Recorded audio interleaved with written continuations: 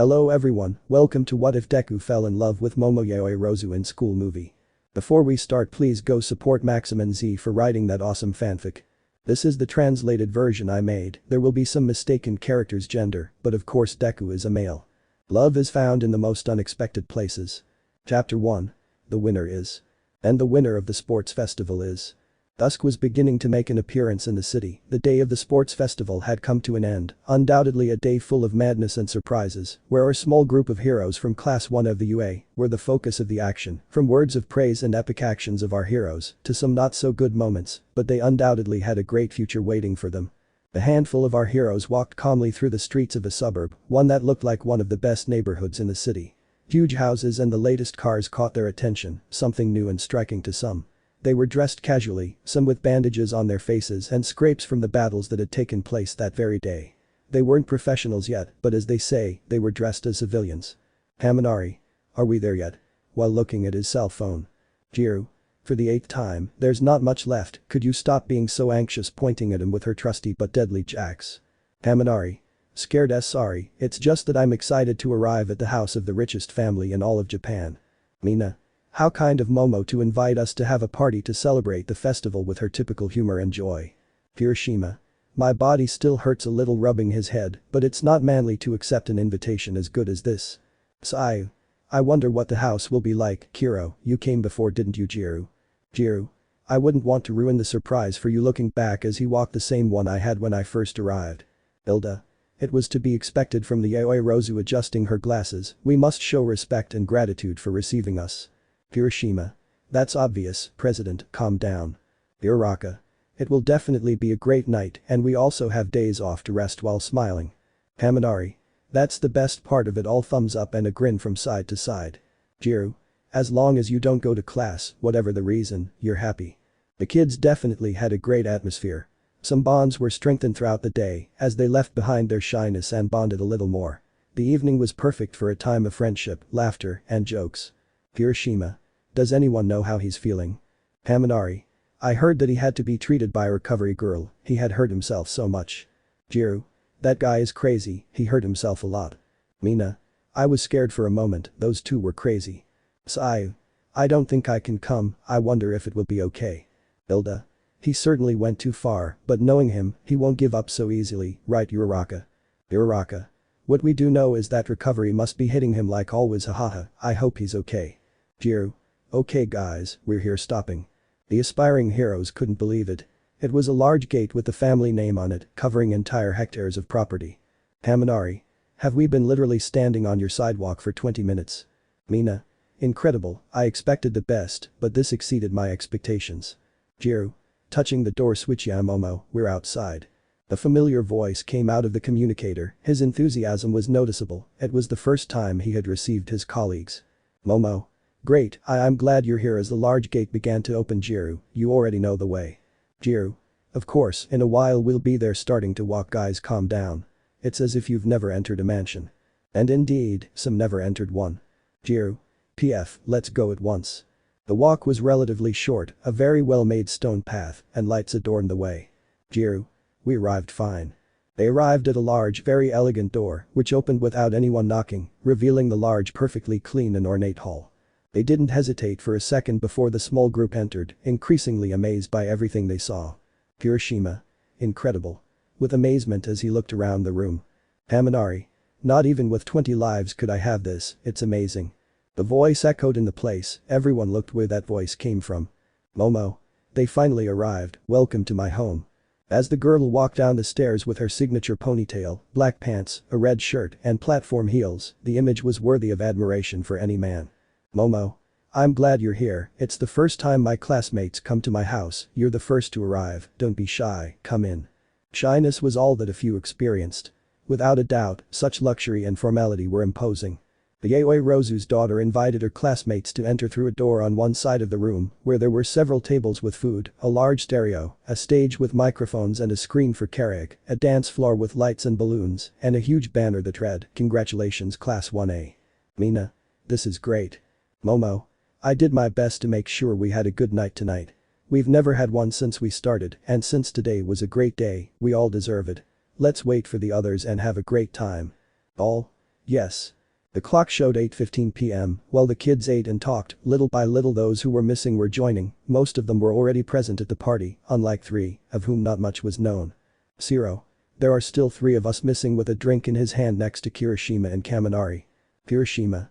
Bakugu promised me he would come, I had to beg him 50 times, you know how Shine Hair's stand-up is imitating him. Kaminari.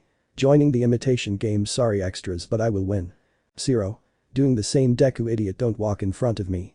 The 3 of them laughed out loud until a shiver ran through their bodies. Bakugu. I see you idiots having fun with his typical angry face. Kirishima. Bakugu, my friend, approaching him, how nice to see you around here. Nervous, when did you get here? Bakugu. A few seconds ago. Do I have to tell you about everything I do? Sighing, I forgive them this time since I'm tired for today, but next time I'll send them to fly, you idiots. The 3 of them, in sync and nervously, raised their thumbs in approval. Bakugu. Anyway, looking around, where are the nerd and half-half? Kirishima. We know that Todoroki will not come because he had family matters, those were his words. Kaminari. We don't know anything about Midoriya, but it seems that he won't come due to his injuries. Bakugu. That damn nerd thinks he's important with some annoyance, whatever, I'm hungry, so don't bother me. The 3 of them watched as he walked away towards the food. 0. He seems pretty calm for what he is and what happened today. Kaminari. Yeah, losing the finals and on top of that, like that I should be angrier. Kirishima. Better for everyone, I guess, come on, I'm hungry. The night progressed at a normal pace, laughter came and went, everyone was having a great time until the doors of the room opened. It was none other than our beloved green-haired protagonist. Izuku. Sorry for the delay, with agitation and a little sweaty recovery girl had me healing and beating me for a long time. Everyone, except Bakugu. Midoriya. Everyone approached the newcomer, he was seen with bandages on his head covering his forehead, but he looked better. Kirishima. There's our champion. You're quite the man, Midoriya. Izuku. With his nerves on edge, typical of him. Thanks, Kirishima. Tokoyami. Great triumph today, great victory for the future. Izuku. Thanks, Tokoyami, you were also great today. Mina. Midoriya, it was great today. Getting very close. Izuku. Looking away, blushing. Thanks, Mina. Aoyama. Nobody shines like me, but you deserve a little sparkle today. With his typical poses. Hilda. Guys, don't crowd around each other. Remember that he's just recovering and must be in pain. Let him breathe a little. Izuku. Thanks, Hilda, but I'm better, almost all my wounds healed, raising his arm. See? Hilda. In that case, grabbing him by the shoulders and shaking him all around. You were great, friend. I'm glad you put course 1 on top. It seems like it was yesterday that you gave me the president position, stopping her movements, with some tears in her eyes. I'm glad you're okay, sorry, with her hands on her eyes, wiping away the tears, it's the emotion. Izuku. With a surprised face. Thanks, Hilda. Today was a triumph for all of us. What is our motto? With his fists raised. All except Bakugu, plus Ultra. While the group was celebrating the arrival of our next symbol of peace, in the distance we saw Bakugu eating like crazy and a somewhat nervous brown-haired girl. Uraraka. It's definitely great, what's happening to me? Back to the group. Izuku. It seems that everyone is here, even Kaken, it's a miracle that he attends these things. Bakugu. What did you say, nerd? With food in his mouth and a furious face. Izuku. And nothing. How nice to see you here. He all nervous. Bakugu. You're lucky that he's eating, you won't be saved next time. Izuku. At least he's calm today, looking at the boys and Todoroki. Kirishima. He already said he wasn't coming, he said he had family matters, but he sends you congratulations. Izuku. Ah, I see, somewhat sad and melancholic. Never mind, where is Yaoyorozu? Seiya. Her parents had called her, but she won't be long in arriving. Kiro. The door to the living room opened, revealing the girl bringing a few things for the party. Momo. Midoriya, you arrived. I thought you weren't going to arrive. How do you feel? Izuku. I feel a little better. With his hand on his abdomen. It hurts very little actually, I didn't want to miss the party for anything in the world. By the way, here, taking a bag out of his pocket and extending his arms towards the girl. Momo. What is this? Receiving it. This party isn't for celebrating my birthday. Laughing. Izuku. I know, but my mother asked me to take it to you to receive me. I told her it wasn't necessary, but she insisted. I'm sorry. Momo. Smiling slightly. It doesn't matter, tell him thank you. Izuku. Smiling yes. The scene was seen by one or another gossip since they found the scene strange. Kaminari. What's up with those two? Jiru. I found out that when Momo lost in the first round, she met Midoriya and accompanied her for a while, it seems that they became a little closer. Mineta. Damn Midoriya, he's getting ahead of one of the most beautiful beauties in the school. Damn lucky guy. While crying, if I were Midoriya, what I would do is go to a private place and ahhhhhh. He was interrupted by one of Jiru's jacks. Jiru. None of that perverted stuff. While making the grape head wriggle on the ground, they are just friends from what I know. Mina. But I can't deny that they look good together, right Toru? Toru. That's right, the class champions match up with the smartest girl is coming up. How exciting. What do you think, Uraraka? Uraraka. Do they look good together? But they've never talked before. And yes, I feel jealous, and it doesn't seem like it, they've never talked before. Mina. Love is found in the most unexpected places. Seiya, come on Mina, apart from the gossipy poet. Hello. Mina. Details laughing, let's dance bored. The night wore on for our heroes, but as they say, the night was still in its infancy. Mina, Seiya, Uraraka, Jiru and Toru were having fun on the dance floor to the sound of Broken Hearted by Carmen. The kids chatted about everything that had happened that day. The race, the cavalry battle, and the battles that resulted in the crowning of the Ofa bear. The night was just beginning, and the worst was yet to come. I thought it would never end. I started this fic about my current favorite anime and my favorite unofficial ship. I have some great ideas for the story, I hope you like it and let me know what you think. Any constructive criticism helps a lot. Some highlights.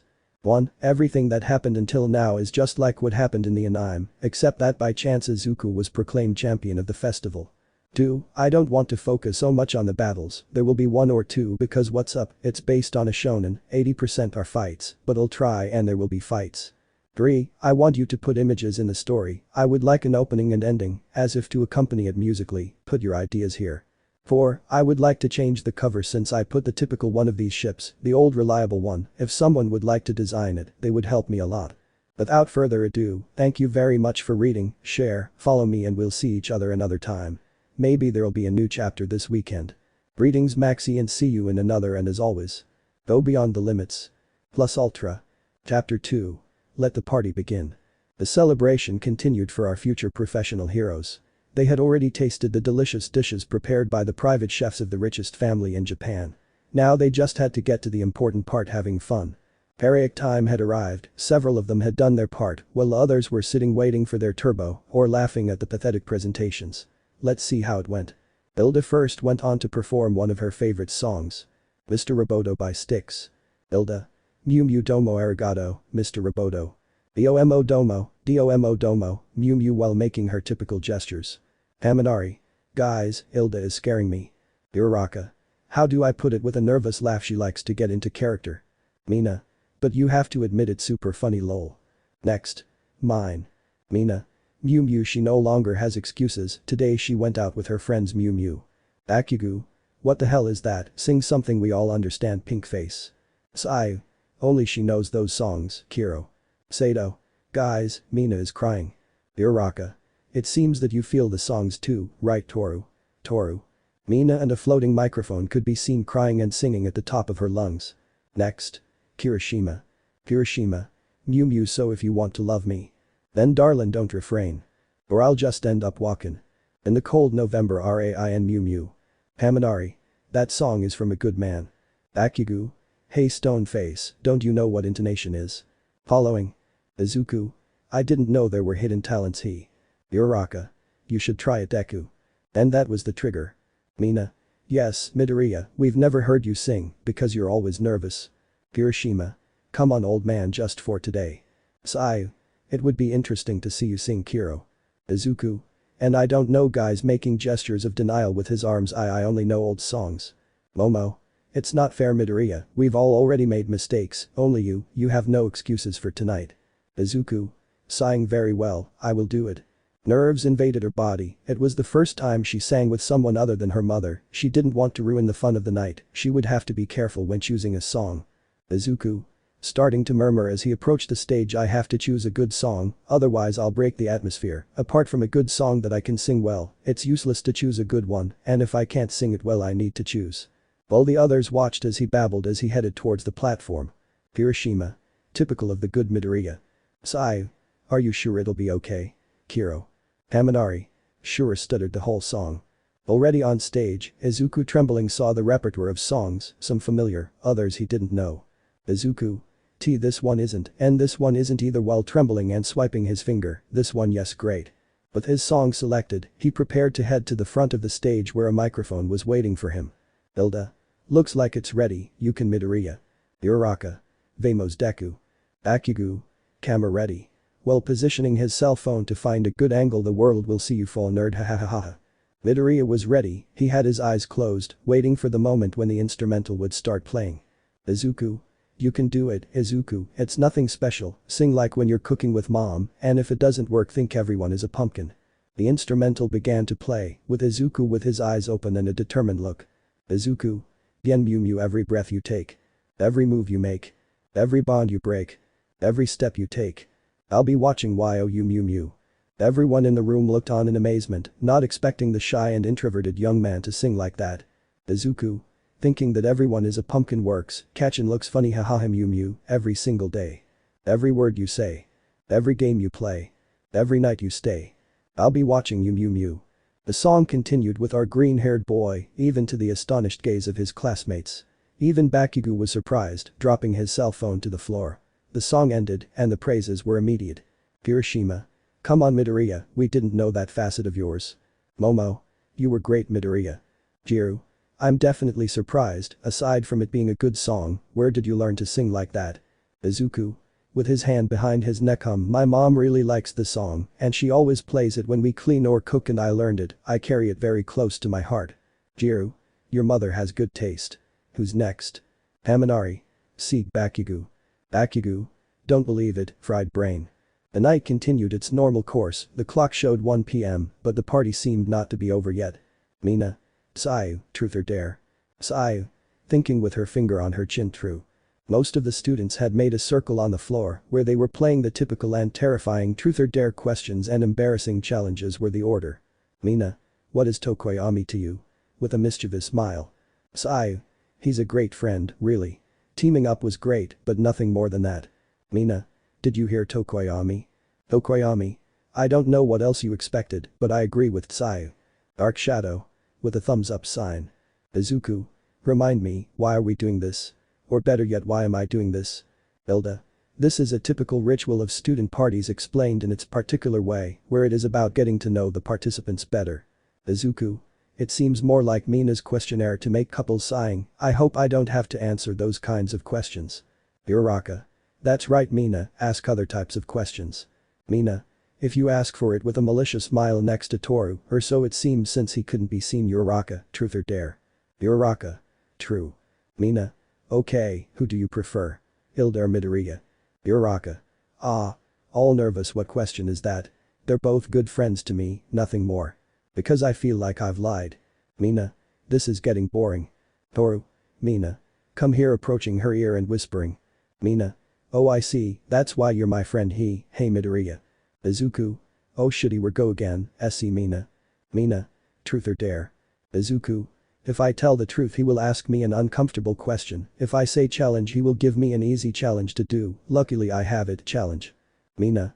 I dare you to spend 10 minutes in the cleaning closet with, looking at everyone in the group, with Momo. Izuku. Momo. What? Toru. Do you think we didn't notice your sudden approach? Momo. But it's not about locking us up for all that time. Izuku. Yes girls, I better choose truth. Mina.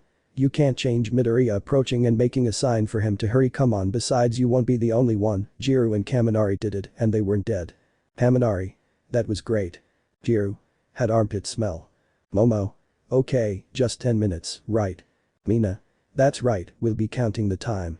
Mineta. Damn Midoriya, he can't be that lucky, I had made a plan for these cases if it were to happen to me, first hhhhhh. Jiru. Shut up, degenerate dwarf with her jacks on the boy's neck. Uraraka. I will control time, showing her cell phone, I will not let even one more second pass. Mina. It's all said, let's go now. The two woke up quite scared. Izuku had never been through this before, and with the prettiest and smartest girl in the class, and probably the whole school, he had a sea of thoughts. On the vice president's side, she was also new to all this, she was undoubtedly nervous, going inside alone with the one who is probably the strongest in the class, also someone with good grades, someone very capable for her. They were a bundle of nerves. Izuku. While walking next to Momo, I have to stay calm, I can't ruin it now, what if I smell bad? Bad breath. What if I accidentally fart? It's one of the only times I wish Inomu would appear, or better yet save me, Almight. And I honestly think Todoroki likes him. If he finds out, I don't know if he'll freeze or burn me. Momo. You can do it, you're the Yaoyorozu heiress and the smartest in the class. Besides, nothing's wrong with Midoriya. I'll have to handle it the best way. It's only 10 minutes, although I think he likes Uraraka. They always hang out together, and enough, it's no use to thinking about that. Already at the door, it is worth mentioning that it was one that was on one side in the room where the party was held. When Midoriya arrived, like a good gentleman, he opened the door and the two entered inside. Mina. Connect your jacks. Jiru with a smile. Jiru. I like to respect everyone's privacy. Toru. Boring. Who's next? Bakugu. Bakugu. Was playing tag with Kirishima. Don't bother, invisible girl, I don't play that girl stuff. In the closet. The two of them were leaning against the wall, facing each other, both of them staring down, not saying a word. For both of them, every second felt like an eternity. Izuku wanted time to move forward, so he looked for any trivial topic to help it pass, but like with Shigaraki, his worst enemy was his nervousness. Izuku. The bread was delicious. Momo. Ah. Izuku. I mean, what a great party you three. Yaoyorozu, I've never been to one as good as this, or better said, to any. Momo. Thanks Midoriya, I'm not one to throw many parties either, sometimes this place is very quiet, besides as vice president, I have to work on making the group more united, and these things help a lot. Izuku. It was a good idea, it feels more comfortable to be with everyone, for someone as shy as me it's saying a lot laughing. Momo. I'm glad to hear that, I hope everyone thinks the same. Izuku. Yes. Once again, silence reigned in the room, shyness was relentless, so Izuku thought he should lead the conversation, as Kirishima would say, be a good man. Izuku. Damn, I have to say something, this Yao. Momo. Thank you with her gaze still on the floor. Izuku. Ah. Looking at her and waiting for her to continue. Momo. Thanks for today, I needed a push, I was feeling a little discouraged. Sometimes I feel a burden for being the smartest, the only daughter in my family, losing makes me feel very bad, it's not that I try to be the first in everything, I certainly try hard, but when it doesn't bear fruit, it frustrates me. Izuku. Having listened carefully, I awakened my quirk a few months ago, I do nothing but break my bones, I have promised myself to train it and develop it in the best way, so as not to always go through the same thing, I always dreamed of being a hero for anyone who needs it, I saw you sad, and this I didn't want to leave you alone, I know what it is to fail, and that your efforts seem like they were nothing, I don't want anyone to go through the same thing. Momo. Having listened to all that carefully and with surprise, thank you Midoriya, it was a great gesture on your part, I will always be grateful. Izuku. Whenever you like, I know we haven't talked much in class, but whenever you need, don't hesitate. Momo. Smiling. I'll do it, I know. Activating her quirk, creating what looked like a paper and pencil. Give me your number, so we can communicate from time to time, I suppose you also need someone to talk to. Izuku. Really? I mean great. While writing his number. Okay, send me a message and I'll schedule you. Momo. I will. Smiling big. Izuku. What a nice smile, returning the gesture. They had both lost track of time, they had both enjoyed that conversation, now they had a new friendship. Talk. Uraraka. Ready guys, 10 minutes are up. Izuku. It was faster than I thought, after you making the pose so you pass first. Momo. Haha thanks. But the two of them outside, smiling and not shy, they arrived where everyone was. Jokes were plentiful, but since nothing happened, they ignored everything their companions said. The hour had advanced. Some who lived farther away began to leave. The number of guests was dwindling. The last few helped the dark-haired woman clean up as she had made her butlers leave early. Having cleaned everything up, they said their goodbyes and each went their own way. The green-haired man had taken a taxi to get home. He went up to his apartment and carefully opened the door. Izuku. Carefully opening the door slowly. Okay mom, I won't wait for you. Closing the door, I'll go get some water and go to bed. He went to the kitchen, got a glass of water and prepared to go to his room, throwing himself on his bed he looked at his cell phone. Izuku. 5:28 quite late, thank goodness we don't have classes. Unlocking his cell phone. Wow, I have some messages. Using his fingers to see the messages he had, with a little energy he had left the class group, Almight and Yaoyorozu. Opening the message of the same. XXXXXXXXXXXEX, 5:25 p.m. This is my number, I am Yaoyorozu. Izuku, 5:29 p.m. List, scheduled. Yaoyorozu, 5:30 p.m. Great, I wanted to let you know before going to sleep. And thank you for helping me. Clean, and everything else you know. Izuku, 5:31 p.m. No problem, the pleasure is mine. I'll go rest. Yaoyorozu. Rest well. Yaoyorozu, 5:31 p.m. I understand and call me Momo. Since we became more friends. And I hope it is for a long time. Izuku, 5:32 p.m. I hope so. Get some rest, Momo. Yaoyorozu, 5:32 p.m. Rest easy, Izuku. Izuku. Locking his cell phone and leaving it on the nightstand. Momo looking at the ceiling. What a nice name. Chapter 2.5. Memories. Saturday, 7:45 a.m. We find ourselves in a green-haired man's room. The rays of sunlight, no matter how small they were, illuminated our protagonist's room, some of them hitting him in the face. Izuku. Opening his eyes. Damn, I forgot to close the window properly. Getting up and closing the window with regret, he went back to bed, but not before looking at his cell phone. 7:47 in the morning. I'm used to getting up early to train, covering himself again and trying to go back to sleep. What a great day yesterday was. Flashback. Friday, sports festival. We see Izuku heading to prepare for his confrontation. The fight against the brainwasher was tough for him, but fighting against Todoroki, who is one of the strongest in the class and in UA, son of number 2, he certainly had to create a strategy for that. Izuku. It will certainly be difficult, but I must take advantage of the time I have to create a strategy. I don't want surprises like with Shinso. As he headed outside the stadium to an area with trees, he set about thinking of a tactic to win. As Almight had told him, you have to tell the whole world, I am here unintentionally. The symbol of peace had carried a great weight on the green-haired boy, but Deku was not ready to give up yet. Izuku. I think this would be fine. Wait a minute, what's that? Directing his gaze, searching for the source of what he was hearing. The cry could be heard in the distance. The sound was low, but it was there. Izuku thought someone was in trouble, maybe a lost child, so without hesitation he started searching for the source of the crying. Izuku. Must be close. While running to find the person who was crying, there's not much left. There she is. Wait, Yaoyorozu. That ponytail was hard to miss. It was indeed the class vice president sitting alone at the base of a tree, tears streaming down her face, trying hard not to burst into tears. Izuku didn't want to bother her. He knew that it's often better to be alone, but something was pushing him to see if he could help her. He didn't know how, but he felt the need to. He thought she was crying over losing to Tokoyami, which some thought was careless. He took the initiative and approached her. Izuku. Carefully, this vice president. Momo. With a little fright she quickly wiped her tears. Midoriya, what are you doing here? Izuku. A little far from her. I was about to prepare for my fight and I heard crying and wanted to find out what it was and I ran into you. Momo. So you heard me? With a disappointed look. I'm sorry if you had to see me like that. Izuku. Don't apologize for being a human being, it's good to cry, I know what that's like. Momo was a little surprised by the young man's words.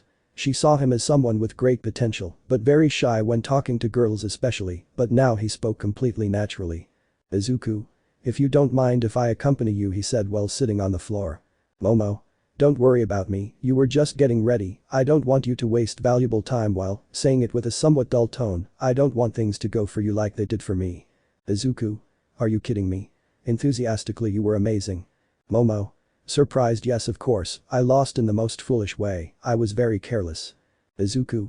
Maybe, I'm not going to lie to you either, you should have been more careful, but hey, the speed with which you used your quirk, those shields look tough, I was close to Tokoyami, and Dark Shadow is very strong, anyone would have had problems, and also.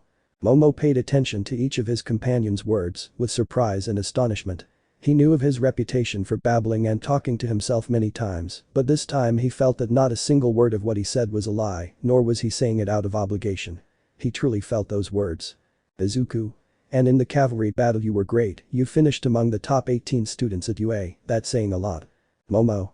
Surprised by her partner's words. Wow, Midoriya, thank you very much, I have a great weight on my shoulders, I don't want to let anyone down, much less my parents, losing in this way, and like that I'm sorry, it must be silly. Izuku. Shall I tell you a secret? Putting his hand to the side of his mouth. Months ago I awakened my quirk. Momo. What? Opening her eyes wide in surprise. I've never heard of that before, all quirks manifest at age 4.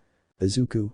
Don't talk too much, Izuku, remember that you have a big secret that you can't reveal. As you hear it, my childhood dream was always to be a hero. My mother was always with me, with her mistakes, but she was there. I want to be a hero for her, for everything I protect and for the world. When I received the news that I didn't have a quirk, I was very sad that your dream would fall apart. I suffered a lot at school, alone.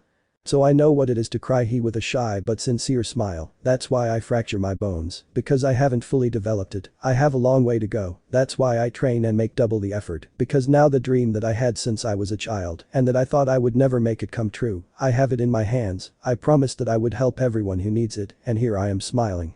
Momo was amazed by the green-haired boy's speech, his life, everything he suffered and suffers, and that she now knew he would stop at nothing made a fire burn inside her. She wanted to have the same dream, and crying was not going to make it come true. Momo. Do you know what, Izuku? Looking at him with a smile, thanks for all those words. I can't stop or get mad at myself every time I lose. Life is like that. I just have to get up and keep trying to fulfill the dream of being a great heroine. Izuku. Someone once told me you have to have courage to put on the cape, you have to strive and fight every day, that's what makes us heroes. Smiling. She had never seen such a sincere and pure smile. He confided in her about his past and a big secret. She had never spoken to him before, except for classes, but she saw Midoriya's great value as a person. She would always be grateful to him, because if he hadn't shown up, she would still be crying and maybe even giving up. Momo. Smiling back, thank you Midoriya, your words were very helpful. Izuku. A little nervous and blushing from the smile, why you're welcome, it's a pleasure. Momo. Laughing after all the speech, seeing you nervous is funny, go on, you have to prepare for the fight. Izuku. Right. I don't know how long it has been getting up and preparing to go to where he had decided to get ready. See you later Yaoyorozu, don't forget, don't give up. Greeting his partner. Momo. I will. Waving and heading to the stadium. Already with Izuku standing at the base of a tree. Izuku. Who would have thought it was motivating? Smiling, I must keep it to myself first, I know what it's like to carry a burden. Yaoyorozu. He realized his cell phone was ringing, a message from mom. Mom, 3:31 p.m. Son, I wanted to wish you luck. I saw you win the race and your fight. I'm scared to see you hurt. A lot, but I'm happy to see you. Bro, and be stronger. Izuku, 3:32 p.m. Thanks mom, I'll try. Not to break anything. Mom, 3:33 p.m.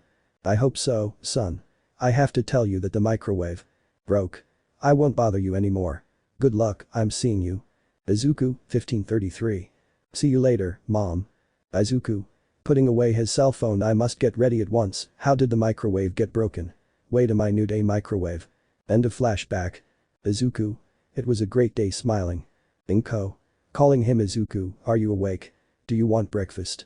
Izuku. I haven't had breakfast with her in a long time, I'm coming. I'll change and leave. After remembering everything that happened yesterday, the green-haired boy was happy, his path to being the #1 hero and the next symbol of peace was approaching, but he had no idea that more things were going to come into his life. Chapter 3. A New Day. The day was just beginning for our favorite green-haired boy.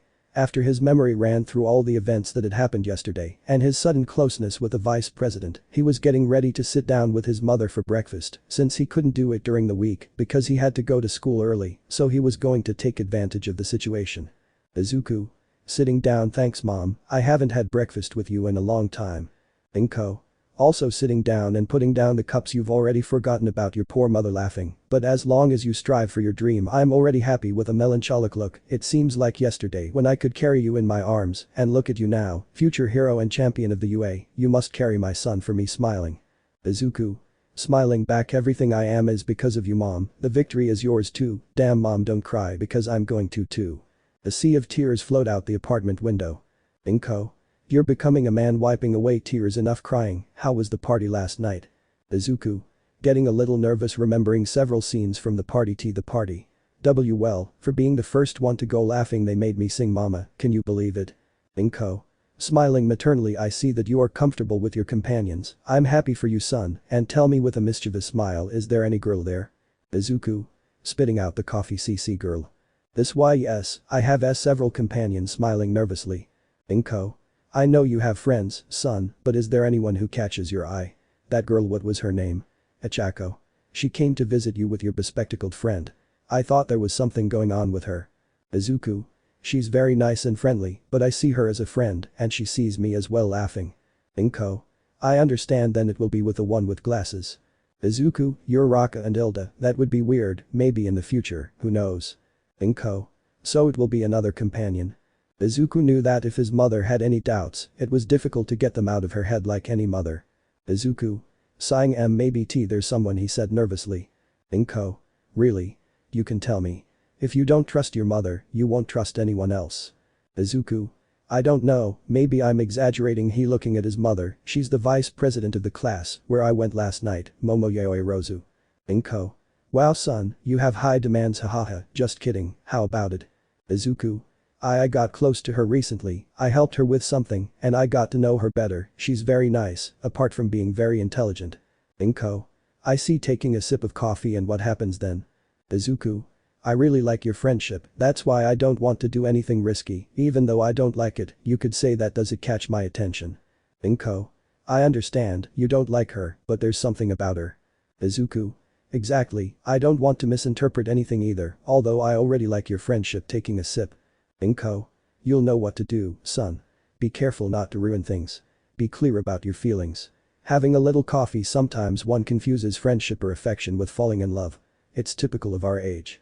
It's happened to many people. Go easy and be careful. Izuku. Thanks mom, I can always count on you pausing while looking for his cell phone. They're calling me, I don't know who it is. Kirishima. Squeezing the cell phone. Kirishima. Kirishima. Hey Midoriya, are you busy in the afternoon? Izuku.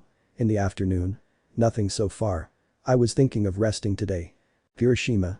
I see, I wanted to invite you home to have a drink and play video games, Kaminari and Shiro are coming for now. Izuku.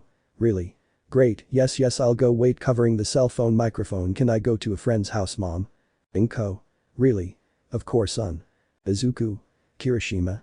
Yes, I'm going like at home and I'm going there, give me the address. Kirishima. Cool bro, see you in a bit then. Izuku. Cool, see you. Hanging up and putting away the phone. Okay, mom, I'm going to clean my room. Mom, are you going to cry? Don't, I'll too. For the second time that day, a sea of tears flowed out of the room. Neighbor. Can you fix the water pipe, Midoriya? My walls won't take any more. Izuku. Sorry sir, it won't happen again. Inko. My son is becoming a hero, he has a girlfriend and a group of friends, he's growing up so fast while wiping away tears. Izuku. I don't have anyone mom, that's why I don't tell you those things. While he also dried his tears. Well, clean up and we eat something, so later I'll go with the boys. Inko. That's a good idea, today you cook. Smiling. The morning passed normally for the two green-haired boys, cleaning to the music they both liked. Then the green-haired boy set about making katsudon for his mother. After eating, he took a shower and got ready to leave, while his mother cleaned the dishes. Izuku. Wallet. Yeah, subway card. Yeah great. Opening the door. I'm going, mom. Let me know if I need anything to buy. Inko. Have fun son, I'll let you know anything. She shouted from the kitchen. Izuku. Bye, I'll be back later. As he left and closed the door. Okay, to the station. Taking the train, he got off at the station that was close to the location the Reddit had told him. It wasn't that far, he was grateful that it was a good day to be outside. Izuku. While looking at his cell phone. Now I turn right, 2 more houses and I arrived, putting away his cell phone. It was a normal house, with a small patio outside and rooms upstairs. Izuku. Ringing the doorbell, if it's another house I'll die. Kirishima. Don't be a cheater Kaminari, it's my turn. Opening the door. Midoriya, I'm glad you arrived safely, come in. Izuku. Thanks for the invitation. Kirishima entering the house. They climbed the stairs until they found the boys' room. A poster of the hero Crimson Riot was the first thing the green-haired boy saw, a normal room. He could see Kaminari and Shiro sitting on the floor with chips and drinks while they played. Shiro. A little more yes. I learned this fatality yesterday while pressing the buttons. Damn, it didn't work out. Kaminari. That was luck. While taking out some chips and placing them in his mouth. Oh Midoriya, you've made it old man, have some. Izuku. Thanks guys. Sitting on the floor. Is it just us? Kirishima. I invited all the guys, but there were several who had things to do, so it would only be the 4 of us. Izuku. It's strange that Kaken isn't with you. Kirishima. Yes, about that, with a nervous smile. Flashback. Kirishima. Hey Bakugu, do you want to come over? We'll play video games with the boys. Bakugu. Var Deku. Kirishima. Midoriya. I just called him and he said yes, so. Bakugu. No thanks. Cutting. End of flashback. Izuku. I'm not surprised. Laughing nervously. Shiro. Better, maybe if I lost the whole room would explode. Kaminari. It will be us.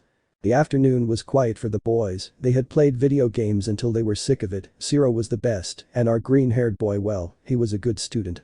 Kirishima. Hey Kaminari, how's it going with Jiru? There came a time when the boys had grown tired of playing, so they just sat in a circle and began to chat about trivial matters. Among them romantic ones. Kaminari. I try guys, looking at the ceiling, but I don't know what he's really thinking. Sometimes it seems like he likes me, other times he inserts his jacks in me because I said something, sighing, but seriously I like him. And what about you and a girl? You've known each other for years, right? Kirishima. Finishing his drink. That's right, she's important to me, but I want to go slow. I wait for the moment when everything happens with her, and you. Zero. While eating potatoes. I'm not like you guys, I'm alone and for now I'm fine and you Midoriya. Midoriya. Our green-haired boy was delighted to be in that moment, his face said it. Izuku. Ah, waking up. Sorry, what was your question? Haminari. Do you like someone? Although we see you close to Uraraka, isn't it her? Izuku. Nervous. Uraraka is just a friend, I like being with her, but no more than that. Zero. So Yaoyorozu. Hiroshima. True, you guys are really close lately. That's naughty, pushing Izuku with his elbow. Haminari. I understand that she and Todoroki liked each other, but Jiru told me they didn't, so Midoriya has the free path. Izuku. Nervous. And it's not like that, she is also a friend, but yes, I would like to get closer to her, huh. Wait, did I think that or say it? Haminari. Great Midoriya, I didn't think you were so bold. Don't worry, we'll help you with a thumbs up. Hiroshima. We won't tell anyone, it's manly to help another man activating his quirk in his arm. Count on us. Izuku. I don't know if this will be good or bad, I don't know guys, she sees me as her partner, you only. Haminari. I know, why don't we go to the movies tomorrow? Let's invite everyone in the group. Hiroshima. Hey, good idea. Smiling. We all win, what do you say, Midoriya? Izuku. To the movies. Oh okay. Nervous. Zero. Of course, and I have to see you lovebirds while I'm alone. No thanks, I'll pass. Haminari. Come on, let's go. Putting him in a neck lock. There are still some available, Uraraka, Seiya, Toru. Hiroshima. That's it, party pooper, let's go. Joining the other two's struggle. Izuku looked at the scene a little thoughtfully. He didn't know if he did the right thing in telling that to his new friends, but something made him happy, knowing that he would see a certain person he knew that he had to go at all costs. Izuku. Oh okay, I'll do it. Hiroshima. Launching towards Midoriya. That's a man, let's have some fun. Izuku. Trying to get out or, failing that, breathe. Hey Kaminari, I'm not breathing. Hiroshima. Oh sorry, I got excited. Laughing. Haminari. Zero. Laughing. Izuku. Smiling and joining in the laughter. After talking about other things, they each went home. Night was about to fall, and they each went their own way. Izuku arrived home, greeted his mother, ate, and talked. After that, Inko watched television, and Izuku sat next to her, watching Hero News on his cell phone, until it was time to go to sleep. When Izuku went to bed, he checked the last messages he hadn't read. Izuku. Messages from Mom, from Almight, I should talk to him these days. They made a group, cinema tomorrow. Let's see. Cinema tomorrow. Haminari group. Tomorrow at 7 p.m. We are going to go to the cinema, please say yes to. Those who are going to attend. Mina. Movies. Sounds fun. I'm going. Seiya. Count on me. Uraraka. Yo También. Ilda. With me too. So the messages went on, some couldn't and others accepted the invitation until a certain message caught his attention. And Yaoyorozu. I'm going too. He didn't want to admit it, but seeing that I'm going too had made him happy, and with his last energy and a yawn he decided to write. Midoriya. Count on me. Chapter 4. Cinema Part 1. Domingo 11:30 a.m. We find ourselves in a certain green-haired boy's room. He had decided to get some more rest at Recovery Girl's recommendation, although Sundays are usually his rest days, of course, if All Might didn't need it to see his growth with One for All. Izuku got up with some effort. Izuku. 11:30. While looking at his cell phone. I would have liked it a little more, but oh well. Getting up and sitting on the edge of the bed while rubbing his eyes. It's true that today I'm going with the boys while looking at the floor, remembering. So, Yaoyorozu, you've become very close. You have the path clear, Midoriya. Thank you. Izuku remembered the words of his companions and of a certain brunette. Will he have a chance? No, he thought, I have a big secret and a big responsibility. I can't burden someone with that, but I can't deny that she's very beautiful. Izuku. Enough brain while grabbing his head. Why am I thinking about this all these days? Calming down like my mother and Kirishima said, everything in its own time. Inko. Midoriya, are you awake? Calling him from the living room. I need you to buy some lunch. Izuku. I'm coming. While putting on his pants, I must keep my mind clear. The morning passed without anything new. The mother and son pair had lunch and chatted about academy matters. Izuku had the remorse of not being able to tell his mother about the truth of his sudden appearance of his quirk, but he had to keep it that way for now. Izuku's room 4 p.m. Izuku. I'll take a shower and see what to wear. Entering the bathroom.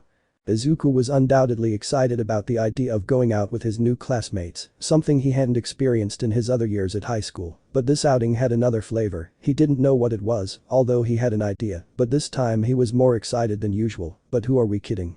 It's Midoriya Izuku, nerves are never lacking. Izuku. You what was the hot water key while trying to remember which key it was all in my life I lived here and I forgot, was it this one? Turning the key it's frozen. It was the other one it's very hot finding the perfect balance much better, now the shampoo my eyes. After that unfortunate shower Izuku went to his room, with a towel placed in front of his closet, he thought about what clothes to wear. Izuku. How about these pants?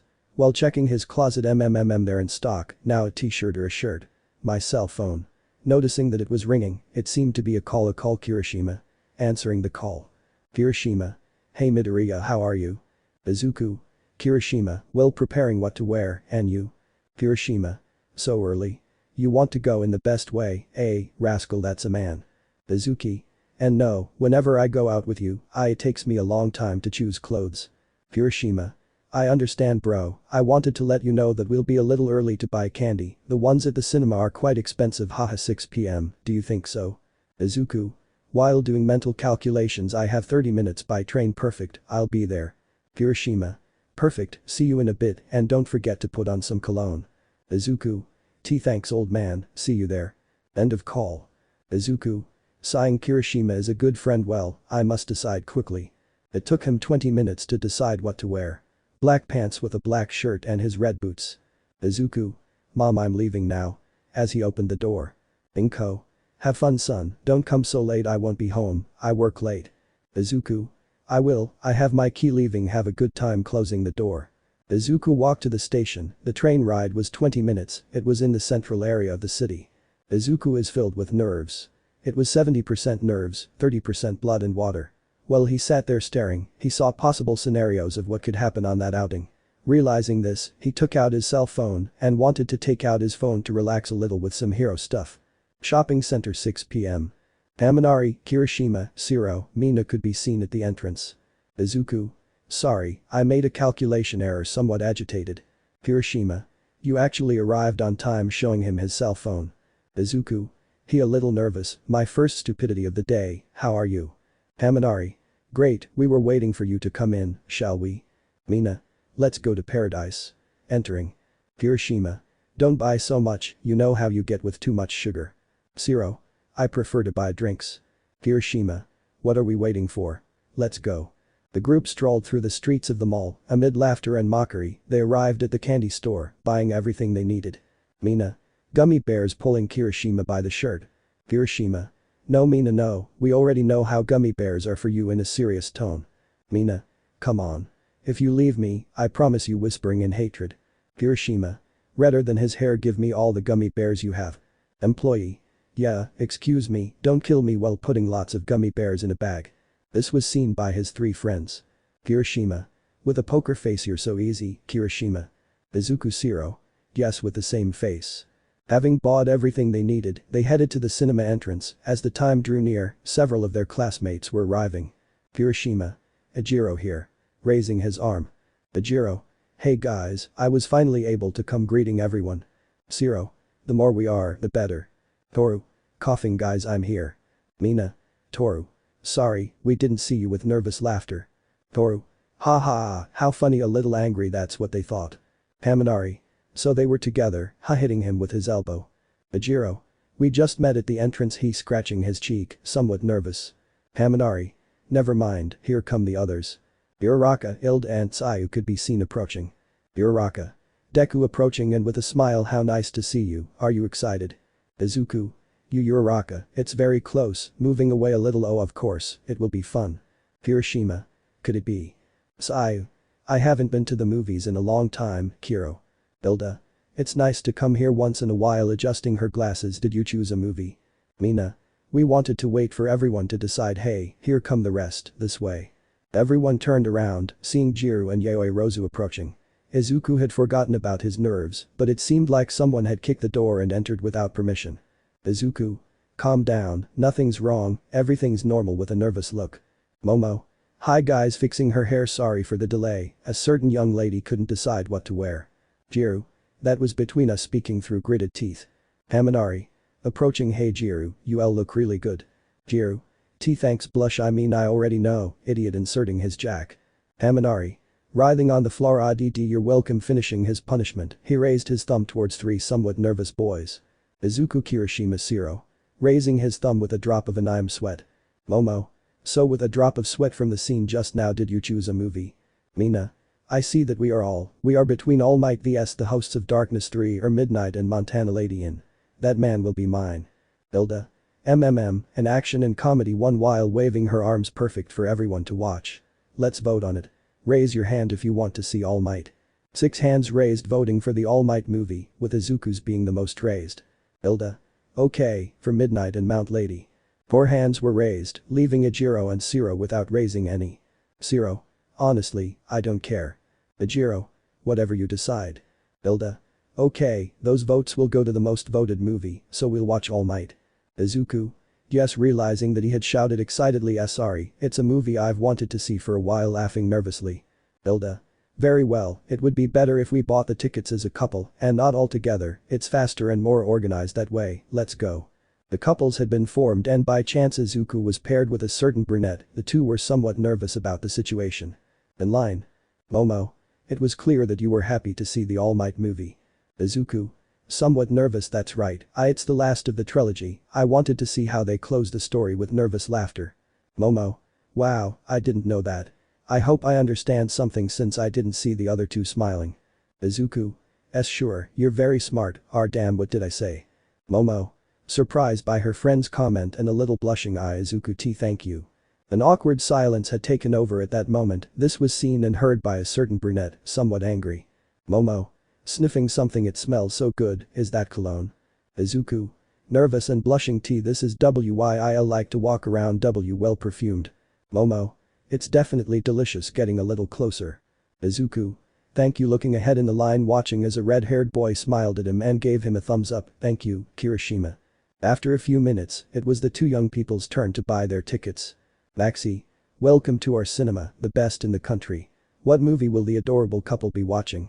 Pointing to a poster behind them, today is Romantic Sunday, there's 2 for 1 on tickets and 50% off popcorn and drinks. Izuku. Wow, Hilda thinks of everything, wait, what did she say? PPPP couple. Maxi. Ah, so you're not a couple. With a threatening aura and red eyes, then there's no discount. Momo. Wait, nervous and with a slight blush, Izuku and I are a couple. Izuku. Couple. Jiru. A few places back, couple. Uraraka. Behind them, couple. And he called him Izuku. Maxi.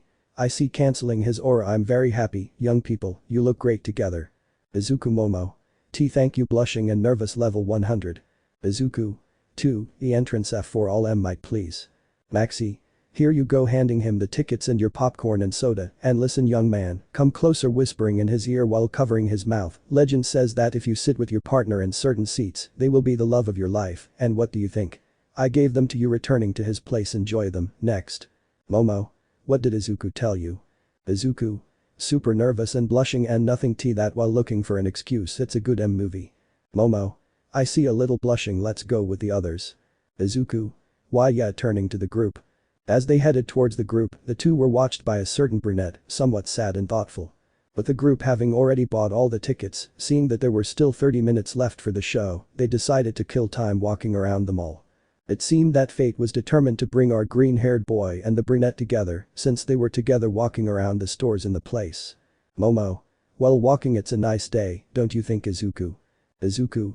Next to her with a nervous face, couple. Momo. Touching the green-haired boy, Izuku. Izuku. Getting a little scared, why yes, it's true. Momo. Remembering what happened a while ago, sorry for lying, saying we were a couple, blushing, we have to take advantage of those discounts, smiling. Izuku.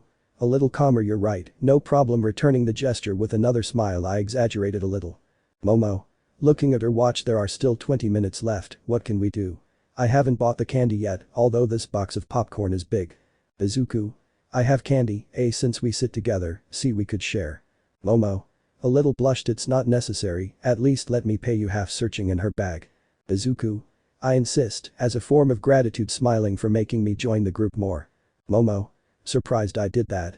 Izuku. Of course, if it weren't for the party and our chat, he would still be the same shy guy he always was. Momo. Laughing, you still are, Izuku. Izuku. Getting nervous, sorry, still working on that. Momo. Laughing, he certainly has his usual nerves, although he looks cute. Blushing, I'll look, there's a bookstore, see, come on, grabbing the green-haired boy. It was a bookstore where you could sit and drink coffee and read whatever you wanted. Our favorite couple went in to see what was there. Izuku. Wow, this place has more books every time I come, looking at the whole store. Momo. It seems like you come often looking at him. Izuku. There's literature that I really like and I also get comics and mangas here, with a nervous smile. Do you want to see a little? Momo. With stars in her eyes, yes. Each of them took different paths. The green-haired man had stopped in the rest of the world section, where there were authors from different places. Izuku. Let's see, I read this one while looking at the books, this one is new, can I buy it? As he rummaged through his pocket to see his wallet, a large box next to the book counter, where it said books on sale, had a book that stood out. It was The Little Prince. Izuku. Wow, with a melancholic look, that book brings back memories. Flashback. We see a young Izuku in his bed, excited, next to a figure sitting in a chair next to his bed. Izuku. Excited, come on dad, one more. Hisashi. You have to sleep, Izuku, tomorrow you have school. Izuku. With a look like Puss in Boots from Shrek. Hisashi. Sighing a little, very well, where did we leave off? While opening the book, very well, are you ready, little hero? Izuku. Totally happy, always ready. End of flashback. Izuku. Thoughtful with a sad look, where will you be? Saying in a low voice. Momo. The Little Prince. As she approached, my mother used to read it to me when I was a little girl, it's a beautiful book. Izuku. Smiling, they also read it to me as a child, smiling while looking at the book. Momo. So rest of the world, I didn't know you read authors from other places, looking at the books. Izuki. We certainly have great writers in the country, but reading from other parts of the world opens your eyes a bit. Looking at the bookshelf, there are several that I like, Paulo Coelho, Mario Benedetti, Gabriel Garcia Marquez. If I saw correctly, there's a collection of poems by all of them. Looking at the bookshelves, I think it's over here, there it is. Extending his arm. Momo. This one. Extending her hand. At one point, the two accidentally touched hands, and realizing this, the two reacted by pulling their hands away, embarrassed and blushing. Izuku. Blushing, sorry. Momo. Don't worry, blushing, it was my mistake too. Izuku. Well, taking out the book, is this? Momo. Are you going to buy it? Izuku. I think it's enough for me, walking towards the box. As the two walked, the moment they touched hands was relived in both of their minds. They looked flushed, but without speaking or looking at each other. Izuku. Arriving at the counter, I'll take this. Maxi. Very well, it's 100 yen. Izuku. You again. Maxi. I finished my shift at the cinema and I have this job too, putting the book in a bag. You're quite the young Don Juan. There are still classic romantics with tears in his eyes. I wish you the best of luck, handing him the bag. Izuku. Smiling nervously, thanks, see you later. The two were outside the premises. Izuku. Yaoyorozu, extending the bag, T10. Momo. Looking at her friend in surprise, for me? Really? Blushing. Izuku. It's a gift from me, with his eyes on the ground. You don't know these authors, I would like you to read it. The mere idea of reading the poems to Izuku was too much. She decided to give him the book so that he could read them on his own sometime soon. Momo. Thank you, Izuku, receiving the gift, that's very kind of you. Mina. Guys. They could see Mina and Kirishima walking in the distance. Mina. What a coincidence, with a malicious laugh, what are you doing? Izuku. Solo miramos el los lugares nada más. Kirishima. Looking at his cell phone, we better hurry, there are 5 minutes left. Momo. Let's go then, starting to walk. The group of four started walking towards the cinema. Mina and Momo went ahead, laughing and chatting, leaving Izuku and Kirishima behind. Kirishima. Why? Izuku. And what? Nervous. Kirishima. You know, you were alone with her, did something happen? Looking at the green-haired boy. Izuku. Well, looking at the floor nervously, it was great. Kirishima. Glad to hear that, man, although we saw you handing him a bag, did you give him something? Izuku. Damn, did you see that? I gave him a book, that's all. Kirishima. Wow, Midoriya, you're great, it's hard for me to give Mina things, you're going in the right direction, patting him on the back. We're here. The group was gathered at the entrance of the cinema. Jiru. Where were they? Momo. We were just walking around for a while, haha. Jiru. That bag. Could it be Midoriya? I'll ask him later. Hilda. They arrived just in time. Looking at her watch, we must form up to enter the room, start with your partners with your robot movements. For the one asking how the couples were. Ajiro Hagakure. Shiro Tsuyu. Kirishima Mina. Momo Izuku. Uraraka Hilda. Haminari Jiru. Already in line. Momo. Hey Izuku, don't you think we forgot something? Izuku. No, I think not remembering the popcorn. Momo. No problem, we have the candy and drink still smiling no problem. Izuku. If there's no problem smiling. This was seen by the chestnut with some sadness. Uraraka. They actually became very close, quite a lot for my taste. Once the group was in the room, each person sat in their assigned place, an entire row was occupied by UA students. For good or bad luck for the green-haired boy, he had his best friend Uraraka on one side and his new friend Momo. Jiru. PSSS, Momo calling her friend. Momo. Kayaka. What are you doing here? Jiru. We switched seats with Kirishima and Mina, so tell me looking at the bag what is that bag? And did Midoriya give it to you? Momo. Blushing and nervous this he gave me a gift but it's not what you think. Jiru. Yes, of course sitting in his chair we'll talk later. Momo. Sighing it's okay. But Izuku. Uraraka. Hey Deku Mirando Appelliver. Izuku. Mirandolit I'm Uraraka. Uraraka. What's going on between you and Yaoyorozu? Seriously. Izuku. Surprise W with Momo. And nothing's happening blushing oh look at the previews, what movie is coming soon.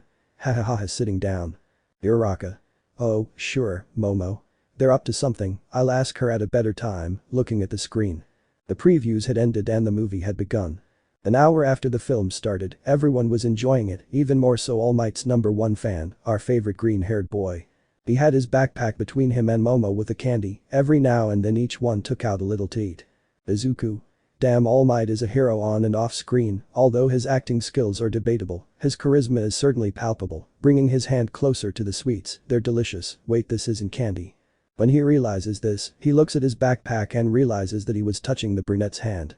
Izuku. AHHH. Screaming and sticking his hand out. Several in the room. SHHHHHHH. Izuku. I'm sorry putting his hands together. Excuse me, Momo. Momo. With her hands still in the bag, but surprised, it's the second time this has happened to us, but each time I feel more nervous and my heart is racing, what's wrong with me? Coming out of her thoughts and no problem Izuku, it's an accident with a blush.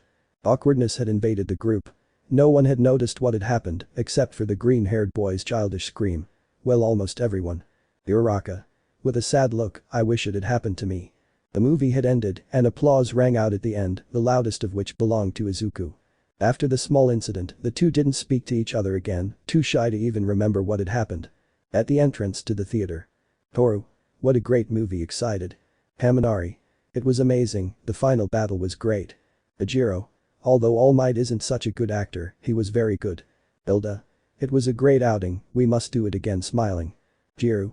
We have to congratulate Asawa for her small participation, although she dies 5 minutes after appearing laughing. Mina. But her performance was incredible imitating her teacher, remember me as Mama Caterpillar. Kirishima. Laughing he didn't say that, but great acting. Uraraka. What did you think of Deku? Izuku. With stars and tears in his eyes it was great. Kirishima. It was known that you would like it laughing nervously by the way, they all wear backpacks. Haminari. It's true, I hadn't realized. Hilda. Is it a coincidence? Or do you have something planned? Jiru. They discovered us. They're not as stupid as I thought. Mina. Smiling all the girls come to my house for a sleepover excited. Kirishima. Sounds like fun, I know smiling let's all have a sleepover, men. Haminari. Good idea, we should invite the others taking out his cell phone. Hilda. I'll ask permission texting on her cell and you Midoriya. Izuku. I'd love to, but I have to go home. Mom went to work and there's no one home, damn, it was my first sleepover. Kirishima. What a shame he said sadly. Izuku. No problem, it will be for next time smiling look at the time, I should go, have fun everyone waving. Momo. Wait. Approaching Izuku thanks for today, I had a lot of fun. Izuku. Looking at her a little blushed I had fun too. Momo. I would like to repeat it in a shy tone. Izuku. It will be a pleasure smiling goodbye greeting her and everyone. The group watched as the green-haired boy walked off into the night while the group of boys and girls went their separate ways. Back with Izuku, a nighttime walk with the lights of the sky and the city, I thought about everything that happened that day. Izuku. While walking, it went better than I thought, I'm joining the group more and more to Momo, damn it I touched her hand twice hahaha, with a small smile, she looked very good today, my heart beat more than normal when I was near her, I don't know what's happening to me wait I mean I wanted to repeat it while he stopped in the street could it be that she wants us to repeat it alone? Moving to another side of the street, no, otherwise she would have told me moving to another side, but she told me between us. Why don't I understand women? Man. Leaving through an apartment window. Hey broccoli head, don't make so much noise. Or I'll call the police. Izuku. Sorry, running away. After arriving at the station and taking the train, Izuku had finally arrived home. Izuku. Opening the door. Mom hasn't arrived yet. Closing the door. Phew, I'm exhausted. Throwing himself down on the couch. I've had too much rest, I'll train again tomorrow. Yawning. I'm hungry, then I'll take a shower and go to sleep. Izuku went to cook a katsudon while watching the news of the day. Izuku. Kamui Woods is on a roll. While I was leaning against the kitchen door watching television, I got a message noticing that his cell phone was ringing. Momo Yaoyorozu, 22:42 p.m. Izuku legist bien. Izuku. While seeing the message he worries about me blushing while answering. Izuku, 22:42 p.m. CC had arrived a while ago, and you? Yaoyorozu, 10:43 p.m. We just got to Mina's house. I'm excited for my first sleepover. Izuku, 10:43 p.m. I hope you enjoy it, enjoy it. Yaoyorozu, 10:44 p.m.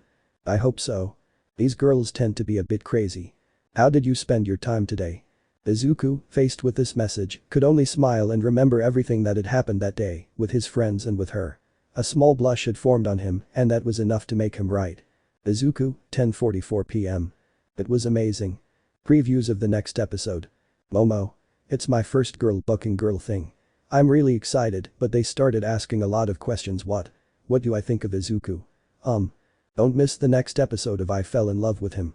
Sleepover. Izuku I. Chapter 6. Sleepover. Izuku, 10:44 p.m. It was amazing. The green-haired boy's message had caused a small blush on the brunette's face, making a small smile appear on her face. Yaoyorozu, 10:45 p.m. I say the same. Mina. What are you doing on your cell phone? Yeah, Momo. Now we are in Mina's room. You could see everyone doing different things. Uraraka was doing Tsuyu's hairstyle, Jiro was looking for some music on her cell phone, Mina and Toru were googling the latest gossip, and Momo, a little further away, was using her cell phone to talk to her mother. Momo. I was just talking to my mom looking at her.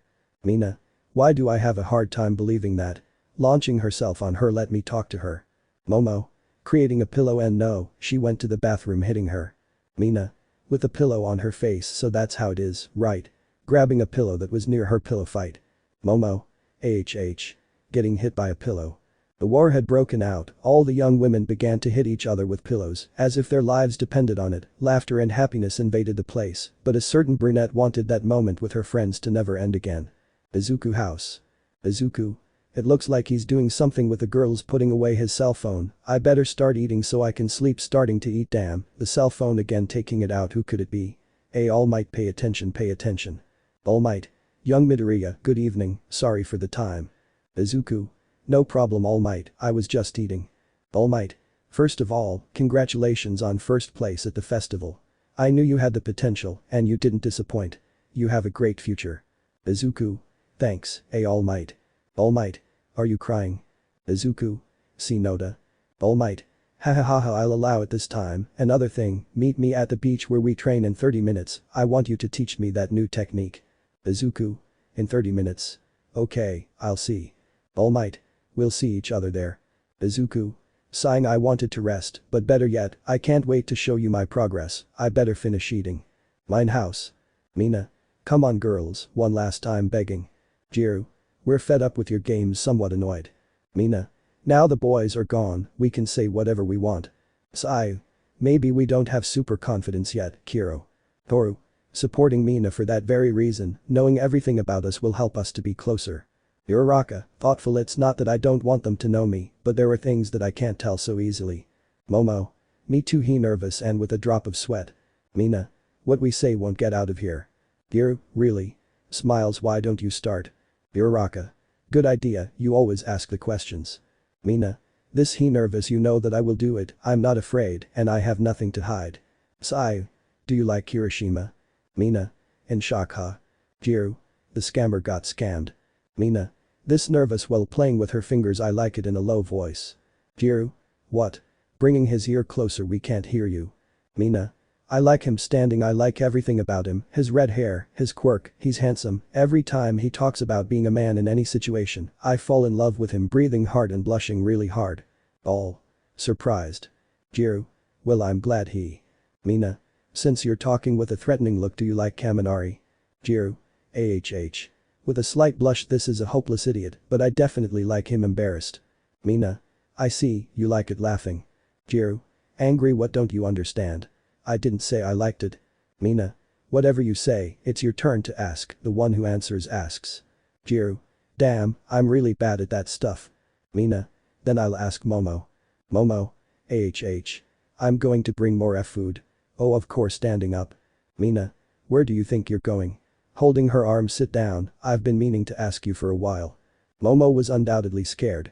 She didn't have her feelings in order. She didn't want to say something she didn't want to say. But doubt was killing all her companions. Jiru. I wanted to ask him privately, but it doesn't matter, although I doubt he'll answer. Mina.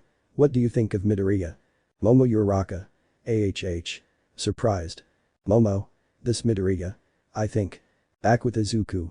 11:15 p.m. Izuku had arrived at Dagaba Municipal Beach, where he was waiting for Almight. Izuku. Sneezing, damn, maybe they're talking about me, or I'm about to get sick, I don't know which is worse. Taking out his cell phone, I should be arriving, feeling a small earthquake in his feet and a noise coming from the right. What is that? In the distance you could see a large curtain of earth coming at high speed, the closer it got you could see who it was. Almight. I'm here drifting in front of Izuku on the beach late at night with Midoriya. Izuku. Almight. Surprised. Almight. Removing the sand from his body, I'm sorry, it's time to return, Midoriya, but I was excited to see your progress. Recovery told me you had to rest, that's why I didn't call before. We don't have much time, so let's get to the point. What progress did you have with the One for All? Izuku. No problem, I also wanted to show him what I had learned. Well, what I was doing wrong was sending all the power of One for All to one place, right? That's why he broke my bones, fingers, etc. Then I thought, what if I distribute my power throughout my body? There's still little I can do, but it worked. Almight. Very well, that sounds reasonable, and it seems to have worked for you, and what is it called? Izuku. I called it full cowling, for now I can go from 5% to 10%, it strengthens and improves my senses and abilities greatly, but if I exceed 10% I start to tire quickly, and my body can't take it. Almight. I see, with his hand on his chin, can you teach me? And yes, I give you permission to use your quirk. Izuku. Very well, getting into position, here I go. Green rays began to come out of the green-haired boy, the floor shook a little, leaving an All Might impressed. Izuku. Very good, ready, full cal 5%. The great gust of wind shook All Might, quickly seeing his pupil wrapped in green lightning and red marks on his body. All Might. His understanding of One for All is very fast, he is adapting to it quickly, he is undoubtedly a very intelligent boy, I am glad I chose him. Very well, Midoriya, taking off the coat he was wearing, begins tonight's improvised training, you have 5 minutes to hit me. Izuku. With a challenging smile, very well, All Might, here I go, disappearing in a second. All Might. It's very fast. Izuku had disappeared from All Might's sight, his speed having increased considerably.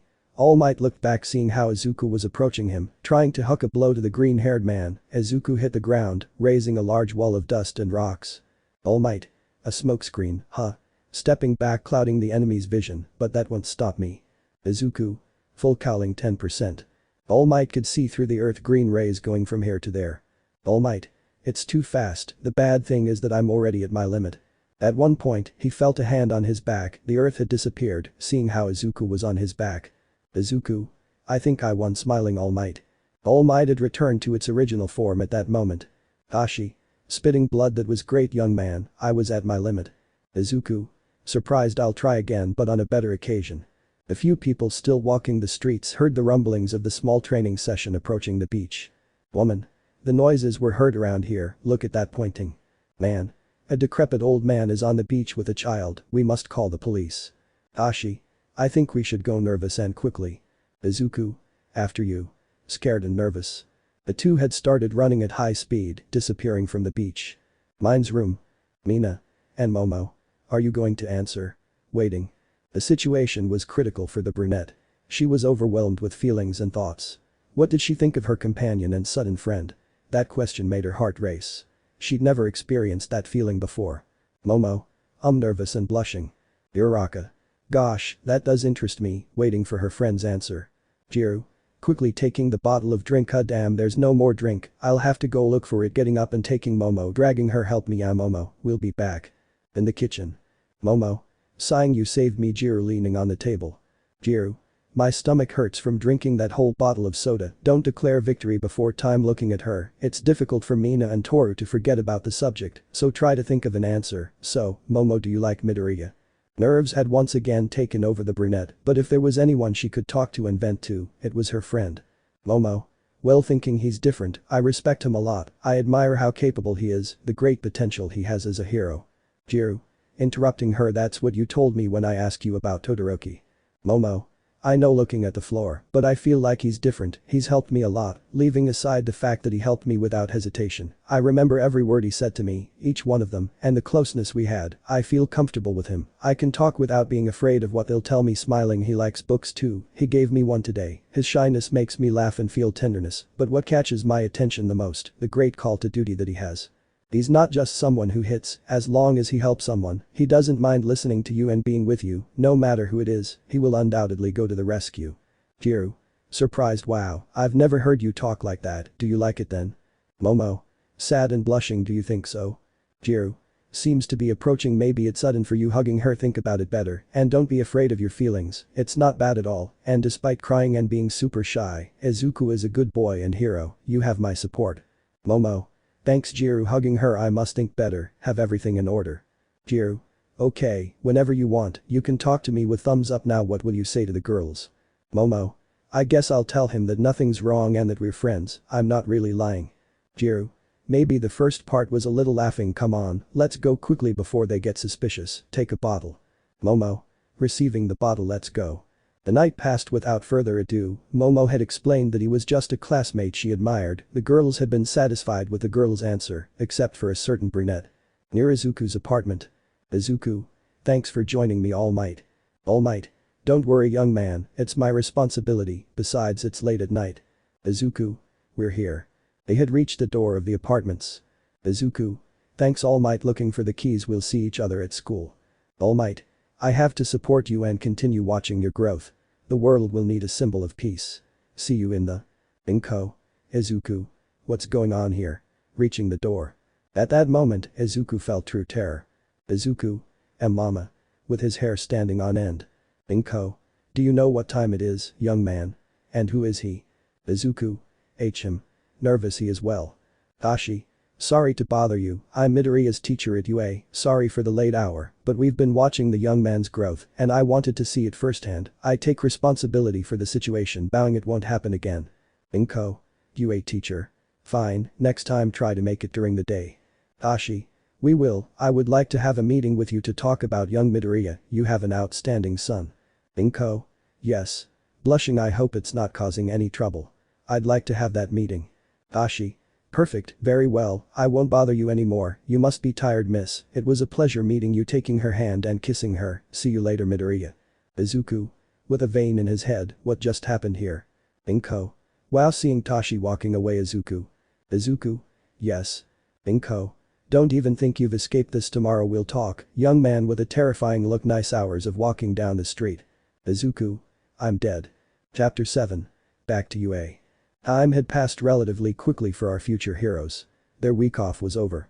Some literally rested the entire week, others were finishing up some pending tasks. But for a green-haired boy, they were days of training with his teacher, the #1 hero Almight, to improve his new technique, full cowling. We met at the green-haired guy's apartment on Monday morning. Izuku. Opening the door, I'm leaving, mom. Inko. See you later, son, say hello to Tashi for me. Izuku. Tashi. Something smells bad. Yes, I'll send my regards to Tashi in a mocking tone, see you later. Closing the door. Izuku had missed the route he frequented every day to go to the academy. He arrived at the station and took the typical train that took him to the institute. Walking to the institute. Izuku. Thanks to All Might I was able to improve a little more, now I go from 10% to 20% while walking, but it's Ilda. The freckled boy ran until he met his best friend, who was a few meters ahead of him. Izuku. Hello Ilda, going to the side. Ilda. Ah, thank you Midoriya. Izuku. You were thoughtful, smiling, can you tell me? Ilda. In fact there's something I should tell you. Looking at him, but not now, maybe another time.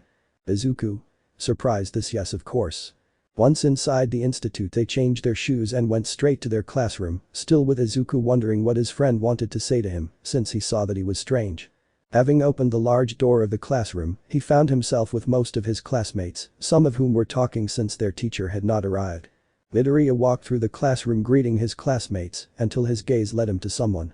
The brunette was sitting chatting with Jiru when the young woman noticed the green-haired man, making eye contact, a blush began to form on her face, embarrassing her and returning to the conversation. On the green-haired man's side, the same thing happened. Both of them had blushed because of what had happened, although they acted normally. Uraraka. Seeing the situation, I must have been the only one who saw that, I must do something. Although she wasn't the only one to notice the situation, a bicolor witnessed it. Jiru. Realizing you should go say hello to him. Momo. What? Surprised I don't know. Jiru. Come on, it's just a greeting, besides, they're just friends, right? Momo. You're right. With a determined look I'm going now, swallowing saliva. When the brunette was able to get up, the door to the living room opened showing Asawa who had just arrived. Asawa. Everyone to their seats. Seeing how everyone sat down, I hope you rested well, since the festival was just the beginning. In his typical tone of voice and monotony, congratulations to Midoriya, Bakugu and Tokoyami for the first places, don't get too confident.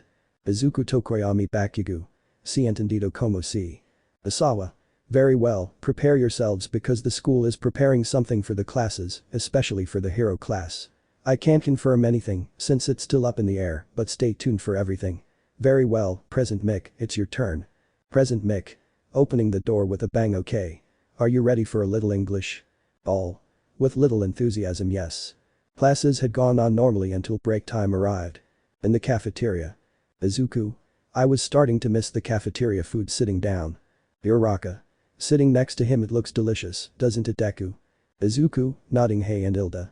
Uraraka. I called him, but he told me he had things to do, which seemed strange to me. Thoughtfully. Izuku, something is definitely happening to him, remembering his friend's words, he will definitely fix it. Starting to eat. On the other side of the cafeteria. Jiru. Where did those idiots go? Looking around while holding her plate. Do you see them? Momo. Looking. No way, we have to look for some good seats. Jiru. Look, it seems you're lucky, there's Midoriya pointing. Momo. Izuku. Looking. I don't know, he's with Uraraka, maybe we'll bother him if. Jiru. Interrupting her. But nothing, for Uraraka he is just a friend, she said so, besides, didn't you want to get closer to him? Momo. Nodding embarrassed. It's okay. The two of them started walking until they reached the table where they were both. Jiru. Excuse me, are you busy? Uraraka. Jiru. Why? Izuku. Yaoyorozu. The climate of tension had appeared right there. Izuku. And no, there's no one blushing. Momo. Thank you very much. Blushing, taking a seat. Jiru. With a drop of sweat, damn, they look like two kids, although even two kids have more initiative than these two, thank you very much. Sitting down. Uraraka. What was missing with a demon? The few seconds of silence while they ate were not long in coming. Jiru. I should have broken the silence, then while eating. Midoriya, so you have a new technique, right? Izuku. With stars in his eyes, he gets excited whenever people ask him about his quirk. That's right, do you remember that I used to break my arms and legs too much? Dear Momo. Uraraka. Nodding while listening clearly. Izuku. It was because I put all the strength of my quirk in one place, but I thought that if I can distribute the quirk throughout my body to exponentially improve my abilities. Momo. Surprised. Wow, Izuku is remarkable, although it sounds complicated. Does he have any points against him? Izuku. That's right, I can only control a percentage of all that power, if I exceed that percentage my body begins to feel it and I wear out faster. Momo. I imagine that with practice you can exceed that percentage. Izuku. Excited. Yes, I want to control it as quickly and as well as possible, there is still a long way to go. Laughing. Momo. Laughing. I hope to have the same growth in terms of my quirk. Izuku.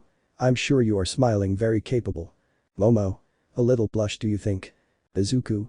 Of course, apart from entering by recommendation, you had an advance on your quirk. If you want I can give you some advice on how to develop your quirk. Momo. Excited. That would be great. While those two were deeply immersed in their conversation, there were two girls watching in amazement at their classmates' conversation. Jiru. That's right, it seems that I have to be there for them to talk. Looking at Uraraka, she looks upset. Could it be that? Hey Uraraka. Unfortunately for the violet-haired girl, before she could ask a question, the announcement that the break was over came. The cafeteria would be completely empty. Class 1 was the first to leave for being so responsible. They were afraid of their teacher. He almost expelled Mineta for taking too long in the bathroom. In room 1A. Asawa.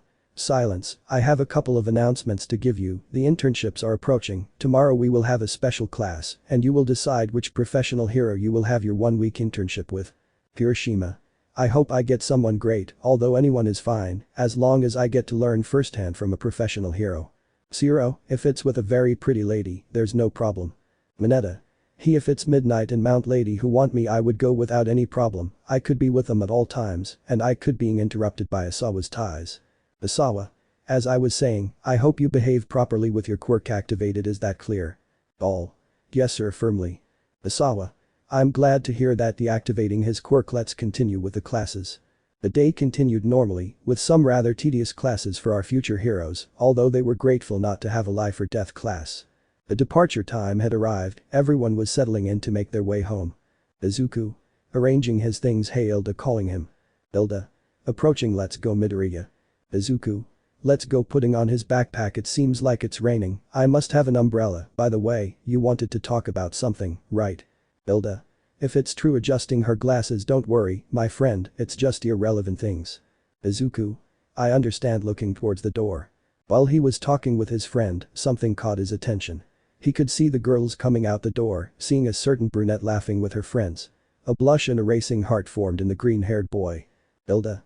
Midoriya. What's up, buddy? Izuku. Blushing and somewhat embarrassed, maybe talking to someone will help me. Hey Hilda, I'd like to talk about something. Hilda. Somewhat surprised, of course friend, come on and tell me everything. Shoto. Midoriya. While the two friends were talking and were ready to leave, Todoroki, who was behind them, appeared to want to talk to the green-haired boy. Izuku. Todoroki, what's wrong? Shoto. I would like to talk to you, looking at Hilda in private. Izuku. Are sure, looking at Hilda, wait for me downstairs, if you want take my umbrella out of my locker. Hilda. I understand. Don't take too long. A big storm could hit. Leaving. Izuku followed Todoroki to a hallway so they could talk. With more classes finished, there were no students in the school, so they could talk without problems. Izuku. What does Todoroki want now? Although I shouldn't jump to conclusions, but does it have something to do with Momo? While walking behind Todoroki. Shoto. Stopping here is fine, Midoriya, looking at him straight on. Izuku. He is more serious than usual. Why yes, seeing how Shoto raised his arm and closed his eyes. Damn it, he wants to kill me. He surely found out from how I talked to his father, or from have beaten him. Izuku thought Todoroki was going to fry him or freeze him permanently, but he was greatly surprised when he saw his arm extended and his hand open. Shoto. With his typical humor, thank you. Izuku. Huh. Surprised. Shoto. Thank you for saving me and making me see that I was wrong. To become the hero I want to be, I must give it my all, both my left and right sides. Thank you, smiling at him. Izuku. Surprised by his partner's words, I'm glad to hear it, smiling and taking his hand to shake it. You're welcome. Shoto. Smiling. Oh, by the way, what's going on between you and Yaoyorozu? Izuku. A surprised CC with Yaoyorozu? And nothing is wrong with me. Why are you asking? Shaking his arms and blushing. Todoroki. I see, leaving we are friends and companions, you and I, but I will have no problem with you being my rival. Izuku. With a determined look. I don't forget the talk we had at the festival, I will be the #1 hero. Shoto. Smiling. I didn't mean just that, see you later Midoriya. Izuku. I'm still investigating if you're some illegitimate son of Almight. Izuku. With a drop of sweat. It's fine, haha. Izuku was arriving at the entrance where he met Hilda. It was raining in the city, so the two of them with umbrellas in hand, went to the station. In the streets of the city. The two young men were on their way to the station, talking about everything. Izuku. Why Hilda, why Uraraka? Hilda. Nervous you Uraraka. I think it was with Asui, laughing nervously. Izuku. How strange that he reacted like that. Hilda. In any case, adjusting her glasses. What did you want to talk to me about? Izuku. True, sighing. I think I'm going crazy. Hilda. Looking at her partner. What is that for? Izuku. There are things that are happening to me lately, you could say with someone I don't know what's happening to me. Hilda. Nervous. Oh really? With whom? Izuku. Do you promise not to tell anyone? Not even Uraraka? Hilda. More nervous to her and no. Why? Izuku. Because I don't want everyone to find out, sighing. I don't know if I should say that I like her, I have no idea, but we could say that getting nervous. I'm at attention to the vice president. Hilda. Seriously Midoriya. grabbing him by the shoulders with enthusiasm. Izuku. While being shaken by his friend, why you're that happy? Hilda. Stopping and adjusting her glasses, I'm sorry, my behavior has a reason, but it continues, since when? Izuku. Saddened, you could say since the festival. Hilda, so it was true that they had gotten closer, I hadn't realized, with her hand on her chin. The problem is that you don't know if you really like him, right? Izuku. Nod sadly. Hilda. I'm not an expert on the subject, but what do you feel when you see it? Izuku. I get nervous more than usual, I have a hard time talking to her and my heart races, and I can't stop thinking about her. Hilda. Friend, putting her hand on his shoulder, I'm afraid to tell you that you like him. Izuku. Sighing, I was afraid of that, what should I do? Hilda. Moving her arms like a robot, I think you should go slow, Midoriya, but more importantly you should accept your feelings, it is not a sin to like someone.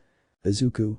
I guess I have a lot of doubts, I don't know if the same thing will happen to him if he likes someone else. Hilda. You'll have to find out for yourself, but don't rush things. I assume you appreciate their friendship. Izuku. Of course, she's a great friend. Hilda. So don't make any mistakes. One false step and boom. Goodbye, although I should be saying all this for myself. Izuku. Wow, you really know about the subject. By the way, Hilda, what did you want to talk to me about? Hilda. Sighing, since you trusted me, I will do the same. The same thing is happening to me as to you, I just need to accept it faster. Hilda. Wait, the same as me? Surprised. Hilda. That's right, it's with. Izuku. Interrumpiandolo Uraraka no. Hilda. Surprised, how did you know? Izuku. It's not that difficult, since today you're acting strange. Hilda. I had promised myself not to be so obvious. I like Uraraka, Midoriya. Izuku. I'm not surprised, to be honest. Smiling, don't worry, friend, you have my full support. Hilda. I'm sorry I didn't tell you before. I wanted to tell you, but I didn't know if I was exaggerating by telling you or not, but I lost a penny. Izuku. Looks like we needed to vent, laughing. Having arrived at the station, everyone took their train to go home. In Izuku's apartment. Izuku. Well, going up the stairs, what a day, it's too much information, the internships, Hilda and Uraraka, Todoroki and my feelings. Getting to the door, I have to think things over better. Well, looking for the keys, wait, it's open, mom must be inside, she left early. Inko. Ah. Izuku. Mom. Quickly opening the door, mom. Are you okay? Running to the living room and being shocked by the image he was seeing. Inko. Ah ha ha ha ha. So Midoriya did that. I didn't expect it, wiping away tears from laughter. His mother was sitting with his teacher in the kitchen, drinking coffee. Izuku was surprised and pinched himself to see if he wasn't dreaming or dead. Inko. Ah son, you arrived, smiling. Ashi. Young Midoriya. Seeing the scared green-haired boy, we were having a meeting about your performance and development. He. Izuku. I see, with a challenging and terrifying look. Ashi. With a drop of sweat, I was just leaving, thanks Inko for the coffee and the wonderful afternoon, until next time. Inko. The pleasure is mine, smiling, until next time. Tashi, accompany him to the door, Izuku, and close it. Izuku and All Might headed to the door without saying a word. Tashi. See you tomorrow, young Midoriya, nervous. Izuku. See you tomorrow, Tashi, with a mocking smile. Tashi. It's not what, seeing how the door closed in his face. Izuku.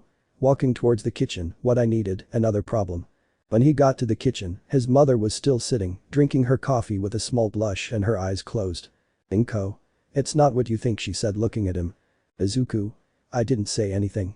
The day passed without further ado. The freckled boy rested a little watching television. When the time came, they decided to eat. Izuku's little teasing of his mother was not long in coming, receiving a few good blows from his mother. Having eaten, Izuku prepared to shower and rest, since he had all his homework for the day. In his bed, 10:30 p.m. Izuku. Well, going to bed tomorrow will be a new day. Izuku would have intended to close his eyes, since he wanted to sleep as soon as possible to start a new day, but something was going to ruin his plans, for good. You have a call, you have a call. Izuku. Should I change that ringtone? Who would call at this hour? He looked for his cell phone while the ringtone continued. Yeah, I have a call, I'm coming. Searching through the clothes he was wearing, he found his cell phone in his pants pocket. Izuku. Well, who could it be? Looking at his cell phone, Yaoyorozu. Chapter 8. Start of Internships. Izuku. Mirandosu cellular Yaoyorozu. The green-haired boy was surprised by the surprise that the brunette was calling him. While he was nervous, he looked for the reason for the call. It was already very strange that someone called him, but even stranger late at night. Izuku. Paying attention. Izuku. What? Momo. Izuku. Sorry about the time, were you about to sleep? Izuku. And no, not yet, what happened? Momo. I wanted to thank you for the book, I'm really enjoying it, there are some very good poems and writings. Izuku. I'm glad you liked it and I knew you would like it. Momo. Yes, it was definitely a nice gift from you. A few seconds of silence. Tomorrow we'll choose who to do the internship with. What do you think? You'll surely have many offers. Izuku.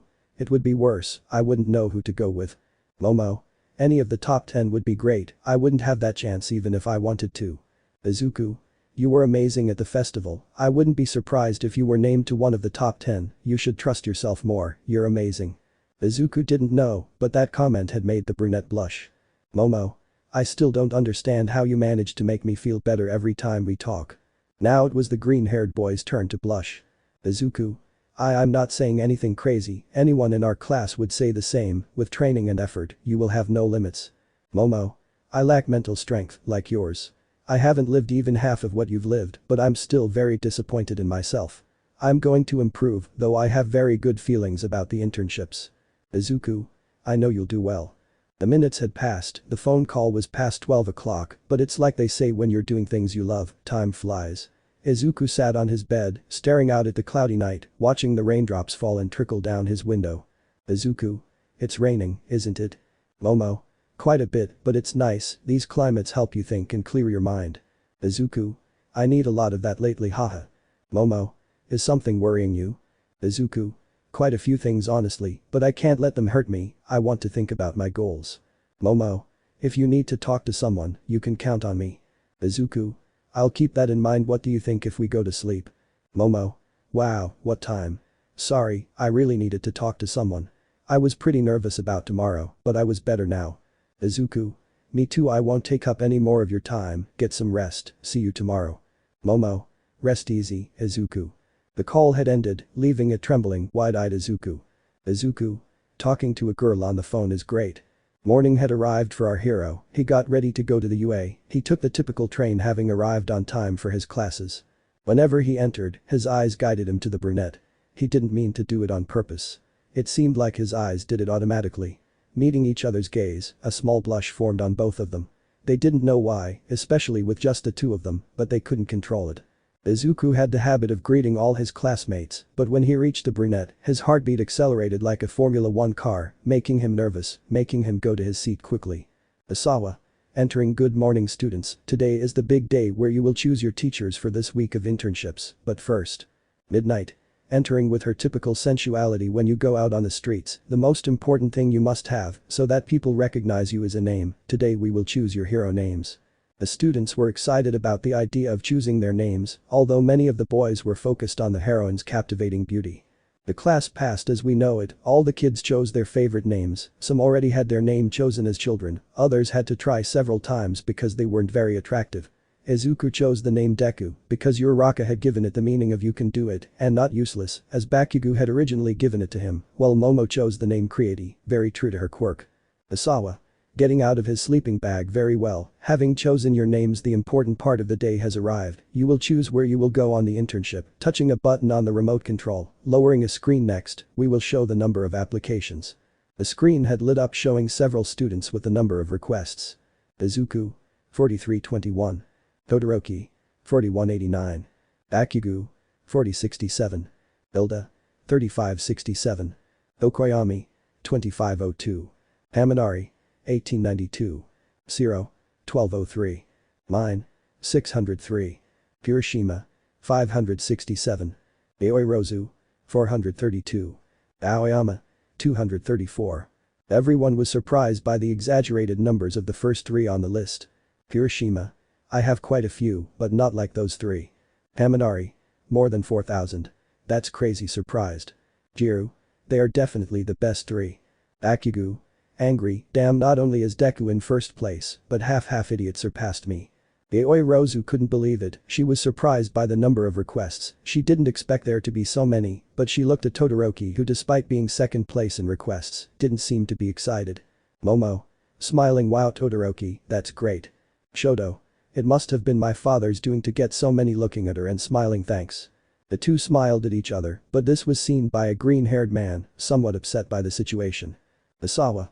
It's really impressive, and for those who didn't make the list, don't worry. You can choose from this box here. And for those who did make the list pointing to some bags, there are the bags with the requests. Choose carefully. 3 huge black bags were sticking out, implying that they were for the first 3, while other smaller bags were for the rest. Isawa. Settling into his sleeping bag, they have until the end of the day to choose lying on the floor. The students had headed to the cafeteria to eat and choose the hero with whom they would spend their internship. Izuku, looking at the requests, I have quite a few, I don't know which one to choose. Hilda. Adjusting her glasses due to more requests, I've already decided, I'll go with my brother to your agency, I must learn to be the next Ingenium. Izuku. It's a good decision, smiling, and you Uraraka. Uraraka. Still nothing, sighing, it's complicated, there are many, you surely have Deku in the top 10. Izuku. I haven't seen any yet, standing up, I'm going to throw away the rest, I'll be back. Izuku had gone to a trash can to throw away his leftover food. Having thrown it away, he turned around and collided with the vice president. Izuku. Excuse me, looking up Yaoyorozu. Momo. Izuku. Blushing a little, sorry to bump into you. Izuku. No problem, blushing.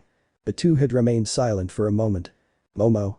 It's incredible how many heroes love you, could you choose one? Izuku. Still nothing, sighing, I want to choose the right one, what about you, did you choose? Momo. I had several, a little embarrassed, but the one that surprised me the most was Maruko's request. Izuku. Surprised, really? It's great, smiling, the current hero number 6, I knew you would do it. Momo. Smiling, I still can't believe he loves me. While the two were chatting, he was seen by 2 people who looked at the scene with displeasure. Izuku. I guess you'll choose her. Momo. It's the best option of all, with enthusiasm, I hope to learn a lot from it. Izuku. I'm sure you will, smiling. While talking to her, he could see a super muscular man secretly calling him from the edge of the entrance, realizing that he had to go. Izuku. I would love to continue, Yaoyorozu, but I have to take care of something, I congratulate you and see you later, saying goodbye. Momo. Sure, greeting him and watching the green-haired boy walk away. He's great. Izuku headed to Almight's office. Izuku. Opening the door, excuse me. Almight. Sitting down, excuse me for interrupting you, you look like you were having fun with Miss Yaoyorozu, what do you have with her? Izuku. Sitting down, he's not in a position to ask about that, Tashi. Almight. Sighing, he won't forget that easily, right? Izuku. For now he's saved, smiling, and well, why did he want me? Almight. Congratulations on the applications. Having that amount means you're making headlines in all the agencies and many are looking at you. Have you chosen a hero yet? Izuku. Sighing, not yet. Almight. Well, getting up to look for a paper on his desk, I have something that might interest you, he was my old teacher at UA, he trained me for many years and he was a friend of my teacher. Izuku. Excited, really? Then you know One for All. Could you help me with it, Almight? Seeing Almight's back. Almight. Trembling, he must think I'm a piece of shit as a teacher, he must be buried that I found my successor, the truth is that he is very scary as always, stop shaking legs while hitting his legs. Izuku. Scared, he must be someone tough to have Almight like that. Almight. Coughing, either way, I advise you to consider going with him, he knows about One for All. Izuku. It's decided, standing up, I'll go with him. Almight. Very well, young man. I'll speak to him to confirm that you're going. Now go back to class. Now. Coughing blood and returning to his skeletal form. Izuku. Opening the door, why yes. Classes had gone smoothly, everyone had already chosen their agencies and they were ready to leave for their agencies tomorrow. Izuku had arrived home, talked to his mother, taken a shower, eaten, and prepared everything for tomorrow. Izuku. We'll meet at the station tomorrow, putting away his clothes, I'm really excited for tomorrow. I can't wait to get better. While preparing his things, he noticed that the phone was ringing. Izuku. Looking at his phone, who could it be? Yaoyorozu. Izuku. Attendiendo, Yaoyorozu. Momo. Hello again, Izuku, I hope I'm not interrupting. Izuku. Not at all, laughing, I was arranging everything for tomorrow, can I help you with anything? Momo. No, actually I wanted to talk to you for a moment. They both enjoyed those calls. It was difficult to talk at their school because of the potential mockery from their classmates, but they made up for it by talking on the phone, although the green-haired boy wasn't very used to it. Momo. It's just that I'm really excited for tomorrow, to be able to be next to a hero, and from the top 10, who did you choose? Izuku. A former UA teacher asked me, I didn't want to say anything about Almight, I decided on him, laughing. Momo. I understand, laughing, will you bring your cell phone? Izuku. You never know what could happen, so yeah, why? Momo. I was wondering why, maybe in a sad tone we could talk sometime. Izuku. Oh of course, sure. Momo. Well, by the way, I read a poem last night that I really like. The jet black girl's footsteps could be heard. Here's the book, it's by Mario Benedetti. Izuku. Very well, listening carefully. Momo. I really liked it. You could hear some pages being turned. Page here it is, it says. The green-haired man was expectant, waiting to hear his companion's words. Momo. Don't give up, she began to speak. You still have time. To reach out and start over. Accept your shadows, bury your fears. Release the ballast, take flight again. Izuku on the other side was surprised and blushed. Momo. Don't give up, life is about continuing the journey. Chasing your dreams. Unlocking time. Moving the rubble and uncovering the sky. The voice of the jet black woman was beautiful. It was a cantata of angels singing the most beautiful melody to all creation. Momo. Don't give up, please don't give in, even if. Izuku. Interrupting her, the cold burns. The green-haired boy's voice was present, leaving his companion surprised, but Izuku continued. Izuku. Even if fear bites. Even if the sun hides and the wind falls silent. There is still fire in your soul. There is still life in your dreams. Because life is yours and so is the desire. Because you have wanted it and because I love you.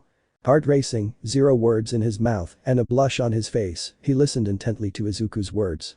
The green-haired boy continued with the poem. Izuku. Because there is wine and love, it is true. Because there are no wounds that time cannot heal. Open the doors, remove the locks.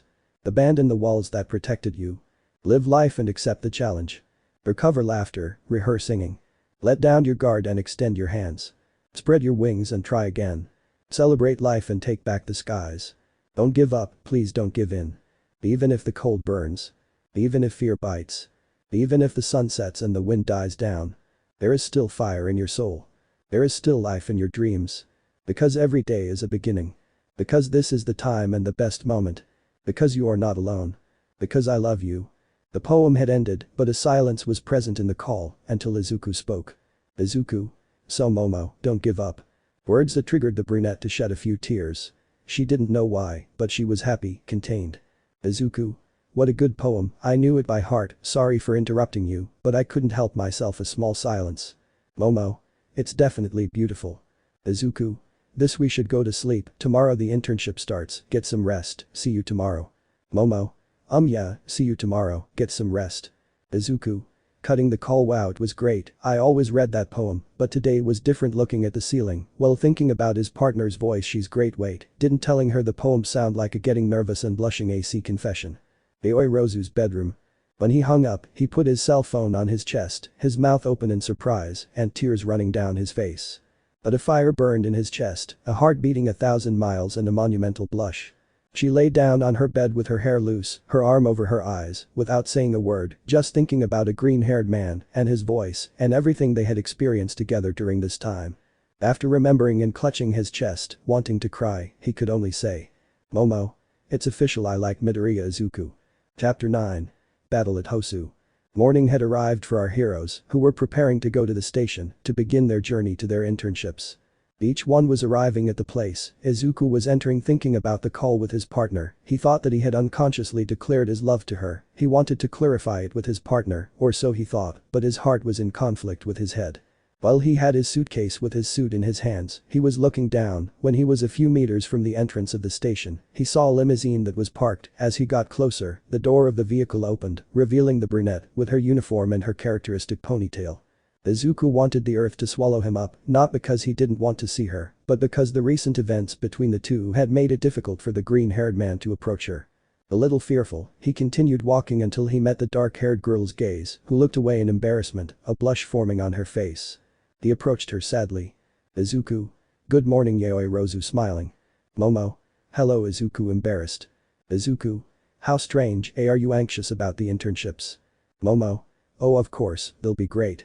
For better or worse, an awkward silence had formed between the two.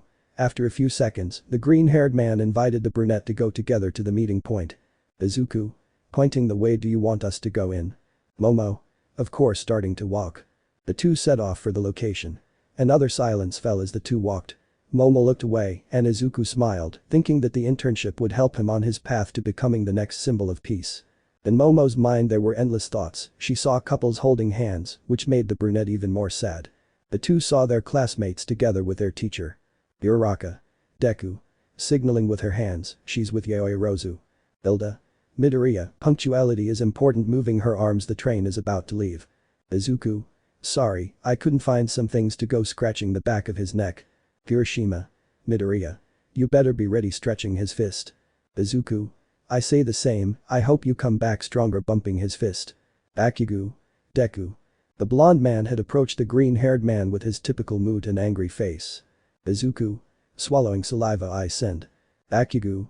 No matter what hero you go with, even if you go with All Might, you will never be able to surpass me, is that clear? Izuku. With a determined look and smile, more than clear. Bakugu. Smiling very well, I will have my revenge with you. Misawa. Clapping to get her students' attention, very well everyone, come closer, I wish you luck this week, new challenges will come to you, learn everything you can, and don't make it difficult for your teachers.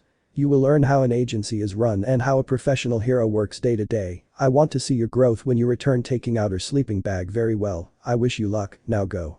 Each one took their way to the station where they had to go. Jiru. Momo. What's wrong? Looking at her partner, you look strange. Momo. Jiru. No, nothing's wrong with me. Jiru. You can't fool me, smiling. Momo. Sighing, very well, don't tell anyone. Jiru. I super promise, on my own. Momo. Well, taking a breath, I like Midoriya. Jiru. With a star in her eyes and blushing, what? Well, I'm not really surprised, it was noticeable. When are you going to tell him? Momo. And now is not a good time, I don't know when, I want her to pass the internship at least. Jiru. I hope you don't miss the train, literally, here's your train, Momo, go later, we'll talk on the phone. Momo. Damn, running to the train, sure, we'll see you. None of the class remained at the station, everyone had headed towards their destinations. Izuku walked through the city, looking at the directions. Izuku. Supposedly there are a few meters left, getting closer, and it's here, although the place looks quite old. It was a fairly large house, somewhat dirty on the outside, and you could say it looked somewhat abandoned. Ignoring external appearances, Izuku decided to enter. Izuku. Opening the door, excuse me, I'm Izuku Midoriya, I'm from UA and I'm here to The scene left Izuku with goosebumps, an elderly man was lying on the floor on top of what looked like a pool of blood. Izuku. He's dead. Scared. Gran Torino. Raising his head and smiling, I'm alive. Izuku. He's alive, scared. Gran Torino. Stop yelling, kid. Standing up and drying his clothes, I fell and accidentally dropped the ketchup and it fell on the floor. I'll clean it up later. Okay, kid, what can I do for you? Izuku. I'm Izuku Midoriya, I'm going to do the internship with you. Gran Torino. Of course, and tell me, who are you? Izuku.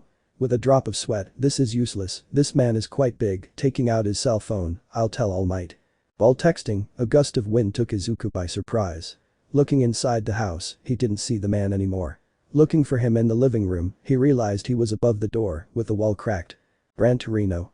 Very well, with a defiant smile, I've been waiting for you. At that moment, the older man was moving quickly throughout the room, leaving Izuku surprised by the man's speed. Izuku.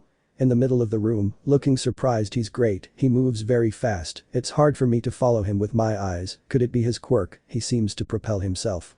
While he was thinking, he felt blows on various parts of his body. Gran Torino. What's wrong? Well, moving, can't you keep up with me? You have permission to use your quirk, if you hit me you win. Izuku. Very well, taking position 1 for all, full cowling 10%. Gran Torino. Surprised, 10%. While he was surprised by the green-haired boy's power, Torino realized that the boy was no longer there. Looking to his side, he could see the green-haired boy with a fist heading towards his face. With only a few centimeters left before the blow hit, Torino was able to dodge it, heading to the farthest point of the room. Gran Torino. Very slow. Izuku. 1 for all, full cowling 15%. Gran Torino. Wow, this is getting interesting. The battle of speed was taking place in the room, green rays and strong air currents collided in the room. Gran Torino. He's very fast. The green-haired man was close to landing a blow. Gran Torino. Timeout, stopping. Izuku. What? Crashing into the wall. Gran Torino. You really surprised me, kid. Toshinori really did something useful for a change. He went to the kitchen, put your things away. You'll sleep on the couch. Unfortunately, I don't have a guest room. By the way, I'm Gran Torino. Izuku. I don't mind bowing, thank you for receiving me and teaching me. Gran Torino. Who are you? Boruko Agency. Momo. Entering the agency, wow, that's great. Boruko. So you're here, welcome. Turning around in a chair, I've always wanted to do that, I see you're here safely. Momo. The directions helped me a lot. Bowing. Thank you for having me, I hope to learn a lot from you. Muruko. I hope you're ready to learn. These will be painful days for you with a defiant look, or so I'd like to say, but they've told me to go easy on you, to talk to you about how an agency works, blah blah blah. Momo. I would love to without a doubt, but if it helps me improve my skills even better, I have seen that she is a skilled fighter. Muruko. You're very observant, little girl. Momo. By the way, teacher, why did you choose me? Muruko. With a serious look, we have an agreement with the UA, you could say I was forced. Momo. With a fake smile, of course, I'm not surprised, since I was disgusting in the. Muruko. But aside from that, you caught my attention at the festival. With a little training, you can definitely reach the top 10 in the future. Momo. Surprise top 10. It's too much for me, seeing my fight at the festival it seems that I'm not very good at fighting. Muruko. Standing up and approaching the brunette. There's no need to get stuck in the past, we must focus on the future, seeing you and your companions, I see a brighter future for the world, so, what do you say we start? First I'll prepare a room for you. Starting to walk. Come, I'll show it to you. Momo. Excited and with watery eyes. Why yes. Hosu City. Ilda. Brother. Entering a room. Tensei. Ilda, you arrived. Giving her a hug. It's nice to see you here. How are classes? Mom told me you're the president. Ilda. They're going very well. Moving her arms rhetorically, anxious to start the internship. Tensei. With a drop of sweat. We have to do something with your arm movement. Go leave your things and come back to start. Ilda. Anxious. I'll do it, I'll be right back. Tensei. Smiling, watching his brother leave. Good. Getting serious while looking at his computer. Where are you, hero killer? Genist agency. J. While holding Bakugu with his quirk. You lack class, you lack discipline, you lack control. In these days I will make you a true hero, loved by society, we will change your look, I will put pants on you. And Bakugu. Full of anger and with his mouth gagged. What am I doing here? I don't want to change my look, I want to kick villain ass. At this rate I won't be the best, I should have gone with Tree Boy. The days passed for our heroes, who trained with great care. Some talks about laws and how a hero should act on the streets. Izuku was training with Gran Torino. Gran Torino. Dodging. You need more speed, kid. Izuku. Damn, trying hard, I have to be faster. Gran Torino. By the way, pausing, why don't you use your legs to hit? Izuku. Stopping and deactivating one for all the legs. Wow, I hadn't thought about that, I use them to move mostly, they used to break often before, unconsciously I don't use them for fear of breaking my bones, but now I have no problem with that. Gran Torino. That's it, later, tonight we'll go on patrol. Izuku. Excited really. Gran Torino. Put on your hero suit, up the stairs, we'll go to Hosu, this neighborhood is too quiet. Izuku. Where is Ilda? I'm already preparing. Endeavor agency. Endeavor. Sitting. You've improved a lot, Shoto, I had my doubts about why you had accepted my proposal. Shoto. Standing in the middle of the room. Don't get confused, I've decided to use my left side to surpass you, just for that. Endeavor. That's enough for me. Standing up. Come on, let's go, we'll go to Hosu to have patrol practices. Shoto. Gien. Muruko agency. Both had undergone combat training. Muruko. Leaving the training room with Momo. You've improved, little girl, you create faster, your creations are more resistant, and you fight better. Momo. It's thanks to you. Muruko taking out her cell phone. Izuku, 7:15 p.m. Today I will go on patrol with Gran Torino. To the city of Hosu, wish me luck. Momo. Smiling with a blush while writing. Yaoyorozu, 7:16 p.m. That's great, Izuku, I wish you luck. And take care of yourself. Muruko. Looking at Momo. Izuku's cell phone. Momo. Scared. What are you doing? Muruko. I was asking you the time, but you looked kind of stupid looking at your phone with that smile, so I wanted to check the time, and I saw the chat. Hey, isn't that the festival champion? Lightly hitting her with her elbow with a mischievous smile. Gosh, girl, you don't waste time, he's a very handsome boy. Momo. And he's not my boyfriend, he's just a great friend. Muruko. Whatever you say. Getting serious. Changing the subject, are you going to Hosu? Momo. With intrigue. Yes, what's happening in Hosu? Muruko. There have been reports of heroes being killed in Hosu, it is said that Stain the hero killer is lurking in the area, your boyfriend will have to be very careful. Momo. Worried. I hope he takes care of himself. Muruko. With her mischievous smile again. You care about him, you certainly like him. Momo. Enough. Agency of Ingenium. Tensei. Knocking on the door. Ilda, are you ready? We have to go on patrol. Ilda. Leaving her room in her hero costume. I'm ready, brother. Tensei. Looking at his brother. How much you have grown, Ilda, you will be a great Ingenium in the future. Ilda. Excited I hope to be, the name is too big for me now, but I hope to learn every day to become just like your brother. Tensei. Hitting him gently on the head, don't think like that Hilda, you have to be better than me, and I have no doubt that you will be. Hilda. With a few tears in her eyes, I will do it, brother. Tensei. Smiling, well, enough emotional talk, it's time to go, we'll see the result of your training. Hilda. Yes. Leaving with her brother, I want to try my new technique. We now focus on a remote part of Hosu City, where a mysterious figure watched over the city's landscape. Stain. This society is hopeless, heroes are a joke, a facade, no one helps the innocent at heart, everyone thinks about money and recognition. I will purge this society, all heroes will fall before me, to achieve my mission in the world, Almight smiling, I will be waiting for you. Meanwhile, a train was approaching the city of Hosu. Gran Torino. We're getting closer, looking out the window, I don't want you to leave me, you'll do everything I tell you, is that clear? Izuku. I hear. Announcer. We are arriving at Hosu, the city is under curfew due to a possible attack by villains, be careful and go home immediately. The train stopped at the station, making all the passengers get off quickly. Gran Torino, we're going to have a hectic night, getting up, let's go. Izuku. I follow him, running towards the station. On some streets in Hosu. Tensei. Walking, it is important to be cautious, you never know when a criminal will appear, or in the worst case a villain. Hilda. She wrote in a notebook, I see, written down. Tensei. With a drop of sweat, you don't need to write down everything I say. Communicator. Ingenium, are you there? Tensei. Approaching the communicator, Ingenium reporting, what is the situation? Communicator. We couldn't find the native hero, we tried calling his communicator, but he didn't answer. Tensei.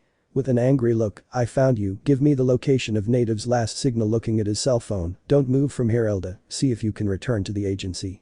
Hilda. No brother, I want to go with you. Tensei. Getting into position, this is not the time for that, I'll be back in a second. The professional hero jumped away at high speed between the buildings, leaving Hilda thinking. Hilda. Nervous, something tells me to go help him, what the hell, I'll go with him, but I'll go without activating my quirk, I'm not allowed to use it. Hilda sprang into action, following her brother's trail, unaware that the night was about to get worse. On the other side of the city, Izuku was accompanied by Gran Torino, jumping through buildings with his quirk. Gran Torino. Looking at the city, it's very quiet, too quiet, with that city curfew, you can't see anyone. Izuku. Is that weird? Gran Torino. Sometimes before the storm comes the calm. Izuku. It's not after the storm comes the calm. When he finished speaking, he received a kick in the face from Gran Torino. Gran Torino. Shouting, don't interrupt me, these kids think they can correct you. Anyway, we should. Gran Torino had been interrupted by an explosion a few meters away from them, seeing the smoke rising after that explosion, Gran Torino headed in the direction of where the explosion was coming from. Gran Torino. Let's go by land, there may be injuries as we approach, let's go faster. Izuku. Understood, full cowling 10%. The two had gone down to the streets where there was not much movement, but there were people running to get as far away as they could from the explosion. As Izuku was running, he could hear a scream coming from one of the alleys, it looked dark, seeming like there was no one there, but having heard it clearly, seeing that Gran Torino had gone quite far away, he went to see what or who was the one who had screamed. Arriving near the source of the scream, Izuku silently approached some trash cans, hiding behind them, he wanted to look closely at the situation. Izuku. The darkness isn't helping me much, squinting you can see several people there, there's someone on the ground, is that Hilda? Hilda. On the ground, get away from the damn guy. Stain. No one will stop me in my mission, pointing his sword at an unconscious Ingenium, I will cleanse this world of these attempted heroes. Hilda. She begged while shedding some tears from her eyes, please.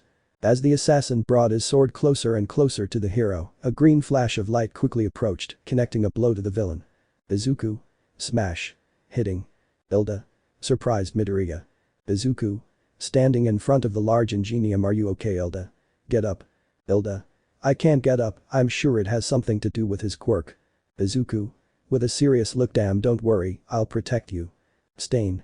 As he approached, you don't hit anything bad kid, and I see that you're not like these idiots here, the world would be better with heroes like you, so move aside, I must finish the job, but if you get in my way with an angry look, it will cost you dearly. Izuku. Determined today will not be your day, hero killer. In another part of the city. Endeavor. Running, let's go fast. Shoto. Following his father, damn the cell phone, looking at it while running, it's Midoriya, he sent a location, is he in Hosu? I have to go, turning around. Endeavor. Turning around, Shoto waits. Shoto. Don't worry, I sent you the location, sent some heroes, they're walking away. Back to the alley. Izuku. I'll finish this, preparing to attack full cal 10%. The green-haired man lunged at the assassin but missed the blow. Stain had very good reflexes. Having dodged it, Stain launched a kick, hitting Izuku in the chest, knocking him back. Izuku. Damn, even with 10% he's very fast. Stain, I'd love to keep playing, you've shown me you'll be a great hero, licking his back, so stay still for a while. Izuku. Don't believe it, trying to move, what's wrong with me? Struggling, am I paralyzed? Stain. I'll start with the Indian first, getting closer to native.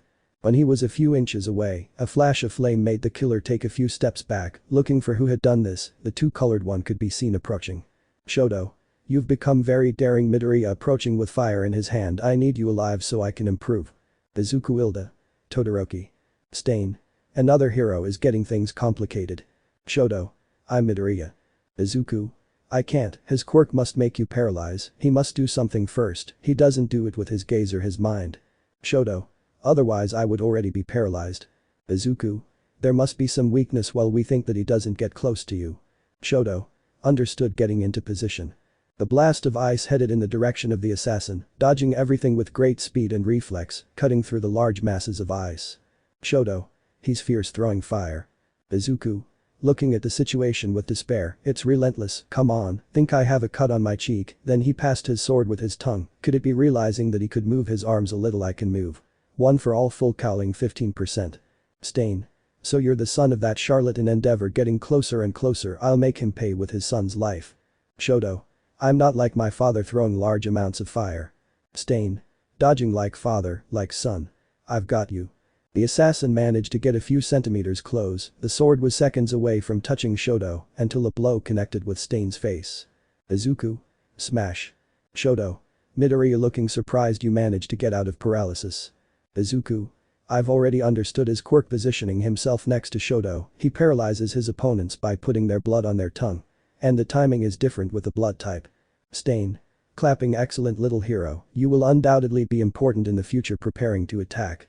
Izuku. Shoto. Ready. More than ready. Hilda.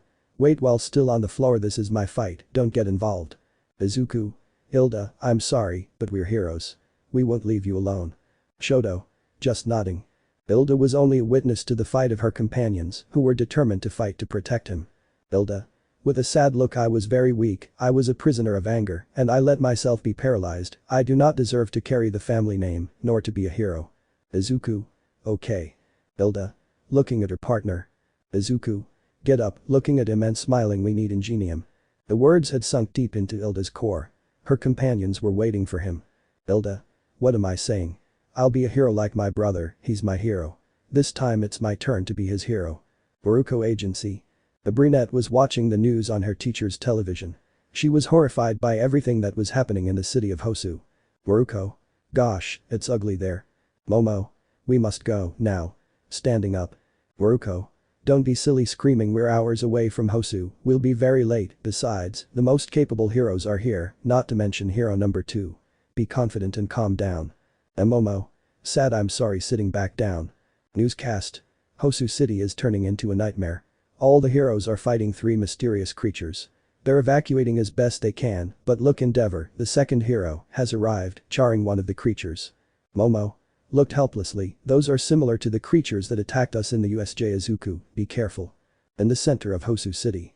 Endeavor. Die, damn it, burning one of the beasts, don't get in the way, old man. Gran Torino. The situation is complicated, hitting a Nomu, where's that kid? I told him not to leave. Endeavor. Let's finish this, if it's one of the UA, he must be with Shoto, we'll go after finishing off these bastards, throwing fire at one. Gran Torino. The worst that can happen is that they run into him. In the alley. While the city was in chaos, the students continued to fight the killer. Neither side gave any respite. Shoto. Making big blocks of ice, go Midoriya. Izuku. Thank you. At high speed, Izuku tried to hit him, but again he dodged with great ease, leaving Izuku behind and going straight to Shoto. Izuku. Surprised, is he faster? Stain. Throwing his sword, I got you. Shoto. Curse, trying to protect himself. Just inches from impact, Hilda managed to hit the sword at the last moment. Izuku. Smiling Hilda. Stain. Angry curse. Shoto. Hilda. Are you okay? Hilda. Trying to catch her breath, I'm fine, I can continue. Izuku. going at full speed with his friends. Come, I'll help you. Helping Hilda get up. I have an idea. Shoto, we'll need you to distract him, attack from a distance. The bicolor nodded. I'll hit him with everything I have. You rest Hilda. Hilda. I won't leave you alone. Standing up. You've already fought enough because of my mistake, it's time to keep fighting. Izuku. Smiling. Okay, on my signal getting into position, let's go. Izuku quickly went to Stain, exchanging blows between the two, Todoroki throwing ranged attacks to make Stain retreat. Stain. Aren't they stubborn? Going to the highest point of a building, I'll kill them all. While traveling at high speed. Izuku. Damn. Running, I have to go fast. Hurting his ankle with ice chips. I shouldn't stop. At that moment, several events in his life were coming to Izuku's memory, but a jet black girl appeared in the hero's head. Her smile, and the moments he had spent with her, were the driving force behind Izuku launching himself at Stain to deliver the final blow. Izuku, I will not regret it. While carrying his full cowl, this is my path, for all those who trust in me. Images of his classmates, teachers, his mother, Almight, and Yaoyorozu made him keep going. Full cowling 20%. Hilda, I must pay for my mistakes. I want to be a hero, the greatest of all. Charging her engines and looking at her brother who was still unconscious. Brother, let me protect you this time. Great flares shot out of the engine, blue flames pouring from its exhaust pipes. After a second, he screamed at the top of his lungs. Hilda. Recipro burst infinite launching at high speed. Shoto. Let's go. The battered Tensei looked up to see his brother flying at high speed against the assassin. Tensei. Fly Hilda, higher than anyone. Stain. How fast? I won't block in time. The instant he thought of those words, a blow to his face and ribs made him surrender. The two heroes had connected their blows, making the assassin fall to the ground dry. The two heroes also fell from exhaustion after overdoing it. With his last strength, Izuku looked at Hilda, with blood on his cheek. He smiled at her, knowing that they had won. Raising his thumb, Hilda reciprocated the smile, doing the same with her thumb. Todoroki watched in amazement as his teammates defeated the assassin, smiling at them and falling to his knees for overdoing it as well. They were hurt, but happy because they had won. Chapter 10. Repercussions. Izuku. On the floor. Did we win? Hilda. It's all ugly lying there looking at the murderer. I would say yes. Shoto. Approaching with effort. Are you guys okay? Izuku. Laughing. I think we went too far. Oh. Hilda. My engines are burned out. Black smoke was coming out of her calves. It will be hard for me to move, but I can walk. Tensei. Coughing. Hilda. Hilda. Brother trying to get up. Izuku. Let's leave him alone. Help me get up so we can tie up the killer and see how native is. Shoto. Okay, I'll help you there. Hilda went with what was left of her strength towards her brother, who remained sitting motionless against the wall. Hilda. Brother, seeing his wounds, are you okay? Tensei. It seems the effect has passed. Coughing. I feel fine, just a couple of deep cuts. Hilda. We must go to the hospital soon. Tensei. Let him speak through the communicator. Communicator. Ingenium, are you okay? Tensei. Here. Coughing. Ingenium, I need reinforcements to be sent to the location and an ambulance. Communicator. We've been meaning to get in touch with you for a while, boss. We've been having trouble with some creatures, but Endeavor and other heroes took care of it. We'll be there in a moment. Tensei. Very well, short. Hilda. Creatures. It seems like everything came together tonight. Tensei. Help is on the way. Smiling. Hey Hilda, great movement over there. What's his name? Hilda. Reciprocal burst. Infinite. Tensei. I see infinity. Looking at the sky. That's your limit, infinity. Ruffling his brother's hair. You're becoming a great hero, Hilda. Hilda. Excited with some tears. Thank you, brother. Tensei. But even more important. Hilda felt a strong blow to his head, sending him back to the floor. Tensei. That doesn't save you from the stupidity you did. I had told you to return to the office. What if something happened to you? How face am I going to tell mom and dad? Hilda. Rubbing her lips after the blow. I'm sorry. I know I was very reckless. It won't happen again. As Tensei's screams continued, Izuku and Shoto watched the situation. Shoto. They are somewhat similar, although his brother doesn't make those strange movements with his hands. Izuku. But they are somewhat bossy. Putting force on the knot. It's ready. Shoto. He was very fast. He didn't have a strength or speed quirk, he probably trained for years. Izuku. It was a tough battle, but his quirk was just right for his nickname. Let's go to the street so they can see us. Izuku dragged Stain, Shoto carried Native on his back and Hilda with some effort carried Tensei by the arms. They had reached the sidewalk. There was no one on the street. Shoto. I see you're done with work. Gran Torino Endeavor. Nino Shatuo. Izuku. Shoto. Damn. He likes to shout my name. Izuku. Gee, Gran Torino. Nervous. T. Nice to see you here. I was helping M. Before he could finish his sentence, a blow from his teacher landed directly in his face. Gran Torino. You're an idiot, I told you to stay by me. Izuku. On the floor. I'm sorry, I had to help my classmates. Gran Torino. TSK, as if I cared about you looking away. I must return you to the UA in one piece. And well, what was his situation? Shoto. This was the situation. Pointing back. The heroes were greatly surprised to see the hero killer defeated. Gran Torino. Amazing. Izuku. We were able to defeat him, although it cost us time. Gran Torino. You shut up. Dealing another blow. They did it without permission and without supervision from a licensed hero.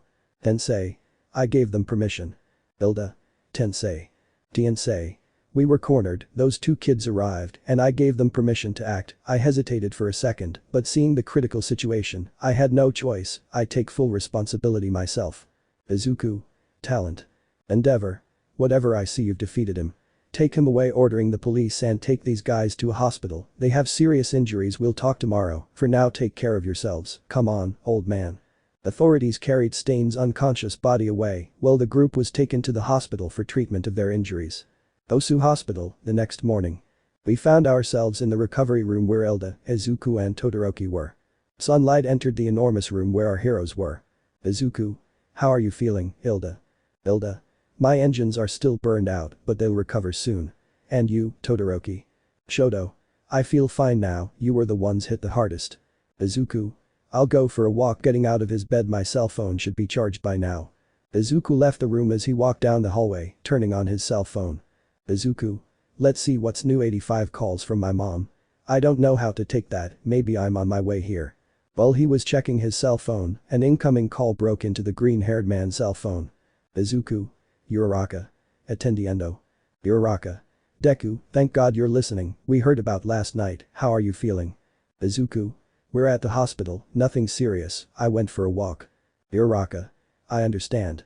I wanted to call you earlier, but it seemed like your phone was off. Izuku. It discharged completely last night, sorry for worrying you. Uraraka. No problem, I'll leave you, I guess you wanted to rest, see you at school. Izuku. Sure, see you later. The call had ended, leaving Izuku thinking they were friends, but he had never called him, although he didn't give it importance, due to the seriousness of the situation it was normal for him to call him. Izuku. I should call my mom just in case. Another call. Yaoyorozu. Momo. Izuku Midoriya. Because of the scream, the green-haired man had moved his ear away from the cell phone. Momo. Until you finally deigned to answer me, you know how worried I was. Izuku. I'm sorry Yaoyorozu, I had my cell phone off, I just turned it on. Momo. You're going to scare me to death. I was watching the news last night, it was crazy, the hero killer and the Nomus, what exactly happened? Izuku. I'm sorry, I can't say anything yet, the police told us that. Momo. I understand, how do you feel? Izuku. I actually feel better, a few cuts here, but nothing to worry about. Momo. And the boys? Izuku. Hilda and Todoroki. Okay too, I just left the room the three of us were in. Momo. Okay, I'm more relieved now. The internship is almost over, so we'll see each other in class in a few days. Izuku. That's right, I hope to see your growth. How are you doing with Maruko? Momo. She's incredible, a bit tough, she gives me a lot of confidence and encouragement, you were right that I should choose her. Izuku. I'm glad about that today, I'm sorry they're calling me from the living room, we'll talk later. Momo. Take care, send my regards to the boys, see you later. The brunette ended the call, already feeling a weight off her shoulders since she hadn't heard from her friends, but more specifically from the green-haired man. Momo. Sitting on the sofa looking at the ceiling, I was really worried. Izuku Midoriya, what have you done to me? Maruko. Behind the sofa. Are you calmer now? The brunette jumped from the fright, falling to the ground. Momo. What are you doing? Maruko. I wanted to know about your friends, so I stood behind you to listen. Momo. You don't know what privacy is, do you? Maruko. Details, let's train. In the hospital. Izuku re-entered the room to see Gran Torino Tensei, now a dog man. Or a dog man. Izuku. What's going on? Looking worried. Gran Torino. Sit down, kid. It's the Hosu police chief. He wants to talk to you. Tensei. He is the official Tsuragami Kenji. Kenji. Thank you gentlemen, I am aware of your situation, young people, you stopped the hero's killer, but you broke the rules regarding the operation of the rules and norms of how a hero should act. Shoto. How? Surprised like the other two. Kenji. Even though they had the approval of a professional hero, they acted rashly and without their hero licenses, they did it illegally. Woof, you shouldn't have been there. Society has laws, and even more so for heroes. Without them, it would be chaos. We must provide them with an appropriate punishment. Shoto. Don't give me that. Standing up. If it weren't for us, Native and Ingenium would be dead now, he said angrily. Kenji. So what, huh? Give me all the excuses you want, woof, but that's how they acted, excuses are useless here, you can't break the rules. Shoto. Annoyed. Who do you think? Hilda. Todoroki. Stopping his friend is right, and you know it very well, we shouldn't have been there, nor acted rashly. Kenji. If we calm down and let me finish, woof, that's what I would say if it had been public knowledge, if a crowd had seen them, which wasn't the case, only you and the heroes who accompanied you know, that's why if it's kept secret and someone else takes the credit, nothing will happen to you, and we'll pretend nothing happened, woof. Izuku. Are you saying that we won't take credit for that? Kenji. Indeed, but it's your decision, take the credit and accept the punishment for yourselves and your teachers. Or accept that you didn't go and give the credit to someone else, and move on with your lives. The three of them were thinking about the man's proposal, but without hesitation, they opted for the best decision. Izuku. We decided to move on with our lives. Kenji. Wise decision, young people, and before I leave, as a protector and seeker of peace everywhere, bowing thank you. Shoto. TSK, I should have started there. Kenji. Very well, I'm leaving. Have a good day, gentlemen. Leaving. Gran Torino. Okay kid, let's go, the doctors have discharged them. Izuku. Really? Gran Torino. Do you want another hit? Why would I deceive you at this age? Izuku. He doesn't have much patience with me. Gran Torino. I'm still mad at you, you little idiot. I'll wait for you downstairs. Tensei. The doctor told me he'll do some tests on you, so you'll be staying a little longer. Hilda. I understand, brother, smiling. Shoto. Nobody comes to see me anymore. Izuku said goodbye to his companions, getting into a vehicle provided by the police to escort them. Gran Torino. Even if he won't admit it, I congratulate you for standing up to him. You definitely have what it takes. Just don't do anything stupid next time. Izuku. I'm really sorry, sad. Gran Torino. Never mind, looking out the window, you have to be careful, those creatures appeared right with the hero killer, the same ones that attacked the UA. Izuku. Do you think they are related? Gran Torino. It's too much of a coincidence, let's hope things calm down for a while, keep training to be All Might's successor. Izuku. Laughing. Who would say he cares about me? Gran Torino. Shut up, boy, because of you I'm into huge trouble. If the hero killer didn't kill you, I would have. Izuku. It's okay, I understood, I was wrong. Gran Torino. You were saved because you have a girlfriend. Izuku. And Anovia. Nervous. Where did I get that from? Gran Torino. I heard your phone conversation with her, she was obviously worried and you were blushing. Izuku. Leave that. Gran Torino. Don't make me shut up, kid. Their blows and pushes made the car move from here to there. Driver. With a drop of sweat. Do I do overtime for this? The days passed, the final day of the internship had arrived. Momo. This is goodbye on the sidewalk with a limousine waiting for her. Thank you for your time and teachings. Boruko. You've grown a lot since you walked through that door, you have abilities, and remember you're incredible the way you are smiling. Momo. Smiling. Thanks for everything. Bowing. Boruko. Too many formalities. Hugging her. Wait, you, and if I find out you're not among the first, I'll go and hit you. Momo. Laughing. I'll try. Boruko. Smiling as she watched Momo enter. Send my greetings to the green-haired guy. Shouting and with a mischievous smile. Momo. Thanks for letting the whole street know. Laughing. Goodbye, teacher. The limousine had accelerated away, leaving the rabbit behind as it said goodbye. House of Gran Torino. At the door. Izuku. Thank you for all the time you invested in me, I will appreciate your teachings. Bowing. Gran Torino. Anyway, too much drama, I'm going to cry, he said sarcastically. Izuku. With a smile. I know he's going to miss me. Gran Torino. Don't even think about it. I missed the piece I used in my house. Although smiling. You did give this old guy a few days of action, like before, thanks. Izuku. Smiling. See you later. As Izuku had walked a couple of meters, he heard Gran Torino yelling at him. Gran Torino. Hey kid. Izuku. Yes. Gran Torino. Who are you? Izuku. Really? My name is Izuku. Mito, realizing the true intention of the question, with a determined look. I am Deku. Gran Torino. He's still a kid, but he has a lot to learn. Tashi, now I understand why you chose him. Look, Nana, the future is bright, my friend, saying goodbye with a smile. At the green-haired man's house. Izuku. At the door. I didn't answer my mother's call, scared a big scolding awaits me. Izuku timidly opened the door to his house, expecting the worst. He heard quick loud footsteps approaching. Inko. While running Izuku. Izuku. Mama. With his hair standing on end. Inko. Grabbing a magazine and hitting him. Do you know how worried I was? I called you 85 times and you didn't deign to answer me even one. You're the last, and above all you were in Hosu. I fainted 5 times when I buried myself. Izuku. I didn't want to worry you, Mom. While protecting himself I thought you were buried, I'm sorry. Inko. Sorry, sometimes it scares me that my little baby is out there with the things that are happening. Grabbing the magazine again to hit him next time. Tell me, I don't know, ask the villain for his cell phone even if it's only you're going to give me a heart attack. The next time you're on the news it will be for your funeral. Izuku. Damn, although it was what I expected. Hugging his mother. I'm sorry for worrying you, next time I'll tell you everything. Inko. Returning the hug. If something were to happen to you, you're all I have. Izuku. Nothing will happen to me, I should hurt myself a little, if that leads me to fulfill my dreams, I will always return home. Although they had their differences and their stories, the mother and son pair were inseparable. No matter the difficulty, they would always be there for each other.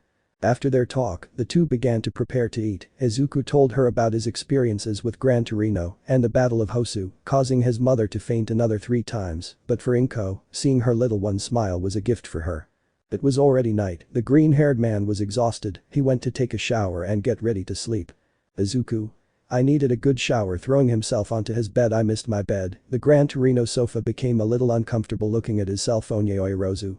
She always texts me first, Kirishima had told me that from time to time I should text her first. Yaoyorozu, 10:10 p.m. Are you home yet, Izuku? Izuku, 22:12 p.m. The evening had arrived, I'm getting ready to sleep. Yaoyorozu, 10:12 p.m. I understand, you must be exhausted. Get some rest. Izuku, 10:12 p.m. Wait. Yaoyorozu, 10:13 p.m.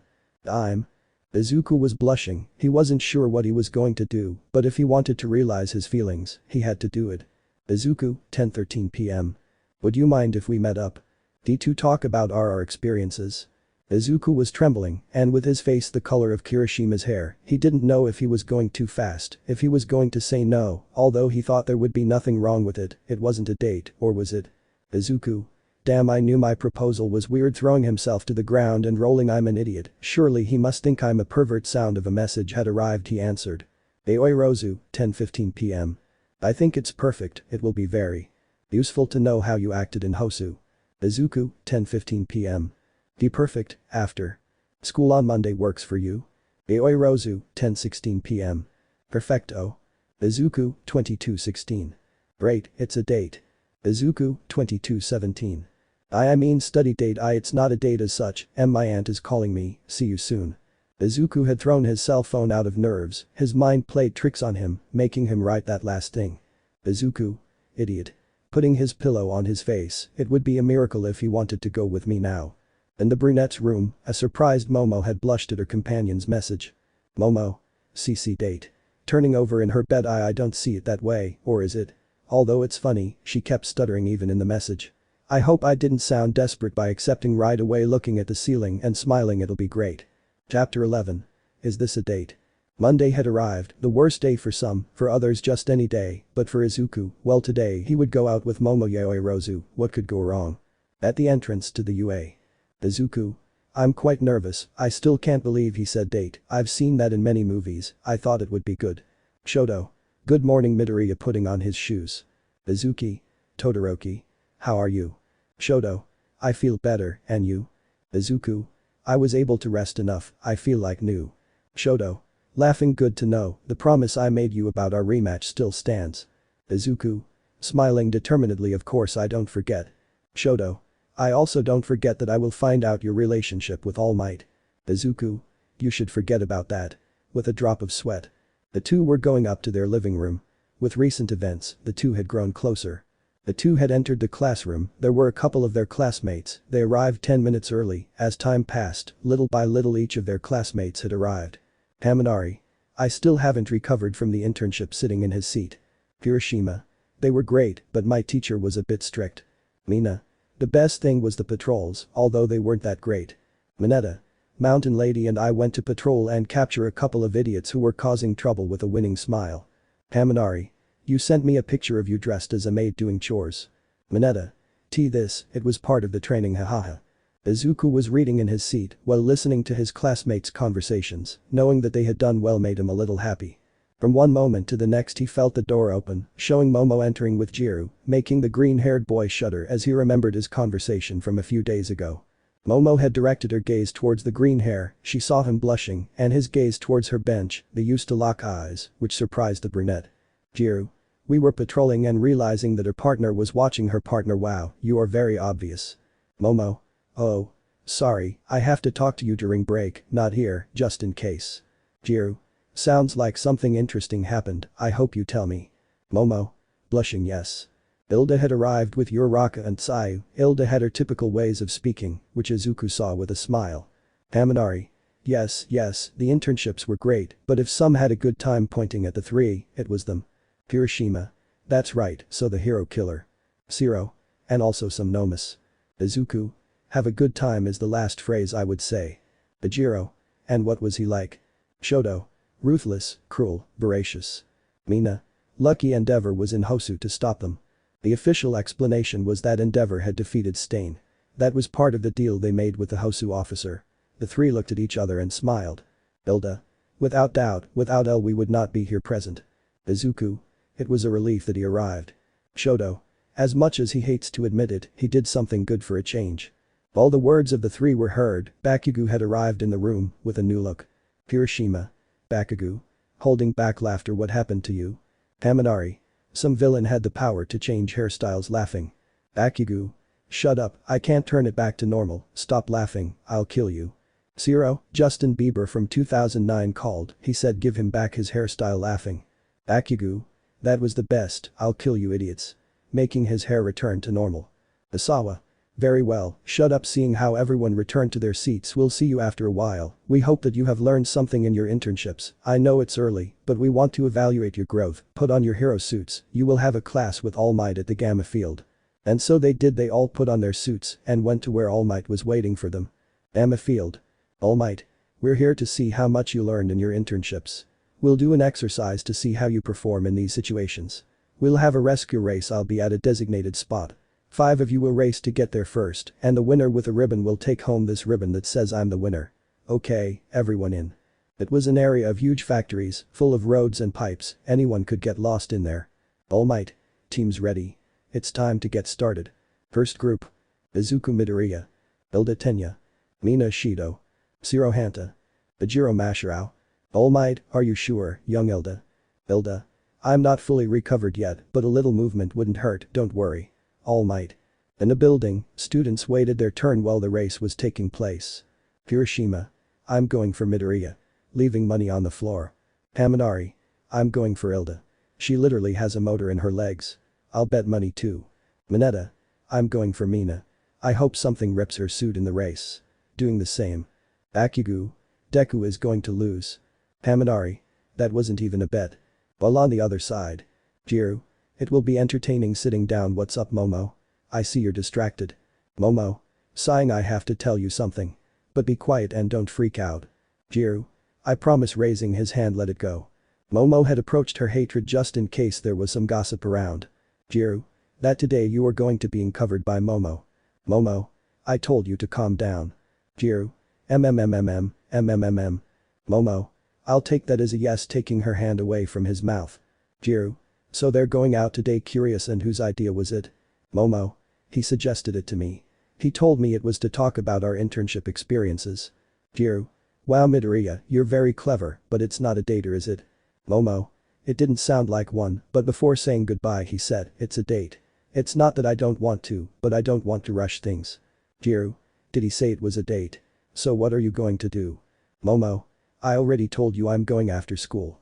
Jiru. And what are you going to wear? Momo. Something normal, right? Jiru.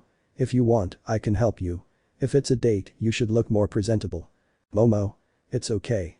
Almight. And the winner is Zero Hanta. The race had been very close, but with his mobility and territorial advantage, Zero ended up winning. What happened to our green-haired man? Okay. Flashback. Izuku. Okay, while stretching his legs it's time to start activating his quirk. I shouldn't strain myself, so 5% will be fine, full cowling 5%. Almight. Start. All the competitors started running at high speed, Ejiro propelled himself with his tail, Mina slid down an acid path, Zero swung through the city, and Hilda ran. Izuku. Moving between buildings thanks to Gran Torino's training, I can move better, it's just a matter of leaning on a solid surface and propelling myself. Haminari. It's great and very fast looking at the screen. Hiroshima. Incredible Midoriya with amazement. Bakugu.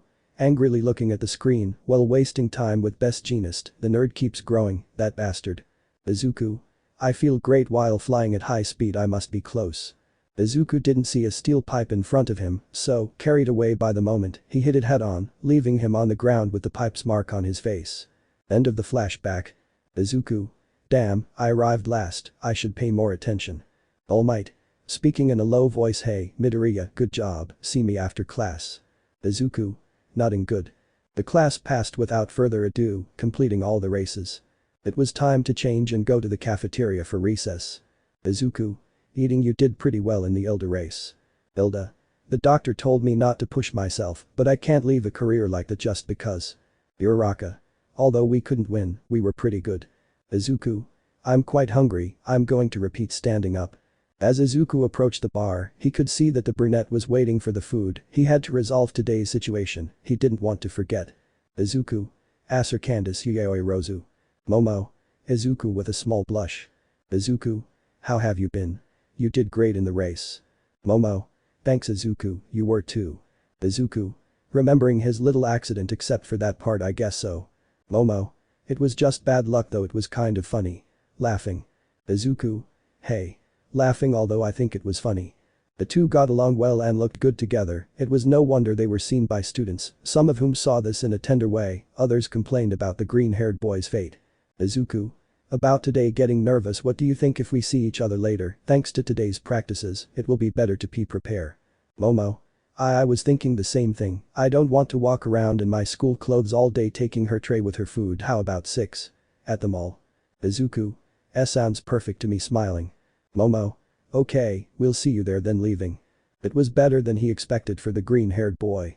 He didn't like the idea of going after school, so he could go take a shower and look for some money, but the problem was something else. Izuku. I don't know what to do. I have to ask for help. In the classroom, the last class was taught by Asawa, but the green-haired boy had doubts about what things are done on that kind of outings. The word date was a problem for him, but he knew it had to be entertaining. He didn't want to bore or disappoint the brunette, so he was thinking. Izuku. Who should I talk to? Hilda. In his head. Hilda. Midoriya, that's too rash, what time is it to be walk in the city, you must be careful and. Izuku. Shaking his head, I don't think he can help me, he has his own problems on his mind, already. Shoto. In his head. Shoto. Tell him about your childhood traumas. Getting angry, damn father, you're going to pay for what you did to us. Izuku. Very dramatic, I know. To Kaken. In his mind. Bakugu. Don't bother me, you damn nerd, making Deku explode. Izuku. Flying through the air, I didn't even ask you. Disappearing like Team Rocket. Izuku. I don't want to die young. Looking at the room, I know, he won't let me down. Classes were over for the boys, but Izuku had to ask the most appropriate and sane person for this kind of problem. Izuku. Kirishima. Kirishima. Turning around, Midoriya. What's wrong? Izuku. I have a problem, and I think you're going to help me solve it, can you come to my house? Kirishima. Wow, it must be something serious. Smiling, I'll do it, what is it about? Izuku. Tilo Kanta en El Camino. In the Midoriya apartment. Izuku. Entering, well, my mother is not here, come and make yourself comfortable, I'll get something to drink. Going to the kitchen. Kirishima. Wow, Midoriya, what a cozy house, I didn't know you lived around here. Looking at the living room. Izuku. I've lived here since I was a kid, do you want some tea? Kirishima. Okay. Izuku. Okay, leaving the glasses, here you go. Kirishima. So you have a date, making quotation marks with his hands, with Yaoyorozu, and you don't know what to do, or am I wrong? Izuku. Nodding. Kirishima. Well, I see that in the predicament you're in with your arms crossed you've come to the right person. Izuku. Smiling, are you going to help me? Kirishima. Of course, I haven't been on a date before, I'm in the process, but I've read all the shoujo manga out there. Smiling. Izuku. Wow, I never would have thought so, with a drop of sweat. Kirishima. Running his thumb across his nose, that's where I got all my knowledge, are you ready, Midoriya? We don't have much time. Taking out a pizza, let's start. Izuki. Where did you get that blackboard? Kirishima. There's no time. Step number 1. Always be gentle. Kirishima. Okay, the first step is essential, you have to be cordial with her. Taking a chair. Okay, let's practice, I'll be Yaoyorozu and you be you. Izuku. Was the wig necessary? Kirishima. We have to be quite approximate, speaking in a woman's tone. Oh Izuku, what a beautiful place, let's sit here. Izuku. With a drop of sweat. Sure Yaoyorozu, can I help you? Kirishima. Oh, sitting down, you are so considerate. Izuku. Thanks, I'm going to sit down, stumbling over the chair. Kirishima. It's okay to think about her, but don't forget to think about yourself too. Step number 2. The label. Kirishima. One must know how to dress for the occasion. Looking at the green-haired boy's closet. Too many All Might things, he's going out with Izuku Midoriya. Not with a miniature All Might, this is fine, this too. Izuku. Goodbye to the order of my closet. Step number 3. The place has the magic. Kirishima. The place is important. Searching on his cell phone, knowing her, it must be a fine place, just like the richest family in Japan. Izuku. I'm scared. Kirishima. And within this rule, the most important one, with a spotlight, you must pay everything. Izuku. Getting scared. Really? I don't have too much. Kirishima. Don't worry, friend, handing him some bills. Today for you, tomorrow for me. Izuku. Are you sure? Kirishima. Of course, you're a great friend Midoriya, I know you'd help me if I had the same problem, you owe me one. Izuku. Smiling. Very well, thank you. Kirishima. I sent you the location of the place, it's close to your meeting point. Now, shower and change, we don't have time. Izuku. Why yes, going in a hurry. After taking a shower and changing, the two went to the station to go their separate ways. Kirishima. Think about everything I told you and you'll be fine. Grabbing him by the shoulder, but more importantly, be yourself. She'll love that. Izuku. Thanks for everything. Kirishima. Going to his train. See you. Kirishima. Crying. That's a man. Izuku. Turning around, why is he crying? It doesn't matter, it's time. Izuku took the train that would take him to his destination. He was nervous, but deep down he knew he could do it, that he was going to have a good time, and that also he would have an incredible night. Chapter 11.5. A great night. The night was fantastic, the weather pleasant enough to be outside, the starry sky with the beautiful celestial beings, adorned a night that seemed to have all the makings of the best. Nothing could go wrong, or could it? Izuku. Waiting at the entrance of the mall, a little nervous. Okay, I arrived a little early, punctuality is important, I hope I'm okay, I have to calm down, it's a friend's outing. The nerves were present in every cell of the green-haired boy's body, everything that was going to happen was something new for him, he knew that with the slightest carelessness, he could ruin everything, with just that idea in his head he had him thinking. Izuku, hitting himself on the cheeks, mature, you're going to have a good time, sighing, it hasn't arrived yet, should I be worried? Type. Izuku. The green-haired man knew perfectly well whose voice that was, his nerves had vanished when he saw the brunette, who looked incredible. Izuku. Yaoyorozu. Aser Candace. Momo. Sorry for the delay, I had a couple of mishaps. Laughing nervously. Izuku. No problem. Smiling, it's not like I've been around much either. Seeing how his classmate was dressed made him blush a little. No doubt her reputation as the prettiest in the UAE suited her perfectly. Izuku. Kirishima told me something important that he had to say. Remembering. Izuku's head. Kirishima. You should compliment her outfit. Smiling, give her a compliment, not so gross, not so careless, girls like that. In reality. Izuku. Blushing, why you look very good. Momo. Blushing too. Really? Thanks. Just in case, she was dressed like that. P.S. How beautiful. Izuku. You're welcome. Smiling. Momo. You're also very well, I don't usually see you in those clothes, so it's a pleasant surprise. Laughing. Izuku. At important moments, you have to go out well dressed. Momo. Is it important to him? Blushing more and looking at the floor sadly. It's true. Izuku. Let's go to the place, I made reservations. Starting to walk, it's close by, we can walk. Momo. I follow you. As mentioned, the night was perfect, the street lights, the shops that were still open, a summer breeze that made being outside pleasant, and good company. It was better. They were chatting about trivial topics, the typical ones, school topics, about how their day had been, the green-haired boy obviously ignoring the private class with Kirishima, but sharing a lot of his own information. They were arriving at the place, laughing they stood at the door. Izuku. An open-air restaurant. That's great. Momo. Wow, I've never been here. Surprised it's outdoors. Izuku. Let's go in. Smiling. Upon entering, there was a waiting room where there was a waiter letting in those who were going to eat there. Good evening, young people. Taking out his notebook. Do you have a reservation? Tell me your name. Izuku. Midoriya. Izuku Sanriendo. Midoriya Izuku looking through the notebook. Now it's perfect, table for two for the beautiful couple. The comment made them both blush. Although they weren't a couple, they weren't going to have to explain to everyone that they weren't, so, embarrassed and blushing, they had to nod. Izuku. That's right. Did you want the covered area? Or the open air? Izuku. What would you like, Yaoyorozu? Looking at the brunette. Momo. The night is beautiful, and it's nice outside with her finger on her chin. Outdoors if you agree. Izuku. It will be outside then. Excellent choice, join me. The employee opened the door revealing a place that was quite sophisticated, with top-of-the-line furniture, a bar, and a carpet guiding the way inside. There weren't many people, so the atmosphere was calm.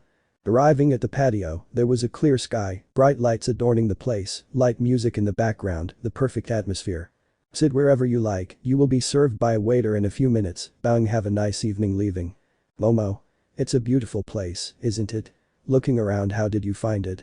Izuku. Searching on the internet I came across it. Laughing, and I remembered that I passed by here once, I wanted to try it out. Momo. Well, I love it. Smiling. Shall we sit down?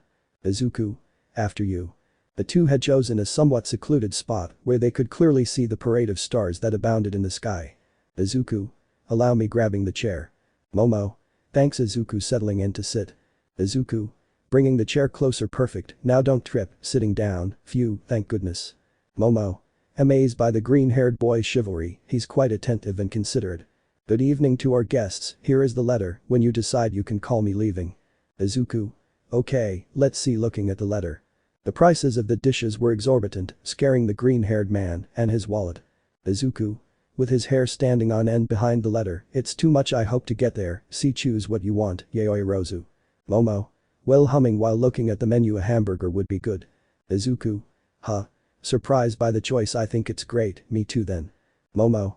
I haven't had one in a long time. Obviously I'll pay for it. I'm not going to make you pay for everything. Izuku. My time has come. I insist. Yaoyorozu. I invited you. It's the least I can do. Momo. I see then. Next time I'll buy. Smiling. Izuku. What a cute smile. Looking at the sky. Thanks, Kirishima. The Kirishima in the sky with a thumbs up, telling him, you're a great man. Izuku. What a nice night, right? Momo. That's right, it's rare to have a night like this at this station, but it's appreciated. Laughing. Izuku. Yes, we have to call the waiter. Signaling the waiter. It seems they have already chosen. Izuku. 2 hamburgers with potatoes. And what do you want to eat, Yaoyorozu? Momo. A Coca-Cola would be nice. Izuku. With 2 Coca-Colas please. Winner. Perfect scoring. We'll bring it to you in a few minutes. Have a beautiful evening. Bowing. Izuku. Thank you very much. Smiling. The night is going perfectly. I feel like nothing can go wrong. A few tables away, hidden, was a pink-haired girl who was accompanied by Kirishima. Kirishima. Hey Mina, this is wrong. With a detective hat and glasses like the pink-haired girl. Mina. Shut up, it was your fault for saying it. Accidentally hiding behind the letter. Kirishima. I'm sorry. Midoriya with tears in his eyes. Mina. Don't be so dramatic, then you and I will go out. Smiling. I must have the most shocking scoop of the year. The UA will go crazy. Taking out her cell phone. Kirishima.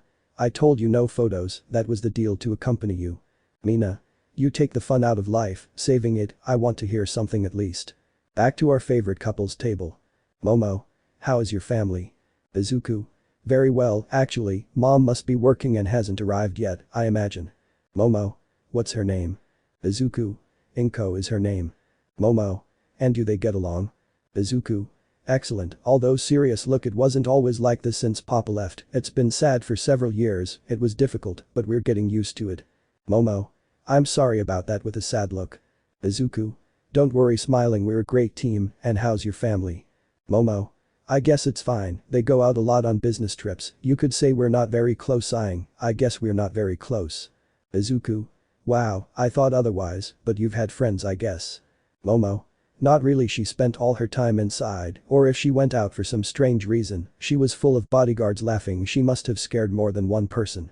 Izuku. Sad. I'm sorry Momo, I thought your whole life was easy. Momo. You're not the first or the last one who would think that. I don't usually talk much, few people know my story. Izuku.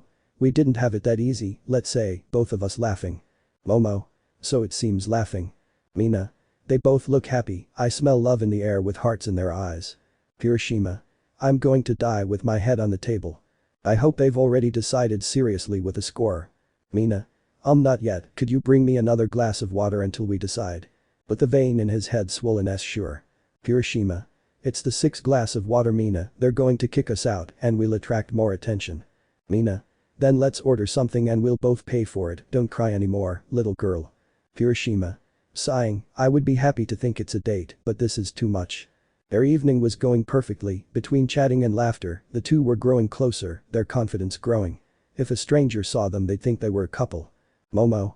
You stopped the hero killer surprised. Izuku.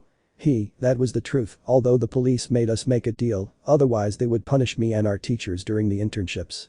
Momo. That's amazing, wow, they are amazing. Looking at the sky. Maruko was a bit tough, but she helped me a lot, now I'm more efficient and faster when it comes to my quirk, but fighting against one of the most wanted villains is amazing. Izuku. He was relentless, it was difficult to defeat him, it took all three of them, but if it weren't for Hilda and Todoroki, I don't know if I would be here now. The idea that her partner had suffered the worst gave the brunette stitches, her recent discovery of his feelings made her worry greatly. Momo. But thanks to them we are here today. Smiling. Izuki. Yes, blushing. The yes was heard throughout the room, the brunette and the green-haired man were surprised by the scream, which seemed to be local. Hiroshima. Can you shut up eating a potato? Mina. I'm sorry, you two look so romantic eating another potato while hiding. After eating and chatting about other things, the two left the place to go home, since tomorrow they had normal classes, but for them the night was not over yet. Momo. It's a very good place, and the burger was delicious. Izuku. Very rich walking, we have to repeat it. Momo. Surprised, repeat it. I would love to, oh of course. Izuku. Do you want me to walk you home? Momo. I wouldn't want to bother. Izuku. The night is perfect for walking looking at the sky. Momo. Smiling, well, I don't live far. The pair of friends had headed toward the jet black woman's house while being followed by two others. Mina. Quick. Hiroshima pulling him by the shirt. Hiroshima. Wasn't it enough to watch them eat? Mina. If we're going to do things, we have to do them right. Come on. Circa de la Mansion Yaoyorozu. Momo. We're close, I don't want it to end anymore. Izuku. That's right, I want to stay longer, I'm thinking about something, but I don't know if it will be right. Hey Yaoyorozu. Momo. Now I realize I'm calling you Izuku, but you keep calling me Yaoyorozu, you can call me Momo whenever you want. Smiling. Izuku. Oh okay, Momo, I'd like to ask you if. Winner 3. Excuse me, young people. He was a street vendor who had a flower stand, beautiful and of many varieties. I have an offer for a bouquet of roses. I see that they are a beautiful couple and I wanted to give you this discount so that I can give it to Joven. Momo's blush was immediate. She liked the idea of roses. Izuki, looking at the brunette with a determined look, accepted the salesman's proposal. Izuku. I'll take a bouquet of roses, taking out his wallet. Thank you young man for your purchase, handing it to the green-haired man. I'm leaving, have a beautiful night. Izuku. That was quite convenient. Here ya Momo, these are for you. Momo. Izuku blushing, it wasn't necessary, accepting the bouquet. Izuku. A little gift from me. Nearby, behind some bushes. Hiroshima. With tears, that's Midoriya, he grows so fast. Mina. All red-faced and with hearts in her eyes, I can't believe it. How romantic. The couple continued walking for a while. Momo. He's so kind and gentle, he looks very handsome too, I definitely like him, I don't know if I should do what I'm about to do. By the way Izuku, you were going to ask me something, weren't you? Izuku. This I forgot with a drop of sweat. Momo. Safe. Izuku. I don't know if I'll have a chance like this, I already remembered. Momo. Tell me while looking at him expectantly. Izuku. Why you like anyone? Blushing. Momo. Izuku. Sorry, I didn't mean it like that, it wasn't my intention. Momo. And no problem, I understand. What should I answer? I don't like lying, but if I tell him how I feel well, there's someone who catches my attention. Izuku. Oh really? Momo. That's right, I just discovered what I feel but I really like it. Izuku. I see, I mean nah, I don't think so, who would like me? He must be very lucky. Momo. Blushing huh? The green-haired man had a bad habit of not realizing whether he was thinking or speaking. That's exactly what happened this time. Izuku. I mean you are sighing, you're incredible Yaoyorozu, you're very intelligent and have enormous potential, anyone would die to spend a second with you, as much as I'm enjoying it now, I thought you should know that, so smiling I hope you do very well at it, what I wouldn't give to be that one. Momo. Blushing at the green-haired boy's smile. Her partner's sincere words were the necessary ones, the straws that broke the camel's back. If she wasn't sure about her feelings, those words made her finally realize completely she was in love with Izuku Midoriya. Momo. Blushing, you're incredible, if I could tell you, that's you, but for now I can't, thank you. Arriving at the jet black house, they stopped at the door. Momo.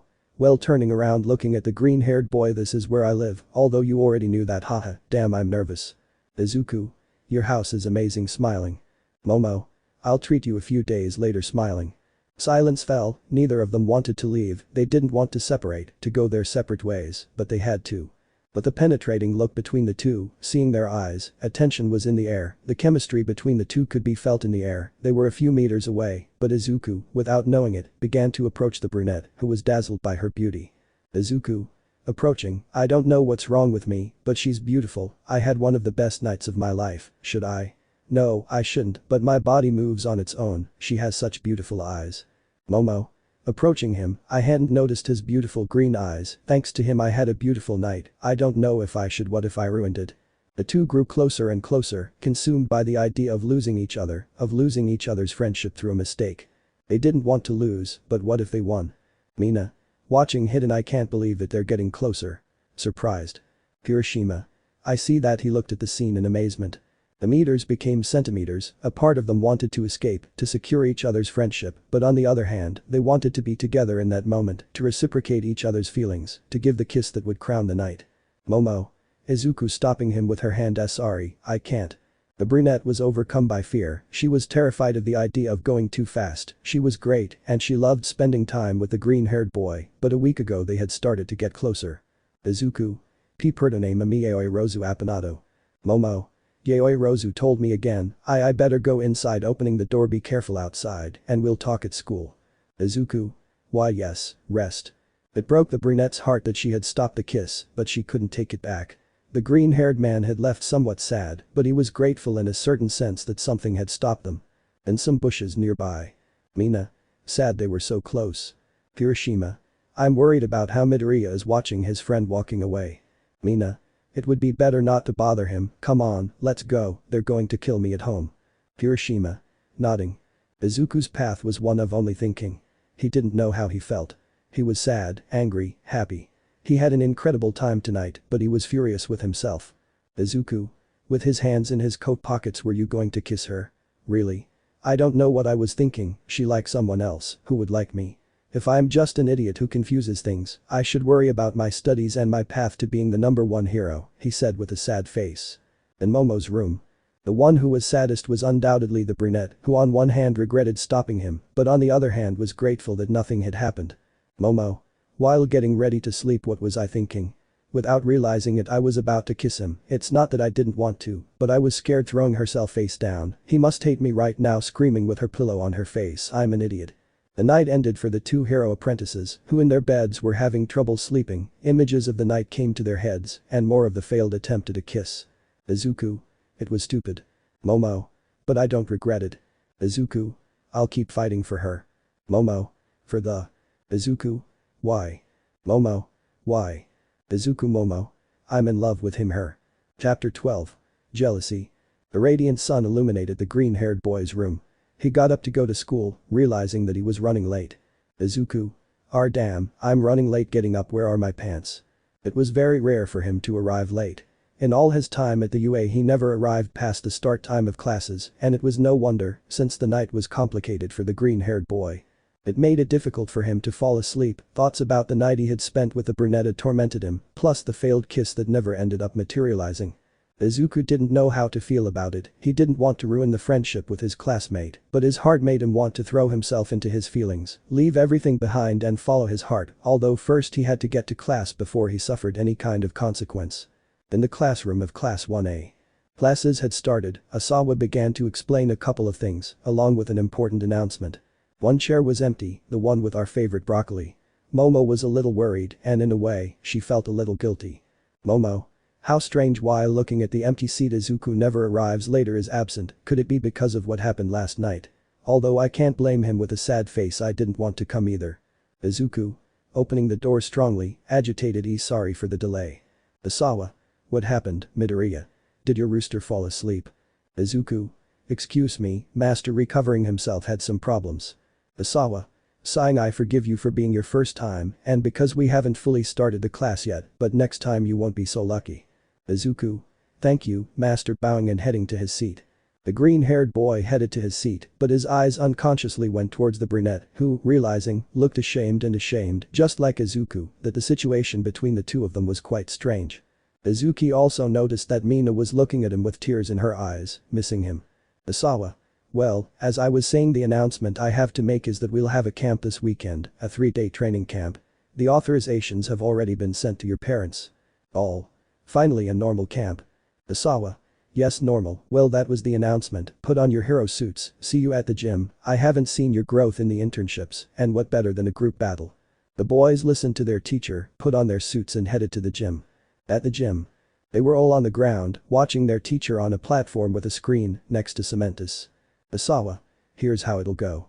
It'll be a 2v2 battle, lasting 10 minutes or less. Your teammates will be randomly selected by the computer. Okay, let's start the matchmaking. Izuku. This is great, I was hoping to put into practice everything I learned, the only thing I wouldn't want now is for her to touch me. Momo. I must concentrate and win the fight, I must show that I have improved and that I can win this time only, I hope I don't get hit by him. While the screen was forming the couples, some were expectant to see who their partner was, but for two it was a moment of tension that was wonderfully expressed by their sweaty and scared faces. Isawa. First couple, Kaminari and Jiro. Kaminari. Excited, yes. It's time to show him what I'm capable of. Jiro. I got hit by the smell of armpits, I hope it doesn't ruin the battle. Thus the couples were formed, now only remaining with 4 people. Izuku. Nervous, damn, there are only 4 of us left and she still doesn't have a partner. Isawa. Next couple, Midoriya and Uraraka. Uraraka. Genial Deku, Esforzamono circa de Izuku. Izuku. Blushing, you Uraraka, sure, it's very close. Momo watched this from a distance, quite seriously. Momo. Sighing, well, I don't touch him, it's not that I don't want to, but maybe it was going to be weird between us and we would have ruined it, although why is Uraraka so close to him? Isawa. Well, and by the way. Yaoyorozu and Todoroki. Todoroki. Approaching, it's a pleasure to be your partner, we have to make an effort. Yaoyorozu. Momo. Distracted, huh? Of course, smiling, I hope I can count on you. Isawa. Alright, shut up. Time to head into the arena.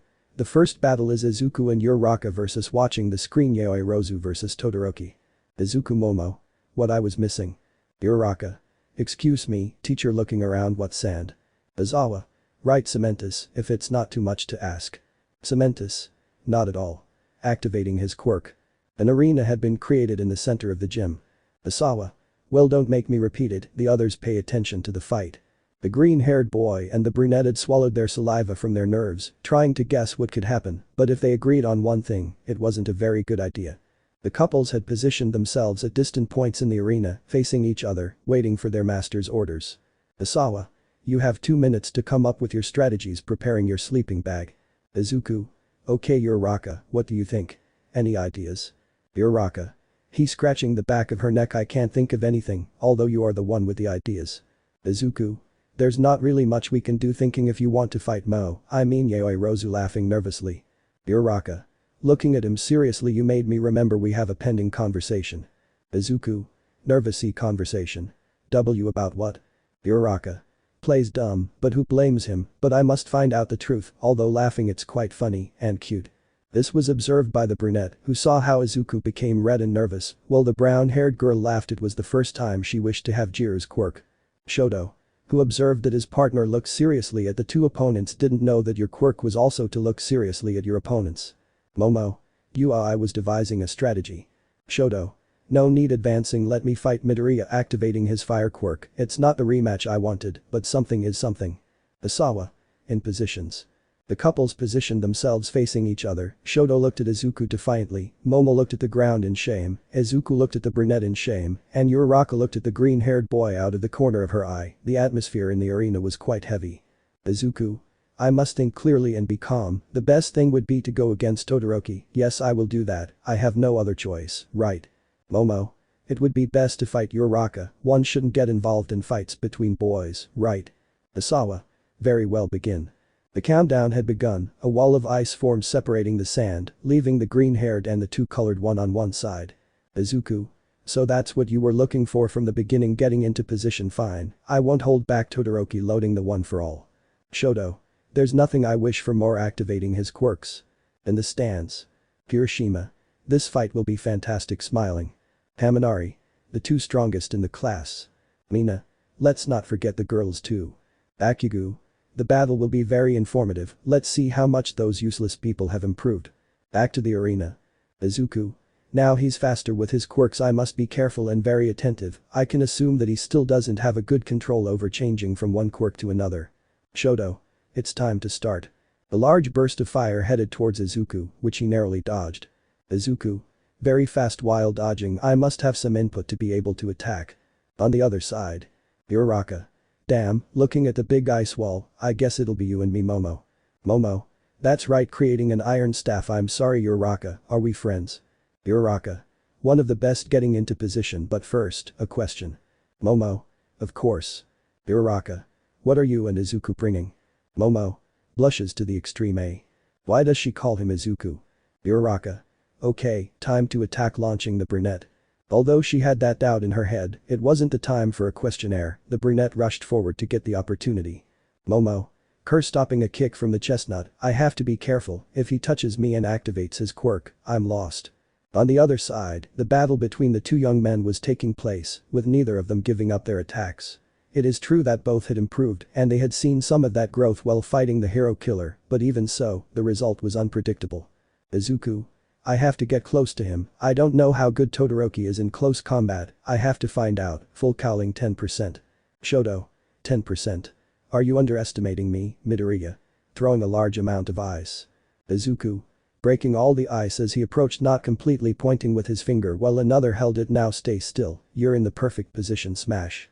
A strong gust of wind invaded the gymnasium, just like at the festival, the climate of the place became frozen, being an enclosed space. Kirishima. Shivering, see curse I, it's freezing cold. Mina. Trembling, damn, he doesn't know what it means to see, hold back. Sai. Damn, falling asleep on the floor. Momo. It's freezing, I guess they're fighting for real, hitting Uraraka in the chest. I've had martial arts classes, creating another iron staff, it's not personal, Uraraka. The brunette charged at the brunette, not thinking that she would dodge the attack, grabbing Momo by the wrist and pinning her to the ground, something she learned in her internships. Uraraka. Thanks, gunhead, I got you, Momo. Momo. Pushing forward, see curse, I'm still pathetic. A huge explosion sent a large portion of the ice tumbling all over the arena, a piece of debris hitting Uraraka in the arm, making her step back, freeing herself from the grip she was holding on Momo.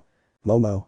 I was able to get out of the grip, luckily. Damn, I almost lost because of my stupidity and carelessness. If Maruko were to look at me, why didn't I just drop everything and… Don't give up, Momo. Momo. Hey, even though you're my opponent, you find a way to help me and appear in my life, I shouldn't give up, there's still a long way to go, getting into position ready for round 2. Uraraka. More than smart. The second battle of the two was about to begin, but they were interrupted by a loud bang, a large part of the ice wall melted in an instant, showing Izuku kicking the bicolor, breaking the ice. Izuku. Super attack of kick, named to be confirmed while pushing Todoroki away. A large amount of smoke appeared, making it difficult for the participants in the fight to see. Izuku. As I say, Gran Torino, I should use my legs more to attack, and I didn't break anything, although I would like to see something with this fog, seeing a silhouette. Well, Todoroki, let's finish this, throwing himself into the shadow smoz. Before carrying out his attack, the green-haired boy realized that the shadow was actually Momo, opening his eyes in surprise and nervousness, he purposely deflected his attack so that it would not hit the brunette directly. Izuku. Nervous, I wanted to avoid a confrontation with her, what the hell do I say? I have to do it, hello Yaoyorozu. Momo. Izuku nervous. Izuku. We've met. Momo. That's right, that means. Izuku. Unfortunately yes, are you ready? Momo. Before that, I'd like to explain that. Izuku. Later, I would also like to talk to you, but now is not the time. Momo. You're right, smiling defiantly and getting into a fighting stance, I hope you don't hold back with me. Izuku. Smiling, neither do you. Uraraka was having a hard time, facing the bicolor was difficult and she wasn't like Izuku at quickly coming up with a good plan. Shoto. I wanted to keep fighting with Midoriya, but we have to win this, throwing ice. Uraraka. Dodging, it's very difficult to dodge and he doesn't even move, maybe I should use it, I can't lose, Izuku trusts me a lot, everyone does. Flashback. We found ourselves at Gunhead's agency, more precisely in the training room, where a brunette was at her limits. Uraraka. Breathing heavily YHHHH. Launching towards the hero. Gunhead. You're fighting better dodging her but that's not enough. Uraraka. I tried jumping again. Gunhead. Time out gesturing with his hands. After the minutes of rest, Uraraka remained on the floor sitting against the wall, thinking about her teacher's words. Uraraka. With a sad look towards the floor, everyone is getting better and I'm still stuck in the same place Dad, Mom with tears in her eyes. Gunhead. Handing him a soda here, you did very well today. Uraraka. Grabbing the soda thank you. Gunhead. Looking at her what do you love the most? Uraraka. AA. Surprise well my parents, my classmates, and embarrassed and blushing a friend. Gunhead. And you want to protect them, don't you? Uraraka. With all my strength. Gunhead. Every person in this world acts under a motivation, whether good or bad, but it's always like that. I can see that you lack motivation, and that's our driving force, especially for us heroes. Uraraka. Motivation. She repeated looking at her teacher. Gunhead. There is no greater motivation than protecting others. The words had reached deep into the chestnut, who, surprised, became a little excited by what her teacher had said. Uraraka. Surprised, but how can I protect them if my only weakness is me? Gunhead. The worst enemy is often oneself, you must strive, not only to overcome any villain, but yourself, also you control one of the elemental forces of the universe, which would be with some effort and dedication, and motivation, you will be one of the best heroines in all of history. Uraraka. Do you think so? Amazed by her teacher's words. Gunhead. That's right, find your motivation, and remember strength is not found in quirks, but in the heart pointing his finger to his chest well let's continue. End of the flashback. Uraraka. Touching several pieces of ice and making them float. Shoto. Laughing are you planning to do the same thing as with Bakugu? It won't work. Uraraka. No Tanasi. Uraraka had several large pieces of ice floating behind her, with a determined look, she set out to launch her new attack. Uraraka. It's something new a pink aura covered the brunette's body gravity launch. Several projectiles were launched at high speed towards Todoroki. Shoto, damn, I have to dodge it. It seems she can throw them in any direction she wants. Uraraka. I can throw a maximum of 10 objects, after that I feel a little nauseous, but I must do it to improve and surpass myself, that is my motivation, and protect you all. In another part of the arena. A more calm battle was taking place with our favorite couple. Izuku dodged the attacks of the brunette, who had greatly improved her melee attacks. Izuku. Has definitely improved, dodging you've improved a lot, I know you could do it smiling. Momo. Damn blushing you were a big part of that, but now we're rivals. While they were fighting a large piece of ice was approaching the brunette at great speed, Izuku realizing this ran towards her, trying to save her. Izuku. While launching Momo. The brunette saw the large block approaching, she closed her eyes waiting for the impact, which never came. He opened his eyes seeing the green-haired boy lying on the floor, he realized he was unconscious. Momo. Approaching the green-haired man Izuku wakes up he's unconscious Professor Izawa. Isawa. He's just unconscious, stop the fight, let's take him to the infirmary. A little while later. We found ourselves in the infirmary with an Izuku who seemed to be waking up. Izuku. Opening his eyes where am I? Recovery. Hitting it in your favorite spot. Izuku. Ouch, what happened? Recovery. You got a good hit, kiddo, a big hit with a block of ice. Izuku. That's why the bandage is on your head. While they were talking, the door opened revealing the brunette. Uraraka. Deku, you woke up. Approaching. Izuku. Uraraka, I see you're okay. Uraraka. I'm sorry Izuku, I threw that piece of ice with my quirk, it's partly my fault. Izuku. Don't worry smiling. Recovery. I'll go outside for a few minutes, whenever you want you can leave kiddo hitting him and don't come back for a while. Izuku. Instead of healing me, he hits me. The lady had left the room, leaving the young people alone. Izuku. And how did it all end? Uraraka. When you fainted, Asawa finished the battle, you could say it was a tie. Izuku. I understand, and Yaoyorozu. Is she okay? Uraraka. It's okay, she stayed in class, only I came to see you. Izuku. I see smiling, it's okay I'm glad. A few seconds of silence had passed between the two, the brunette was quite nervous about something she was going to do. Uraraka. Oi Deku. Izuku. See Uraraka. Uraraka. Camp is coming up this weekend, I need to buy some things, I wanted to ask you nervous and blushing if you would like to accompany me to the mall. Izuku. Thinking about it, I also need some things thinking well let's tell the boys and. Uraraka. I'd like us to go just the two of us. Super red. Izuku. Huh. Blushes and surprised, CC like a date. The brunette's proposal had surprised the green-haired man, who hadn't expected that at all, and even more than the fact that they were going alone, it made it seem like a date. Outside in the hallway, a brunette stood next to the door, who unwittingly heard everything her classmates were saying. Momo. At the door, with her hand on her chest, somewhat angry, Uraraka invited Izuku on a date. Chapter 13. An unfortunate encounter. Read to the end, there is an important announcement. Momo. Uraraka. And Unisita-kan Izuku. A few minutes ago. Asawa. Winners. Bakugu and Mina. The last fight was finally over, a tiring day for many, but it had come to an end. The brunette continued meditating, leaning against the railing with a sad look. Momo. Well, seeing a deadlock, even though he was my rival in the test, having been fighting with him, having ignored him all day, and also what happened last night, even so he saved me, I'm a terrible friend, she thought while having a little watery eyes. Bakugu. That was easy while meeting up with his teammates. Where's Deku? I have to mock my victory. Hiroshima. So you're worried about him, aren't you? Winking at him. He's still in the infirmary. Bakugu. Don't get confused, tomato hair. Angry. I couldn't care less about someone so weak. Weak, that word had made the brunette angry. Her friend was not weak at all, for her he was nothing more than the strongest person she knew, maybe not in terms of power, but in terms of everything else, she admired her friend, and that was one of the things why she was in love with him. Izuku told her a little about his relationship with Bakugu.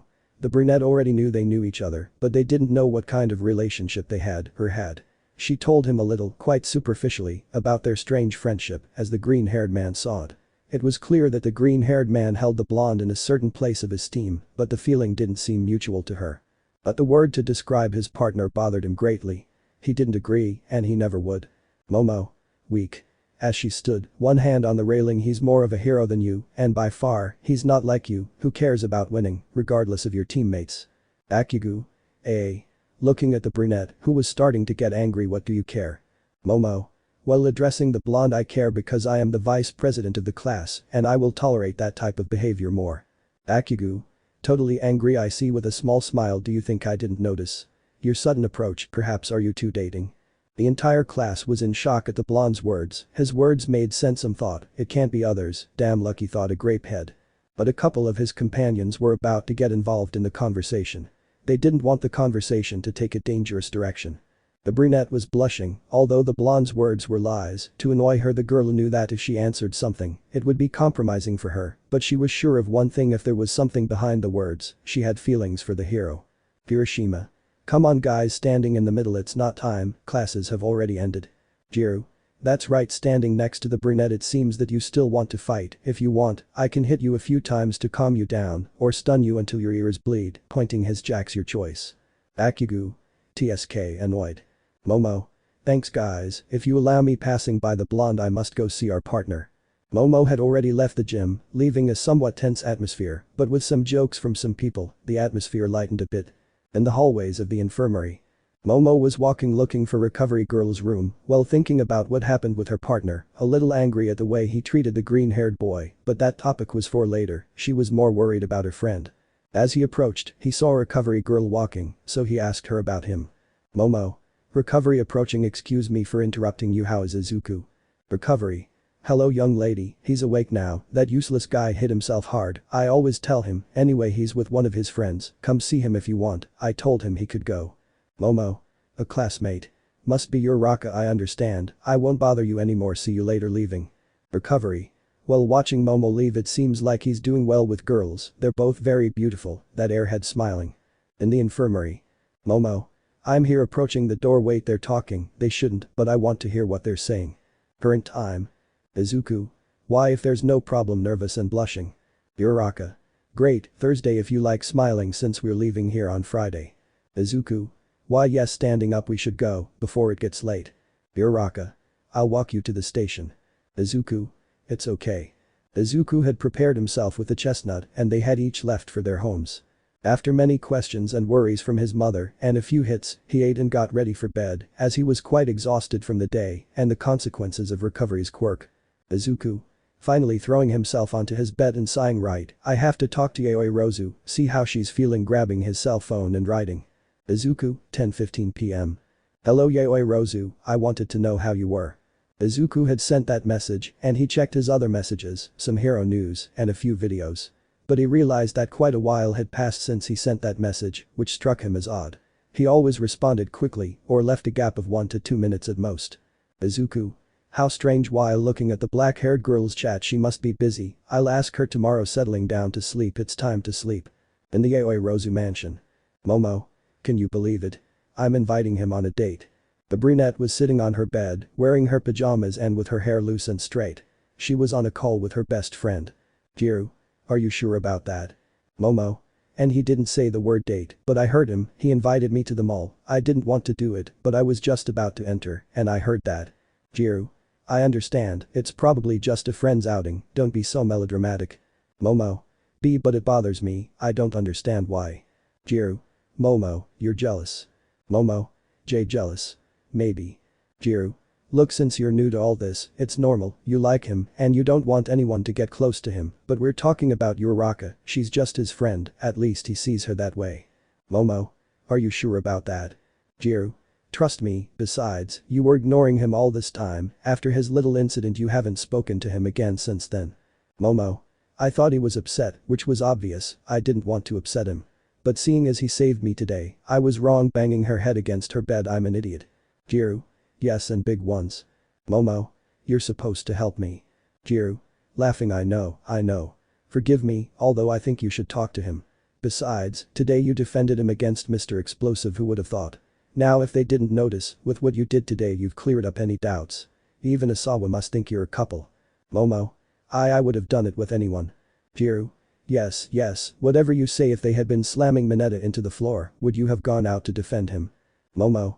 Good point. It's just that, it can't be like that, Izuku is 10,000 times a better hero. Jiru. He's fed up with me saying die idiot. I wanted to hit him a few times today too. I'm coming. Sorry Momo, I have to go to dinner. See you tomorrow. By the way, remember that we were going to the mall on Thursday. Momo. I haven't forgotten. See you later Kayaka, rest well. The call had ended, leaving a brunette thinking with her cell phone in her hands. Momo. I should talk to him, I miss talking to him. Smiling, he's amazing, while remembering how her green prince rescued her today, although it must have hurt a lot, I should be more careful. As she babbled, the ringtone was ringing, exciting the brunette, thinking it was the green-haired boy. Momo. Izuku. Smiling, oh no, it's Todoroki. Momo. Todoroki. Shoto, good evening Momo. Are you busy? Sorry for calling so late. Momo. No problem, I was just getting ready to sleep, what can I help you with? Shoto. I know it may sound sudden, but would you like to go out for a drink one of these days? Momo. Shoto.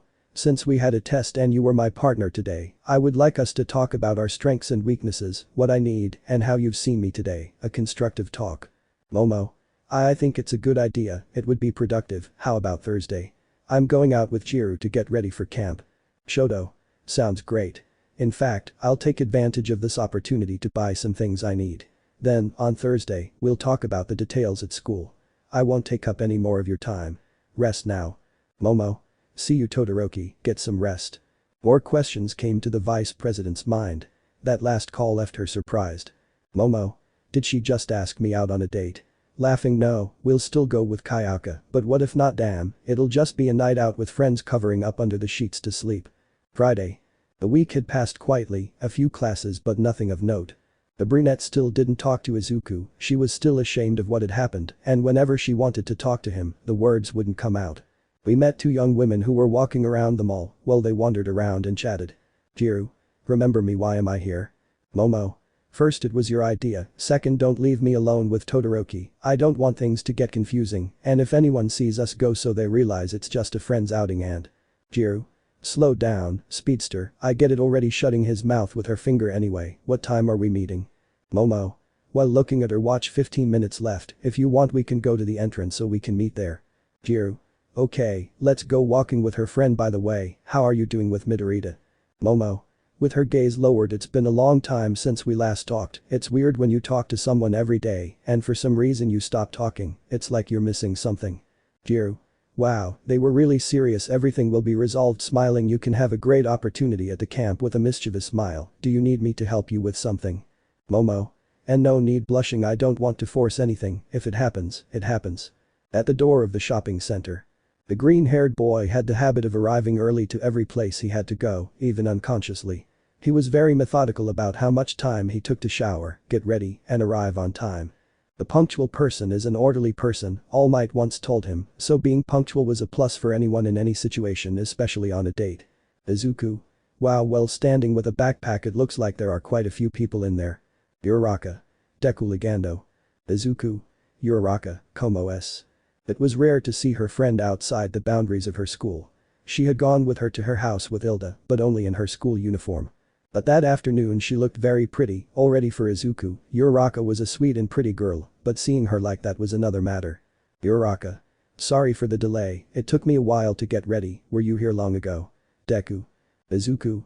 Blushing and dazed, I just arrived, you look great, Uraraka. Uraraka. Deku, what are you saying? Blushing and excited by the words, well, let's go in. Izuku. Go ahead.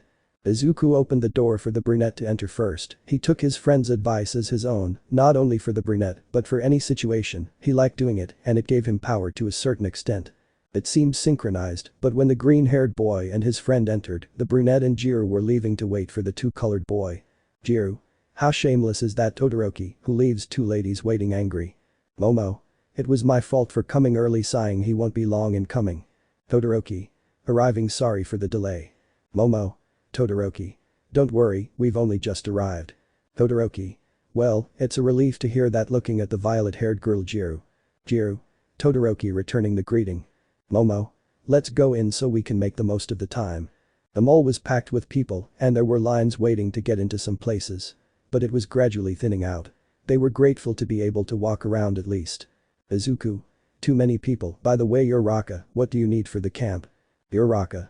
Mostly personal hygiene products, but more importantly an insecticide, and you? Izuku. Same here, but I also wanted to buy some weights to work out with, but if you want, we can go get something to drink. Uraraka. I was thinking the same thing, blushing, let's go to a cafe. After a few hours at the mall, they spent a pleasant afternoon sharing topics and conversations. The most interesting thing was that the two groups were in the same place but hadn't crossed paths at any time for now. Jiro. Alright, with some bags I'm ready for camp, and I got a new guitar pick, happy. Todoroki. I didn't know you played the guitar, with his typical humor. Jiro. It's not that everyone knows it, I like music quite a lot, I know a little about each instrument. Momo. I always admire your musical ability, laughing. Jiro.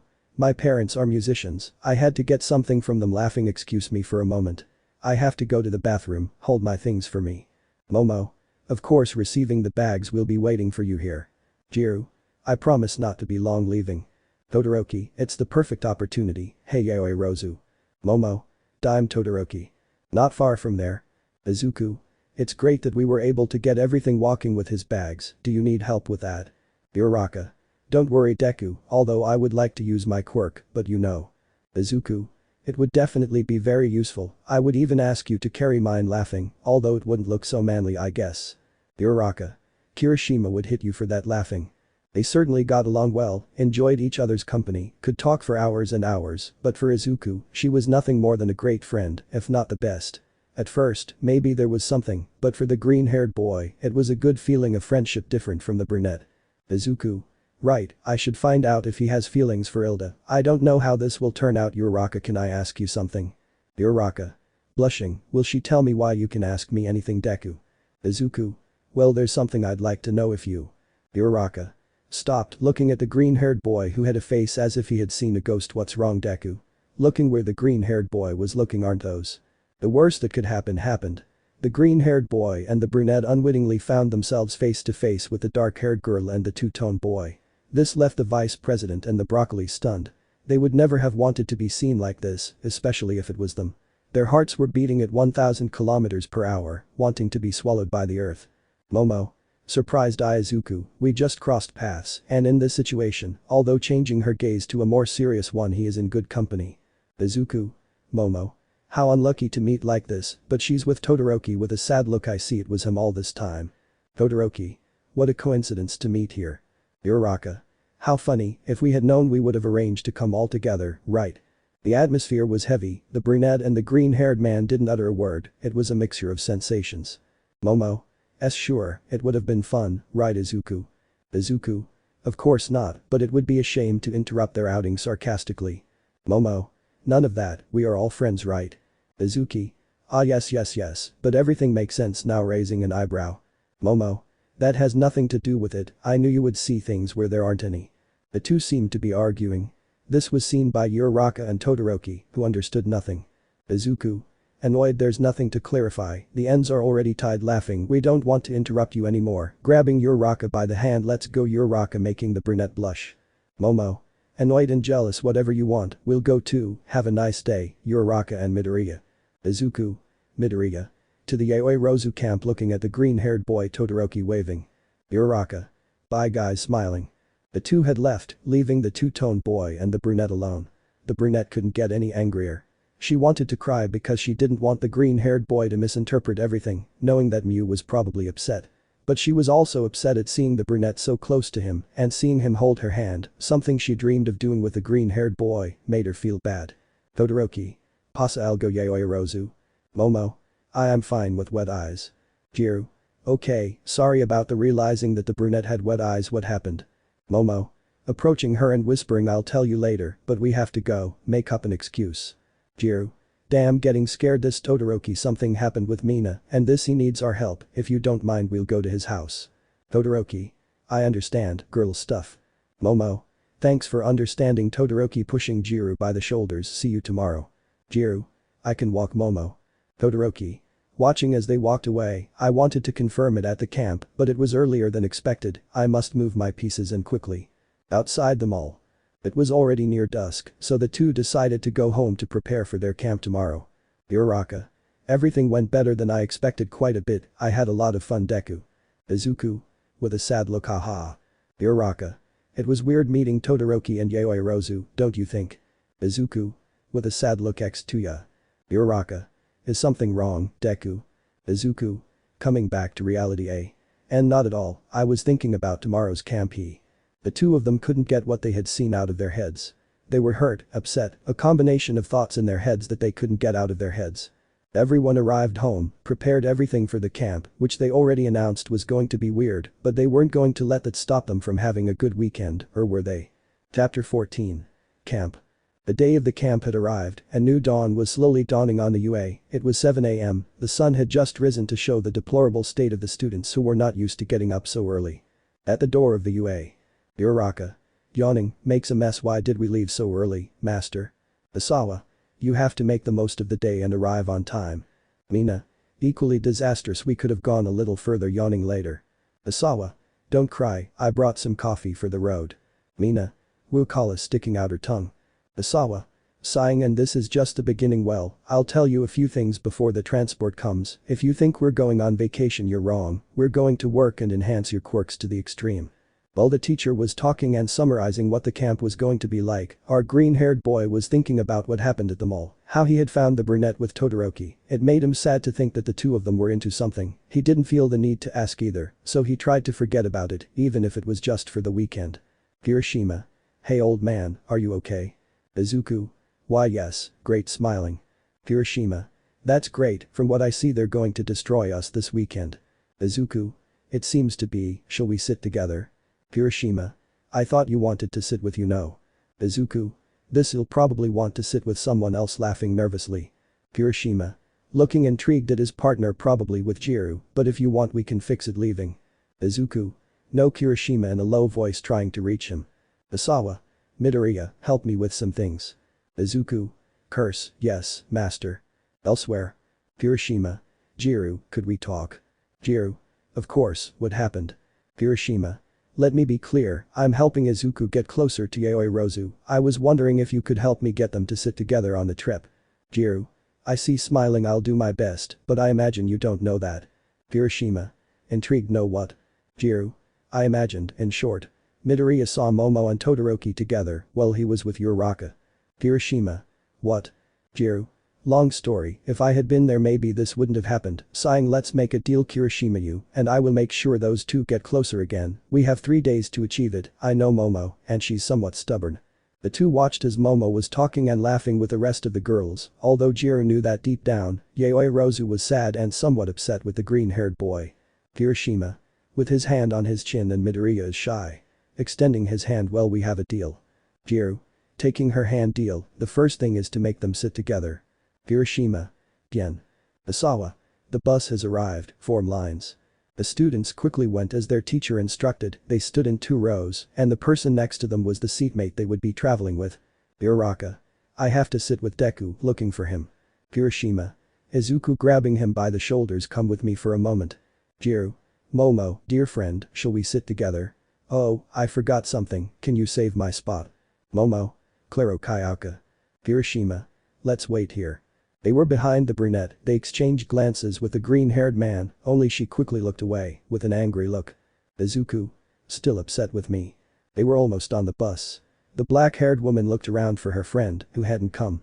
Already at the door, she was waiting to get in, hoping she'd appear. The green-haired boy was still in his thoughts when he felt a push that made him jump next to Momo, surprising the brunette and the green-haired boy. Izuku. Damn surprised who? Momo. Kayaka. What are you doing? Blushing and surprised. Jiru. Almight tripped laughing. Asawa. Okay, come on up, guys. Momo. But. Asawa. We're running late. Without anything else to say or object, the two went up without further ado, blushing and nervous about the situation, neither of them planning to sit with the other, the relationship had been a bit strained since yesterday. Momo. Sitting next to the window, damn Jiru, I didn't want this. Izuku. Sitting down, it will be very uncomfortable. Hiroshima. Bumping fists. Asawa. Counting his students very well, we are all here, thank you for this favor. You're welcome. Asawa putting on his seatbelt, all for an old friend. Asawa. I didn't know you had a travel company. Sitting down. What can I say? With a twinkle in his smile, every effort bears fruit, are we ready? Asawa. Just let me tell you something, looking back you better behave yourselves, the trip is long and… Bakugu. Leave me the side of the window to get my brain roasted. Annoyed. Haminari. It's just a place. Angry. Bakugu. What did you say? Now I'll break your… Asawa. Activating her quirk and holding Bakugu with her ribbons. The first thing I tell them, the first thing they do, sit down. Bakugu. TSK sitting down angrily. With a drop of sweat, they are very energetic children. The bus had departed to its destination, some were talking, others were sleeping, others were listening to music, while our protagonists were still awake. Momo had her arm resting on the window, looking at the horizon with a serious look. Izuku saw this nervously, he didn't know how to talk to her. Izuku. I should apologize, although I didn't do anything wrong, I think Yaoyorozu. Momo. Continued looking out the window. Tell me, Midoriya. Izuku.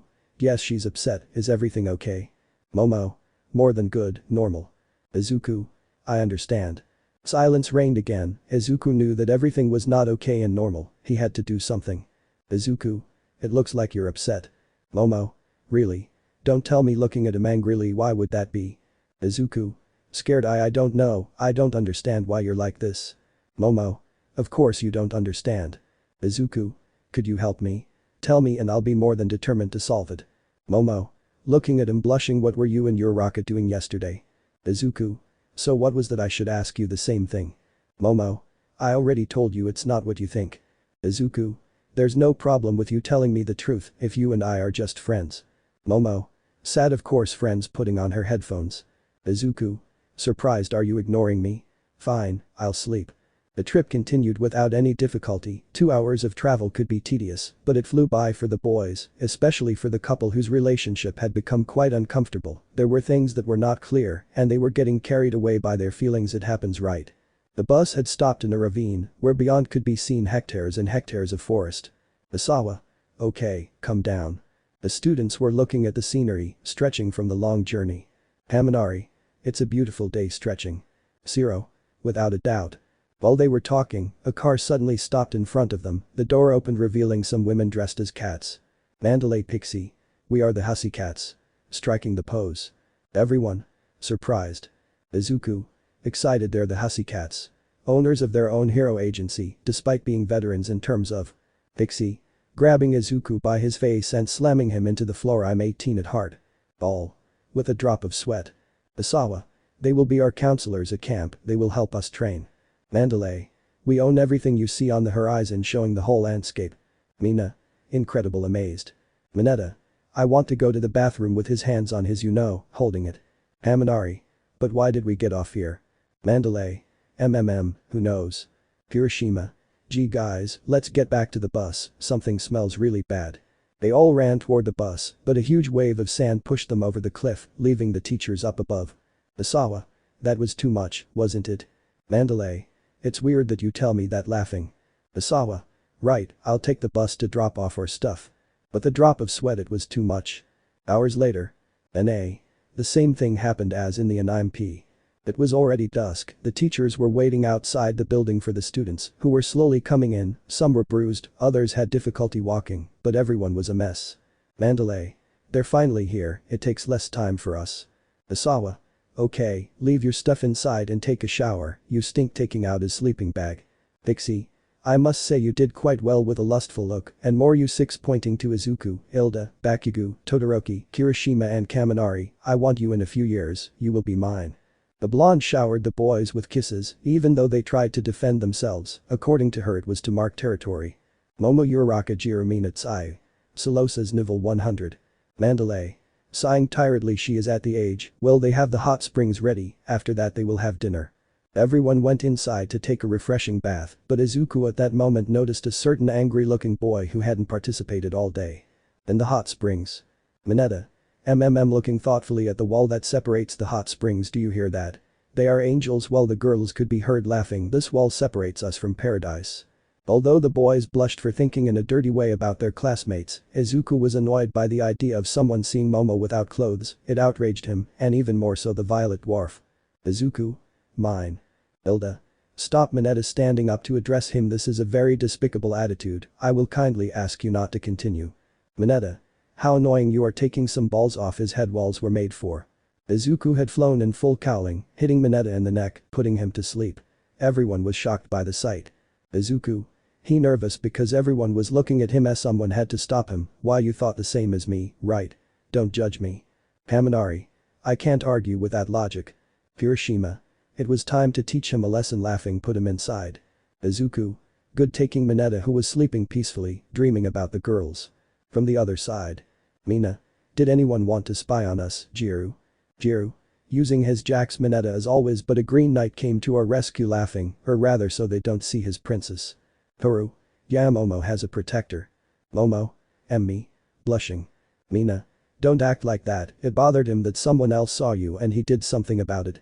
Izuku was always a gentleman, unlike the dwarf, who always looked for an opportunity to harass her, not only her but her classmates as well. She loved the idea that Izuku still cared about her, despite his distance, still thought about her. Momo. He did it for everyone, we were tired of Mineta. Uraraka. You know it was because of you, smiling, let's try something. Deku is very brave, did I tell you when the robot almost stepped on me? 0 points in the entrance exam and Deku saved me. Blushing, it was very amazing. Momo. With a vein on her head marked Y. Yes. We didn't know that. Jiru. Look serious, did she do it on purpose? I have to speed things up and talk to Izuku. At dinner. All the delicacies were laid out on the table. The boys hadn't eaten anything all day. The battle with the golems had wiped them out. It was like culinary heaven in there. Kirishima. Eating like crazy. Agsulajja, translation. This is delicious. Siro. Eating like his life depended on it. Akshikana. Translation. This is delicious. Looking at the kids in surprise, do they feed these kids at home? Sighing, I should stop working in weird places. Don't complain having large amounts of food on their trays, this pays for our department. Besides, smiling mischievously, there are pretty young ladies, not to mention Miss Mandalay and Pixie. You are unique, does anyone want more? The time to rest had arrived, without a doubt a day full of emotions. Be that as it may, they were exhausted, crying out to be able to close their eyes and rest, since without knowing it, they were going to go through hell in the following days. Phase 2 of the Izuku and Momo love and recovery plan had begun. Jiru and Kirishima looked at each other, and with a signal they got to work. Jiru. Midoriya approaching him, do you have a minute? Izuku. Jiru. Sure. Jiru. Sure, it will be quick since we are very tired, laughing, follow me. The two retreated to a secluded place where no one would hear what they were talking about. Momo. Watching Izuku and Jiru walk away, what are those two up to? Kirishima. Yaoyorozu, Tianzan memento. Momo. Kirishima, of course, going with him. These kids left everything dirty, scrubbing the floor, and why did they teach these kids manners? Can you stop complaining? Yawning, we have to clean up quickly so Mandalay can congratulate us, blushing. Or pay us, I prefer that option, I don't like the older ones. Mandalay. Hey, with Murderous aura, I heard that. Scared, hair standing on end, excuse me. That guy is already dead, although they've already warned him, laughing. Somewhere else. Izuku. What did you want to talk about, Jiro? Jiro. Leaning against the wall with his arms crossed. How long will it take? Izuku. Surprised. Huh? What are you talking about? Jiro. Do you think I'm stupid? Laughing. I'm talking about telling him how you really feel. Izuku.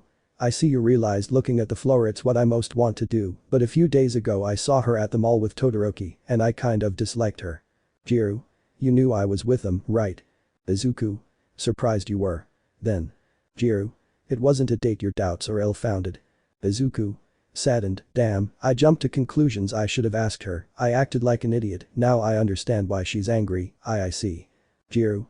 I had to tell you why they were letting themselves be carried away by what their eyes saw. Sighing. Look, I've never seen Momo as happy as when she's talking to you or about you. I don't want to talk too much because it's not my place, but talk to her and solve your differences. You have my full support. Izuku. Sure. Smiling. I promise I will. Jiro. Smiling. That's the man hitting his shoulder. You'll do well. By the way, smiling evilly, you know he defended you from Bakugu, right? Izuku. What did what? On the other side. Kirishima. He's not dating Uraraka. Momo. Really? With a small smile. I see. Kirishima. You two should work things out. Midoriya cares a lot about you. I think you two should talk. Momo. I understand, I will do it. It won't go past the camp. Kirishima. Smiling. Good, rest well, Vice President. Kirishima had left the place, leaving Momo pensive. He had to lower his pride and anger and solve things with the green-haired boy. These days he had to find the perfect moment and talk to him, although it was going to be kind of difficult since they would have days where hell would come to earth. Chapter 15. Gala Night. The next morning. Haminari. Yawning early again. Zero. I'm exhausted. Asawa. The first thing I said was that we are not here on vacation, we are here to strengthen your quirks and for you to go through unusual situations that will help you. Looking gloomily, you will feel like you are dying, making a shiver run through your students' bodies while smiling sadly, but don't do it. Journey 1. Asawa. Each one will receive precise instructions for their quirks. Mandalay. They must be able to resist and be able to use their quirks for longer. Resistance is important. In various locations, the students were training their quirks. Some were sweating, others were bleeding, some were tired to the point that they were on the floor, trying to catch their breath. Haminari. Close to his idiot mode. This is too much. Bakugu. Let's go. As he exploded into the sky. Jiro. Hitting rocks with his jacks. I feel like I'm going to die. Momo. While eating and creating I must continue without stopping. Izuku. Charged his quirk. I must go little by little. My maximum is 25% and it is still difficult for me. I will take off my shirt. Last time I broke it to increase my quirk. Taking off his shirt. The green-haired man's body was well toned. After his year of training, he had gained muscle mass, making him look great. Several, not to mention all, sighed at seeing their partner without his shirt, sweaty and with the scars that made him look somewhat rough, although at the moment they all remembered the nervous Izuku. Mina. Whistling. Wow, Midoriya looks good. Jiro. I believe it. She looks surprised. Uraraka. Looks so beautiful. Blush. Momo. Blushing, he definitely looks beautiful, he has a great body. And realizing what she was thinking, damn, I have to calm down. One more look. Seeing how her partner moved. Well done. Momo watched as her friends watched the green-haired boy from a distance, bothering her. Momo. Girls calling them. What are you doing? Not training. Don't make me call AI Seiya. Mina. We understand you're jealous, but a body doesn't look like that every day. Momo. Blushing 1000%. Asawa. Come on girls, we don't have all day, contemplate Izuku's body later. Journey 2. The second day was about rescue work, groups of 5 each were formed. Pixie. They must rescue those young girls who are at the bottom of the cliff. The current group consisted of Izuku, Momo, Mineta, Tokoyami, and Seiya. Izuku. We must calm them down. As he approached, I hear them crying. Prepare a rope. Don't worry trying to look down, it's not that deep, but I have a hard time seeing them. You Uraraka. Uraraka. Yes, it's me. Laughing. Izuku. What are you doing there? Seiya. I have the rope. Midoriya extending the rope. Izuku. Thanks Seiya throwing the rope. I'm going down, help me Tokoyami, Mineta. Momo. I will create some gauzes and cures. Izuku had come down with the help of the rope, he was ready to take them up. Izuku. Okay, I'm here now, calm down, I'm going to take them up one by one. Uraraka, or who are you by the way? Someone with black hair was standing next to Uraraka, but Izuku didn't find him familiar, but it was a mistake to ask. Kirishima. With a wiggle. Thanks hero. Izuku. Kirishima. Approaching the ear. I know, but Asawa raised the volunteer's score by 1 point, so here I am returning to the role. Quick hero, save her first, I'll wait. Uraraka. Laughing nervously. I guess I'll go. Izuku. Is it me or does he really like wearing wigs? Okay, blushing at the thought of him picking up the brunetto. Okay, hold on tight. Izuku carried the chestnut to the top, being seen by his companions, and more so by Momo. Uraraka. Blush, I feel protected, looking at Izuku. Izuku. Blushing. Well miss, we have arrived, there they will heal you. Uraraka. Smiling tenderly. Thank you hero. Momo. Looking sad, I would have loved to be her. Mineta. Step aside, Midoriya striking a heroic pose. It's my turn to save the girl. If there's another girl down there, I can carry her and take advantage of the opportunity for other things. Drooling. Izuku. This remembering that the girl was Kirishima is all yours. Laughing. Mineta. He grabbing the rope. It will be the best day of my life, going down. Don't worry miss, I'll go to your rescue. Okoyami. Are you sure about this? Izuku. Just wait. Laughing. Mineta. Just a little more, I'm her knight to the rescue, now I'll be able to see her more than Kirishima. Thanks hero, even if it's very ugly. A3. They were all in a large room, standing in front of a microphone. Asawa. Touching the microphone. Testing. Good. We're proud of your progress shown these days, you've enhanced your quirks and experienced first-hand experiences close to professional heroes, you are the future, and I'm glad to see that the future will be bright because of you. Mandalay. We've been watching them up close, and I must admit that they all surprised me, they will be great heroes in the future. Pixie. Tonight we'll have a gala dinner to celebrate and finish camp, you'll have the day off until tonight. Mina. A party. I love parties. Zero. Finally some fun. Sighing tiredly. These days have been hell. Haminari. Some fun is good for a change. Kirishima. I hope they serve the food we ate the first day. Drooling. Mandalay. By the way, each final night of camp has a specialty that changes every year, so this year will be different. Showing a screen. The special night we have is while turning the screen. Graduation night. Jiru. Graduation night. Intrigued. Pixie. Graduation night is a tradition in some countries and very important, the kids invite their partners to attend, obviously in full dress. Asawa. So it's mandatory to attend as a couple. Perfect, see you tonight. You can go take a shower. You stink again. Izuku. Do we have to invite? Surprised. Kirishima. Calm down, old man, I'll help you invite her. Izuku. I don't know if she wanted to go with me. Sadly I haven't talked to her yet. Kirishima. And what better opportunity than this? Let's see what you have. Bakugu. What clown is this? The hours had passed, it was still a long time before the afternoon, the girls went for a walk in the woods, the boys played a soccer game, where obviously, there were going to be arguments. Bakugu. I told you to give me the pass first. Deku. Annoyed. Izuku. D. Disculpa Kachin. Bajiro. In goal they will have to do more to score. Asawa. Tell me why I'm playing. Kirishima. We needed one more master, although he seems to be one of those who doesn't know how to play. Laughing. The ball had hit the net that the red-haired man was guarding, at a speed that he hadn't realized nor could have seen. Asawa. Oops, sorry Kirishima, pay more attention. Dusk had arrived, the time to invite was not long in coming, the boys were a little nervous, they were not used to that kind of thing. In the boys' room. Kirihima. You better not invite Mina, otherwise they'll know me. Laughing. Haminari. Nor Jiru. Zero. Lucky you, he said in his bed. Tokoyami. I guess I'll invite Sayu, she's the closest. Haminari. Eso Tokoyami Gulpandolo Kansu Kodo. Kirishima. So that leaves Uraraka, Toru and Yaoyorozu. Bajiro. I'll go with Toru, I already asked her before, in fact scratching the back of his neck. Zero. How fast? Hilda. Fake coughing to get attention. Guys, I need your help. Bound, please help me invite Uraraka. Everyone was surprised by the president's actions. They hadn't expected him to ask for something like that. Haminari. Wow, so the president needs our help. Laughing. Of course we will. Kirishima. We'll help you, but you have to propose it yourself. Hilda. Thanks guys, bursting into tears. You are good friends. Izuku. I'm sure you would do the same. Hilda. Hilda. I don't want to bother you. Midoriya. Izuku. I promise to help you. Smiling. Kirishima. Well, there's no one left. Tokoyami. On Yaoyorozu. No. Izuku. Blushing. I'll invite her. Everyone was surprised by the green-haired man's audacity. Some were in awe of his attitude, but one was annoyed. Kirishima. Laughing. That's how you talk. Midoriya, although we already knew it. Bakugu. Geez, you armed a valor nerd. Haminari. At least he invited someone. Laughing. Bakugu. What do you care, brain burnt. Lying down TSK, if it were up to me I wouldn't even go, it's just girly stuff. Hiroshima. It's mandatory to go, although it's true, there aren't enough girls. Haminari. That doesn't matter, we should go tell the G girls. The atmosphere became heavy, a silence would have filled the boys' room, the ones who were going to ask their dates got nervous, it was technically asking them out on a date. Hiroshima. What are those faces? Gather around the center. The boys lined up in the center, like a soccer team preparing to play the most important final in their history. Hiroshima.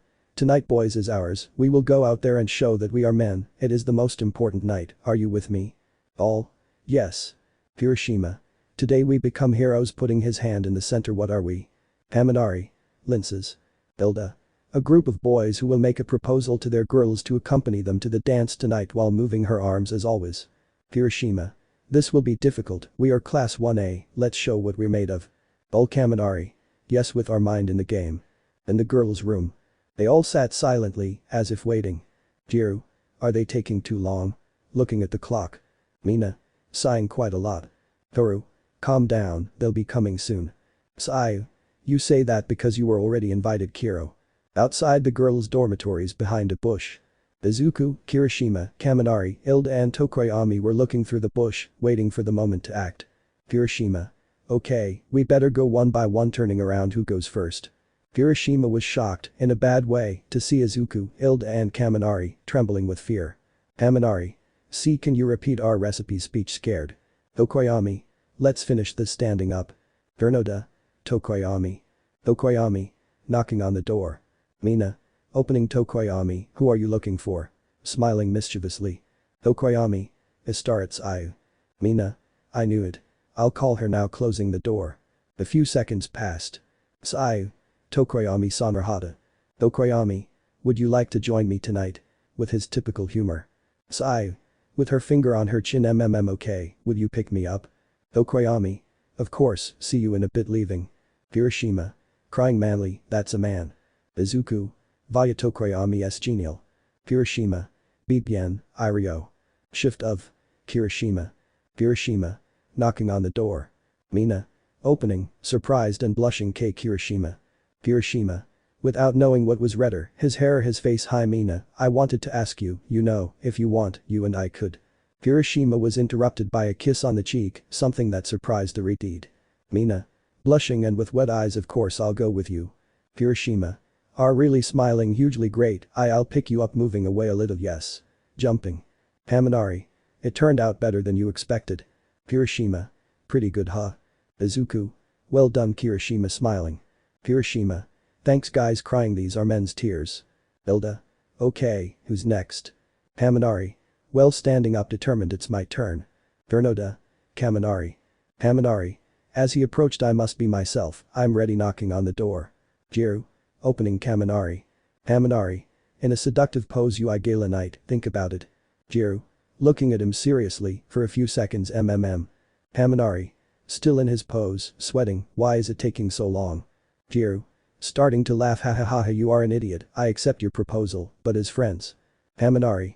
Really, I mean you won't regret it, babe. Jiru. Whatever you say, pick me up and don't be late. Haminari. Yes, ma'am striking a soldier pose. Jiru. Go before I regret it laughing. Haminari. Why yes speeding away. Kirishima. Well done thumbs up. Hilda.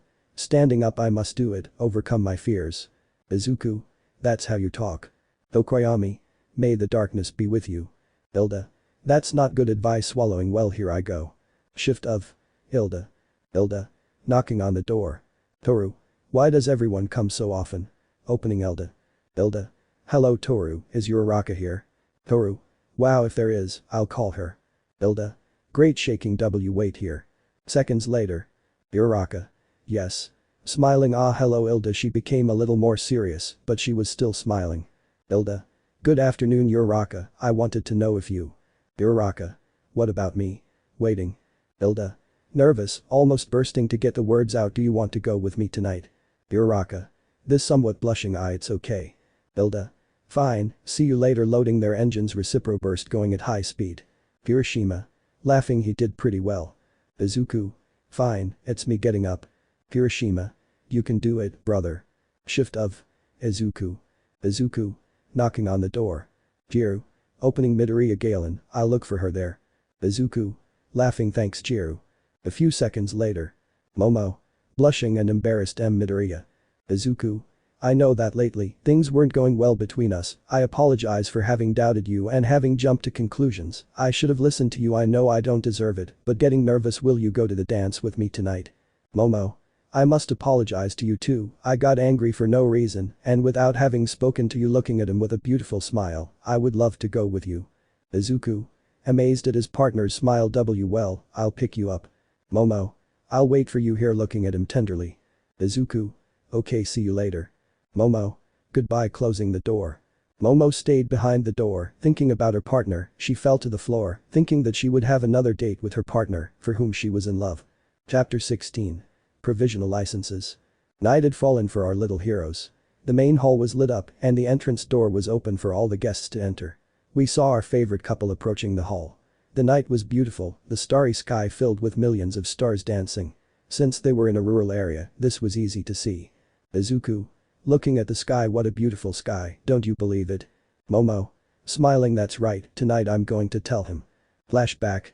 Jiru was helping Momo choose her outfit for tonight when the brunette couldn't resist it anymore, she had something stuck in her throat that she should have said before. Momo.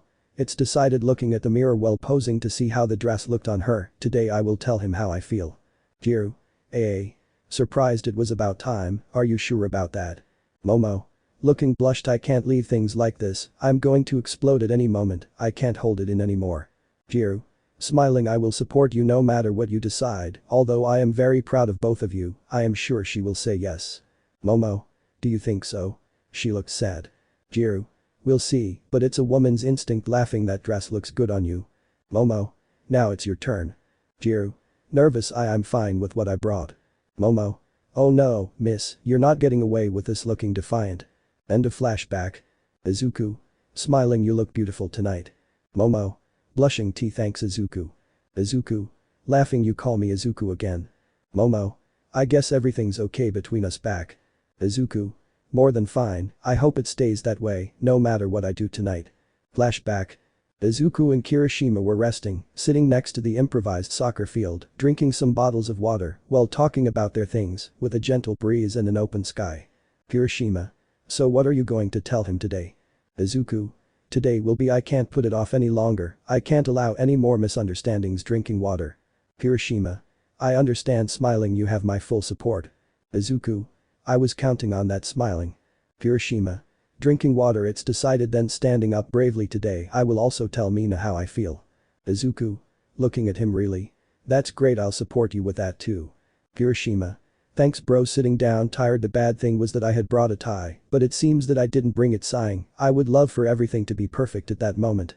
Izuku. Laughing I brought extra in case something happens, I'll lend you some. Kirishima. Really? Izuku. Today for you, tomorrow for me. Remember. Kirishima.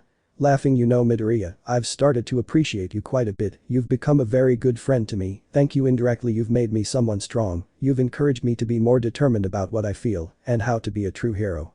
Izuku. Amazed and excited thanks to you Kirishima, I haven't had many friends, so you are my first true friend. Kirishima. Leaning his arm on the green-haired man's shoulder you too, and I hope everything continues like this for a long time. End of flashback. Izuku. Let's enjoy it tonight Momo smiling tenderly. Momo. Blushing from the smile, I always enjoy every moment with you, of course we will. They had already arrived at their destination, there were several couples already there was a platform with microphones, a DJ was playing music, several round tables scattered around the place. Ragdoll. Welcome to the dance sitting at a table a few meters from the entrance, enjoy the night young people smiling take a seat wherever you like. Momo, thank you Miss Ragdoll. Izuku. Thank you very much looking at the tables where would you like to sit? Momo. Where our friends sit. Izuku. Good idea. Kirishima. At a table signaling to the green-haired boy Midoriya here. At that table were Kirishima and Mina, along with Jiru and Kaminari. Jiru. We'll save a spot for you. Izuku. Thank you very much taking Momo's chair I'll help you. Momo. Thank you settling into the chair, brings back memories. Jiru. Look, idiot, let's see if you learn pointing his jacks. Kaminari. Scared I told you I was sorry. Mina. It's beautifully decorated, don't you think? Kirishima. The tables are also great. Looking at a particular table, although that one over there for singles catches my attention laughing. Haminari. I wrote it laughing. A couple have already sat down. At the singles table. Bakugu. Leaning his head on his arm. TSK, how long until this is over? Mineta. Those lucky guys over there got a date. Damn crying blood, what do they have that I don't? Zero. They're not disgusting perverts to begin with. Monoma. Oh, bachelor's table. Class 1 was surprised to see several of their rival Class 1B entering. Monoma. So the famous Class 1 has a bachelor's table. Lol. Bakugu. What was missing with a demon? Zero. What are you doing here? Pendo.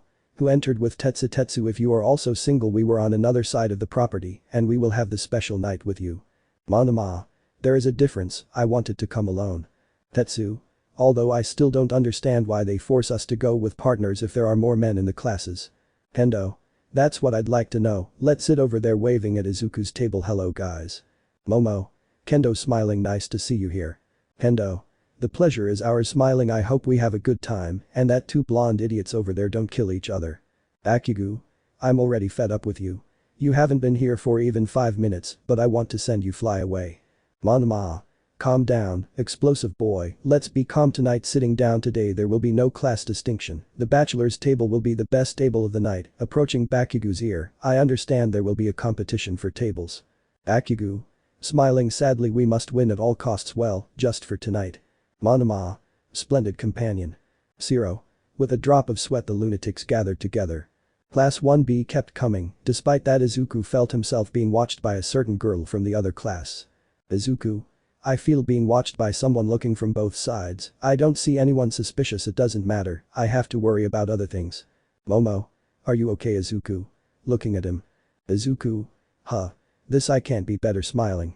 Almight. I'm glad to hear that, young Midoriya. Izuku. Hey Almight. Surprised. What are you doing here? Almight. Didn't Asawa tell you we'd be there tonight? Never mind, all the teachers came, not to mention the principal. Momo. Did everyone come? Intrigued. It's for something important, I imagine. Almight. We just came to have a good time with you. Leaving. I'll go save a spot, we'll be seeing each other. Hiroshima.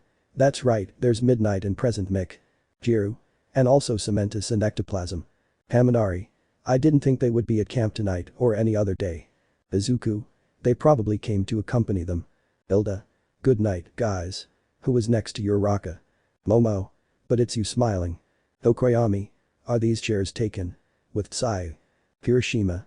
We really had them busy for you. Uraraka. Thanks guys. Sitting down. Momo. You look beautiful tonight. Seiya. Thanks Momo. Hey. At another table. Asawa. Almight. Surprised, I thought they would come earlier. Almight. We had to finalize the details of Asawa. The rooms, right. Almight. That's right, when you get back to class we'll let you know. Asawa. I see the villains are more active lately, and with what happened at the USJ, I think it's the best we can do. Their safety comes first. Almight. Exactly, we must be in all the details. Smiling, but tonight is not to worry. Hitting the teacher's back somewhat strongly. We must enjoy together with the young people. Asawa. Recovering from the small blow from number 1. Remember that your small blows are hard for us. Almight. With a drop of sweat. I'm sorry. Asawa. Never mind, we have to start this. Walking to the platform. The place was already packed with students from both classes and their teachers. Asawa. Welcome everyone, we're starting the last night of camp. Thank you to the teachers and director for joining us tonight. Before the meal arrives, a few announcements before we continue. Mandalay. Taking another microphone. Since tonight is prom, what better way to celebrate than by doing the typical king and queen? Ball? Huh. Mandalay. During the night there will be a ballot box where everyone will vote for who will be the queen and king of that night. It doesn't have to be now, but vote however you see fit. It's not okay to vote for yourself. Mina. Sounds like fun, although it will be difficult with hearts in our eyes. There are so many beautiful couples tonight. Pixie. Dinner will be served shortly, enjoy. All the food had been served. A few minutes passed during which all the guests could taste all the food. Hiroshima. I ate a lot with a huge belly. It was delicious. Kaminari. You don't even need to say it. Jiru. You ate like an animal. Kaminari laughing. Izuku. I'm going to throw away these leftovers. Grabbing his plate, and the brunettes. I'll throw yours away too. Standing up. Momo. Thanks. Smiling. Jiru. PSSSST, did you already tell him? Saying in his ear. Momo. Not yet, I must wait for the perfect moment. Izuku approached the trash can, throwing all his waste there, but before returning to his seat, a black-haired girl intercepted him. Yui. Midoriya Izuku would be very close to the green-haired boy. Izuku. Huh. Blushing and getting scared from how close he was. Excuse me, who are you? Yui. Yui Kadai, from class 1B, it's a pleasure to finally meet you. Izuku. Thank you, the pleasure is mine. Yui. I'm sorry to interrupt you, we'll meet again leaving. Izuku. This is fine. Leaving surprised, goes to class 1B, I've never seen her, how strange. The night continued without further delay. After dinner, the games began. And with that, discussions were in order. Pixie. 30 seconds left. Looking at her stopwatch. Izuku. Making weird poses. Momo. Do something else. Izuku screaming. Hiroshima. The first word was where and the third the is complicated. Jiru. Thinking I know. Where are the blondes? Pixie. Correct. Those at the table. Good. Bakugu. Damn nerd, that was easy. Furious half you go. Todoroki. Don't even dream about it. I've already passed. The only one who didn't pass is you with his typical humor. Bakugu. TSK, let's end this once and for all. Going up to the platform. Give me the Catwoman movie. Zero. Are you recording? Mineta. Every second holding his cell phone. The games had concluded, leaving the green-haired table as the winners, thus winning a huge bag of sweets that they enjoyed among themselves, although they also shared with all the tables. The most important thing of the night had arrived, a surprise announcement. Misawa. Okay, we're going to make an announcement, which is the reason we're gathered here. Today we're joined by the Hero Public Safety Commission. Izuku. Really? What are they doing here? Mara. Good night guys, I'm here representing the commission. You're probably wondering what we're doing here. Forgive me, I haven't slept at all today, and I love to sleep falling asleep standing up. All. With a drop of sweat. Mara. Coming back to herself. We've been watching your performance these days. The villains are very active these days, growing by leaps and bounds. That's why we must have as much help as possible. That's why in the name of Japan and the professional heroes, we'll give you provisional licenses. All. What? The whole room shook, applause from the older ones filled the place, the little heroes were ecstatic. Misawa. Surprise laughing. This was the purpose of this camp, to hone your skills and train you to be ready to go out into the world and fight the evil out there. Protect what's most precious to you and make the world a better place, for everyone. Vlad. We are all proud of you, be strong and never give up, fight for your dreams, and let's defeat evil together. Mara. Next you will be called one by one, with the help of hero number 1, your licenses will be delivered falling asleep. Each student went up to receive their license, Class A and B alike. The teachers watched as the new generation took another step forward, seeing the great potential that was before their eyes. The future was in good hands. Mara. Next up Midoriya Izuku. It was the green-haired boy's turn to climb up. He was already a little excited. His dream was becoming more and more apparent. What had seemed like an impossible goal years ago was now becoming a reality. Izuku. Going up the platform. Momo. Looking at him tenderly, you deserve it. If I'm looking for a definition of effort and heroism, it's undoubtedly you. Almight was waiting for the freckled boy to see his student, how he had grown. Being a great example, the number 1 hero had learned from that little green-haired boy. By his image past how he threw himself to rescue Bakugu. Despite not having a quirk, he threw himself to the rescue, as he usually does for the defenseless, no matter what happens. He was proud to have chosen him as his successor and future symbol of peace. Almight. Extending the license. Congratulations young Midoriya, I hope you fight with all your might to be a great hero and defend everyone. Izuku. Receiving the license, a little excited. Thanks Almight. Almight. Hugging him. I'm very proud of you son in a low voice. That was the straw that broke the camel's back. Izuku was already crying, everyone was watching the tender scene. Izuku. Crying. If it weren't for you I wouldn't be here, fulfilling my dream. Thank you in a low voice. Almight. On the verge of tears too. Keep going like that. Izuku. Looking at his license with a smile, it's for you mom, dad. All licenses were issued, leaving all students with their licenses. Pixie. What are those faces? Shouting into the microphone, this is a party, let's dance. The disco ball had come down, lights of all colors decorated the large hall, music boomed throughout the place, the tables were set aside, it was time to dance. Everyone was having fun, some had already voted for their favorite couples. Some danced in groups for fun, others danced with their partners, but a green-haired man in his seat watched everyone having fun, his partner laughing with her friends. Izuku. Smiling, it seems like they're having fun, I'd like to join in, but I don't know how to dance. Crying, although I should have more fun with them, maybe I'll regret it in the future. Momo. approaching and taking the green-haired boy's arm. What a boring old man you are, you're coming with me, today we promised to have fun, and that's what we will do. Izuku. Being led by the arm T, that's exactly what I was going to do. Everyone was on the dance floor. While LMFAO's party rock anthem played in the background, a large circle formed in the room, leaving a large circle in the middle, where they performed a few dance steps one by one. Like in the video of the song, what memories yes or no race. Hilda with her robotic steps, Mina with her breakdance, Aoyama with his poses, everyone had fun and had a laugh, something that would remain in their memories for a long time. After a while. Maxi. How nice that I got this DJ job dimming the lights and playing romantic music, grab your partners and come to the center, it's time for love. Several had passed, like Kirishima and Mina or Tokoyami and Tsayu, some teachers and from Class B. The green-haired boy was at a crossroads. He wanted to dance with Momo, but he had no idea how to do it. He had done it jokingly with his mother, but he thought he would have to get closer. Momo. Seeing the green-haired boy who was thoughtful, do you want to dance? Izuku. Momo. Only if you want, a little blushed. Izuku. I can't back out, I want to spend this time with her, grabbing the brunette's hand, surprising her, come on.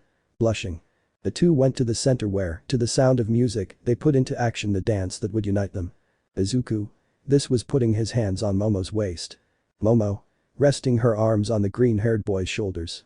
I'm Maxi from the future, let's say Izuku was a little taller, the same height as Momo. Insert her take my breath away to Berlin. The beautiful couple stood in the center of the dance floor, although there weren't that many lights, they were the center of attention, as if a spotlight had been shown on them. Momo. Blushing while dancing, this is strange. Izuku. It's true, I never would have imagined it. Blushing. Momo. Honestly, I never would have imagined it. Izuku. But you know what? Unexpected things are more enjoyable. Momo. It's true. This was seen by the brunette who was dancing with Hilda, looking sideways at the couple, and by Todoroki who was sitting. Uraraka. They look so happy, I understand now, I let my best friend be happy, I realize that they love each other very much, all I can do is support them. Todoroki. I have decided not to intervene between them anymore, I found a great friend in Midoriya, I will support him in whatever he does, as he did with me. Izuku.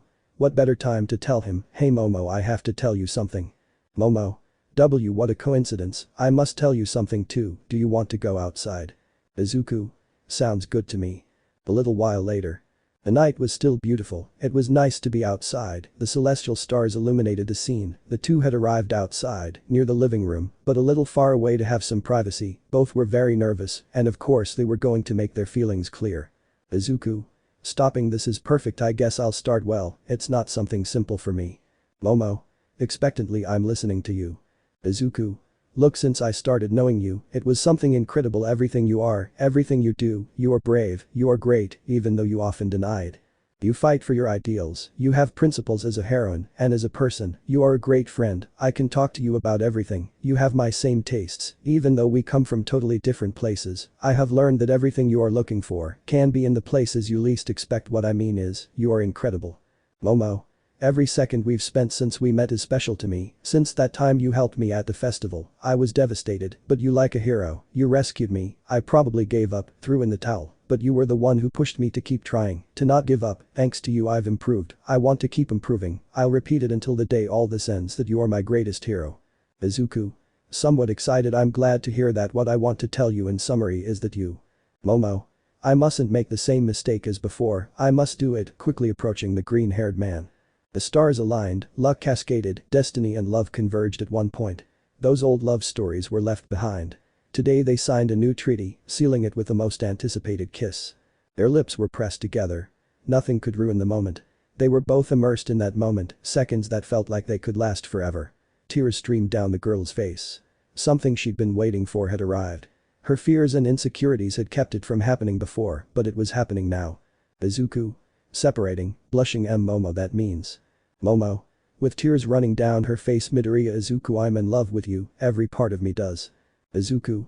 On the verge of crying with happiness, I'm in love with you too, I really like you, I want to be with you. Another kiss had arrived, the two of them freed from a great weight. With the great sky in the background, crowning a wonderful night. They weren't experts, and they thought they had a long way to go, but if they were together, no matter what adversities came, if they were together, they felt they could do anything. Chapter 17. Family Reunion. Izuku and Momo had ended the night with that magical kiss. Parting from each other due to lack of air, they were amazed by what had happened. Izuku. Blush, wow, it was incredible. Momo. Blushing, that's right, it was my first kiss, just so you know. Izuku. Your first kiss. Surprised, I didn't expect it, to be honest, although it was also my first kiss. Momo. It was what I always dreamed of, with a starry sky, on a special occasion. Blushing, I'm very happy. Izuku. Taking her hands, me too, Momo, and now what's next? Momo. Laughing, I guess I don't know either, I'm new to this. Izuku. Smiling, let everything flow, but I want you to know something, I'm completely in love with you. It's not that Izuku had already stolen her heart, but that was Cupid's last shot to make her fall in love. Momo. Izuku hugging him, me too. Izuki. Returning the hug, we should go inside, it's getting cold. Momo. Let's go. The night passed without a hitch, the party continued with dancing, laughter, and moments the children would treasure forever.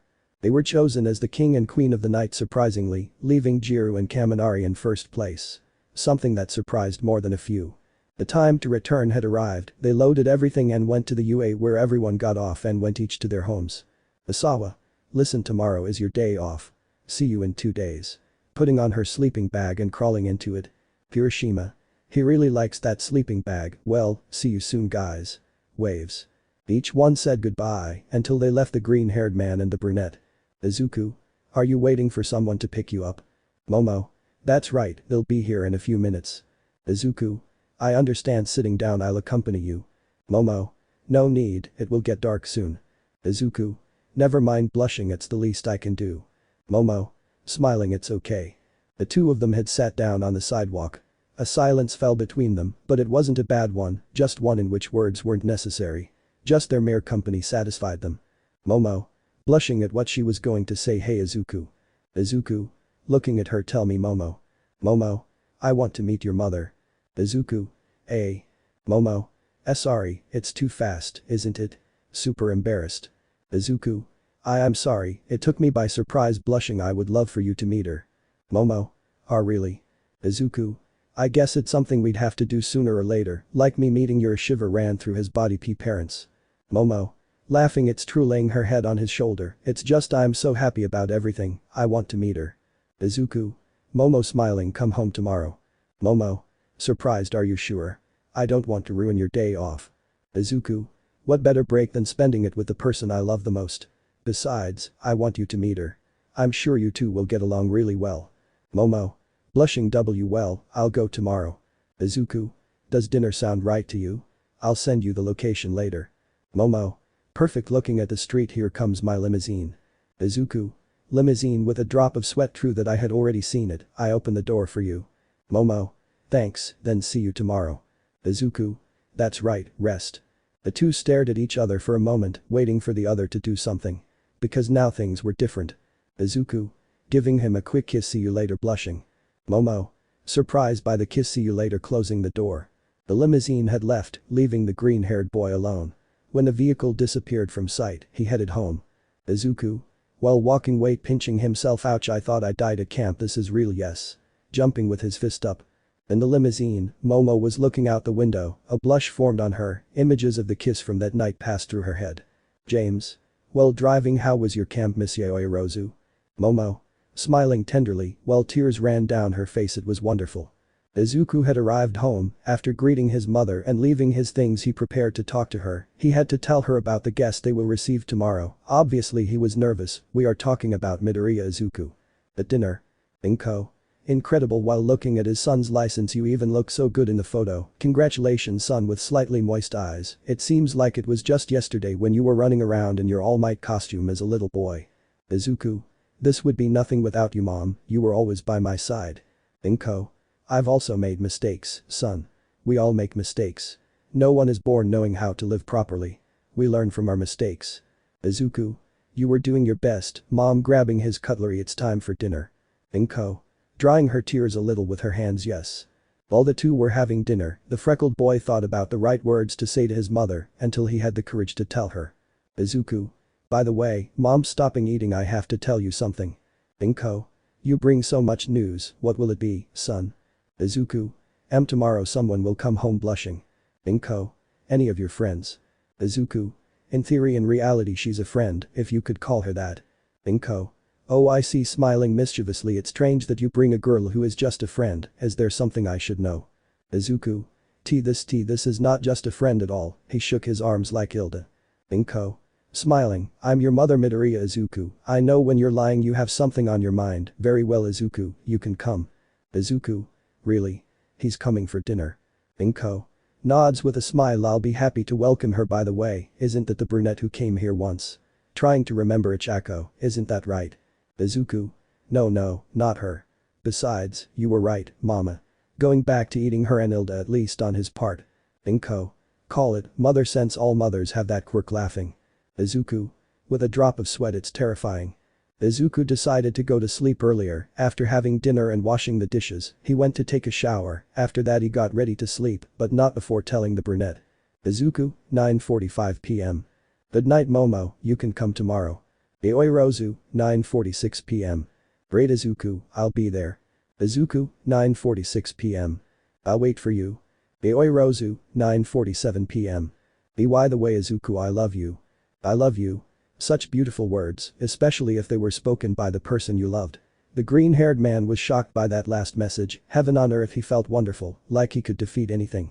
If she was still by his side, he was capable of anything. He wanted tomorrow to be over. Izuku, 9:47 p.m. And Momo too. I can't wait for tomorrow, get some rest.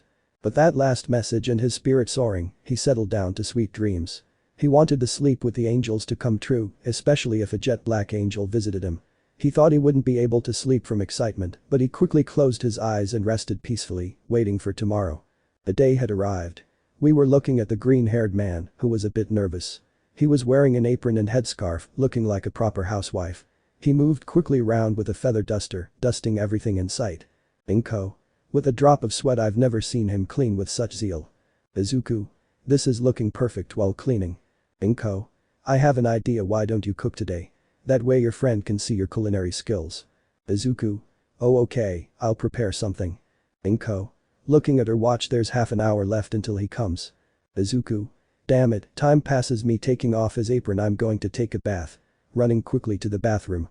Inko. Resting on the kitchen doorframe, smiling Hisashi. I would love for you to see how our baby has grown. Where will you be? Izuku. My eyes. Screaming from the bathroom. Inko. And so you can see that she doesn't know how to use shampoo. Izuku, how many times did I told you to calm down when you're bathing?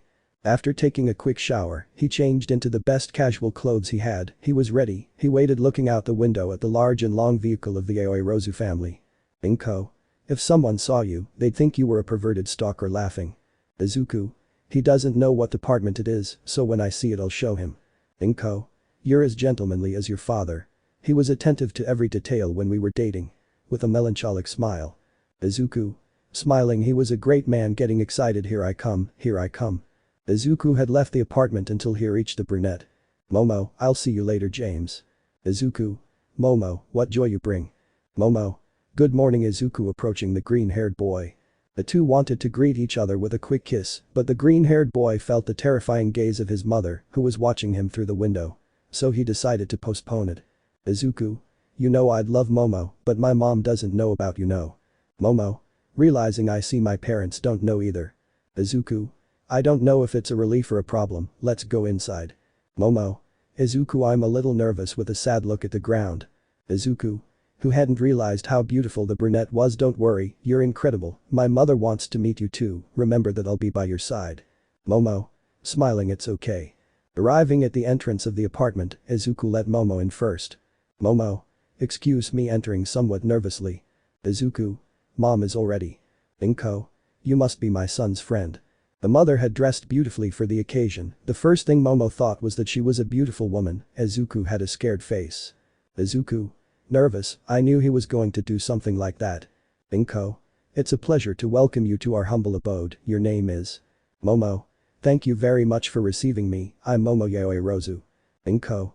Petrified, Yaoyorozu, it's a pleasure to have you here miss, but please sit down. They had sat on the living room sofa, which often became a bed for one of them, who came home tired from work or school. It could be said that Izuku was very similar to his mother, not only physically, but also in terms of how they were and emotionally. Inko. Izuku told me how much you like tea from the kitchen, carrying a tray we bought the best for this occasion. Momo. You wouldn't have bothered, anything would have been enough. Inko. Please, Izuku's friend is my friend laughing. Izuku noticed the emphasis she gave to the word friend. Momo. This is delicious, Mrs. Midoriya. Leaving the cup. Inko. Please call me Inko, I still don't want to be called ma'am laughing. Momo. I understand laughing Inko. Inko. With stars in her eyes, I love how she says it, first point. Approved. Izuku. Smiling nervously, I see you're getting along well. The three of them started talking about trivial topics, the atmosphere was very good and the conversation flowed, something that scared Izuku if that didn't happen. Inko. I love that Izuku hangs out with good influence, being top of the class must be exhausting. Momo. I always like to study laughing. Inko. By the way Izuku, you should go buy some things for lunch, it's better if you go now so it doesn't get so late. Izuku. It's true standing up. Momo. Are you going to cook? Surprised. Inko. It's not because he's my son and because I taught him, but Izuku cooks excellently, if he didn't go to the academy he would definitely be a chef. Izuku. Well, I like to cook from time to time. Momo. I see. Inko. Don't worry, we'll chat a little longer here.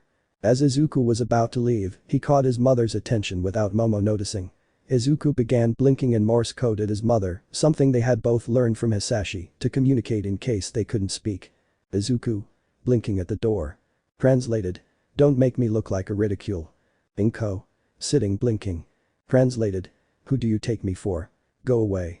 The green-haired man having left, leaving the two young ladies alone, this was the perfect moment to get some information. Inko.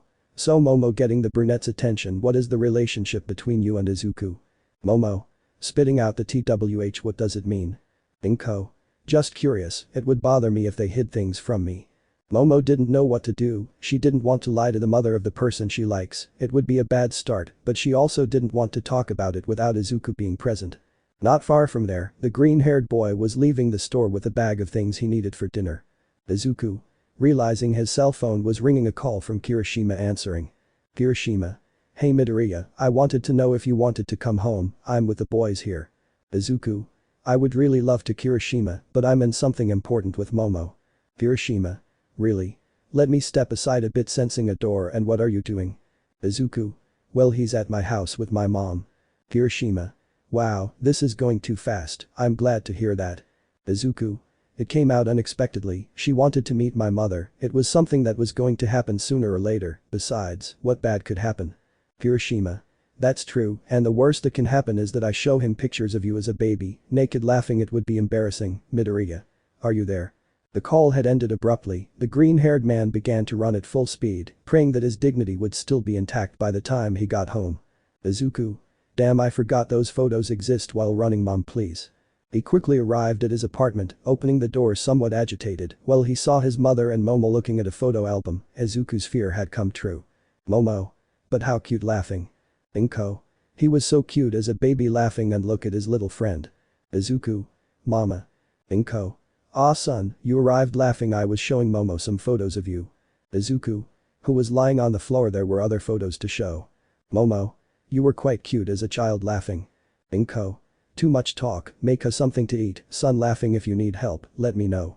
Izuku. You seem to enjoy this, with an angry look, okay, I'll do it quickly so we can eat. The green-haired boy had gone to the kitchen, while the two continued looking at photos. Momo. While flipping through the photos, this is your husband, right? Inko. Wow, there was a picture of him here, he's very handsome, isn't he? Momo. Izuku is quite similar, his hair for example laughing. Momo wanted to ask more, but she thought she might be entering into some rather tricky territory, and it was her first time at the green-haired man's house that would tense things up, so she would leave that for another occasion. A few minutes later. Izuku was cooking in an Almight apron. Momo. You look great cooking, leaning against the doorframe. Izuku. It's one of my facets, and mama. Momo. Went to the bathroom, so I took the opportunity to come see you, I'm surprised you know how to cook. Izuku. Really? I really like it. Momo.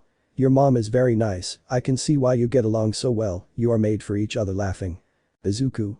She drives me crazy sometimes, but she's the best mother I could have had. Momo. She is proud of the son she has. Izuku. I fight every day to make her proud, are we going to eat now? Will you help me set the table? Momo. Of course, where are the dishes? Izuku. They're pointing at him, by the way, did you talk about something when I wasn't there? Momo. Blushing a little. Why, you're welcome, we were laughing at your little friend laughing. Izuku. It will be difficult for you to forget that, right? Momo. We could fix it. Approaching the freckled man. Izuku. Wow, I'll have to double the bed. Approaching. They were about to kiss when the mother approached the kitchen. Inko. It smells so good in here, huh? Izuku. Tea, the food is ready. Blushing. Momo. Super blushed. Inko. Laughing. The dinner continued peacefully, talking and laughing about everything they talked about. The atmosphere was perfect, the girls had gotten along spectacularly. Izuku, no matter how many doubts he had, knew this was going to happen. But not everything was happiness. Inko could no longer bear the doubt, so she activated her serious mother mode. Inko. Coughing. Alright guys, it's time for you to clear up a doubt for me. Izuku. Momo. A shiver ran through his body. Inko. You know I'm not stupid, right? Especially you, Izuku. So tell me, is there something you're not telling me? Izuku knew he had to clear things up, so as much as he wanted to run away from the situation, he had to face it like a man. Izuku. Actually, Mom, we just wanted to talk to you about something. Inko. I hear. Izuku. We wanted you to know Momo and I have been friends for a while, we have been getting closer and realizing several things, and one of them is that feelings began to grow in us, to the point that we began to like each other. Honestly mama, I am in love with her. A huge blush had formed on Momo. She didn't expect the freckled boy to say that, but no matter how nervous and blushed she was, she didn't object to everything the green-haired boy said. Izuku. So that's all from me. Inko. Thank you son. Looking at the brunette. I would like to hear from you Momo. Momo. Still blushing and looking at the ground in sadness. I can't add more things than what Izuku said. All this feeling grew in us until we could feel what we feel today. Izuku was very helpful to me, he was always by my side in these last weeks, and seeing how he grows and overcomes everything to reach his dream, a dream that we both share, made me fall in love with him. Inko. Who was on the verge of tears. Wow, I'm glad to hear that you have my full support. Izuku. Momo. Huh. Inko. I like you Momo, you're a great girl. I always thought that Izuku deserved the best, not because he was the best in the world, I know his weaknesses and strengths, but he was always a wonderful person, I think he deserves the same. Momo. Blushing. Let me fight to be that person for your son. Izuku was red hot with that comment from the brunette, full of determination. He understood that he was not going to fight alone, now or ever, and that at every second, he would be by her side. Inko. I wanted to make sure of that. I'm happy for both of you, take care of each other, since you are now my children. Laughing. And you Izuku, if you do something to him with murderous aura I'll kill you. Izuku. Mama. Inko. It's a lie son, I know you'll treat her well. Momo. Laughing. The night ended, it was time for them to come look for Momo, so the brunette said goodbye to Inko, and Izuku went to accompany her to the exit. On the street. Momo. They should be coming soon. Looking to the left. Izuku. Yes, grabbing Momo's hand. Momo. Surprised and blushing. Izuku. Izuku. I'll fight too. Looking at her to be your hero. Momo. Looking at him tenderly. You already are. The two were getting closer, their lips were inches away from touching, they hadn't kissed again since that night and they couldn't stand it anymore. But it would be for another time, because without warning the limousine arrived where the two were. Izuku. AHHH. Getting scared and throwing himself on the floor. Momo. They've arrived. Laughing nervously. The window was rolling down, and to Momo's surprise, it was none other than her father inside. Momo. Pa dad. Nervous. Ryuichi. Hello daughter. Smiling. Momo. What are you doing here? Ryuichi. I just got back from my trip, so I decided to go with James to pick you up since I haven't seen you in a while. Momo. I see. Ryuichi. Looking strangely at the green-haired boy who was still on the ground. And he is. Momo. Kicking Izuku. Izuku, get up. Izuku. Ah, what? What? Momo. Izuku, meet my father. Ryuichi. It's a pleasure young man. Izuku. Who was more nervous than Momo to know that he was his father. A pleasure sir, my name is Oscar the First mean Midoriya Izuku. Ryuichi. The pleasure is mine Oscar Midoriya Izuku. Izuku. With a drop of sweat, lightning. Momo. He's a very good friend of mine. I wanted to know if we could invite him to dinner sometime. Ryuichi. Wow, Momo never invited any children home, this is weird, I don't see a problem, Friday if you like Mr. Oscar. Momo. His name is not Oscar, Dad. Izuku. Syria unplacer. Ryuichi. Perfect, I would love to meet Momo's great friend. Laughing and know what this kid is up to. Momo. Bye Izuku, see you at school. Getting on. Ryuichi. See you on Friday Oscar, and by the way, with a murderous look that only the green-haired man saw. Be very careful. Smiling back. Okay, let's go. The limousine had left, leaving the green-haired boy stunned by the situation. He hadn't expected to meet the father so quickly, and to think that he could have seen them when they almost kissed terrified the green-haired boy. He knew that fathers with an only daughter were quite jealous. Izuku. He seems like a good man laughing, although he gave me a terrifying look and now he calls me Oscar heading to his house. Damn, I wanted that kiss. Chapter 18. Familia Yaoyorozu. After the pleasant night they had spent, the green-haired boy had lain down on his bed to rest. It's not that he was tired, but today was a whirlwind of emotions. Everything had gone perfectly according to him. In reality he thought that things had been going too well for him lately. He was doing well in school. His relationship with his mother was perfect. Things with the brunette were going excellent. He had great friends by his side, although his life wasn't perfect. He was beginning to enjoy it more and more, valuing every second. He thought that his life couldn't be better. It's a call to bad luck. Izuku. Lying down looking at the ceiling, everything is going well, although now that I think about it, should I tell Momo about everything? Turning around about one for all, my relationship with Almight turning around again, although she asked me not to tell anyone, it makes me feel weird not being able to tell her. Tomorrow I'll talk to Almight. Said and done, the green-haired boy fell asleep thinking about all of that he didn't want to keep secrets from her, but something told him that it was better to keep everything hidden. If he hadn't even told his mother even 10% of everything, it was something difficult that was eating him up inside. He was going to talk to his teacher. The new day at UA had arrived, classes were progressing normally, our couple hadn't made anything official yet, they wanted to make things clear with their families, and they didn't want to fight all the teasing from their classmates, they weren't in a hurry about it, they wanted to do things right. At All Might's office. Izuku. Excuse me opening the door. Ashi. Young Midoriya, come in, it's strange to see you around here. Izuku. Sorry for interrupting, I wanted to talk to you about something. Seriously. Ashi. Realizing the seriousness of the way the green-haired man said it, I understand, please sit down, what's wrong? Izuku. You see, I must tell you something, since you are my teacher, and this concerns you in a certain way. But for Izuku it was more than that. He had seen in Toshinori a father figure, something that advised him not only regarding One for All, but also his personal life. He appreciated every piece of advice he got, he appreciated it very much. Ashi. I understand, go on. Izuku. I'm in love with someone, sad and blushing. Ashi. Who looked at him without flinching? Miss Yaoyorozu. Izuku. Falling on his back on the couch, why, you already know. Ashi. Remember I went to camp laughing, she's a very beautiful young lady. Izuku. Yes, it is, smiling. Ashi.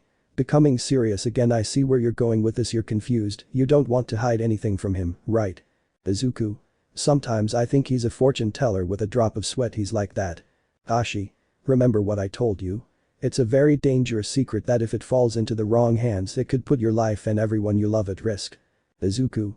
Looked and nodded at what he said. Ashi. I went through the same thing as you, getting up and heading to the window. It was something that wouldn't let me sleep, the responsibility, the weight of such a task. We have the power to bring hope to the world, but we must keep it hidden, not be able to tell anyone while looking out the window. Your number one task is to become the next symbol of peace. It's the task that was given to you when you received the One for All. Tashi says it, looking at the green-haired boy also. Izuku. Surprised by his teacher's gaze, you could see a little bit of fear. Ashi. But your priority duty is to stop him, evil incarnate, All for One. Izuku felt a chill run down his spine, he had heard of him, the number one villain. Ashi. One for All was born to be able to fight and defeat All for One. All the predecessors fought with him and defeated him, but in something we have failed, we could not eradicate him. He kept appearing, increasingly ferocious. He wants One for All. Your duty is to stop him, and this time neutralize him permanently. Kill him. All Might had never spoken that way before. Was he that malicious? Ashi.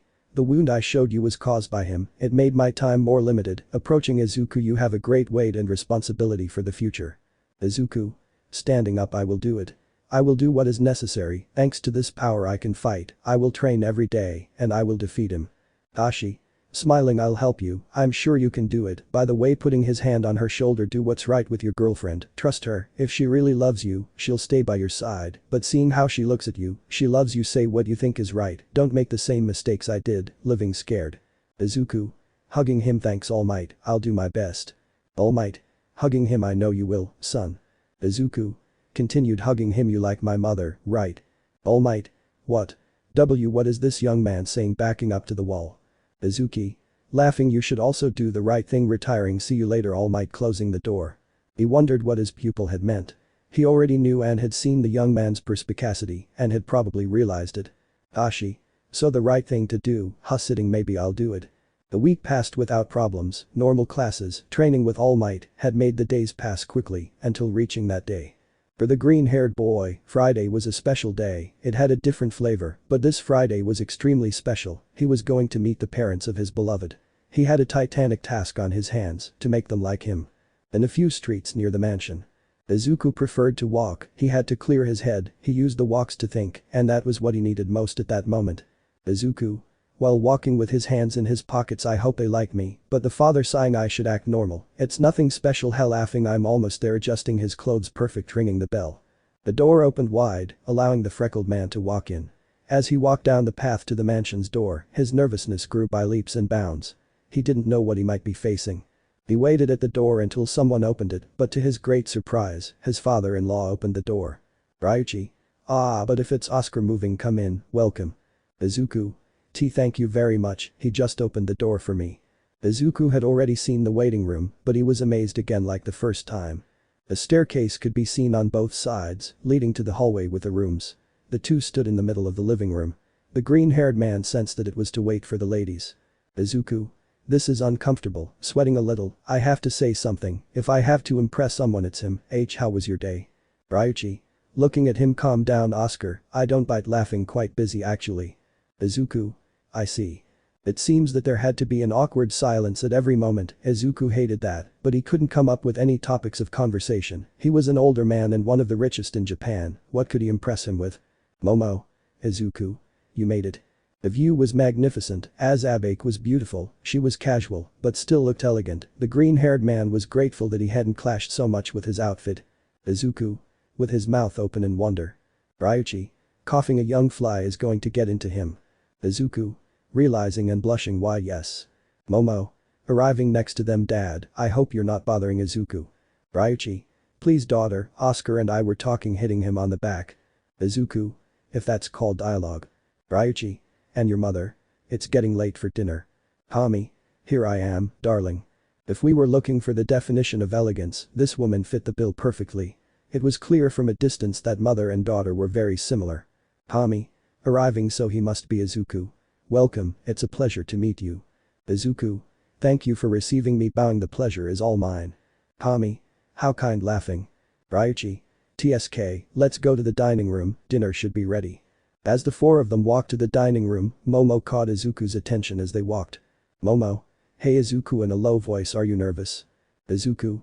Is it that obvious? Sighing, I just want them to like me. Momo. Giving her a beautiful smile, you will do well.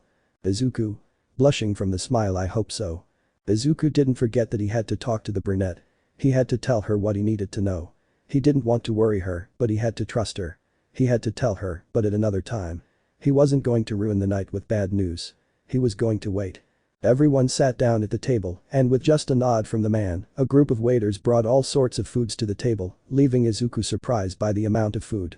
Ryuichi. This looks delicious, you may leave. Hami. But what are we waiting for, everyone start. Izuku. Where should I start? Looking at everything he had on the table. Momo. Izuku, try this, handing him a plate of spaghetti. Ryuichi. Annoyed, so Oscar, how are things going at the academy? Izuku. Finishing swallowing, the academy is going very well, laughing. Momo. Actually Izuku is ranked number 5 in our class. Hami. Wow, that's amazing. That's a good number 5. Izuku. But I still think I can do better. Ryuichi. Damn, he's a good student too, you always have to come in first place, it should be that way, for example in a race, no one remembers the second, much less the third, the first is everything, it is written in history. Izuku. Maybe you're right, but if you strive and overcome adversity, it remains in the mind and heart of the person who sees it. And just because you lost doesn't mean what you did wasn't worth it. Ryuichi. That's why we've instilled in Momo to be the first in everything, losing is not an option for this family, that's why we are where we are. Izuku was somewhat uncomfortable with Mr. Yaoyorozu's speech, they had a twisted sense of victory, don't misunderstand him, Izuku liked to win, actually, he had to win, it made him think for a second about All for One, that the man was right in this case, he had to win at all costs.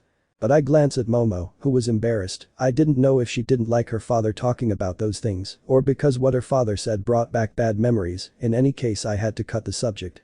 Hami. Enough of talking about such things, one must always make an effort, pass me the bread, dear. Momo. How was your day? Laughing. Dinner continued normally, talking about a little bit of everything, although Izuku increasingly felt like the man was making a few innuendos, which made the green-haired boy a little angry, but he had to endure. If the man wasn't going to cooperate, the freckled man wanted to prove that he was a good match for his daughter, with or without his help. Ryuichi. I must speed things up, by the way, today when I was driving down the street in the limousine, the number of young people in love. Izuku had choked on his drink, drawing everyone's attention. Ryuichi. I got you, what do you think about that? You young people will understand the subject better, times have changed. Izuku. I guess it's the season recomposing himself, but I think it's great that people love, it makes a better country. Ryuichi. Do you remember our youth, dear? It was hard talking to your parents. Now it was Momo's turn to choke on her drink. Tommy. Slow down, daughter, you're going to drown. Izuku. Here's Momo handing her a handkerchief. Momo. Coughing thanks Izuku. Izuku. Do you think it's time? Looking at her. Momo. Let me start. They didn't know what was going to happen, but they had to do it now.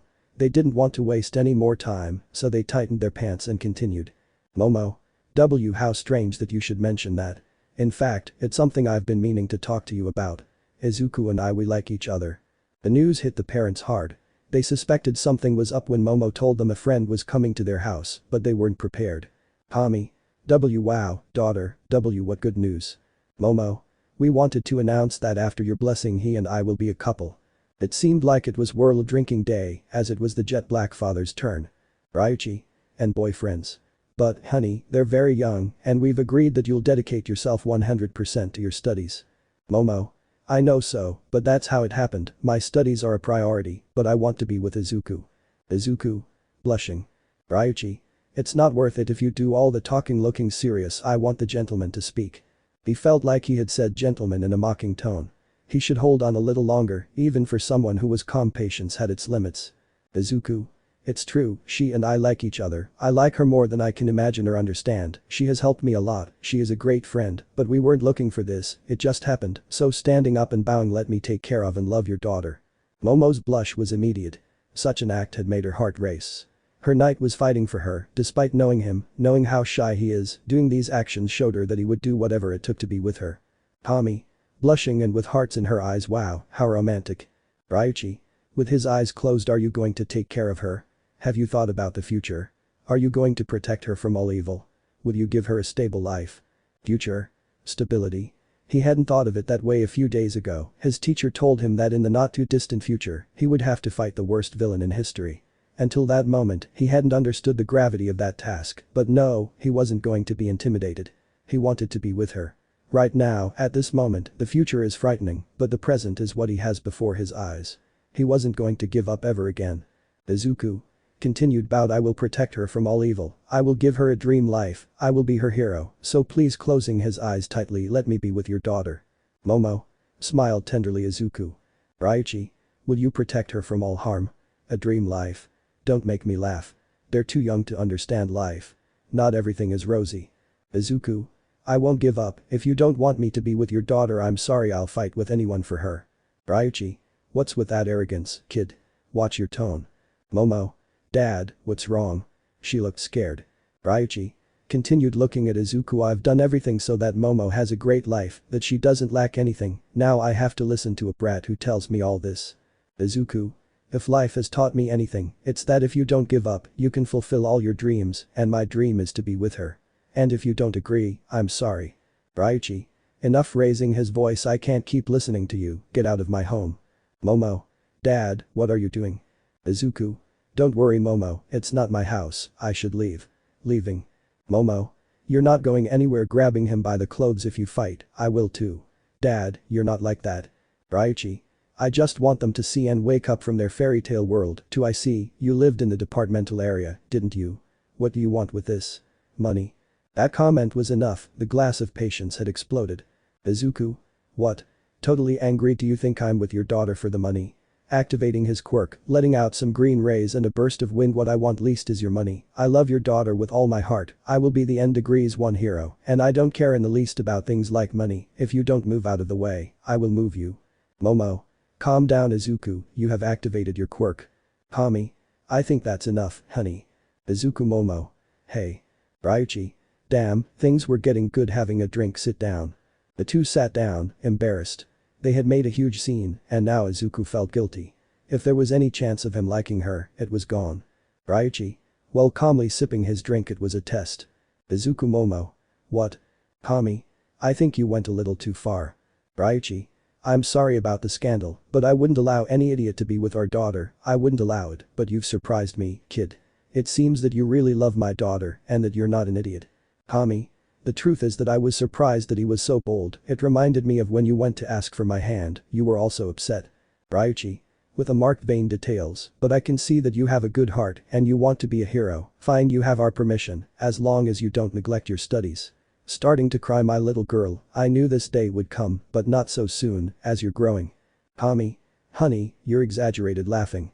As the man cried and the mother laughed, Izuku and Momo were petrified, it didn't occur to them that it could have been that.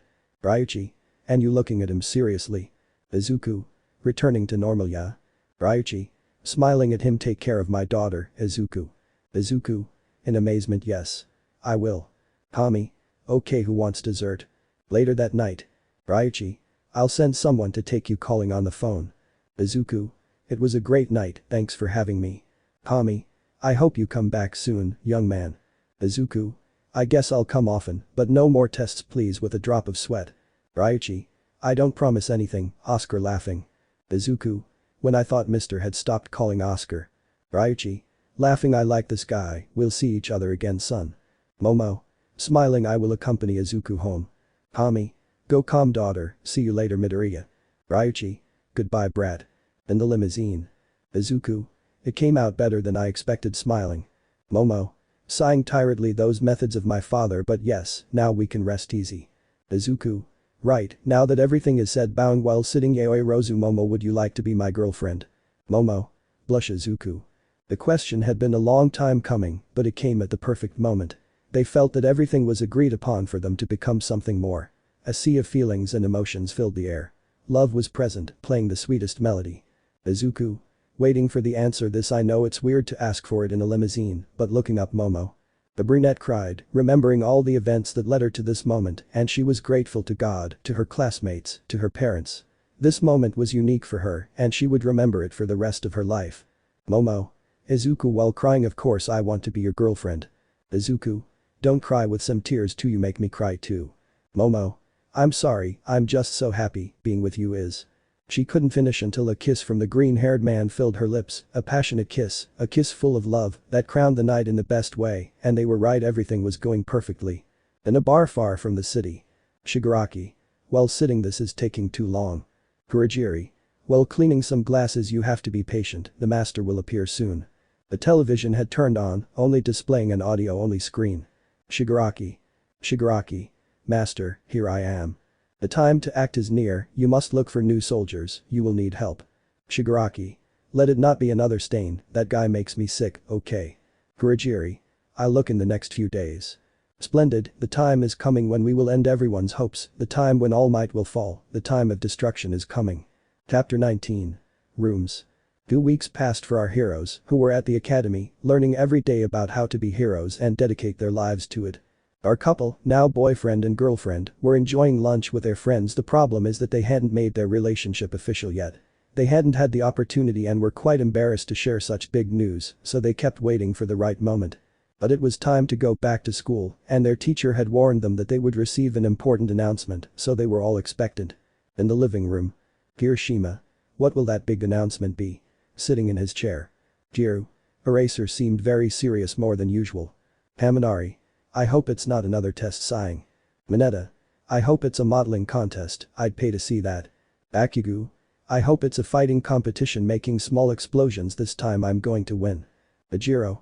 With a drop of sweat, I'm somewhat traumatized by the festival. Hiroshima. What do you think, Midoriya?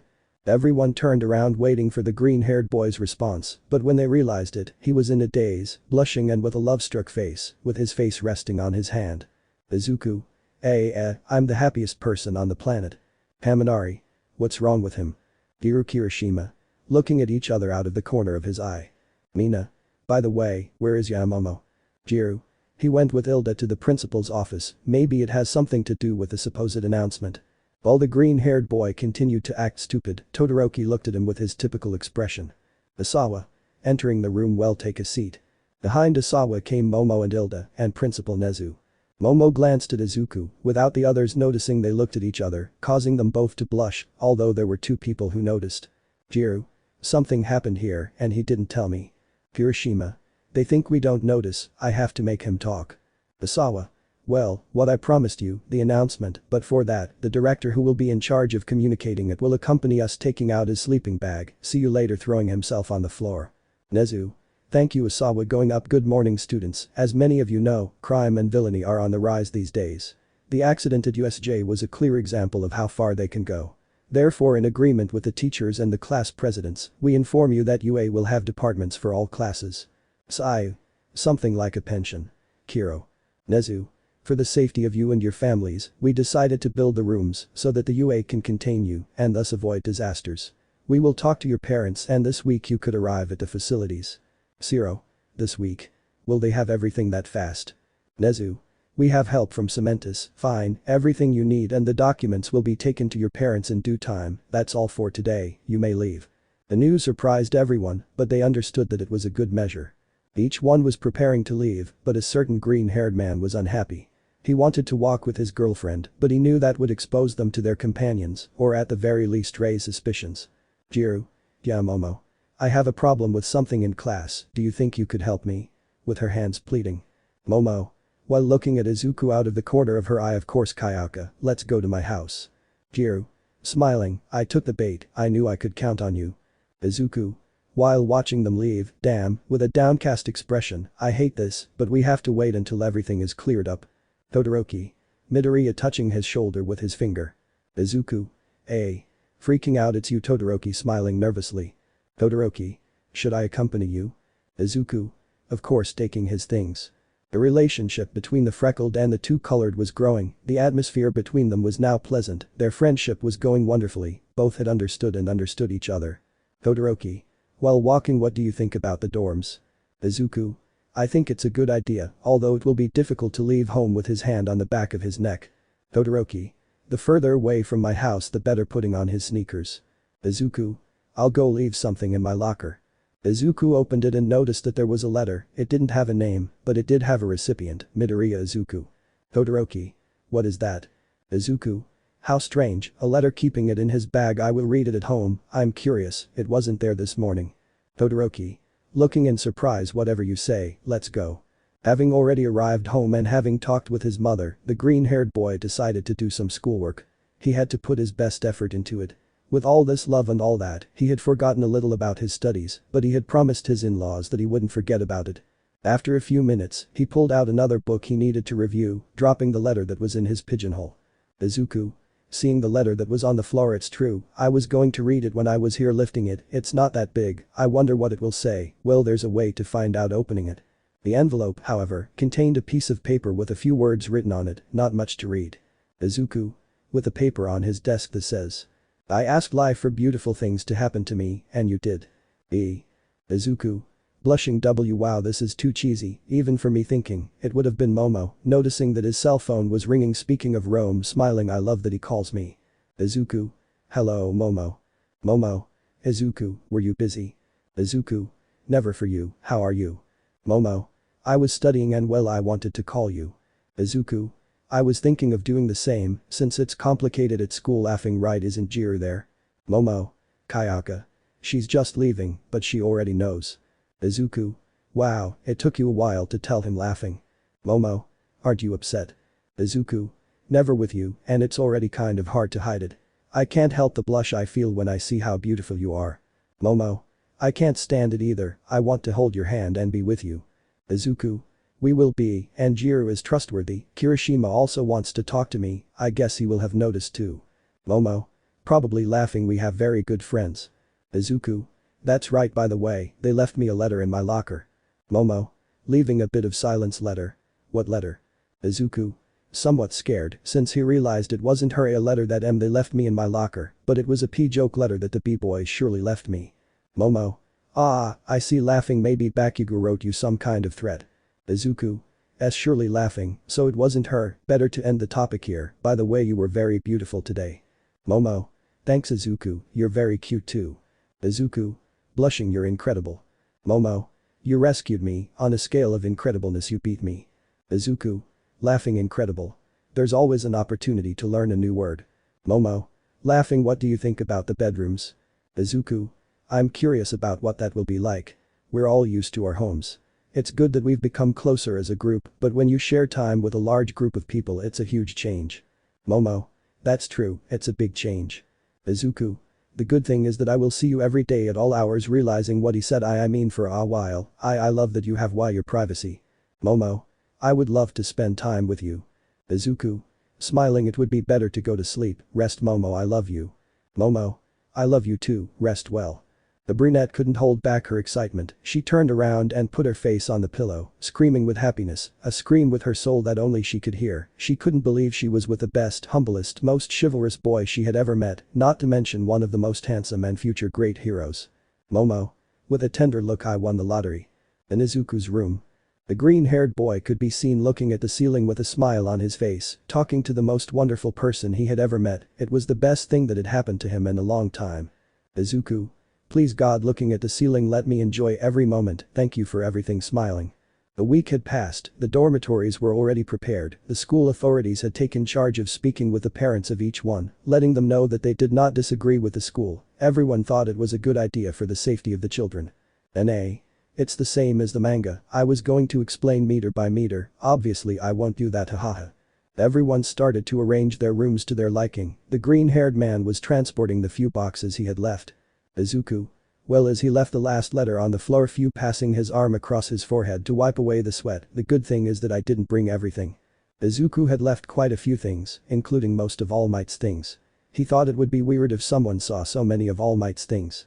1. So they wouldn't suspect him of anything, and 2. If it was weird, he only brought some hero posters, a music player, his computer, clothes, and some books.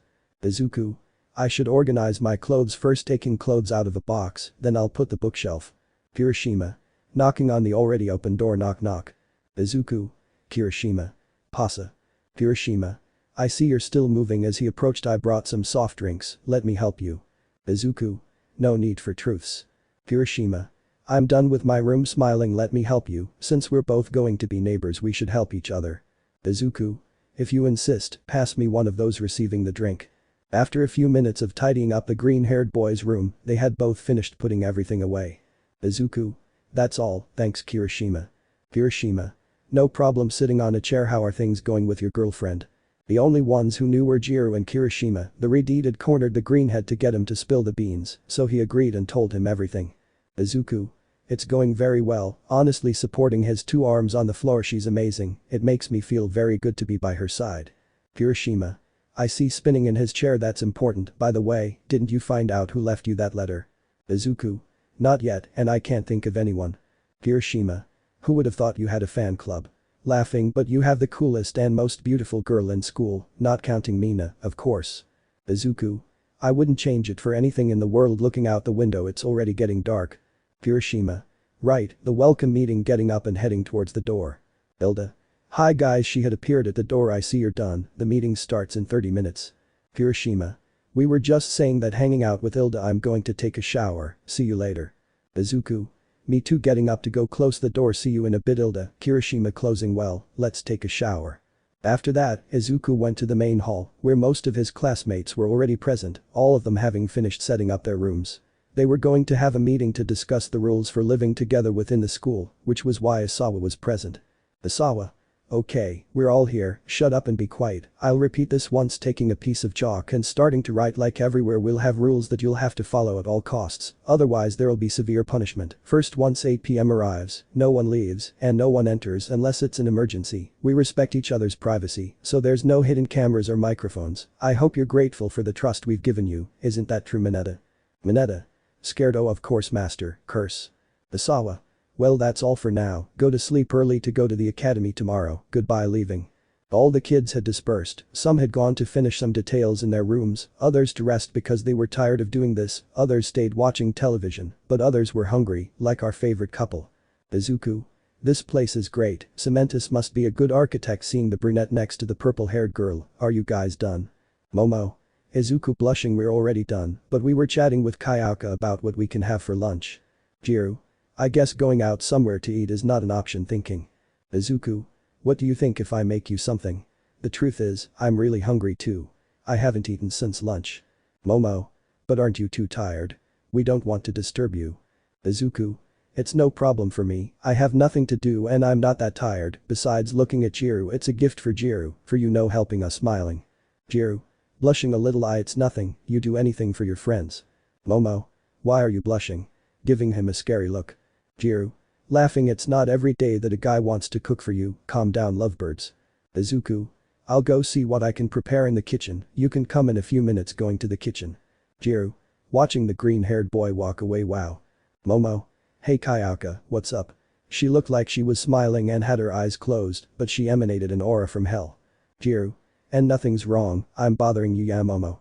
In the kitchen. Izuku. Checking they have supplied us quite well, I have everything necessary.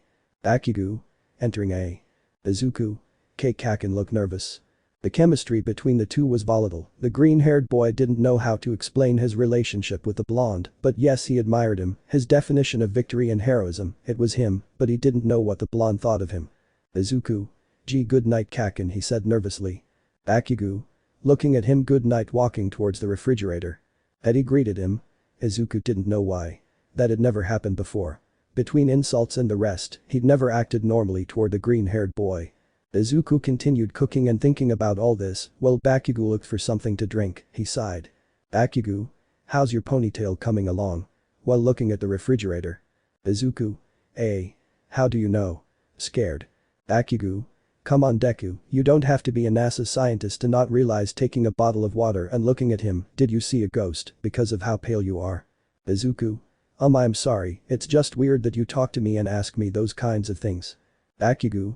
I'm trying to change. He shouted furiously I mean listen nerd, I just want to improve, I understand that it seems strange to you, for me too, but I want to be better. Izuku didn't know if he was in some kind of parallel dimension, this sudden change in the blonde's attitude had him surprised. Izuku. Pointing at him with a ladle who are you and what did you do with Kaken? Bakugu. Getting annoyed enough launching himself towards the green-haired boy on top of that I want to make peace, you get funny, I can't talk seriously with you struggling with the green-haired boy. Momo. Entering what's going on here? Izuku. Momo. Only. Bakugu. Ponytail, you're a moron. Momo. How do you know? Looking. Izuku. Realized laughing. Bakugu. I better go heading towards the door. Izuku.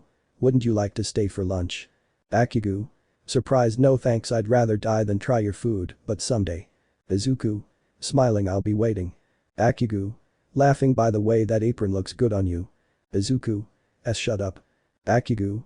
See you later. The two watched as the blonde left, leaving Izuku quite strange, but calm, he always wanted things between the two of them to be good, he was happy. Momo. And what was that? Izuku. Something I've been waiting for a long time smiling. Momo. Smiling there's something I've been waiting for a long time approaching. Izuku. I see approaching I hope I can help you find it. They were both ready for another kiss, they forgot about their surroundings, they weren't afraid of someone coming in, all they wanted was each other. Jiru. Something smells good entering. Izuku Momo. Basandis. Jiru. I was hoping to see this scene laughing they look great together. Momo. Separating from the green-haired boy Kayaka. I'm sorry. Jiru. Don't worry laughing they are boyfriends, they have to show their love. Momo. I would appreciate it if you didn't say the N-word so loudly. Jiru. I'm sorry sighing when will you tell everyone about yours? Izuku. We want to do it at the right time taking some plates dinner is ready, put some glasses and cutlery. Between laughter and anecdotes, the three of them had dinner, spending a pleasant time, enjoying being together and giving thanks for the friendship they had. After that, each one went to their room to rest. Everything was going wonderfully for our heroes. In a remote and hidden bar in the city. Shigaraki. How are we doing with the recruits? Well sitting at the bar. Kurajiri.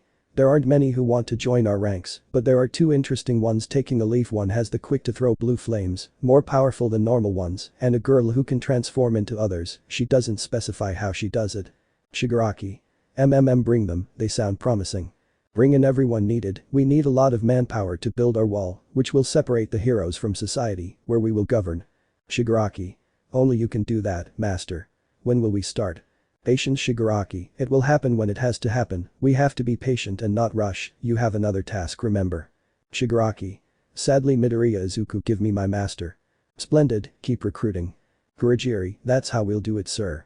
Wait for me, All Might, everyone will see you fall before me. Chapter 20. Letters. Time passed for our heroes, who spent their strength every day to improve as the future hope of their country. It was early, Izuku got up early to train before going to school, he couldn't waste time, he had to improve and fast. Izuku. Doing push-ups 996, 997,998, 999 with great effort 1000.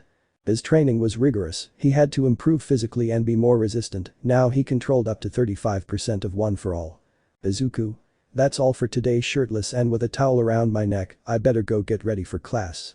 And so he did, when he passed through the entrance door of the building, he met Bakugu. Izuku. Kaken Mirandolo. Bakugu. I was going to make myself some breakfast, do you want to join me? Izuku. This is too much, I'll change and come with you. Izuku went to take a quick shower and put on his school clothes to go down to breakfast. Izuku. Sorry for the delay sitting down.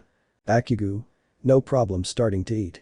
The silence was strange, it wasn't an uncomfortable one, but the words hardly came out. Izuku looked at the blonde from time to time, he wanted to deduce why the sudden change, he didn't know whether to ask or not. Bakugu. I can imagine from the way you look at me that you want to know why I'm like this, right? Izuku. Swallowing nervously, sorry, it's very sudden, it's not that I don't like it, but… Bakugu. I've realized that I haven't acted well, I haven't acted well with you, all these years I must admit that, I made your life a little impossible. Izuku. With a drop of sweat a little. Bakugu. Don't interrupt me, as I was saying I know you haven't had a good time, I just want to make up for everything that happened, but yes, looking at him defiantly, you are still my rival, I will beat you when I have the chance. Izuku. Looking at him determined, I won't lose to anyone. Bakugu. Smiling, that's what I wanted to hear. The two continued eating breakfast, this was seen by some curious people who saw the scene strangely, they knew that the relationship between the two was not good, so seeing them having breakfast together without the kitchen suffering some kind of explosion was curious. They all went to the academy, as Izuku became closer to Jiru, he had the perfect excuse to get closer to Momo without anyone suspecting. Momo. Have you already reviewed for the English exam? Jiru. Of course, laughing, thanks to you I'm quite an expert. Izuku. Knowing a lot about music of all kinds, I would never have imagined that you don't know how to speak English. Jiru. I sing songs in English, scratching the back of his neck, but I don't understand what they're saying. Momo. Who would have thought? Laughing. Izuku. Approaching his locker, good, opening it and seeing that there was a letter A. Getting scared. Momo. Izuku, what happened? Izuku. Ah, what a beautiful locker I have, closing it quickly, it's true that I loaned what I wanted to get from Ilda. Ilda. What's up, Midoriya? Entering. Izuku. Ah. Getting scared again, Ilda, do you remember what I lent you days ago, winking at her, with Momo and Jiru behind his back? Ilda. This realizing why, yes, it helped me a lot, I am grateful. Izuku. I'm glad, give it back to me in class, hahaha, holding Ilda, we'll see each other later. Jiru. How strange, I was more nervous than usual. Momo. It's true, looking at her locker, something's wrong. Classes passed without a hitch, a present Mick English exam was the highlight of the day. It's been a long time since they've done something risky or put their lives in danger. Some were grateful, others missed the adrenaline rush of those exams. Izuku quickly went down to take that letter from his locker and put it in his bag, the last thing he wanted to have was any kind of problem, maybe he would read it later. To the green-haired boy's surprise, life in the dorms was pretty normal, as far as that word goes, in a world of superheroes and powers. Although there were some disagreements due to the fact that they lived together, everyone got along well. They often had dinner together and stayed in to talk or watch television. Izuku was in his room, with a letter on his desk, while he observed it carefully. Izuku.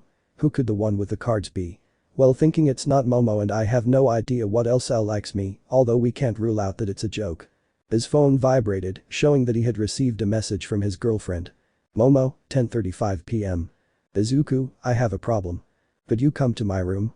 Izuku. While holding the phone, trembling, what should I go to your room? Izuku, 10:36 p.m. I'm going there. Izuku, being very careful and making sure that no loiterers were in the hallways, quietly and calmly went from one side to the other through the facilities. Momo's room was one floor above, he thought that using the elevator would attract a lot of attention, so he carefully went up the stairs, not without first seeing the living room and the kitchen, some were still like that, but most were already in their rooms. As Izuku hid in a corner, a finger touched his shoulder, scaring him instantly. Izuku. Ah. Making his hair stand on end. Uraraka. Deku. What are you doing? Izuku. You Uraraka, what a coincidence. Laughing, what are you doing? Uraraka. Smiling, I was going to get some snacks, most of the girls are in Mina's room. Izuku. I see. Laughing nervously. Uraraka. What are you doing? I thought you were already asleep. Izuku. It's just that I remembered that I lent some notes to Todoroki. Yes, I was going to look for him. Laughing, because I need them. See you later Uraraka, get some rest. Running out of the place at full speed. Uraraka. Watching him walk away, how strange. Izuku goes up to the second floor and Momo is in her room. Laughing, I see. Retiring to her room. The green-haired boy arrived at the brunette's room. In front of the door he was looking at her, unfazed. Izuku. While looking at the door seriously, calm down Midoriya. Izuku, she is not one of those girls, this must have a simple explanation, don't think badly, and if something happens think about something else, swallowing saliva. Good. Knocking on the door. Momo. From the other side. I'm coming. Opening. Izuku taking him by the clothes. Come in quickly. Izuku. Yes. Being quickly taken inside. Izuku was surprised by the sophistication of the room and the enormous bed that was there. Momo. Looking at Izuku. Looking at the bed, it is very big, I didn't think my room would be that small. Laughing. Izuku. Surprised, my room is bigger than my house, it doesn't matter, anyway, what did you need? Momo. Sitting down, I just wanted to be alone with you. Blushing. Izuku. Petrified, alone. Momo. It's hard to have time for just the two of us. I'm watching you all the time and I want to be with you every moment. Gently knocking on the bed, implying that she wanted the green-haired boy to sit next to her. Izuku. Swallowing saliva. I understand. Approaching. Izuku sat next to her, both of them embarrassed, not saying a word. Momo. I know it's weird for you, for me too, but I wanted to spend at least a little time with you. We haven't had a date in a long time. Izuku. Realizing that's true, I'm sorry, with everything that happened with the academy, I hadn't realized. Momo. Stroking the green-haired boy's cheek. Don't worry. Smiling. Do you think we should go out this weekend? Izuku. I think it's a good idea. Looking at her. Eye contact lit a spark. They both loved each other's eyes. They were lost in the sea and they were the only witnesses to their deepest selves. They say the eyes are the windows to the soul and they could see each other's souls. Izuku. Approaching. You look very beautiful. Momo. Momo. Approaching. I love your eyes. Closing her eyes. And there it began, the dance that their lips initiated, a coordination in each step that made the flames ignite faster, each second was more passionate. Izuku. Well, kissing. Momo, I have to stop, I feel like if I continue like this I won't stop, but I love the taste of her lips. Momo. Kissing Izuku, I love his kisses and his company, but I should stop this, otherwise we will regret it. Their minds were asking them to stop, there were many reasons not to continue, but their hearts were screaming at them to continue experiencing their love. Izuku. Separating from Momo. I think it's better to stop, it's not that I don't want to but getting nervous. Momo. Blushing. No, I understand perfectly. She looked away embarrassed. Izuku. It would be better if I went to my room, tomorrow there are classes. Smiling. Thanks for inviting me, I needed some time with you. Momo. Standing up. It's true. After another shorter kiss, the green-haired boy went straight to his room, quickly in case any of his classmates saw him. Izuku. Closing his door. Well, I arrived without problems. Approaching and throwing himself onto his bed. I'm exhausted, but it was a good idea to have gone. Looking at his desk that still had the light on. It's true, I didn't read that letter. Getting up. Izuku sat down, ready to open the letter, expecting anything. Izuku. Opening the letter. Let's see what it says this time. Extending the paper. It says. Could we meet behind the school tomorrow? After class, I'll be waiting for you. Izuku. Freaking out. What is this? What do you want to see each other? Haven't you known that I have a girlfriend? Calming down. It's true that nobody really knows. Freaking out again, what the hell should I do? If Momo finds out about this I will definitely suffer the consequences. In Izuku's mind. Momo. So, are you going to see someone? Taking a pair of enormous scissors you say goodbye to your little friend with a murderous look. Back to reality. Izuku. That would be painful. Sighing, although there is still the possibility that it is a joke. Going to his bed and throwing himself on it, but who would have the time to write and send letters? Looking at the ceiling. I'll go. If this is true, it's better to cut it off at the root, I'll have to reject it. A new morning arrived. The green-haired boy was still thoughtful. From the moment he got up to train until his classes at UA, he couldn't stop thinking about what he would say to that person, and by saying it he wouldn't hurt them. He already knew what a broken heart was, not his own because he never worried about that until Momo appeared, but he saw how his friends suffered when they rejected him. He wanted to be sweet with his words, but serious and direct. Momo realized that something was wrong with the green-haired boy, something was worrying him according to her. Jiru. What's wrong with your boyfriend today? Momo. That's what I want to know, I'll go ask him. Going to the green-haired boy's seat. Izuku. I must be concise in my words while looking worriedly at his desk. Momo. Izuku. Calling him. Izuku. EHH. Ah, hello Momo smiling. Momo. Is something wrong? Izuku. Me. Getting nervous no, not at all. Momo. Okay, I need you to help me with some things in class. Izuku. Gladly, wait for me in my room and we'll study together there. Momo. What are you waiting for? What are you going to do? Izuku. This I have to do a couple of things when they leave, you go ahead smiling at him. Momo wasn't happy with the green-haired boy's excuse, but she trusted him, she knew he wouldn't get into trouble so easily. Momo. Smiling at him okay, I'll wait for you then. Izuku. Brilliant. Isawa. Entering okay, take a seat. The last class ended, leaving Izuku alone, he grabbed his things and quickly left for the meeting place. Izuku approached the place, already from afar he could see a female figure. Izuku. Swallowed as he walked, she's a girl, probably not a joke, getting closer I'm here. Turning around I'm glad you could come. Meanwhile, in the dorms, Momo opened the door to the green-haired boy's room. Momo. Entering wow, it's quite tidy closing the door I should sit down and read something while I get there, what will he be doing? Well, it doesn't matter taking out a book I leave the lamp on. Momo saw how the green-haired boy had left the light of his lamp on his study table when Momo approached to turn it off, since she saw with the main light, she thought it was a waste to use it, she noticed that there was an envelope on the table. Momo. Looking strange, an envelope. Thinking Izuku mentioned that he had received a letter, supposedly it was a joke, I should bringing her hand closer to the envelope no, better not, it's something that isn't mine, but bringing her hand closer what the heck, it must be nothing taking out the paper, seeing the heart that was written on it weird. Momo read what was in the letter, someone wanted to see Izuku behind the school, she didn't know if it was because he had spent too much time with Mina, but this reminded her of a conversation she had with her friends, that this is exactly what a love declaration someone's letter would be. Momo. It can't be getting up I have to go there. Running. Jiru. Who was entering the residence Momo where being taken by her. Momo. I'll explain on the way running with Jiru. The two quickly went to where the green-haired man was, who was confronting the person who sent him the letters. Yui. I'm glad you arrived looking at him. Izuku. You're the one from the night at camp. Yui. I didn't think you would remember me laughing what did you think of the cards? Izuku. He didn't say anything, he was a little nervous. Yui. Go to the grain. While the two were talking, Momo, Jiru and Kirishima watched a scene hidden in a bush nearby. Kirishima. I didn't have to drag myself to come here. When you mentioned the situation, I would have come anyway. Momo. I'm sorry, it was the moment. Jiru. That's a girl from class B, Yui Kadai, so she's quite quiet. Kirishima. What is he saying to him? Momo. I guess she's the girl in the letter.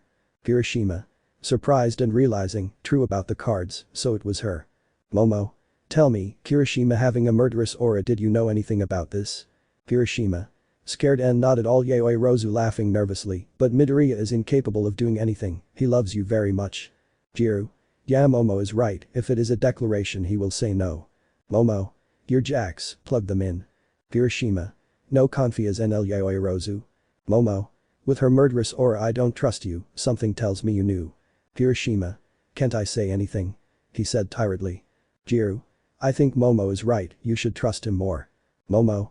Sai tired very well connect them and Kirishima for hiding it from us. Kirishima. Hey wait writhing on the floor. Momo. Let's wait then. Back with Izuku. Yui. I'll get to the point I like you. Izuku. Petrified huh? Yui. You're so cute and we've seen when you act like a hero and that turns me on. Izuku. More petrified does it turn on? Yui. Laughing and you're very sweet blushing we could go out together someday. Izuku. Blushing and nervous I'm flattered by the invitation, but. Without having a chance to react, Yui quickly kissed the green-haired boy, to the surprise of him and those who were watching. Momo. Annoyed and getting up from her hiding place Izuku. Izuku. Momo. Turning around curse. Momo. Runs away. Jiru. Momo wait. Kirishima. There must be a good explanation. Izuku. Curse chasing the brunette. Jiru. Midoriya. Looked angry. Izuku. I know it's not what you think, I'll explain later. Yui. Looking at the situation, with her typical humor huh? Momo had quickly arrived at the residence, running quickly and locking herself in her room, tears in her eyes running down her face, and with abysmal anger. Izuku. Momo, open the door, it's not what you think. Knocking repeatedly I know it looked bad, but you have to believe me. Momo. I saw you kissing her, how do you want me to take it? Screaming on the other side, I don't want to see you. Izuku. Please Momo, let's solve this, I just want you to listen to me, if you want to get mad at me, but listen to me first. Momo. Without answering. Izuku. I see, you are absolutely right to get angry, looking sadly at the ground. I won't bother you anymore, I want you to know that I love you. Momo. Surprised, but she was very angry, she still didn't answer. Izuku slowly walked away from there, towards his room, he cried for a few minutes, threw himself onto his bed and fell asleep. A few minutes later he heard knocking on his room door, he got up excited thinking it was Momo, but it was Kirishima and Jiro. Izuku. Opening. Ah, it's you. Kirishima. Wow, old man, you look horrible. Jiro. We want to know what happened there. Izuku. Of course, come in. Izuku had told them what had happened and how he was going to reject the girl, something that calmed the two. Izuku. And that happened. Kirishima. Sighing. You are in a delicate situation, arms crossed. Jiro. Let it go, she'll probably understand, but understand her now, seeing your boyfriend kiss someone else is hard. Izuku. You're right, although now I realize that I should have done things better, I just wanted to be nice to you. Sighing, I let everything calm down. Kirishima. Resting his hand on the green-haired boy's back. It's the best. Jiro. I'll help in any way I can, but first stabbing his jacks into the two boys. Izuku. Kirishima. Oh yeah, writhing in pain from the violet-haired girl's quirk. Jiro. They deserve it. Kirishima. Why me again? Lying on the floor. The night continued its normal course, neither of them remained locked in their rooms, thinking about everything that happened. They hoped to make up, but sometimes the stupid pride of human beings makes things difficult. Maybe in a few days everything would be able to return to normal, or so they thought. At the villain's bar lair. Kurogiri. Opening a portal. Shigaraki, I bring the two new recruits. From the black portal came out a blonde in schoolgirl clothes and a black-haired man covered in scars. Shigaraki. Are these the new ones? They were. Dabi. I'm Dabi, seriously. Shigaraki. That sounds more like a nickname, I want your real name. Dabi. For now, that's all you need to know. Toga. I am Himiko. Toga smiling. I want to join the league, please Mr. Shigaraki. Shigaraki. Sighing. Mr. Mystery and Madam Crazy, if it were up to me I would disintegrate them now, but we really need them, there's not much time left until their first mission. Dabi. Which would it be? Shigaraki. The UA. Chapter 21. Attack on the UA. The days passed for our heroes. The green-haired boy looked for every opportunity to talk to the brunette. She paid no attention to him. She still didn't speak to the green-haired boy. It hurt her to do that, but she was still upset. Izuku tried in every way until he invited her through a message to go have a coffee at a cafeteria near the UA. She agreed because she couldn't stand not talking to him for so long. She was starting to miss him. Thursday 7 p.m. He had invited her for after school. The green-haired boy was sitting and waiting while reading his cell phone until he saw the brunette walk through the door. Izuku. Smiling. Momo standing up. You arrived. Approaching Momo to kiss her. Momo. Stopping him with her hand. You're not in a position for that. Sitting down. I came to listen to you. Izuku. I understand. Sitting down. I asked for your favorite tea. Momo. Why are you so good? I missed you all this time. Shaking her head. Okay, I'm listening. At the residence, his classmates were resting from the day they had at the academy. Many were in their rooms, while others were thinking about what to do at night. Seiya. Going down to the living room. What can we do today? Achako. Uraraka. We could watch a movie with the girls. Thinking. Mina. That's a good idea, it's been a while since we had a girls' night. Jumping happily. Toru. By the way, do you know where Yamomo is? Jiro. Getting a little nervous. I understand that she went to see her parents. Laughing. The boys were playing video games, where tensions between them grew increasingly intense. Bakugu. That's a trap, bird. Annoyed. Okoyami. Laughing. I didn't know that winning 5-0 is cheating. Bakugu. It's time to make roast bird. Jumping. Kirishima. Finally it's my turn. Taking command. Bakugu. By the way, where's the nerd? I know he's bad at video games, so I want to beat him. Lita. Had asked permission to go visit her mother. Adjusting her glasses. Mineta. Yaoyorozu and Midoriya are the only ones missing. Should we speculate? Kirishima. Getting nervous. Come on guys, Midoriya loves his mother and wants to visit her, I don't see anything wrong with that. Haminari. Hey, making noises with his nose. Don't you smell something burning? Boom. In the cafeteria. Izuku. And that's what happened. Momo. I see, taking a sip. So she kissed you without telling you? Izuku. That's right, I never had those intentions, I was just going to reject her because I already have a girlfriend and she's the most beautiful in the world. Momo. Blushing. You could have told me. Izuku. Sighing, I know, now that I thought things over better, it would have been the best, it's just that with all this class and exams, I didn't want to worry you, I promise it won't happen again, taking her hand gently. The only one in my heart is you. Momo. Blushing even more, I'm still a little upset for hiding it from you. Sighing, but I guess we're learning, apologies accepted. Izuku. Thanks. Do you want to go somewhere else? To the movies, to the bookstore? Or just to walk? Momo. That's a good idea. Feeling her cell phone ringing. I have a call. How strange. Looking at her cell phone, it's Kayaka. Izuku. Looking expectantly. Momo. Dime Kayaka. Jiru. Momo. Are you with Midoriya? Momo. Kayaka, you sound strange, what's wrong? Jiru. You two must hurry, they are attacking the residence. Momo. What? Getting up scared. Izuku. Momo, what's wrong? He looked confused. Jiru. They're the same ones who attacked the USJ, they must hurry otherwise. The call had been abruptly ended, leaving Momo scared and worried for her companions. Izuku. Momo. Momo. We must go now. Taking Izuku's arm. Izuku. Tell me what's going on. Leaving the place. Momo. They're attacking the residence, we must hurry. Izuku. What? Taking Momo and carrying her. I'll use my quirk so we can get there faster. Momo. Blushing. Now let's go. The two set off for UA, where their classmates were being attacked by a group of villains, or rather the newly formed League of Villains. The residence was on fire, several people were left unconscious on the floor by the explosion, some were standing, trying to help the fallen, but the fire continued to spread. Bakugu. Coughing. Where did that explosion come from? Todoroki. Someone provoked her, it must have come from outside. Jiru. There are some very injured people trying to lift Seiya, we must take them out. Lita. Good idea carrying Kota. Only Jiru, Kirishima, Todoroki, Iida, Uraraka, and Mina remained. The others were unconscious from either taking a big hit or breathing in too much smoke. They had taken everyone outside, leaving them alone to watch as much of the UA property, designated as dormitories, burned, and other residences were also attacked. Kirishima. This is crazy, what idiot would attack here? Mina. We must notify the teachers. Uraraka.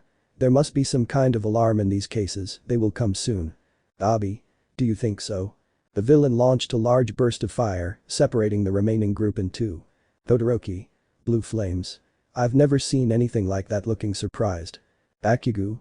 Hey stupid, what do you think you're doing? Abi. Smiling. We were just passing by and we thought of a surprise attack. Lita. Were we passing by? Surprised. Spinner. Appearing behind Dabi. Gosh Dabi, you like being the protagonist. Twice. These guys are pretty tough, you have to kill them. Dabi. I'll ask once, where is Midoriya? Izuku. Kirishima. Lita. Midoriya. Bakugu. And what do you want with him? Getting angry. Babia. Ah, it's a secret. The girls were fighting fiercely against a blonde girl on the other side of the flames. Toga. Attacking. Come on, let us cut yourselves, even if it's just a little. Uraraka. Dodging. Don't even dream about it. Mina. Throwing acid at her. Damn crazy woman. Toga. Dodging. They should do something better than that. Jiru. Breaking the ground with his quirk. Toga. Dodging. I'm getting tired of you, although you three are very cute. Throwing a knife towards Jiru. Jiru. Just dodging. TSK. Uraraka. We should do something, we're 3 against 1. Mina. Moves quickly and well meeting her. Jiru. Approaching the two. We must come up with a plan. Mina. Hey, I don't know, do you feel dizzy? Uraraka. Now that you mention it, what is this pink mist? Jiru. Losing consciousness. What the hell? Mustard. That's it, go to sleep, no one is immune to my gas. Toga. Now let me taste them. Licking her lips. Let me taste your blood. Jiru. On the verge of fainting. Bad diction. The boys were having a fierce fight, despite being the majority in number, it was making things a bit difficult for them. Todoroki. Throwing ice. Abi. Dodging and throwing his fire. Not bad. Todoroki. Shoto. Todoroki. How do you know my name? Abi. Looking at him. That doesn't matter now. Bakugu. Die. Launching a huge explosion that knocked Abi away. Abi. How insistent these kids are standing up. Spinner. Attacking your fast kid. Lita. Thanks, they tell me that often. Dodging. Take it. Kicking. Spinner. Covering himself with his sword. Curse. Twice. I don't want to hurt you, I'll kill you. Kirishima. Stay still for a moment while attacking. Twice. It's complicated with 1. What about 2? Activating his quirk. Kirishima. Now that's 2. Twice x2. Launching the attack. When the two were about to reach Kirishima, a kick from our green-haired boy sent Twice and his copy flying, making him crash into what remained of the residence. Izuku. Kirishima approaching. Are you okay? Kirishima. I was caught off guard looking at the green-haired boy. You finally arrived. Izuku. Smiling. I would like to continue talking, but I see that you are in trouble. Kirishima. It seems that if watching the others fight we help activating his quirk. Izuku. Nodding. Let's go. But the girls. It was hard to breathe, the girls were on their last legs. Mustard. They fell easily. Toga. Thanks for the mask. Mustard. There's no pro. Seeing a grenade on the floor near them. The grenade exploded near them, causing them to retreat. Jiru.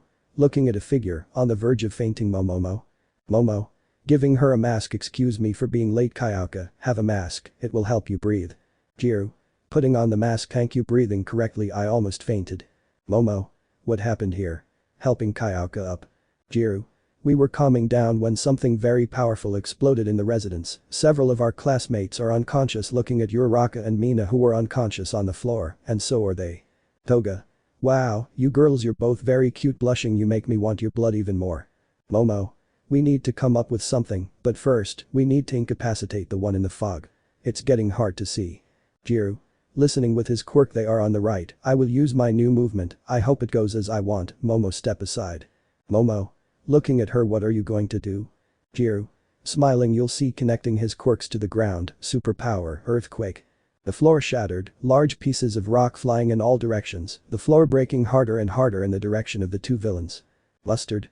Curse. Watching the ground break beneath her. Falling into a large pit because of the quirk. Toga. I have to get away. Quickly running towards the wooded area. There will be another opportunity. By the way, the green-haired man will be ours. Goodbye. Momo. Izuku. They're looking for him. We have to go with the fast one. Kayaka. Jiru. With her ears dripping blood. I'm fine. Falling to the floor. I'm a little dizzy. You go. It seems like there's no one there anymore. Momo. Helping her settle in. Okay, here creating some communicators. Let me know of any problem. Jiru. Grabbing his communicators. Fine, when I recover I'll go there. Go. Momo. Nodding, getting up and running to where the fight was taking place. But the boys. The fight was tough, the villains were relentless, it was difficult to bring them down. Bakugu. Die. Throwing an explosion. Abi. What insistent kids. Dodging. I ask you one question. Where is Midoriya? Izuku. Todoroki. Bakugu. Lida. Sorprendientes. Kirishima. What do they want with him? Spinner. He's our target, the boss wants him, so cooperate. Launching the attack. Elsewhere at the UA. The defeated Muscular lay unconscious on the floor. Other villains had attacked the residences, but Muscular was in charge of attacking the residents of Class 3A. Tamaki. It was a bit complicated. Don't look at me. Najire. Smiling. How lucky that there were 3 of us, isn't it? Mirio.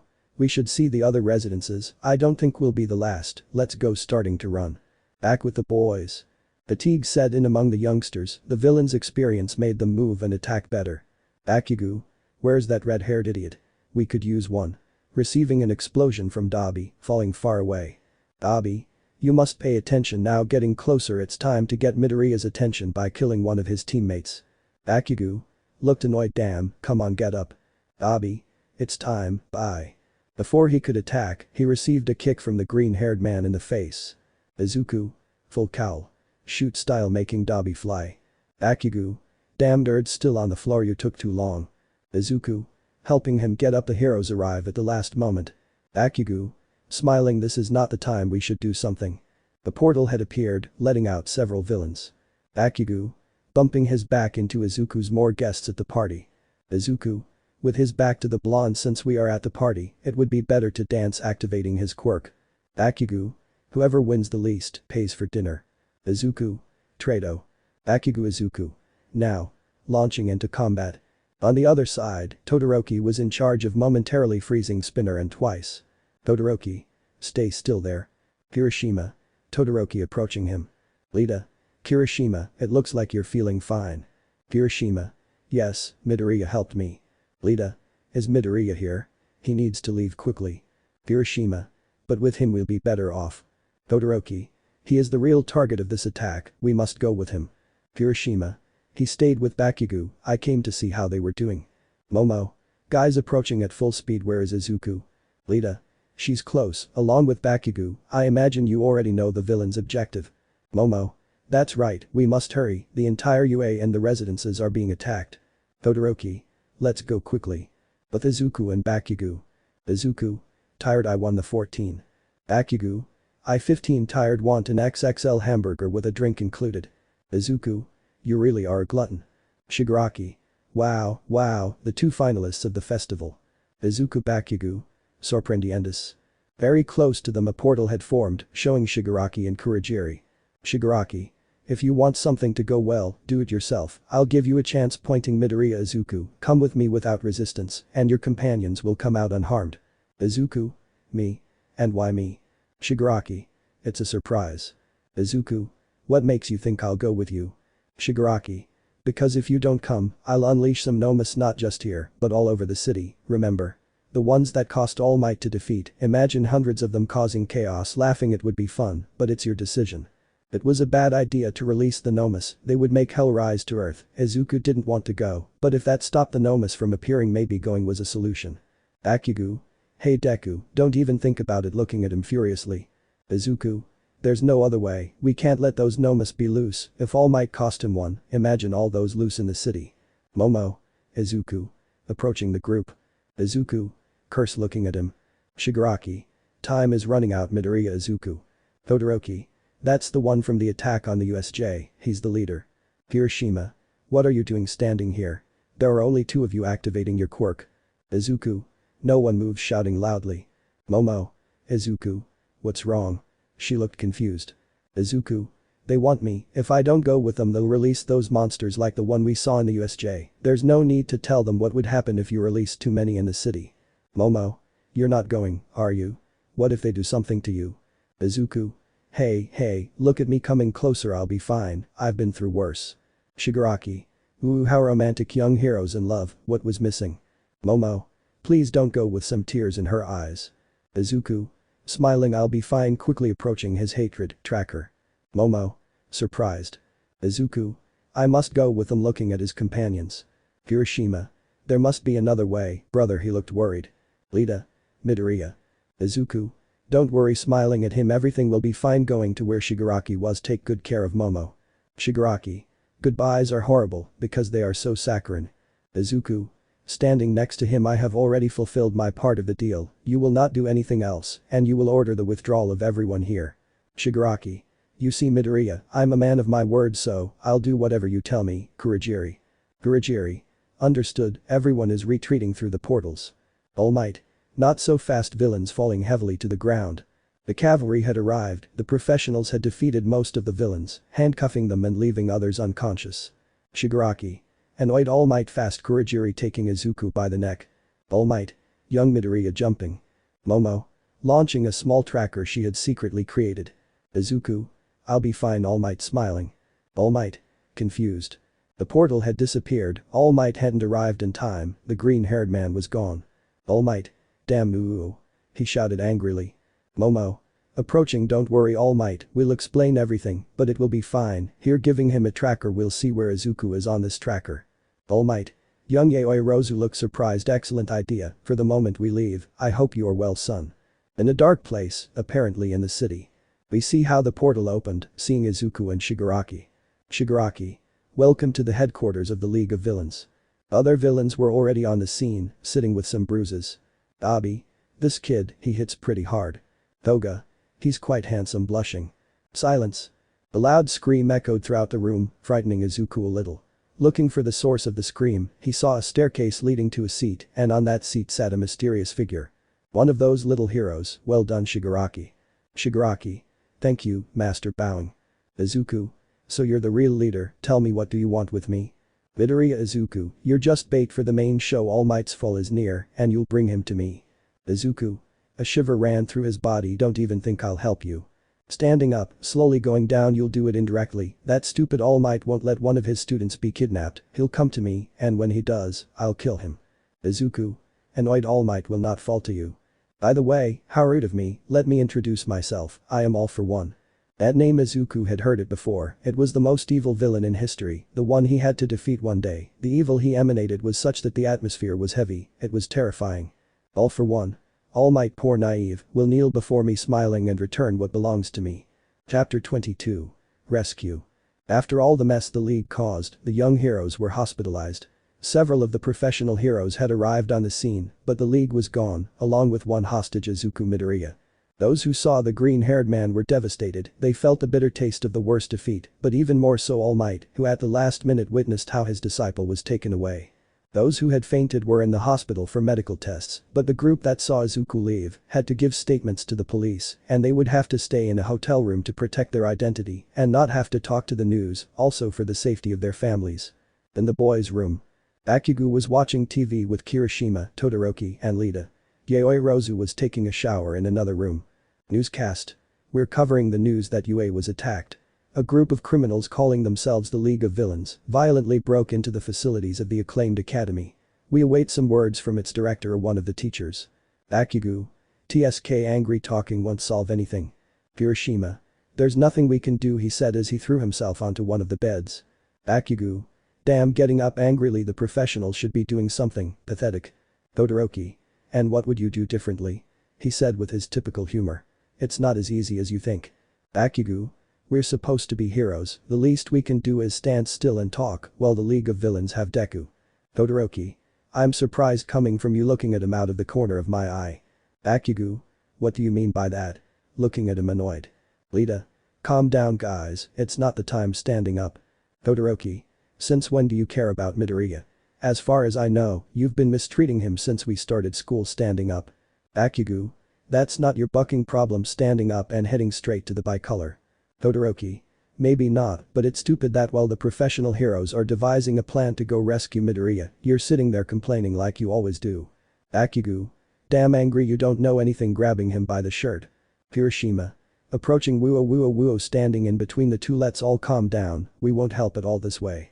Bakugu. TSK walking annoyed to where he was sitting. Don't bother me. A small argument left a tense atmosphere in the room. The blonde and bicolor were upset, although Kirishima supported Bakugu because he wanted to do more than stay locked up. Suddenly the door to the room opened, revealing Yaoyorozu, who was already dressed and ready to go out. Momo. I know it's crazy walking, but I can't just sit back and do nothing. Lita. Yaoyorozu surprised. What are you planning to do? Momo. I'm going to rescue Izuku. Todoroki. It's crazy, you can't go, much less alone. Momo. I know, while looking at the ground, but try to understand me, I'm worried about him, I don't know what I would do if something happens to him. I'll go, whoever wants to can accompany me, showing a device with the green-haired boy's location. Here I have where he is located. No one said anything, it was a suicidal plan, but they all had a fire in their chest, wanting to go rescue the green-haired boy. Bakugu. Ira looking serious. Momo. Nodding. Kirishima. I'll go too. Momo. Kirishima. Todoroki. Looking serious. Midoriya rescued me, it would be ungrateful not to do the same for him, I'm going. Lita. Loud shouting. Momo. I know what you're going to say, Lita, but. Lita. I would expect it from everyone, but from you, Yaoyorozu, with your intelligence you would know the problems we would have if we go, it's crazy. Todoroki. Lita, we know it's risky, but we have to go. Lita. Don't you remember what happened in Hosu? We barely made it out alive. What are we going to do against an entire league? Momo. No fighting, we'll go and get Izuku out. Lita. Looking annoyed at the floor. Bakugu.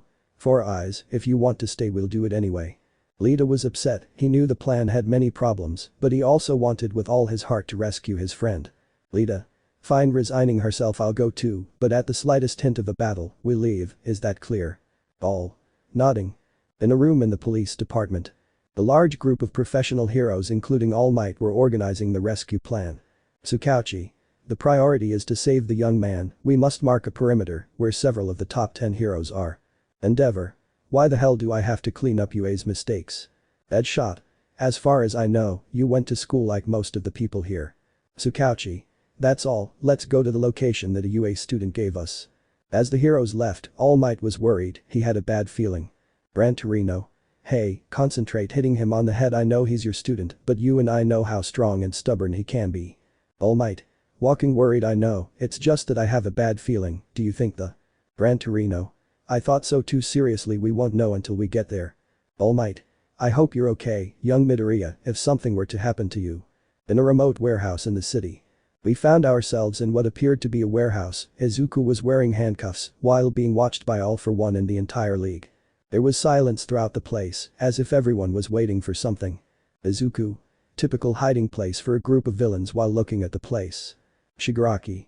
Shut up, kid. Izuku. I just wanted to talk to you about something. Shigaraki. I think it's splendid standing up and approaching him. Let's talk. Izuku Midoriya, 15 years old, recently discovered his quirk. It must have been hard so many years without a quirk, when in this whole damn society if you don't have a superpower you're nobody, right? Izuku. Nervous H, how do you know that? Shigaraki. Teasing. Abuse. You know Midoriya, you and I aren't that different. This system laughed at me to my face too. Everyone turned their backs on me. In fact, everyone here is like you, discarded. Only when your quirk appeared did they begin to value you. Tell me, don't you want revenge? Izuku. Don't compare me to you, I won't give up. Shigaraki. Laughing, did you hear that? He won't give up. Laughing louder, stupid kid, when you least expect it they'll turn their backs on you again. Join us, we'll help you get your revenge. Izuku. It's true that I didn't have a good time for many years, but unlike you all, I didn't resign myself or take revenge, or blame anyone. I tried hard, and that's why I'm here. I would never be where you all are today. Shigaraki. To be crazy like us, you just need a push, and tonight Midoriya Izuku, I will make you jump to madness. Izuku. Looking angry, they're taking too long, where are they? In another part of the city. Some low-level villains were lying wounded and unconscious in a bar, the hero was holding the last survivor by the neck. Villain. Damn, trying to get away. I'm looking for Shigaraki Tamura, you must know who he is. Villain. I have no idea who you are. AHHHH screamed in pain. I don't have time to argue. Tell me where I can find him, and I'll let you live. Mark me on this map where I can find him. Putting a pencil in his mouth. Villain. Resigned, he began to mark on the map. Having finished, he spat out the pencil. I already marked it for you, now get out of here. Smiling, I love that they cooperate, releasing him and kicking him, making him crash against the wall, leaving him unconscious. The place is not very far, I should pay him a visit. But the young heroes. The city was normal, the streets, the lights, people leaving or entering their jobs, students returning home, and people who just wanted to have fun. The young people were walking around, wearing costumes they had bought so that no one would identify them. Bakugu. Ponytail, are we close yet? Momo. Looking at the tracker, not much. Todoroki. Everything is too normal, he looked everywhere. Kirishima. I hope this doesn't all turn into a disaster, the heroes must be working on how to rescue Midoriya. Lita. We only go if the situation gets complicated for them, fighting against the League will be complicated, we rescue Midoriya and we leave.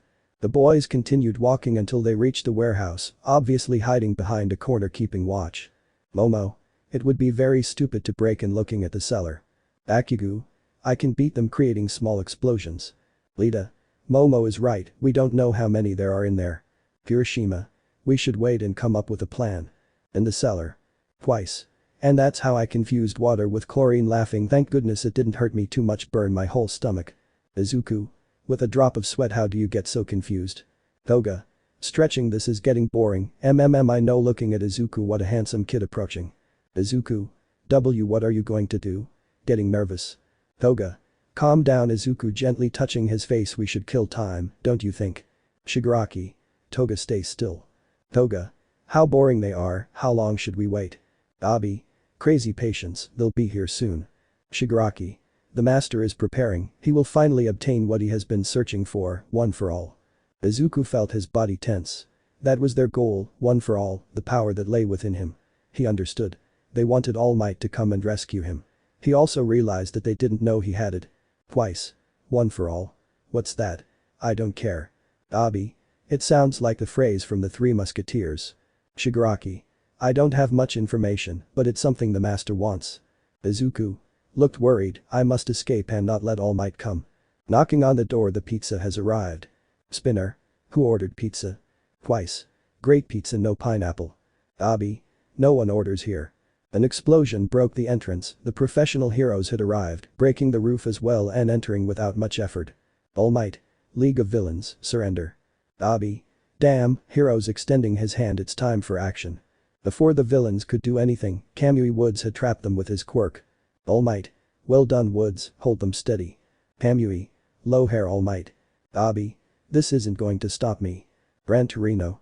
Hitting Dabi, leaving him unconscious, stay still. All the villains were trapped, even Kurogiri had fallen, the League was defeated. Shigaraki. Damn, he said furiously. Almight. Shigaraki Tamura, it's over. Mandalay. Helping Izuku, almost there, good, breaking Izuku's handcuffs. Izuku. Rubbing his wrists, thank you, Miss Mandalay. Shigaraki. Furious, this shouldn't end like this, master. Almight. Master. I thought you were the leader. Izuku. Almight, you must. Before continuing, he was interrupted by the sound of applause coming from the darkness. All for one. Clapping, wow heroes, that was fast. All Might. No, he said worriedly. All for one. So long All Might, I was actually waiting for you. Gran Torino. This is bad, taking Izuku, we're leaving. Izuku. But being carried by the old man. All for one. Why the rush? Extending his arm, pointing at Gran Torino. All Might. Quickly appearing in front of him, giving him a punch in the stomach that made him fly, evacuate the entire city soon. Dead shot. The whole city. Just for him. All Might. Do it quickly, it's All for one, flying towards where he had sent the villain flying. Dodos. All for one. Everyone had escaped with the captured villains, the great battle was going to take place in the big city, so they quickly set about evacuating all the buildings and the people who were already on the streets. Minutes before. Bakugu. We should get a little closer. Lita. Bakugu, wait, those are the heroes and a group of police officers. Hiroshima. In the end, they managed to enter through the roof too, smiling. Momo. Izuku, she said worriedly. Todoroki. There's no need to worry about him. The heroes have already arrived. We should go before we get into trouble. Everyone. Bakugu. Yes. I want to fight. When they agreed to leave, the little ones were scared when they heard a loud bang, they saw a man fly away, being chased by All Might. Hiroshima. Was that All Might? Looked. Lita. Is that Midoriya? The young people watched as Gran Torino took Izuku away. Momo. Izuku looked worried. Bakugu. Let's go with him, starting to run. Gran Torino quickly carried Izuku away from the battle. Izuku. Wait, Gran Torino, we should go with. Gran Torino. None of that, we must get you as far away from him as possible. Izuku. But being thrown onto the roof of a building, ouch. Gran Torino. We'll be fine here, looking at the horizon, take care, Toshinori. Izuku.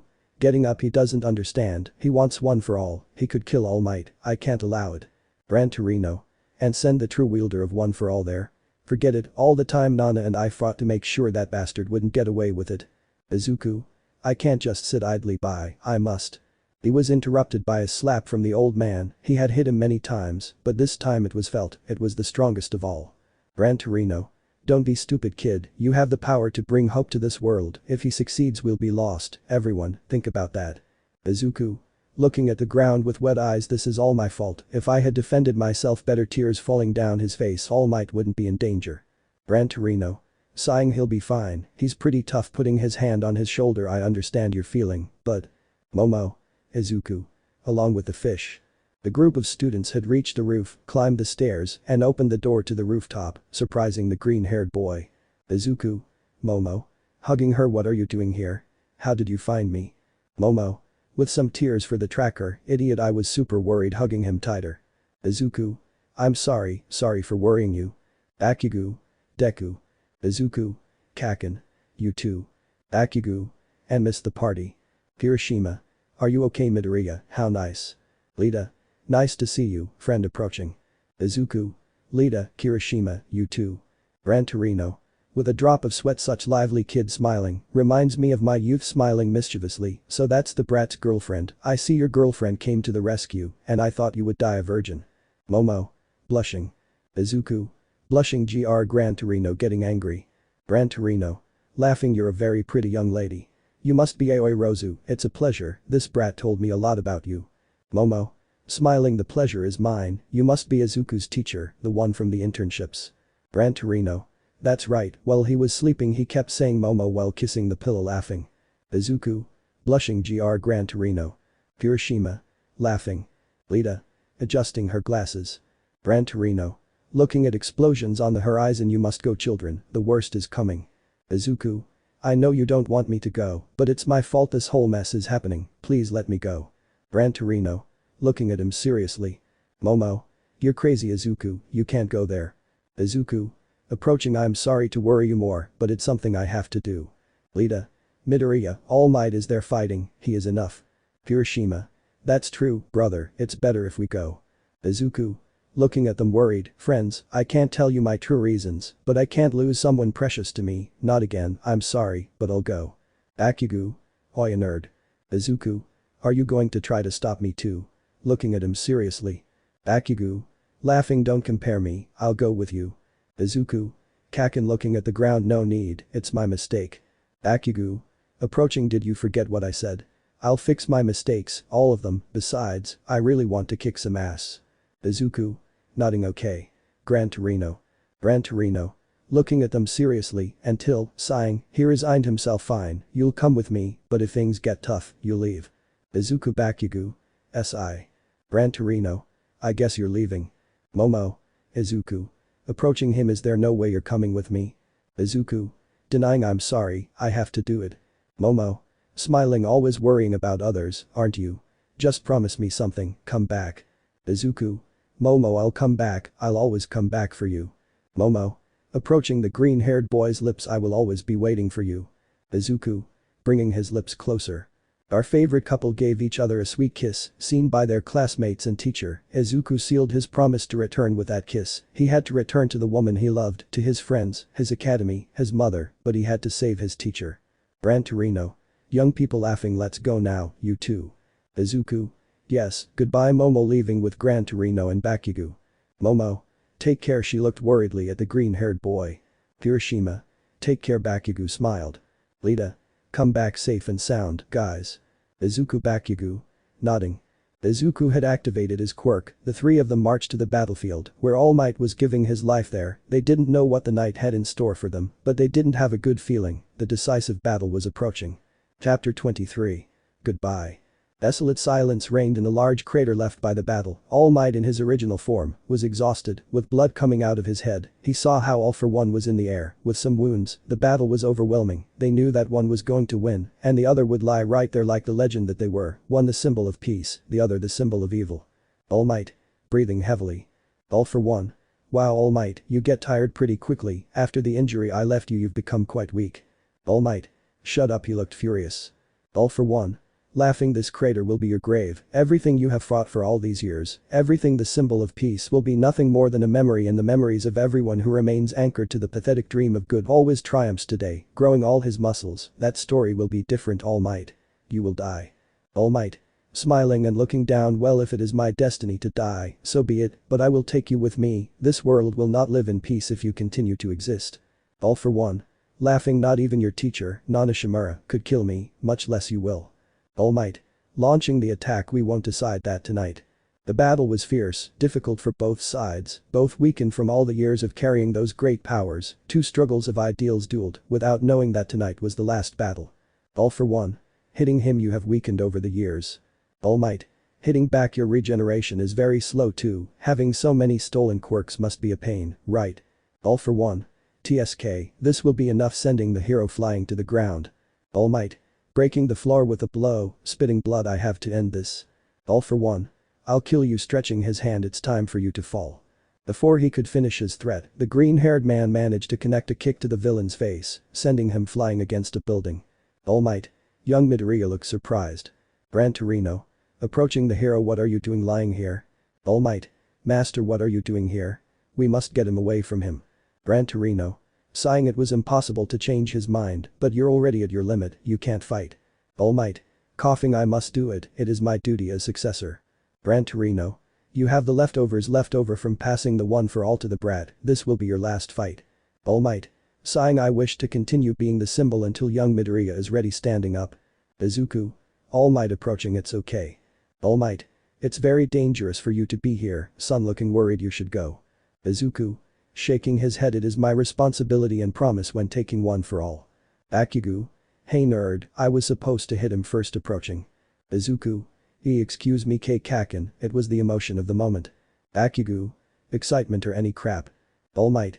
Wow, they look closer. Bakugu. Looking at All Might. Who is this old man? All Might. Ah, spitting blood. I'm still in my normal form. Izuku. Kaken, he is All Might. Bakugu. Huh.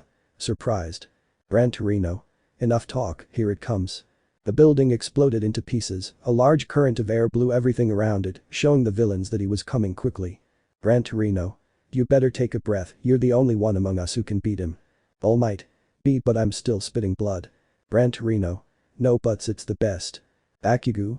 You better take care of yourself Deku, if you don't come back alive, Ponytail will kill me. Getting into attack position. Izuku. Are you afraid of the vice president? Getting into attack position. Bakugu. Don't say stupid things, it's just that it's obvious that he loves you, it would be horrible not to see the person you love anymore. Izuku. Kaken looking at him surprised. Gran Torino. Pay attention kids, we have to buy All Might some time. Izuku Bakugu. See. All for one. Oh my, do you need help from two brats and an old man? Pathetic, I'll kill anyone who gets in my way. Izuku. One for all full cowling 50%. I'll hold out for a few minutes like this, but it's all to buy him some time. As the fight continued, it was televised by a helicopter flying far away from the battle. Our little heroes were watching everything on television. Cementus had arranged the rooms, and everyone was under guard there for their safety and that of their families, until everything was over. Newscast. All Might is receiving help from two young people and an old man. The fight is somewhat tough for the heroes, but it seems that they are buying some time for All Might. We must hope for the best, but let's trust in them, and in the symbol of peace, All Might. Kaminari. Why are those idiots fighting there? He said surprised. Mineta. They are crazy. Uraraka. With her hands over her mouth, I hope nothing happens to you. Kirishima. We must trust them guys. Momo. Who looked worried, please Izuku, keep your promise and come back to me. On the battlefield. All for one dodged several of Izuku and Gran Torino's blows, using other people's quirks helped him when defending himself. Izuku. While attacking, damn it's hard to connect, are you ready Kaken? Bakugu. Not yet standing still watching. All for one. Interesting kid Quirk, maybe being hit by Gran Torino. Gran Torino. Don't even try it, damn it. While the green-haired man and the old man were fighting, he was seen by All Might who was worried about his teacher and student. All Might. Just a little longer, let me fight one last time with all my strength, one for all. Not far from there, a figure watched the fight. This is getting ugly, that disgusting guy looks very powerful looking through binoculars, but zooming in to see the green-haired boy that's Izuku, wow, he's become very strong, a tear fell from her eye, wow it started to rain, I should go help them. Putting away her binoculars, let's go. Izuku was beginning to feel the consequences of the fight, no matter how much he attacked, the guy was tough. Izuku. Standing next to Bakugu ready. Bakugu. Looking sadistically more than ready. Izuku. Okay, I'll propel you there. Izuku took the blonde's arms, and with a few twists he launched one for all at great speed. Bakugu. Die damn you, spreading his arms atomic bomb. Two large explosions hit the villain, he had stored in his palm large amounts of sweat, which was nitroglycerin, and without his suit, he could not control the power of his attacks, something he was grateful for. Bakugu. Even I surprise myself, even in the air I must prepare M. The hand came out of the smoke of the explosion, taking the blonde's face. Izuku. Kaken. All Might. Young Bakugu. All for one. I have to admit it hurt a little coming out of the smoke with some scratches and blood. I really like your quirk, would you mind? Red and dark rays came out of the villain, Bakugu tried to get away, but it was useless, and he used all the charge he had, he felt like something passed from him to the villain. Gran Torino. He's stealing his gift, he said nervously. All Might. I won't make it in time. All for one. It's mine, but what? The large fireball hit the villain, causing him to lose focus for a moment, allowing the vigilante to hit him in the face, causing him to move away, and saving Bakugu. All for one. Another one, how many of you are coming? He said furiously. Bakugu. Who was carried like a princess, what is going on? Excuse me, young man, I saw you were in trouble, smiling. Bakugu. Realizing his position, let me get down, old man, I hate this position. I didn't need help. Trying to get away. Stay still, brat, going down with the young man. Izuku. Kaken approaching and helping the blonde down, thank you sir. He didn't say a word. N.A. The character was there with a detective outfit and a mask. Izuku. It's. Gran Torino. Thanks for the help, you guys are. Getting out of the trance, I'm sorry, laughing, call me fireman, I was around here and decided to help, laughing. All Might. Fireman. That name doesn't ring a bell, you're not from around here. Fireman. I currently work in Europe, but I'm originally from here, I came from vacation, yes, vacation, laughing nervously. All Might. I understand, I must inform you that I am ready to continue, standing up and taking his muscular form, let's beat him. Fireman. OHHHH with stars in his eyes, it's All Might approaching and taking his arms, it's a pleasure to meet you, the number one hero, it's the best day, where is my notebook? Izuku. Looked curious, that voice. Gran Torino. Let's save the autographs for later. Here he comes. One for all was approaching at great speed, everyone except All Might launched themselves to attack it, but it was useless, one by one they were repelled by the impetus of the ferocious attack. All for one. Prepared to die, making his arm and fist bigger and throwing a punch. All Might. Never throwing a punch. The fists collided, creating a shockwave that blew everything around them away. On the outskirts of the city, people gathered around to find out what was happening in the battle. A huge crowd was waiting expectantly. Man. Someone tell us how All Might is. Woman. My house was destroyed crying. Kid. All Might win. He always does. At the residence. Everyone watched the fight in awe and terror, terrified as two of their teammates gave their lives to help All Might. The brunette was worried about the green-haired boy. She wanted to run and get him out of there. But it was too late. Momo. Praying please protect him and bring him back. At the Midoriya residence. Inko. With rivers of tears on her face, Izuku, what are you doing there? In various parts of the city. Thanks to the confusion, several low-level villains had taken advantage of the situation to loot and commit all sorts of criminal acts, and several heroes were arresting them. Ectoplasm. Taking down a thug, it's going to be a long night, how's the fight going? Headshot. Knocking out another keeps fighting, thank goodness the League was arrested so they won't be a hindrance. Endeavor. While throwing flames, damn All Might, always the center of attention. Ectoplasm. We should get closer, in case he needs help. Headshot. Good idea, all the thieves in our area were neutralized. On the battlefield. The battle of resistance continued, fists continued to clash, pushing each other to see who would give up first.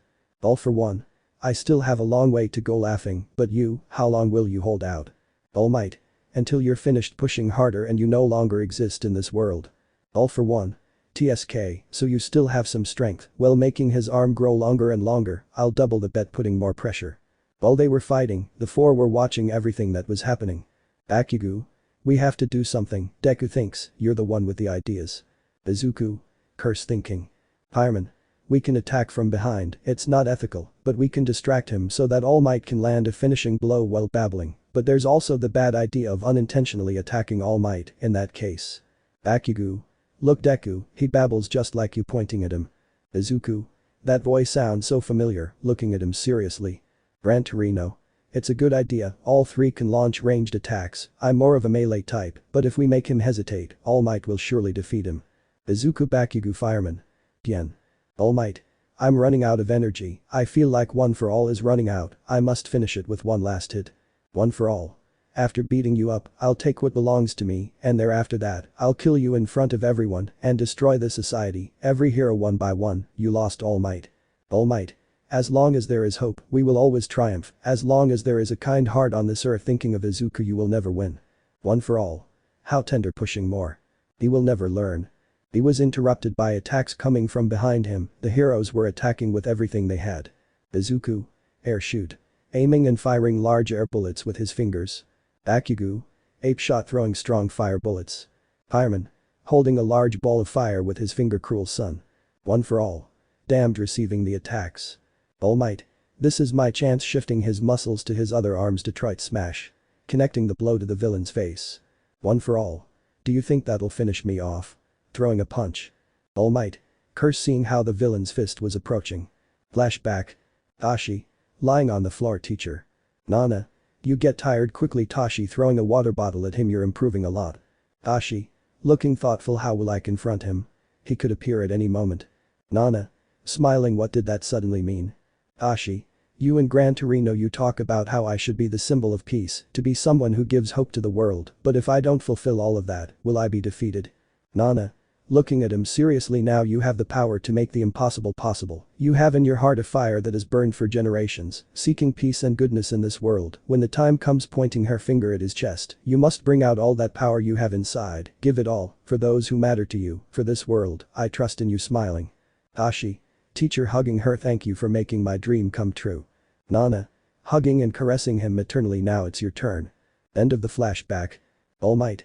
I won't give up, building his arm muscles. This world, these people dodging the attack, I will protect it, throwing his fist with everything I have, connecting his punch. United state of smash.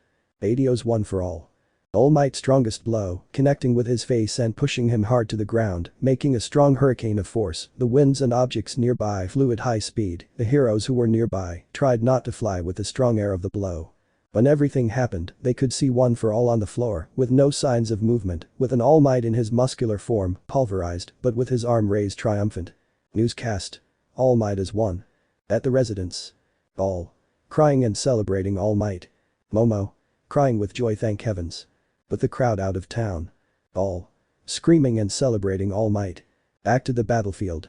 Almight still had his fist extended, but his muscular form had disappeared, now it was Toshinori. Izuku. Almight running. Gran Torino. Wait, brat. Izuku.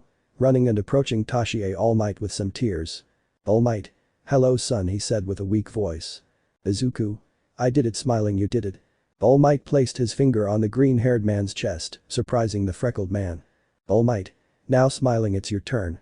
Toshinori fell, the battle was exhausting, making him faint to the floor. Several heroes came to the rescue, seeing what Almight really looked like they were surprised, but everyone knew that there was the most amazing hero in history. Some time later. A few days passed since that great battle, the reconstruction of the city had begun, several families lost their homes, but thanks to the heroes they were going to recover them. The League had been arrested, and everyone was in Tartaros, awaiting their verdict, although it was expected to be a lifetime of imprisonment there. The UA was inactive, with all the events that had happened, they were prudent and acted wonderfully in response to all the questions from the media and parents, they apologized publicly to the media and to the students' parents. All those who participated in the battle were hospitalized. But Toshinori was still in his room, looking out the window. Ashi, looking melancholically out the window, sitting on his bed, I made him teacher. Gran Torino. Entering, it's a beautiful day approaching. Ashi. Master, have you been discharged yet? Gran Torino. Last night, I was thinking of coming to visit you, sitting down, how are you feeling? Ashi. My knuckles still hurt, flexing his hands, by the way he's. Gran Torino. Looking at him seriously, dead. Ashi. Looking out the window, I see, and young Midoriya and young Bakugu. Gran Torino. They were sent home, the brat wanted to see you, but they didn't let him, laughing, it reminds me of you in your youth, stubborn and very close to your teachers. Ashi. Laughing, not only power is passed from generation to generation. Gran Torino. Looking at him seriously, that's what I wanted to talk to you about, I think it's time. Ashi. But teacher, looking worried, is still young, he has classes and a girlfriend. Gran Torino. It hurts my soul, but he is the only owner of One for All, he must perfect it as soon as possible, there is no symbol of peace, we cannot wait for him to finish his studies, we do not know if someone worse than All for One will appear, he must be ready, it will only be 1 year, you and I will go to America. Ashi. Looking distressed, I understand, it's for the best, let me tell you. Gran Torino. It's the best decision, going to the door, he will be the next symbol of peace, we must prepare him, leaving, see you. Toshinori remained meditating, without a doubt that now he was the only possessor of One for All, and that he should make it as soon as possible, he should take his place, but he could not help but feel bad for his pupil, he had a life on track, he was a good student, he had a wonderful mother, and he had recently finalized his relationship with the brunette, he could not help but think that it would steal time from him in his best years. Ashi. Sighing, he will understand. At the residence. Classes had returned to normal, and the remnants of that fateful day still lingered in memory. They were close to moving on to their second year at the academy, between exams and classes the first year was already falling behind, a rather hectic year for our little heroes. We met in the brunette's room. The green-haired man had arranged to meet her to study for an exam. And by the way, they have already made their relationship official, although the surprise was pleasant, their colleagues saw it coming, making the couple surprised because of how obvious they had been, but between jokes and such, everyone congratulated them and was happy with and for them. Momo. Serving a cup of tea, how crazy was this year, wasn't it? Izuku. That's right, taking a drink, and what's missing, smiling. Momo. Sitting down, and we still have 2 years left, laughing, all the adventures we have left. Izuku. That's right, taking her hand, but we'll be together. Momo. Taking her hand with great force, I'm glad you're here, that you're back, I love spending all my days with you. Izuku. And we will continue to be, approaching to kiss him. Momo. Kissing him. The scene was special, they were finally together without any problems for now. Izuku. Feeling his phone, excuse me, getting up and answering the call, say. Ashi. Joven Midoriya. Izuku. All Toshinori, what a surprise, we haven't talked since. Ashi. That's right, I was discharged, but I wanted to meet with you, if it's not too much trouble. Izuku. Wow, now. Ashi. It's important. Izuku. I understand, where? Ashi. On Dagaba Beach, I'll be waiting for you, cutting. Izuku. Looking at his cell phone, he sounded quite serious, if he was just discharged and can't wait, it must be important. Momo. Did something happen? Getting up. Izuku. I have to see someone, putting away his cell phone and taking his jacket, I'll be back in a few minutes. Momo. Okay, don't be long. Izuku. I will, giving him a kiss, I'll be right back, leaving. Momo. Watching him leave. Izuku. I feel like you're hiding a lot of things from me. Minutes later. Izuku was walking along the beach until he saw his teacher, with a cast on his arms and a bandage on his head. Izuku. Almight. Running to meet him. Ashi. Young Midoriya running. Izuku. What a joy to see you approaching. Ashi. Head Texas smash hitting the green-haired boy. Izuku. Falling to the ground, ouch, getting up. Ashi. Did you think I wouldn't forget? It was really reckless of you to go. What if something happened to you? Your girlfriend was going to kill me, and your mother was going to revive me to kill me. Izuku. Looked regretful, I'm sorry. Ashi. Hugging him, thank you for everything. These were the key words for the green-haired boy, that his teacher hugged him and thanked him was too much for him. To think that he could have died and not see him again, it was too much for the green-haired boy. All those feelings collapsed, making every part of the green-haired boy's being shudder, making him cry, not like other times, this time it was special. The two sat down to watch the stars. What came next was not easy for the blonde. Ashi. Young Midoriya, seriously speaking, I no longer have one for all, the remains I had vanished, I can no longer be the symbol of peace. Izuku. Looked worried, you're still alive, you can still help people. Ashi.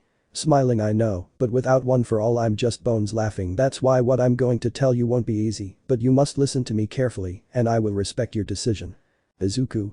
Looking at him expectantly. Ashi. You have to come with me to train America. Looking at him. Izuku. Totally surprised, America. Ashi. Where I train to be the symbol of peace, I spoke to the director, it will be like doing your second year, we will go with Gran Torino. Izuku. Sadly looked at the ground but. Ashi. I understand, you have your mother, your friends, your girlfriend, it's not an easy decision, but if we want there to be a symbol of peace soon, and for you to use that power to perfection, we must go there. I have a friend, David Shield, he will help us. Izuku. Wow, it's all very fast. We will be together from here on. Ashi. It's your decision, but the best thing would be. Izuku. Ira looking at him determinedly. Ashi. Are you sure? It'll be a year. Izuku. Just a year, I'm fine with that. Ashi. Okay, I'll talk to your mom. The paperwork is ready, all that's missing is the authorization. Izuku. Looking at the stars, good. Ashi. By the way, that fireman guy will be joining us, he's an acquaintance of David. Izuku. Well. Ashi. You'll tell him, right? Izuku. I have to do it, it won't be difficult. Izuku didn't want to leave, he wanted to stay with Momo, but he had already taken on a responsibility. Upon receiving that power, he knew he had to make drastic decisions.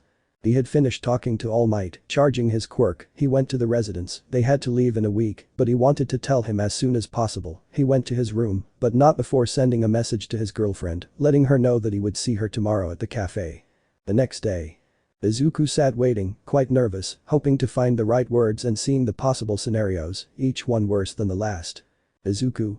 Sitting, I must calm down, sighing. Momo. Sorry for the delay, sitting down, hello, looking at him sweetly. Izuku. Hello Momo, I called you here for something important. Momo. This is the cafe for deep conversations, laughing. Izuku. Laughing, haha, looking at her sweetly, you know that I love you like nothing in the world, right? Momo. I know, I love you too much too. Izuku. I know, that's why what I'm going to tell you is kind of hard, promise me you'll listen to me. Momo. Looking at him surprised, what's wrong Izuku? You scare me. Izuku. Sighing, in a week I'll go to America, for a year. The bucket of cold water, the news fell horribly on the brunette, now that there were no problems, that everything was resolved, everyone knows their stuff, now she had to go thousands of kilometers away, and for so long it was too much. Momo. Looking at him sadly, what? But why? Izuku. Listen, this is sudden for me too, but I have to perfect my quirk, the school helps me and approves the trip, it's a responsibility that I have to fulfill. Momo. What the hell are you talking about? Annoyed with wet eyes, Izuku, tell me the truth. Izuku. Looking sadly at the ground, no I can't. Momo. What do you mean you can't? I'm not your girlfriend. Why are you hiding things from me? Izuku. It's not that, I would put you in danger if I told you, I have a great weight on my shoulders, I don't want to burden you with that. Momo. You're hurting me too much, starting to cry, and to think that we were already fine, calm down, now you come with this, she wiped her tears. Izuku. Calm down Momo, it's for my own good, it'll only be a year and. Momo. And my good. Raising her voice, you leave without giving me any explanations, you give me a shitty excuse, crying louder. Izuku. Momo, I coming closer. Momo. Go away, you know what? I'm leaving, standing up. Izuku. Wait, Momo, trying to reach her. Momo. Don't touch me, okay? I don't even know you anymore, leaving the bar. All the people in the place watched the couple's argument, leaving Izuku sad because of the brunette's attitude, but he expected it and he deserved it. A week later. The whole class was already informed that the green-haired boy was leaving. The green-haired boy was ready to leave. With his suitcases he was at the door of the residence with all his classmates and his teacher, except for the brunette, who ignored him and avoided him every time he approached. Izuku. Okay, with the suitcases at the door, it's time to go. Uraraka. Take care of yourself. Deku hugging him. Izuku. Thank you. Uraraka hugging her too. Lita. See you in a year, friend extending her hand. Izuku. See you, Lita shaking her hand. Hiroshima. See you later, brother. I hope you get stronger. Extending his fist. Izuku. Goodbye brother bumping his fist. Bakugu. Approaching hey Deku. Izuku. Mirandolo Sirio Kaken. Bakugu. Smiling I'll save your spot, come back stronger, you hear? I want a rematch. Izuku. Smiling you two become stronger, wait for me. Bakugu hugged the green-haired boy, surprising acquaintances and strangers, but the green-haired boy more so. Bakugu. Thank you for never stopping being my friend. Izuku. With wet eyes. Mina. Group hug. Leaping. Haminari. Let's take advantage of the fact that Bakugu is sensitive. Bakugu. Get away. Who called you nosy? I just tripped and the nerd was there. Don't be confused. Everyone, without exception, hugged the green-haired boy, who was moved by the affection and love his classmates showed him, but there was a certain person missing, who was everything to him. Without her it wasn't the same. Eraser. Let him breathe, he has to go. Izuku. You won't hug me, master. Eraser. Sighing see you in a year, it's not death, but gently hitting his back, we'll be waiting for you. Midoriya smiling. Jiru. Midoriya, Ven. Izuku. Approaching I'm sorry about Momo, send her my regards. Jiru. Aren't you going to say goodbye? Izuku. She made it very clear to me that she doesn't want to see me and I don't blame her, but I'll come looking for her in a year, let her wait for me. Jiru. Smiling she won't leave, she will always wait for you. Izuku. Smiling. Nezu. Young Midoriya, I'm sorry to interrupt your farewell, but we must go. Izuku. Okay, see you in a year, see you later friends. Today.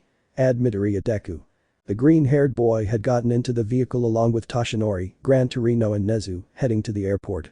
With all the security measures in place, they had boarded the plane, where Izuku was looking out the window, melancholic. He wanted to say goodbye to the brunette, but it was too late. Ashi. Looking at him, you will come back stronger, you will be number one. Izuku. Smiling yes, thanks Almight. I wanted to say goodbye. Ashi. I can imagine your pain, but if she loves you, she will understand and wait for you. If she is for you, she will wait for you all her life. Izuku. Yes, I love her, I hope she keeps loving me. Looking out the window. At the residence. The brunette was devastated, in her bed looking at the photos of her outings with the green-haired man, how happy she was in those moments by his side. It was hard for her not to go and say goodbye, but her anger was greater, she cried a lot during that time, she was tired, exhausted. Momo. While looking at the gallery with her photos. Izuku, I'm going to miss you so much. Adios Izuku. Goodbye Momo. Chapter 24. America. Several hours had passed since they took off, the trip was quite calm, although the atmosphere was not the best. All Might watched as the green-haired boy stared out the window, his gaze sad and melancholic. He wanted to help his student, but he knew if he kept talking about it, it would only get worse, so he let the green-haired boy open up whenever he wanted to, about his thoughts and feelings. He decided to get some sleep, since there were still hours left until the trip. In the green-haired boy's mind, there were endless thoughts, moments that he spent with the brunette. He was in doubt about whether he had made the right decision, since he missed her and had hurt the brunette. The day had not passed that he already wanted to see her again, talk to her, be drinking her favorite tea, talk about what happened during the day, laugh together, watch a movie. Remembering and wanting all that back, a tear ran down her face. Izuku. How difficult it is to want to be a hero. In Japan, at Residence 1A. Jiru. Knocking on the door. Momo, let me in. The brunette was unable to leave her room for even a moment. She was devastated. The person she was in love with was gone. She wanted to have him with her and she regretted not having been able to say goodbye. Momo. Getting up and going to the door. Okay, opening the door slowly. Come in. The violet-haired girl, seeing the state of her friend, was worried because she saw how her face bore the marks of having cried a lot throughout the day. She was disheveled. Jiru always saw books on her study table, proof that she had been studying all day, something she loved, but seeing it empty, she sensed that she hadn't touched a book all day. Jiru. I think it would be stupid to ask you how you are. Momo. Aha, lying down again. Jiru. Momo looking worried. Momo. Sobbing. Kayako left. Jiru. Momo, it's only for a year. Momo. I know, looking at her annoyed, with wet eyes, but understand me, I want him to be with me every day, to get used to him, to his smile, to his company, and to know that he is going away crying completely. If he had asked me to go with him, I would have done the impossible to go with him. Jiru. Maybe it's not that easy. He must have had his reasons. Sitting on the bed, he always says that his dream is to be the #1 hero, and he's one of those people who would do the impossible to make his dream come true. Getting closer, he loves you, he'll never forget you, he wants to become strong to protect everyone, you especially. Momo. Looking at her sadly, but. Jiru. Hugging her. I'm not telling you not to miss him, not to cry, because I would do the same in your situation, but be patient, let's have fun, let's learn more every day, and time will fly by, until we see each other again. Momo.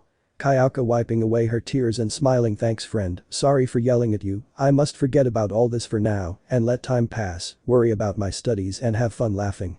Jiru. That's how you talk. Smiling. Come, let's eat something, you must be hungry. Momo. Heh, crying so much made me hungry, plus, I spent all day creating paper to dry my tears, I got tired from using my quirk too much. Laughing nervously. Jiru. Seeing the huge pile of paper next to the bed. Wow, with a drop of sweat. Never mind, tidy yourself up a bit. Maybe the days were going to be difficult for the brunette, but she knew she was surrounded by people who loved her, she would never be alone again. In America. The trip was over. For the green-haired boy, traveling by plane was something new. He thought he'd spend his whole life watching them from the ground, seeing how high they were, miles above him. But he was in an unknown country, with a different culture.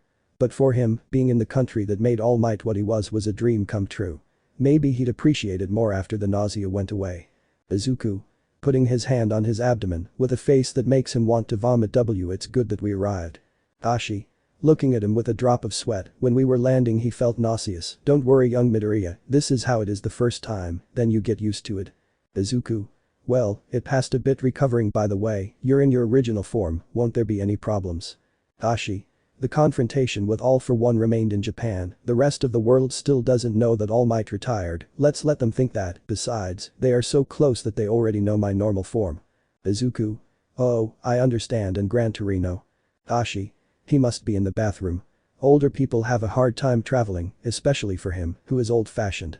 Well, he was looking around, it seems they haven't arrived yet, right, he's there. Izuku.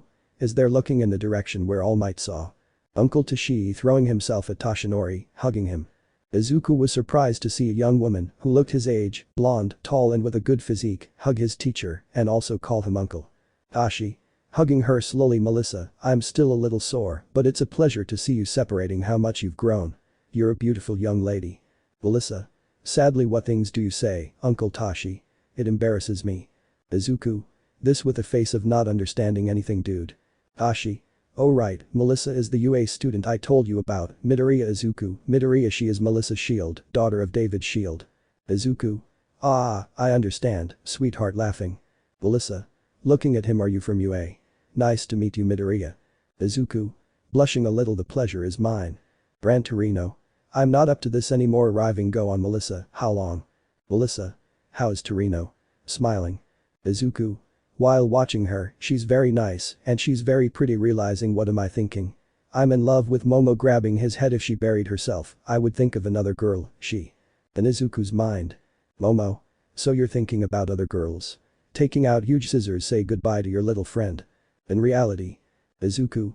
Why do I always think about that punishment? Grabbing his head. Gran Torino. Seeing what the green-haired boy was doing, it seems that the flight affected him. Blockhead. Ashi. This one. Laughing nervously. Is someone special? Melissa. Laughing, it's quite funny. Gran Torino. Oya Torado, Comportate, and Orlando Ola Salida. Izuku. Why yes, going with them. A few minutes later. Ashi. Getting out of the vehicle. Well, we arrived, it brings back many memories. Izuku. While looking amazed. The beautiful building was one of those you would expect from the most important scientist in the world. An ostentatious and elegant building awaited them. Melissa. Opening the door. We did some renovations, you can come in. Izuku. Entering. Incredible, how luxurious. Looking surprised. Everything you looked at was surprising, how everything was organized, the people going from here to there, everything was surprising. Izuku. With stars in his eyes. Amazing.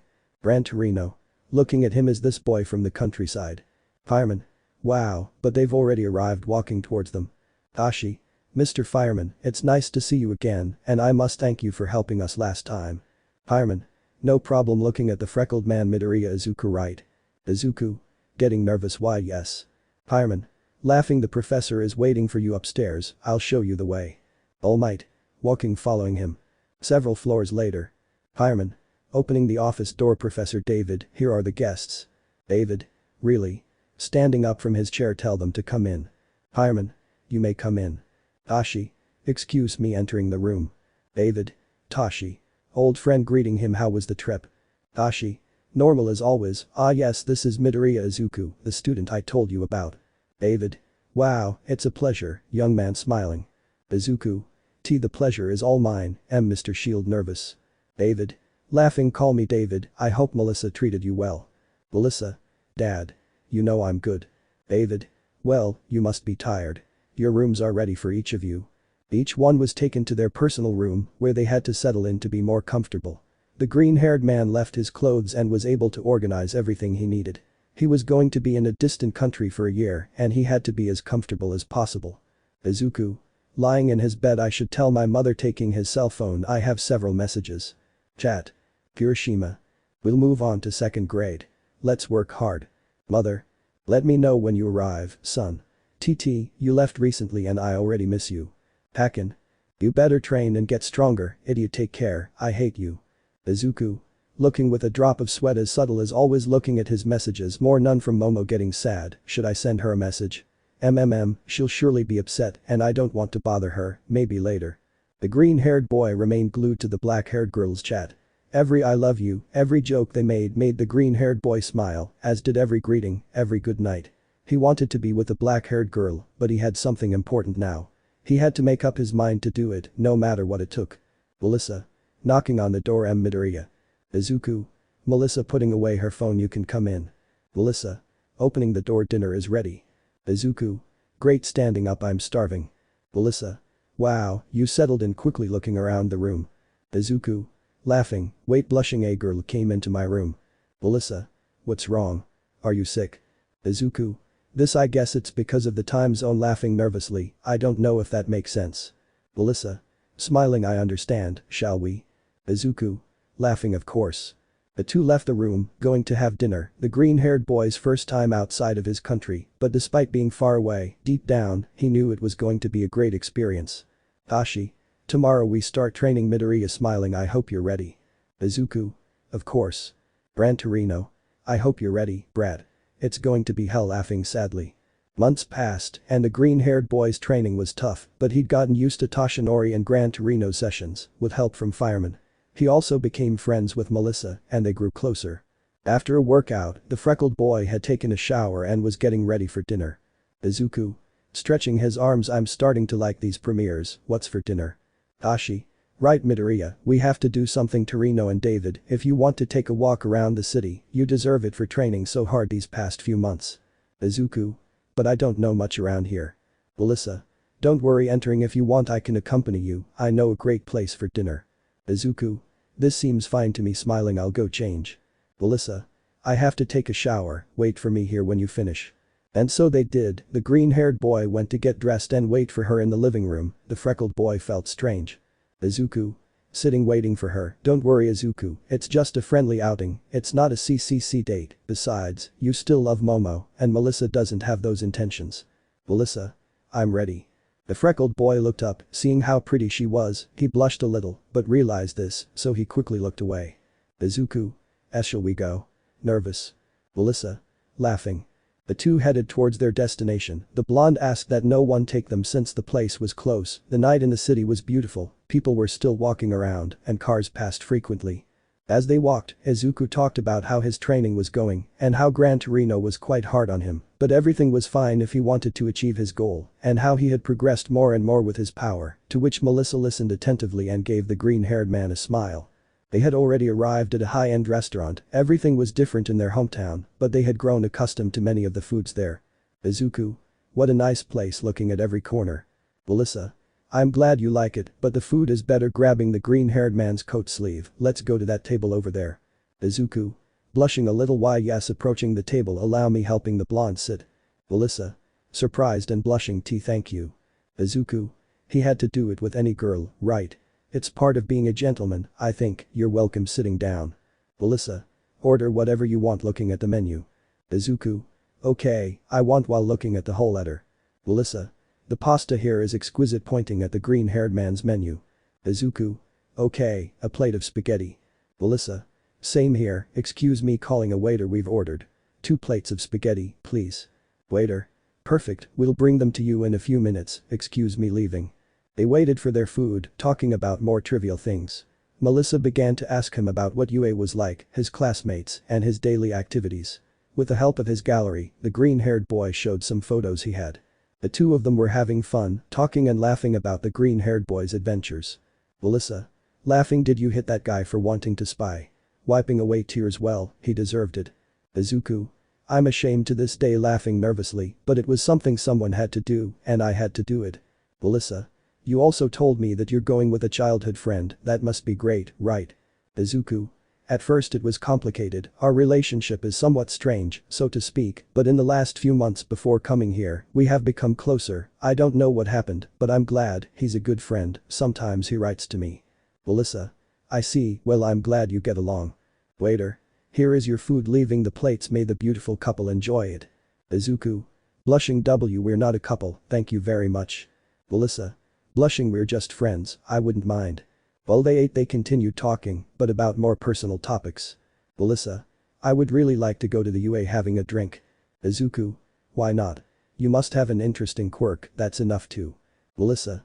Interrupting him, the truth is I don't have a quirk. Izuku. Surprised really? I'm sorry. Melissa. Smiling, no problem, it was obvious that you didn't know, and it doesn't bother me, not in the least, thanks to that I was able to grow as an inventor, also to my father, at first it hurt me, my dream of being a hero had vanished, but now I can contribute my grain of sand, laughing. Izuku. Looking sad, wow, she went through the same thing as me, but I was lucky, even so she wants to continue being a hero with everything she has, it's admirable, someone once told me that we can all be heroes, whatever we are, we all have the possibility of doing the right thing, and if you're going to do it that way, you'll be a great help, with your inventions you can help many heroes who need it. Melissa. Surprised, Midoriya, thank you, now I understand, if it's the place where I have to be, I'll do it with pleasure. Izuku.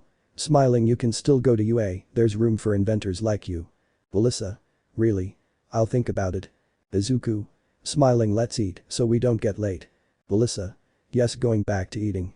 The night continued without further inconveniences, after dinner the two went to rest to start a new day, their friendship continued to grow, even though the green-haired man only felt friendship for the blonde, something was growing inside her.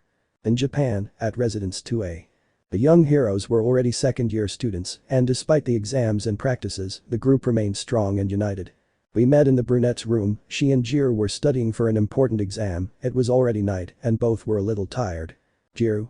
Yawning, yeah Momo. We continue tomorrow. Momo. I'm tired too, but we have to make one last effort. Jiru. Okay, starting to write. Jiru hadn't spoken about Midoriya with her friend since the last time, months had passed, where the black-haired girl looked happy, she looked focused on her studies and her work as representative and vice president of the class, but Jiru knew her well, in public she was like that, but when they were alone, Momo could be seen at times with a sad and melancholic look. She wanted to ask her how she was handling that subject, so without fear, she would start the conversation. Jiru. While writing, have you not heard from him? Momo. Whoever was writing, stopped doing so upon hearing the question, no, answering dryly. Jiru. I see, typing what? What do you mean no? Isn't he your boyfriend? Momo. I don't want to bother him, I know he's busy, and he knows I'm busy too, besides I don't know how he'll consider me now, after our last argument, we didn't speak to each other again. Jiru. Did they break up? Looking serious. Momo. We didn't say that, she said sadly. Jiru. Then no, or so they think. Momo. I at least don't think we're over, but it's weird, I can't text him or call him, I stop when I want to. Jiru. Do you want me to talk to him? Momo. And not now, it's better if you talk to him, maybe he's upset with me. Looking sad. Jiru. If for some strange reason Midoriya were to get angry, he'd never get angry with you. Fine, I'll call him in a few days and give you a report. Momo. Thanks, Kayaka, smiling. Jiru. It's the least I can do, I must pay you for these private lessons, somehow, laughing. Momo. Okay, back to business. Smiling. Jiru. Wow, now you're happy, could it be because you've heard from Midoriya these days? Momo. Blushing, well I haven't heard from him in a long time, I can't deny that I would like to know about him. Jiru. Smiling sadly, I hope when I call him he's not with some American laughing. Momo. With a murderous aura and red eyes. Jiru. Getting scared although thinking about it, that idiot wouldn't notice anyone, but you Momo laughing, please calm down. Momo. Back to normal. The worst of all is that he is very handsome, I wouldn't be surprised if he has getting angry admirers. Jiru. Laughing maybe, well I'll go to sleep, it's late getting up, maybe tomorrow I'll talk to the broccoli, I'll keep you informed, bye leaving. Momo. Rest easy Kayaka smiling. The smile quickly disappeared, after saying goodbye to her friend, she put away her books and got ready to go to sleep. When she was lying down, she looked at some images of herself, of the group and especially of the two of them, seeing one in particular, after an exam she had to do with him, bringing the image closer to where the two of them were.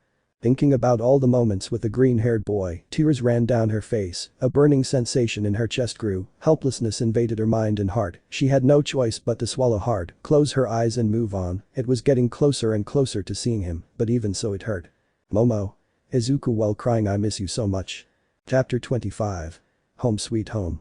The months continued to pass, the training continued to be hard, especially those of the last time, Izuku could already handle 70 to 80% of One for All. He had several improved movements and more resistance, apart from learning new martial arts movements, they had been very helpful, in addition to going out to patrol the city and gain experience, in addition to the UA sending him assignments and written exams, in addition to being evaluated by Toshinori.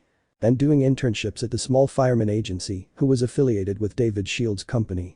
There was 1 month left to finish second year, time had flown by, he had become closer to the Shield family and firemen, with the latter he had an immediate connection, they both loved knowing about the Quirks, and whenever they could they would sit on the roof of the building to eat and chat, he had also become a kind of teacher for him, since he advised him on how to act and what he should do and be a hero.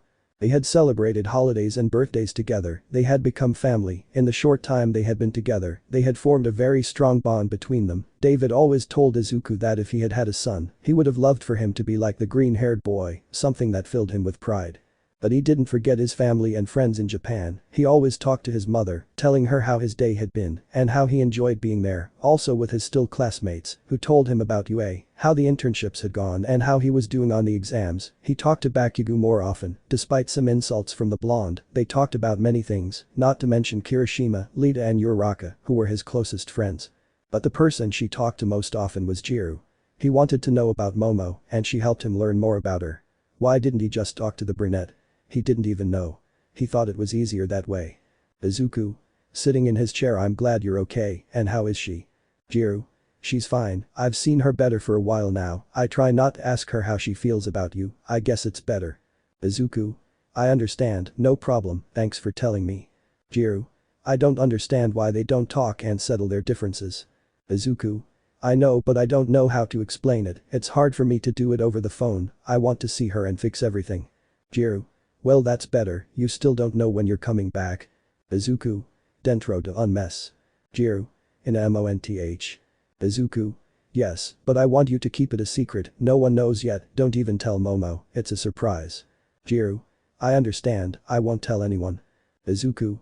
Okay, I have to go, we'll talk another time. Jiru. See you later cutting. Izuku. Leaving his phone on the study table and looking at the ceiling, a month wait for me Momo. Melissa. Entering, I already have the food ready, bringing a plate with 2 hamburgers, you chose the movie. Izuku. They just called me, but we chose quickly, standing up, those hamburgers look delicious. Melissa. They are my invention, adjusting her glasses, I hope your palate is ready. Izuku. More than ready, sitting on his bed, make yourself comfortable. Their friendship had grown a lot in this last time, they had become very close, they already had a lot of confidence in each other, they laughed, they fought, they watched movies together, they went out together, what a couple of best friends would do, that's what the green-haired boy thought, but for a certain blonde it was something more. Melissa. Using the remote control, a horror one. Izuku. But a classic one, the ones from now on aren't scary. Melissa. Says someone who's scared of a spider. Laughing. Izuku. It was only one sad, and besides I'm not afraid of them, I respect them. Melissa. Yeah, Mr. Respect, what do you think of these? Ghost Activity 3 or Super Zombie Land 4? Izuku. Land of Super Zombies of Ruin after the third, I vote for Ghostly Activity 3. Melissa. It's okay, calm down. Be careful, the spider is next to you. Izuku. Ah, screaming like a 5-year-old girl. Melissa. Laughing out loud, it's a classic. Izuku. Angry how evil you are, look at a broken invention of yours. Melissa. Getting scared, wait, none of my inventions break down. Izuku. Damn, just put on the movie.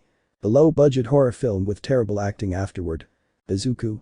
Was it supposed to be scary, right? Staring petrified at the screen. Melissa. Also petrified, isn't this a parody? Izuku. At least it was entertaining, is there any soda left? Extending his hand. Melissa. Extending her hand if you already. Unintentionally, the two touched hands while trying to grab the glass of soda, the blonde's hand was red. Izuku. A little blushed, sorry, taking a drink. Melissa. Looking sadly to the side, don't be silly Melissa, it was just an accident, well I'll go take these dishes to wash, grabbing the dishes. Izuku. Let me help you, raising the glasses, I should have tidied up a little earlier, looking at Melissa, who was going to step on her training bottle. Melissa, be careful. Melissa. Stepping on the bottle. Out of inevitability, Melissa fell backward, landing on top of the green-haired boy, thank goodness the plates and glasses were plastic. The green-haired man was on the floor, with Melissa on top of him, looking at each other blushing. The blonde had a good body, and also let's say good attributes, which when making contact with the green-haired man's body, he blushed, not because he wanted to, but because he was like any man. Melissa. Blush-eye Izuku. Izuku. Are you okay Melissa? Melissa. More than good, smiling, this is kind of embarrassing. Izuku. Realizing that he had his arms around the blonde's waist, I didn't want to do it, blushing. Melissa. Laughing, he's so cute when he's nervous, wait, I'd never realized how beautiful his eyes are and how cute he is, inside and out, and he's so close to me that. The blonde was getting dangerously close to the green-haired man's face, who, noticing, wanted to run away. Izuku. Blushing and getting super more nervous, Melissa, what are you doing? Melissa was a few seconds away from being able to kiss the green-haired boy, she wasn't thinking clearly, she didn't know what would happen when she gave him that kiss, she wanted to take a risk, but sometimes you get lost. Izuku. Melissa grabbing her shoulders, this isn't right, lifting her up, I respect you so much. Melissa. Izuku sorrowing for what happened, I'm sorry, I don't know what happened to me. Izuku. I can't do it, I can't do this to you and your father, who have taken me in this year, besides thinking about Momo it would be a very bad thing. Melissa. With wet eyes, and no, it was my fault, getting up, I'm leaving, get some rest, leaving at full speed, saddened. Izuku. Melissa extending her arm, I'm sorry, but I already love someone else. Izuku went to rest thinking about what had happened with the blonde. Could he have avoided it? Maybe, but he couldn't reciprocate her feelings. There was already someone in the green-haired boy's heart and it would be very difficult for him to get out of there. Although the weeks passed, the relationship began to get tense between the two, they no longer had the same trust as before, the blonde went to sleep early, she had things to do, and when they all ate together, she left earlier than everyone else. Izuku wanted to solve the problem, he was going to find the time. There was 1 week left until he returned to the UA, the green-haired boy had gotten used to his new home, he already knew the people who worked there and the owners and workers of the nearby establishments. The training helped in every way, he had grown a little taller and his body was a little more muscular, he also had long hair, but the green-haired man liked it, according to him he looked tough. Fireman. When are you going to cut your hair? Your classmates will think you were kidnapped in some kind of cave. Izuku. I like how it looks on me, it makes me look rude, making his voice deeper. Fireman. Mo. Izuku. Laughing, shut up, gently hitting his shoulder. He had also grown accustomed to his closeness to Fireman, although he didn't know his name, he felt as if he had known him for years. They were having drinks on the roof of the building, watching the sunset further and further into the distant horizon. Izuku. In a week I'll be back home, wow how time flies, looking nostalgically at the horizon. Fireman. I imagine you miss it, don't you? Izuku. Smiling, I would be lying if I said no, I miss mama, my friends, and I also miss, blushing while smiling tenderly. Fireman. Wow, so you had that hidden, right? Izuku. This realizing that he had been left in the clouds, I miss classes, yes that. Fireman. Izuku, do you have a girlfriend? Izuku. Was it, or I don't know, before I left we argued, but I love her very much, when I come back, the first thing I want to see is her. Fireman. I see, I hope everything works out, and tell me who's the lucky one. Izuku. This is the youngest daughter of the Yaoyorozu. Fireman. Ugh. Petrified J, the richest family in Japan. Izuku. B, but I'm not with her for that reason, getting nervous, she's an excellent person, and I can't deny that she's beautiful. Fireman. I would never think that of you, you are a person with a very noble heart, Izuku. Izuku. Smiling, thanks. Fireman. Okay, getting up, let's go inside, I'll prepare something super delicious. Izuku. With a drop of sweat, you don't usually make something delicious. Fireman. I want to see you cook something, grabbing him by the neck, playing. Izuku. Let me go, squirming and laughing. Anyone who tries my food can't resist, I'll show you, walking to the door. As the two headed to their rooms, the green-haired boy thought that he was also going to miss that place. A week later, at the airport entrance. Ashi. Passport. Well, looking at David, Melissa and Fireman. It's been a great year, thanks for having us again, bowing. Thanks for everything. David. Anything for the hero who brought peace to the world, hugging him. Come back anytime, old friend. Gran Torino. Thanks for everything, smiling. Come on, the faster we get off that plane the better for me. Izuku. Thank you for everything, Lord Shield, for all your help and your hospitality, I will never forget that, bowing. David. As long as it helps the future and the next symbol of peace, I'm delighted, smiling. Take care, Deku. Izuku. Smiling. I will, looking at Melissa. Melissa. Looking away, saddened. Izuku. Melissa, bowing. Thank you for everything. Melissa. Izuku, looking surprised and blushing. Don't do that, it's harder for me, starting to cry. Izuku. Throwing herself to hug the green-haired boy. Izuku. Surprised, but accepting the hug and smiling. Take care, okay. Melissa. Nodding while crying. Fireman. Izuku, looking at him. Take care, looking away. Izuku. Just that. Breaking away from the hug with Melissa. That's very. Fireman quickly hugged the green-haired man, a sincere and heartfelt hug, surprising more than one person, except David. Fireman. While hugging the green-haired boy, once again I have to say goodbye to you and separate. Izuku. Surprised by the hug. It wasn't what I meant, hugging him too. As Izuku, Gran Torino, and Toshinori walked away to catch their flight, they were seen by their friends, who were going to miss seeing them around the building every day. Saying goodbye is never easy. David. Haven't you said no? While looking straight ahead. Fireman. I couldn't with wet eyes. David. I see, withdrawing life will give you the opportunity to do it. Fireman. I hope so, also leaving. Melissa. Dad, can I ask you something? Walking beside her father. Taking flight, the green-haired boy headed towards his true home, where he would have left a year ago. The second year passed quickly for our little heroes, where they had grown as people and as heroes. Now they faced their last year at UA, but it seemed that everything was starting now. In the UA, Residence 2A. The boys were preparing the entire residence for what seemed like a party. The exam season was over, the internships had already finished, and Izawa, for the same reason that they were going to have a party, was given the day off, and it was perfectly Friday, the perfect day for a party. Mina. Standing on a ladder, pass me those balloons. Seiya. Seiya. It's okay, Kiro. Ajiro. We brought the food, holding bags next to Sato, Kota and Tokoyami. Toru. Perfect, let me help you, giving him what appeared to be a kiss on his cheek. Ajiro. Blushing. Don't do that, Toru. Sato. Kota. Laughing. Tokoyami. You don't have to be embarrassed, they've been dating for months. Ajiro. I know, it makes me embarrassed, laughs nervously. Seiya. We're all family here, kissing Tokoyami. There's nothing to be ashamed of. Tokoyami. That's right, making Dark Shadow come out, which raised his thumb. Ajiro. With a drop of sweat. Does that thing come out when you're alone too? Tokoyami.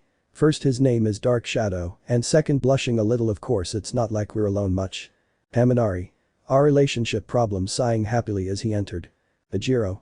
Another crush, since you started dating Jiru, you're just as crazy as when you overuse your quirk. Haminari. Isn't it my fault I'm dating the most beautiful woman in the world? Well, with a seductive voice and pose, actually yes, it's my provocative attitude's fault. Jiru. Hitting her boyfriend. Shut up, you idiot, I'm going out with you because you asked me 80 times. Haminari. Sighing. I mean because it bothers you a lot, right? Jiru. Kissing him on the cheek. And you're kind of cute. Let's say you have your qualities. Todoroki. Entering. Love is in the air with his typical humor. Bakugu. Entering. We have to bring disinfectant. Hey, what time is the nerd coming? Hiroshima. Approaching with some drinks with Zero. He had to stop by his mother's first, she was here at 9 p.m. Bakugu. Looking at his watch, 1 hour left, he acts important. Haminari. I want to see how much Midoriya has changed, smiling. I bet he's all muscular. In his mind. Izuku. All muscular, with a beard. I'm back, you morons, and I'm really pounded. Hey Kaminari, bring me a soda, otherwise I'll smash your whole face. In reality. Hiroshima. This no, I think it will come all Americanized. In his mind. X2. Izuku. With a United States shirt. Hello brothers, I am back, I wanna play soccer and listen. Blink 182. In reality. X2. Zero. How scary, laughing. Maybe he'll come with a lot of girls drooling. In his mind. X3. Izuku. With a leather jacket and glasses and a modern hairstyle next to 2 girls at his side. I'm here guys, I brought these 2 beauties with me to start the party, starting to dance with the 2 girls. In reality. X3. Bakugu. That nerd with 2 girls. Laughing it would be seeing to believe. Jiru. Laughing I think he will come the same, like the Midoriya we know. Kirishima. Probably. Hey Jiru separating her to talk alone, does she know you're coming? Jiru. Don't worry, I made sure it was a surprise, she doesn't know. Kirishima. Would it be okay not to tell him? Jiru. It'll be fine, she'll be so wrapped up in the group that she won't leave and I won't let her go so easily. Kirishima. Sighing I hope everything turns out well. Jiru. Let's wait, I have a good feeling hitting his partner's back. I have to prepare the music leaving. Kirishima. Yes smiling everything will be fine. The preparations continued in order, everyone contributing to have the green-haired boys' welcome party ready on time. In a certain brunette's room, she was preparing for the party, but she still had doubts. Momo. Combing her hair in front of the mirror almost there, this celebration seems strange to me, last week we celebrated the end of the UA year, there aren't any birthdays either thinking, but I remember that these kids celebrate everything, once we celebrated, because Mina passed an exam laughing. A melancholic look came over the brunette's face, as she thought about everything that had happened during the year with her classmates, whom she now considered friends. Momo. It was an incredible year smiling, but it would have been better if he had been there well, it's not time for that, today is a day to celebrate getting up. Jiru. Knocking on the door are you ready Momo? Momo. Yes, I'm leaving now going to the door. We see a taxi that was traveling through the city, heading to the UA, he had been with his mother, talking to her about his experience in the US. It is also worth noting that the Midoriya apartment looked like an aquarium of all the tears that these two shed, typical of the Midoriyas. Ashi. Are you sure you want to go? Izuku. Of course looking out the window I really want to see them. Ashi. I understand smiling and what will you do with her? Izuku. Looking serious I will get her back, without a doubt. Ashi. That determination, typical of you, are you nervous? Izuku. A little, a lot of time has passed, I don't know what they will look like or what will have happened in the time I was gone, I'm excited smiling. Ashi. You'll also have things to tell, we'll be there in 15 minutes. Izuku. Just like I promised looking at his watch and sighing, I'll see you soon again. The atmosphere of a party had formed, everyone was doing their thing, the boys were drinking and chatting, the girls the same, the music was quiet, which surprised the brunette. Momo. How strange that everything doesn't explode looking intrigued. Jiru. This nervous eye it's still early laughing. Momo. Confused I see. Everyone was busy until the front door opened. Everyone looked, expecting it to be the green-haired guy, but it was someone else. Mineta. Entering I'm sorry for the delay, I had an appointment smiling as he knows. Bakugu. Stupid grape head grabbing him by the neck and moving him around. Mineta. Don't tell me you haven't seen yet being interrupted by the blonde who had covered his mouth. Bakugu. With a murderous look you want to die, don't you? Mineta. Translation. Don't hurt me, I don't have my harem yet. Kirishima. Sighing false alarm. Momo. Intrigued by her classmate's attitude, how strange. Jiru. Can you shut up Mineta? Mineta. I'm sorry. Paminari. You almost ruined everything. Momo. Ruin. What? Jiru. And nothing yeah Momo nervous. Lita. That's right Yaoyorozu moving her arms like crazy and nothing's wrong. They were terrible liars, Momo was intrigued and suspected that something strange was going on. Momo. Are you hiding something from me? Seriously. Jiru. Not at all yeah Momo laughing nervously you know I would never hide anything from you. Momo. There's something that doesn't add up, this celebration is. Izuku. Entering wow, how nice the living room looks. The green-haired man made an appearance at the place, everyone fell silent upon seeing the green-haired man enter through the main door, all surprised, but even more so the brunette, who was silent and with her eyes wide open in surprise. Izuku. Seeing everyone this hello smiling how long? All rights reserved. Everyone rushed to hug the green-haired boy, they all missed him, and seeing him so suddenly they all went to welcome the green-haired boy, everyone except Momo, who was still in shock because of the green-haired boy's surprise arrival, she didn't expect to see him. Momo. Izuku while seeing how everyone was happy, I also saw how the green-haired boy was happy. The freckled one was home, and this time, he was going to get it all back. Chapter 26. Surprise. The green-haired man had arrived at the residence with his luggage in hand and stayed to receive greetings from his colleagues, whom he hadn't seen for almost a year. Paminari. Via Midoriya, it's just above. Mina. And muscular touching his biceps. Izuku. Nervous I was exercising. Lita. Let him breathe guys coming closer long time no see buddy. Izuku. Same here, president smiling. Kirishima.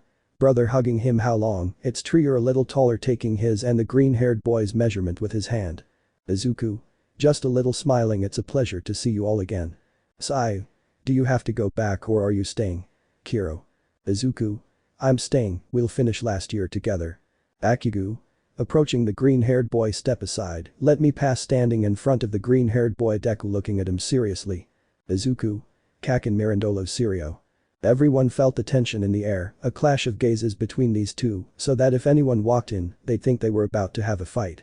To everyone's surprise, they saw the two of them clasp hands tightly, smiling at each other. Bakugu. You finally arrived, I was already getting bored. Izuku. Laughing, I'm here, do you still want that rematch? Bakugu. Like nothing, but I warn you, you're not the only one I train.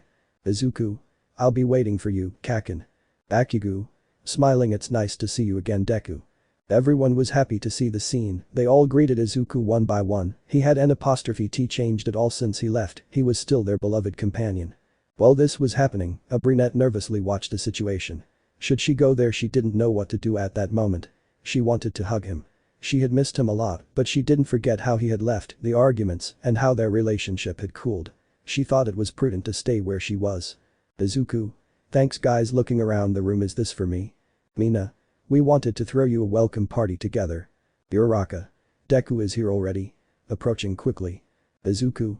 Uraraka. Mirando como si acercaba. Uraraka. Deku. Leaning over and hugging the green-haired boy, how nice to see you. Izuku. Hugging her, how have you been, Uraraka? Jealousy invaded the brunette, according to her she should be the one the green-haired man hugged, in her mind was the thought that maybe Izuku had forgotten about her. Momo. Sighing defeated, I should go. When he had taken a couple of steps, he heard the freckled man's words. Izuku. Yaoyorozu facing her, smiling. Momo. Looking at him seriously, Midoriya smiling, it's a pleasure to see you again. Everyone saw how these two were greeting each other, everyone already knew that they had been boyfriend and girlfriend before the green-haired boy left and that it had ended badly between them, but they were happy that these two were talking with a smile on their faces. Izuku. Smiling, the pleasure is mine. Momo. Looking at him, he's taller, has long hair, and is more muscular, but he's still the same, how much I've missed you. Todoroki. Midoriya with his typical humor. Izuku. Turning around, Todoroki. Todoroki. Smiling, it's a pleasure to see you again. Izuku. Extending his hand, it's nice to be back home. Todoroki. Shaking his hand, welcome. Izuku. So, what are we waiting for? This is a party, let's have fun. All. Yes, extending their fists up. The party had started, music was playing in the residence, many were eating or dancing, but everyone was listening to the green-haired man and his adventures in the US. From girls, questions like what was America like, were there a lot of stores? From boys, questions like what were the villains like there, and Mineta asking what were the American girls like? A question that was completely ignored, although the green-haired boy answered politely with they were pretty, starting to make the Violet Dwarf think a million perverted things, but like with his question, he was completely ignored. A few minutes passed, where some played video games, where the green-haired man wanted to show everyone his new skills. Video game. Finisher. Bakugu. Don't you dare, Deku with a swollen vein. Izuku. Up, down, 2 lira, square by pressing buttons on the joystick. Video game. Deku wins, fatality, flawless victory, in your face bitch. Bakugu. Totally furious, that last one wasn't right, annoyed with the joystick, they gave me the worst controller, that's why I lost. Zero. You lost, Bakugu. Midoriya not only exercised, but learned to play video games. Bakugu. Throwing himself at the TV, I'll do a fatality to you. But the girls. They were all sitting at a kind of bar where they were sitting drinking and talking. Mina. Drinking. Midoriya is taller and very handsome looking where the boys were, trying to stop Bakugu from destroying everything. Seiya. But he's still the Midoriya we know, Kiro. Uraraka.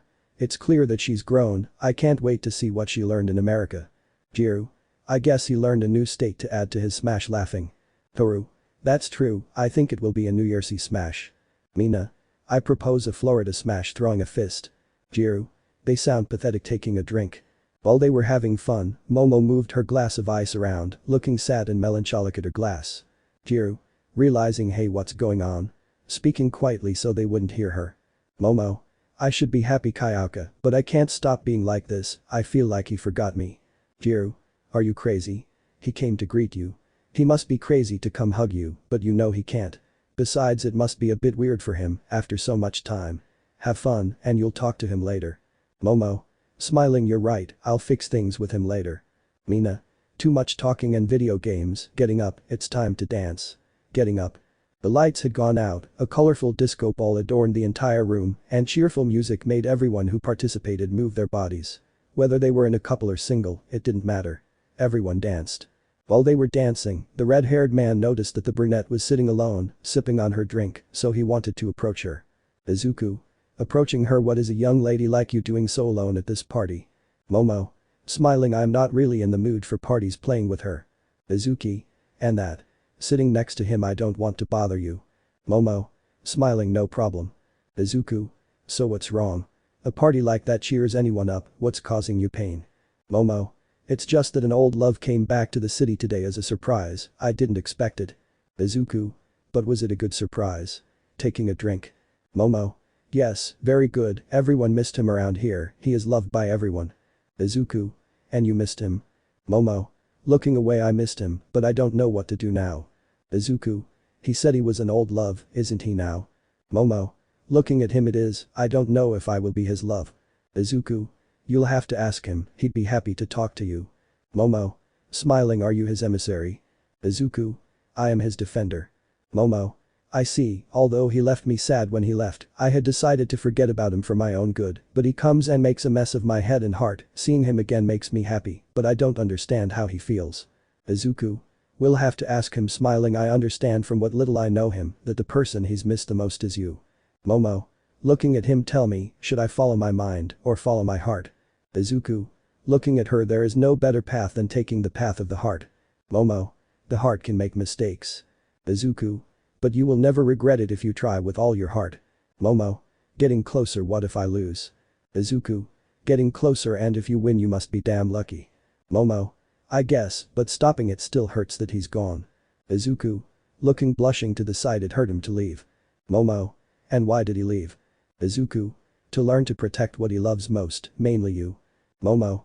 He could have learned here too, by my side. Izuku. There are things I wouldn't understand. Momo. Seems to know him well. Seriously. Izuku. Momo, yo. Before continuing, he was interrupted by his companions, who called him. Hiroshima. Hey, man, let's take a picture with the guys. Izuku. I'm coming. Standing up, you and I, we're not done. Momo. Looking away. The two of them were relentless, neither of them lowering their self-defenses to solve the problem, although they were good and humble people, it was difficult for them to let go of their egos to solve their dispute, they both had their pride, and they didn't want to lose it. Hiroshima. I saw you had it tough getting closer. Izuku. Quite a bit. Sighing, she's still upset why I left. Hiroshima. I see, I don't blame her anyway. Izuku. I didn't leave because I wanted to, I had to. Hiroshima. You'll have to trust her more, if you don't tell her the truth she might not forgive you. Izuku. Don't you wonder why I left? Hiroshima.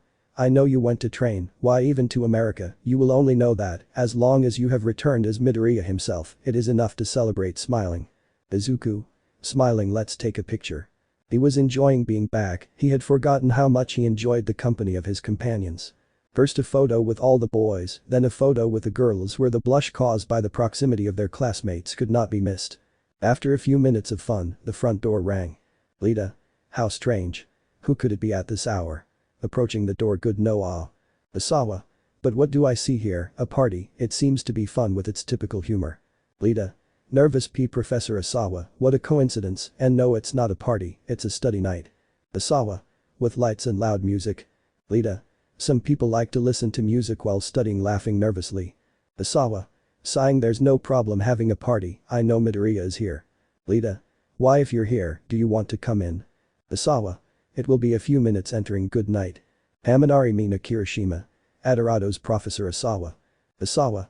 Don't be like that, I just came to greet the newcomer. Izuku. Master approaching. Asawa. Midoriya, long time no see, I see you've grown. Izuku. A year has passed, it must be normal. Smiling, it's a pleasure to see you again. Asawa. Well, I look forward to seeing your development when senior year begins. But for now, placing his hand on her shoulder and smiling, welcome. Izuku. Thank you, teacher. Asawa. Okay, heading to the door. I want this place clean for tomorrow, your stay here isn't over yet, otherwise you'll have to go around 100 times throughout UA, okay, enjoy and rest. Leaving. Izuku. With a drop of sweat, he hasn't changed at all. Bakugu. Damn nerd, it's time for revenge. Throwing a controller at him. Izuku. Smiling, you'll see, going with the boys. While the boys played video games, the girls continued with their own thing. A purple-haired girl talked to the brunette while they drank some drinks. Momo. Damn, he still makes stupid excuses like you wouldn't understand me, or I can't tell you taking a drink. I would do my best to understand him. I just want him to tell me and trust me taking another drink, but no sir, he wants to keep playing the mysterious man. Jiru. With a drop of sweat, if that were alcohol I would already be drunk. Maybe you should understand, maybe he doesn't tell you for a reason. Midoriya doesn't seem to be one of those who keep secrets, and if he does keep them it will be for a reason. Momo. Maybe you're right. Looking thoughtfully at her glass, I can't force him, I want him to take the initiative, to feel comfortable telling me, whatever he says, I'll be by his side, but in the meantime I'll wait for him. Jiru. I understand. Yawning, I'm tired. Momo. Yawning contagiously, me too, I'll go to my room. Jiru. I'll go with you, I'll go to mine. Standing up. The two heroines said goodbye to everyone, leaving Izuku watching as Momo left for her room. Everyone went to their rooms, leaving the living room increasingly deserted. Izuku was going to his room accompanied by the blonde. Izuku. So we all moved up to 3rd grade, happy we're going to be together last year. Bakugu. Laughing, this year I'll probably be one of the big 3, although it's better if I'm the only big one. Izuku. You've always dreamed big, typical of you. Bakugu. Furious, shut up, if I dream something I won't quit until I fulfill it. Izuku. Laughing nervously, I know, looking nostalgic, you always do it, that's why you always seemed great to me. Bakugu. Huh. What's all this about now? Izuku. Huh. Nothing, laughing, but knowing that we are closer to fulfilling our dreams makes me melancholic. Bakugu. Heh, I guess so, well there's your room. Izuku. Thank you, opening the door, have a good rest. Bakugu. Don't tell me what to do, turning around. Izuku. Watching him walk away, there are things that never change, smiling. Bakugu. Hey nerd, calling him from behind, getting his attention, I'm glad you're back. Izuku. Surprised, but smiling, I'm glad to be back, entering. Bakugu. Legendous, damn nerd. Bakugu suddenly had a tear running down his face. All this time, he had realized how badly he had behaved with the green-haired boy, from teasing him to inducing him to commit suicide. The green-haired boy could have taken action on the matter, but he did nothing. He could have said something to his new classmates, but he said nothing. He did not understand how the freckled boy was still a good person to him, but he began to value him once and for all, as he deserved. Izuku stared at his room, thankful that they left it untouched. Izuku. It's just like I left it, looking at his room, fine, I'll go to sleep, tomorrow I'll tidy everything up, throwing himself onto his bed, I'll go train early. The green-haired man thought about being home, at school, with his friends and classmates. But he also thought about how to solve his problem with the brunette. He wanted to solve it, and if necessary, he would have to tell her the whole truth, about one for all, things from his past he hadn't told her. He had to take every step he could to get back with the love of his life. Izuku. I have to do it, closing his eyes, this time I'll do things right. The next day.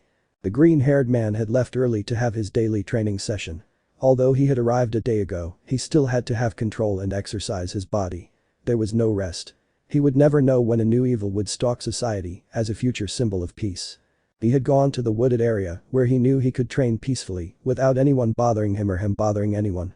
At the residence, some of the young students of the Future 3 were getting up to start their new day, some were getting up to do their things, others might go to visit their families, or simply to go out in the beautiful city. The day was cloudy, but not too hot, it was pleasant. But luckily, if you could say so, some of them were cleaning up what was left of last night's party. Everyone took their teacher's threat seriously, so most of them felt obliged to clean up the mess. Haminari. Yawning while holding the garbage bag, this is the worst part of partying. Jiru. If I remember correctly, you threw away several soda bottles, throwing garbage into the bag. Haminari. I already told you I fell. Hiroshima. But we have to do it, carrying a bag to the kitchen, otherwise Asawa will punish us with 100 laps around the UA. Mineta. A shiver ran through him as he cleaned the table, how horrible, although if we think about it in the best way, we could go through the residences of the other classes, drooling, difficult decisions require strong wills, throwing drink on the floor. Haminari. Hey old man, it's a good idea, but the others will kill us, coming closer. Mineta. It's a price to pay for our writhing in pain over Jiru's earphone jack. Jiru. Damn pervert, pointing his jacks, do you want it too? Haminari. And no, precious, calm down, I was just going to electrocute him, laughing nervously. Jiru. Well, just in case, inserting his jacks into the blonde. Haminari. Lying on the floor, damn you Mineta. Suddenly someone would knock on the door, surprising the young people. Usually their classmates and teacher would enter without knocking, so they always think it's someone who doesn't live there. Jiru. How strange, looking at the door. Haminari. Getting up in pain, I'm coming, going to the door. Haminari opened the door, but was immediately amazed to see a blonde waiting outside. He was amazed by her beauty. Haminari. Wondered residence 2A, offered to you. Excuse me for bothering you, is Midoriya Izuku here? Minutes later. The freckled man had finished his training session, so somewhat tired he headed back to the residence, where he didn't know what was waiting for him. As he walked, he thought about some options. He had to talk to Momo in a better way, from a dinner with Murderous to a trip to the moon. The last one was discarded by the green-haired man for being economically impossible, but for the brunette he would do it. As he approached, he looked around the residence. He felt that something strange was going to happen, but the tranquility that dwelled around him made him be against that idea. He didn't want to have more surprises or obstacles. He wanted to have some time for himself, his friends, and solve everything with his love. He just wanted to be calm. What could go wrong? Izuku. Approaching the door, everything is very quiet, too much. Wait, getting scared and seeing a terrifying aura coming out of the door. Something tells me not to come in, that there's something that shouldn't be there. Sweating curse. Bakugu. What are you doing, nerd? Behind him. Izuku. Turning around, trembling, Kaken sweating. Bakugu. Looking surprised. What's wrong with you? Walking, excuse me, I'm tired. Opening. Izuku. Calm down, Izuku, what could go wrong? Damn it, I said the phrase, opening the door after you with what seemed to be a smile while sweating. Bakugu. So much training atrophies your brain. Coming in, come on in. Izuku. Bibian entering. Bakugu. Huh? What's going on here? Izuku. The group could be seen crowded in the living room, where it seemed that someone was there, which seemed strange to the green-haired boy and the blonde boy. Jiru. So you come from America? Mina. Wow, an American princess smiling. Toru. You are very beautiful. Mineta. How big are your teeth? Being hit by Tsuyu's tongue. Tsuyu. Behave perverted. Uraraka. And what are you doing in Japan? While the group bombarded the young woman with questions, Izuku and Bakugu watched the situation with intrigue. Who was there to have their companions like that? Momo was walking down the stairs, who was also surprised when she saw this. Momo. What's going on here? Lita. Yaoyorozu, we have a visitor from the US. Momo. With stars in her eyes. USA. Really? Hiroshima. Looking at the freckled boy and the blonde. Hey Bakugu, Midoriya, come, we have a VC. Izuku standing up and passing between the young people. Izuku. Scared, wait, America, beautiful, at UA, don't tell me that. The green-haired boy's fears came true. It was who he thought it was. Tall, with blonde hair, a good body, and glasses. It was his friend from America, who had had an accident where she almost kissed him. It was none other than Izuku. Surprise, Melissa. Melissa. The same, smiling. Everyone was surprised that the blonde had a relationship with a green-haired boy, such beauty with the shy green-haired boy. They wanted to know the whole story, except for a certain brunette who looked furious. Momo. Furious, Izuku. Who is she? Chapter 27. 3 is a crowd. All the green-haired boy's fears had come true. Why would they say that the friend he met in the US had arrived unexpectedly, and what's so bad about that? Simple, before leaving, he had a very awkward encounter with a blonde, where they almost kissed. After that, things had become tense before he returned to Japan. Now he was in the residence, as if it were a bad joke. It was a lot to process. Everyone looked surprised that these two seemed to know each other. Some wanted to try their luck going to the American country to get a beauty like that, but for the green-haired man it was a surprise pleasant. Without a doubt he wanted the blonde to come to the UA. With her knowledge she could have a great step through the academy, and having a friend here is always good, but the last thing that happened between them, he didn't know what to think. Bakugu. Hey nerd, dragging him outside. Izuku. Kaken while being dragged. Why did Bakugu do that? Who knew? His classmates were watching, staring at the front door. Uraraka. Well, laughing nervously. Where do you know Deku from? Melissa. Blushing. It's a long story. Sitting down. Izuku lived in my house while I was in the US. Everyone. Wow, surprised. Well, the blonde was counting UHH. The brunette was nearby, listening. She was intrigued, but not in a good way, but intrigued with the desire to commit a multiple murder. Momo. Stealing closer. Even if I don't like to listen, I must know what he's up to. While outside, Izuku was still on the floor, nervous about the blonde's sudden attitude. He was on his back and standing. The green-haired man gulped, waiting for an explosion that would send him flying to Mother Russia. Bakugu. Shaking a little. Deku, who is she? Izuku. Surprised Kaken. Bakugu. Dime nerd Mirandolo. Blushing. Izuku couldn't believe what he was seeing. He was shaking and blushing, something extremely strange for his partner, who did nothing but scream and make explosions, in addition to threatening to kill anyone he met on his way. Izuku. What's wrong with you? Nervous, you're scaring me. Bakugu. TSK turning around, and it doesn't matter, it's stupid going back inside. If you tell anyone about this, I'll send you flying away. Did you hear, Deku? Izuku. This, he got like that when he saw Melissa, right? Hey Kaken. Bakugu. Huh? Looking at him seriously. Izuku. With a mocking smile, did you find her cute? Bakugu. Blushing, Uraraka closing the door. Izuku. Wow, who would have thought? Well, I should face my problems like a grown-up. When he entered, his surprise was so great to see his classmates around the blonde, who seemed to be teaching a class in preschool. Melissa. We watched movies every night, he cooked me food every day. Putting his hands on her cheeks, he's very gentlemanly.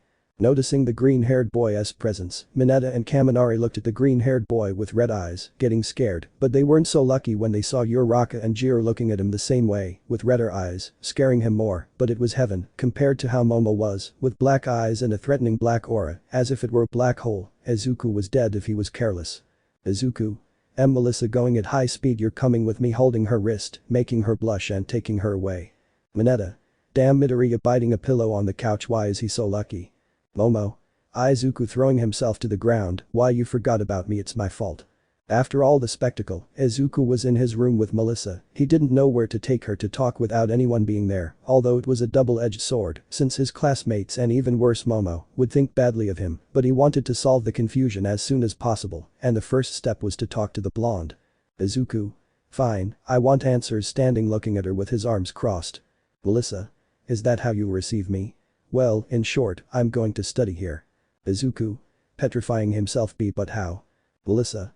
Being David Shield's daughter has its advantages, laughing, I'll start next year. Izuku. Sighing, well, I'm glad, but you shouldn't have come next year. Melissa. My father advised me to get used to the city, I even have accommodations. Izuku. I understand, by the way Baung, I'm sorry about what happened between us, sorry if I confused you, I appreciate you, and you've become a great friend, continue to be my friend. Melissa. Smiling, I understand Izuku, I've realized that you only see me as a friend, and I respect that, I also want to be your friend. Izuku. Looking at her thanks Melissa, hearing knocking on her door, I'm coming, opening the door. Mina. Excuse me Midoriya, we would like to invite Melissa if she wants to join us for a drink and let her explore the city with us. Melissa. Really? Pushing the green-haired man, it would be a pleasure. Mina. Perfect, are you ready? Melissa. Yes, leaving, see you Izuku. Izuku. On the floor, yes. After clearing things up with the blonde, the freckled boy had gone with the boys to go for a drink, Izuku had to catch up, and since the girls were also going out, it was a good time. Later that night. Melissa was enchanted by Japan, she had always wanted to visit it, and with the help of her new friends, she was enjoying it even more. They had arrived at one of those modern bars where there was good background music and a good atmosphere. They were all there without exception. It had been a long time since they had gone out alone without the boys bothering them, and that was something to be thankful for. While they were drinking, there was no shortage of questions for the blonde. Seiya. It must be great to be David Shield Kiro's daughter. Melissa. He's a great father, everything I know is thanks to him. Jiro. So you'll be studying here starting next year? Melissa. That's right, smiling. Momo. While drinking and looking sideways, I must calm down and act normal, as the class representative, we welcome you. Melissa. Thank you very much, was your name? Momo. Momo Yaoyorozu, son Gusto. Melissa. Yaoyorozu. Here's Hijidoriuchi. Momo. That's right, how do you know? Melissa. Your father is a major shareholder in my father's company. Momo. Don't tell me you're Melissa Shield. Melissa. Smiling, you got it right. They all watched how they had gotten along, they talked about money and their parents, it was clear that they were rich girls. Mina. So you also know Momo and Midoriya too? Melissa. Izuku. Yes, he trained and lived with us. Toru.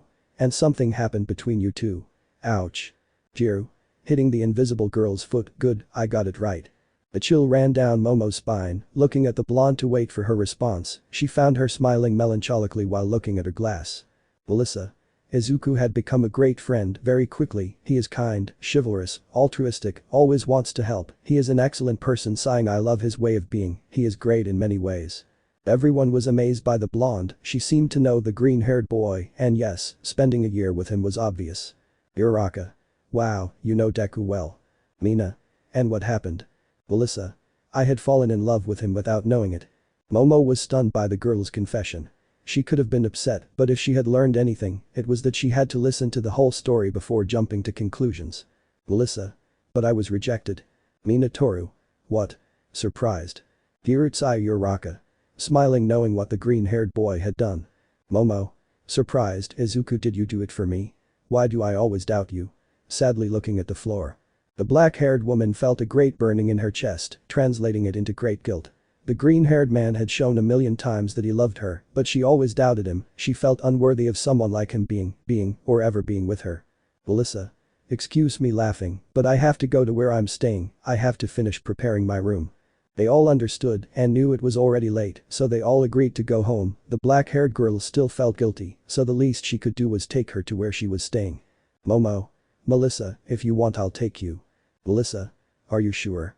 I don't want to disturb you. Momo. Not at all, just tell me where and I'll take you. Melissa. Okay, searching on her phone the address is. Later, on the other side of town. We see Izuku, who was going to his mother's apartment, walking under the starlight. Izuku. Why would my mother want me?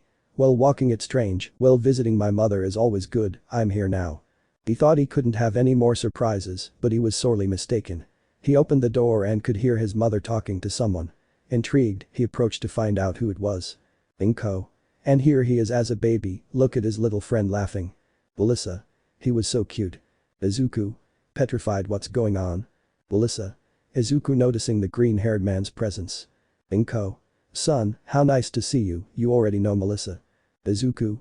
Yes, I know her, but I don't understand why she's here. Inko. Well, get used to it, she'll be living here until next year. Izuku. Diving into a black hole. Inko. Tashi asked me nicely, and since we have a spare room. Melissa. Seriously, Miss Midoriya, thank you for having me. Inko. I'm delighted, it's the least I can do for having welcomed my little baby. Izuku. Sighing, well, nothing can surprise me anymore. Melissa. By the way, Izuku, your classmates are very good, Momo offered to bring me here smiling. Izuku. Lying on the floor, motionless like a rock crying I'm dead. Inko. Don't pay attention to him, he must be exhausted, take a shower and rest, did you finish preparing everything? Melissa. That's right, smiling. Inko. You better take care of her, you always wanted a sister, right? It's not the same but. Melissa. Laughing, so now you'll be like my brother Oni-chan. Izuku.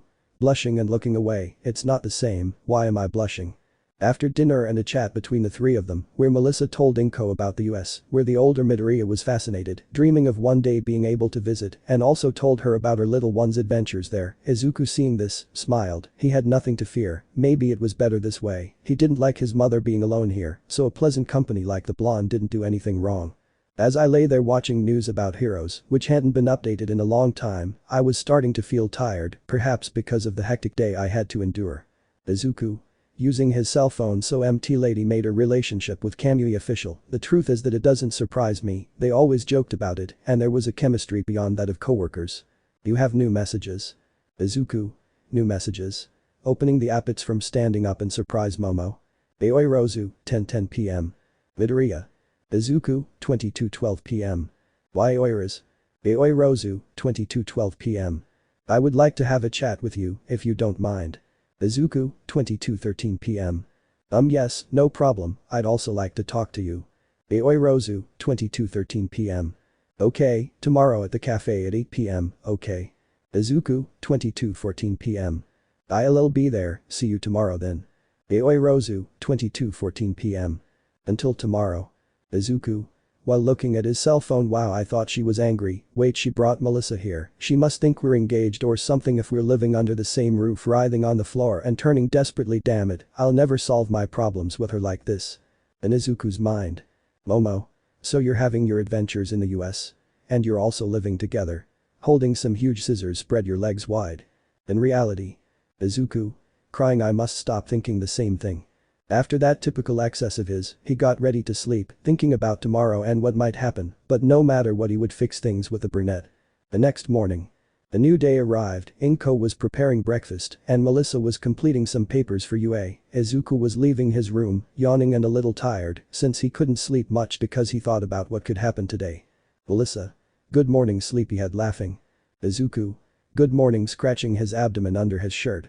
Inko. Breakfast is ready, leaving the food on the table. Having started breakfast, they continued talking about trivial matters until they heard a knock at the door. Izuku. I'm coming, getting up and going to the door. Who opening? Kaken. Surprised. Bakugu. What surprises you, nerd? Izuku. It's just you haven't been here for a long time, is it really you? Bakugu. Come here, taking him outside. I know it's weird. Izuku. Smiling maliciously. Are you here for Melissa? Bakugu. Blushing. Damn, I didn't come to see your mother getting angry. Izuku. Hey, calm down, there's nothing wrong with that. Laughing. Come in, we're having breakfast. Bakugu. Excuse me. Entering. Don't you even think about saying anything, you damn stupid guy. Izuku. Yeah, I have no gain by telling someone, come in already, crybaby. Bakugu. You're lucky, I don't want to get messed up. Entering. Izuku. Mom, we have visitors. Bakugu. Nervous. Good morning, Inko. Kitsuki. What a surprise, you haven't been here in years. Bakugu. Trying to laugh and smile. Sorry, I was busy. Melissa. You're one of Izuku's classmates, right? Bakugu. Smiling. Why yes. Izuku. Looking at the scene, who would have thought? Smiling. Inko. But sit down, Kitsuki, we're just starting, I'll get you something to drink. Bakugu. Tea, thanks. Sitting next to the blonde. Melissa. Mirandolo. Bakugu. No. Bakugu. Pinyendas tenso si, Bakugu. Kitsuki. Melissa. So you're Izuku's friend? Bakugu. Giving the green-haired boy a murderous look. Izuku. With a drop of sweat. In the US they call each other by their first name. Bakugu. I see. Melissa. But here they call each other by their last name. They start calling each other by their first name when they feel more comfortable. It's adorable. Laughing. Bakugu. In love with the blonde's laughter. Izuku. Yes, it will be kicking the blonde under the table. Bakugu. Damn. Melissa. What's wrong, Bakugu? Does something hurt? Izuku. Yes, what's wrong, Bakugu? Laughing. Bakugu. Furious, but holding back and nothing. Inko. Here you go, Kitsuki, leaving his breakfast on the table. Bakugu. Tea, thank you. After breakfast and spending the day together at the green-haired boy's house, where the blondes got to know each other a little better, where Melissa made the blonde blush for the green-haired boy's enjoyment, these were situations that shouldn't be missed. Closer to the time to go to his meeting with Momo, the green-haired boy went to get ready, took a shower, and changed so he could take his destination. Bakugu. Where are you going, Deku? Nervous. Izuku. I have some things to do. Smiling. Why don't you take Melissa for a walk? Bakugu. Yes. Melissa. Really? I'd love to, let me get ready. Going to her room. Izuku. Laughing. Thank me. Bakugu. TSK, I was going to do it anyway, sweating. Tell me the truth, where are you going? Izuku. Are you my mother? Sighing. I'm going to meet Momo. Bakugu. With a ponytail. Are you going to beg her on your knees to get back together? Izuku. No, I'll do it without losing my dignity in the process. Opening the door. Behave yourself and bring it to me early. Bakugu. Since when do you think yourself as the overprotective brother? Looking away, blushing. I'm going to take care of her. Izuku. Kaken, how handsome. Laughing. I know, I just wanted you to say it. Bakugu. Furious. Don't you have to go? Approaching. Izuku. I'm leaving now. Leaving. He ran out of the car for fear of dying, headed towards the agreed upon place, thinking about what would happen, but he was sure of one thing. Izuku. Looking at the sunset. I will get you back, Momo, no matter what it costs me. Chapter 28. Starting over. Dusk had ended, giving way to nightfall, to the dance of celestial bodies that illuminated the city, although it wouldn't last long, since in the distance, immense dark clouds could be seen, indicating that rain was approaching. Izuku. While walking to his destination, I didn't hear anything in the storm report and I didn't bring an umbrella, he said, defeated. The green-haired man was on his way to his meeting with the brunette. He had a good feeling, although he still wanted to return to his love, he missed her, and seeing her every day without being by her side was something he could N''T stand anymore. If everything went well, he was going to return to her that very night. Izuku. Sighing. Who would have said that love was complicated?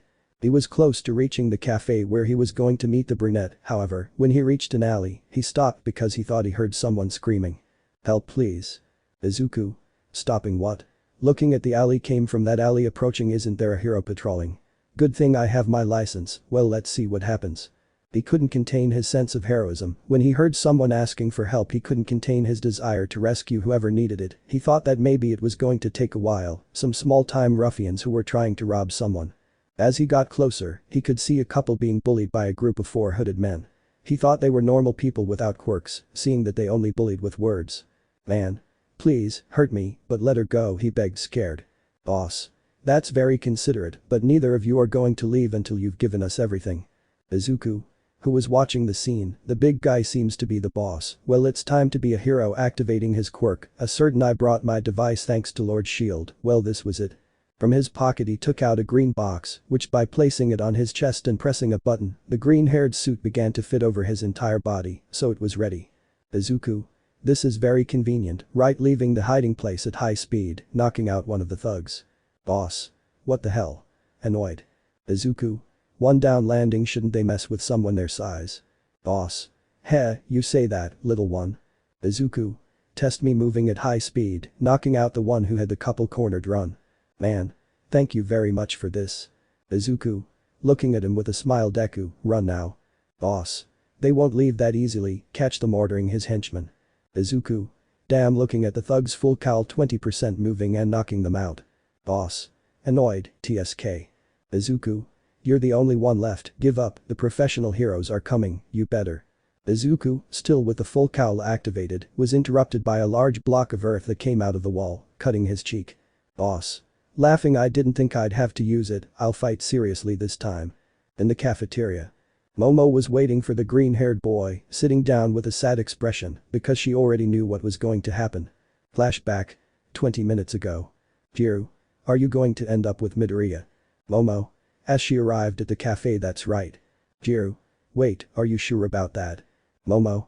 After much thought, I've come to the conclusion that he deserves better. Jiru. He won't agree. Momo. He's done everything for me, all I've done is doubt and give him problems. Jiru. But. Momo. I can't keep stalling him, he deserves the best, even though my heart screams not to do it, my mind says it's the best. Jiru.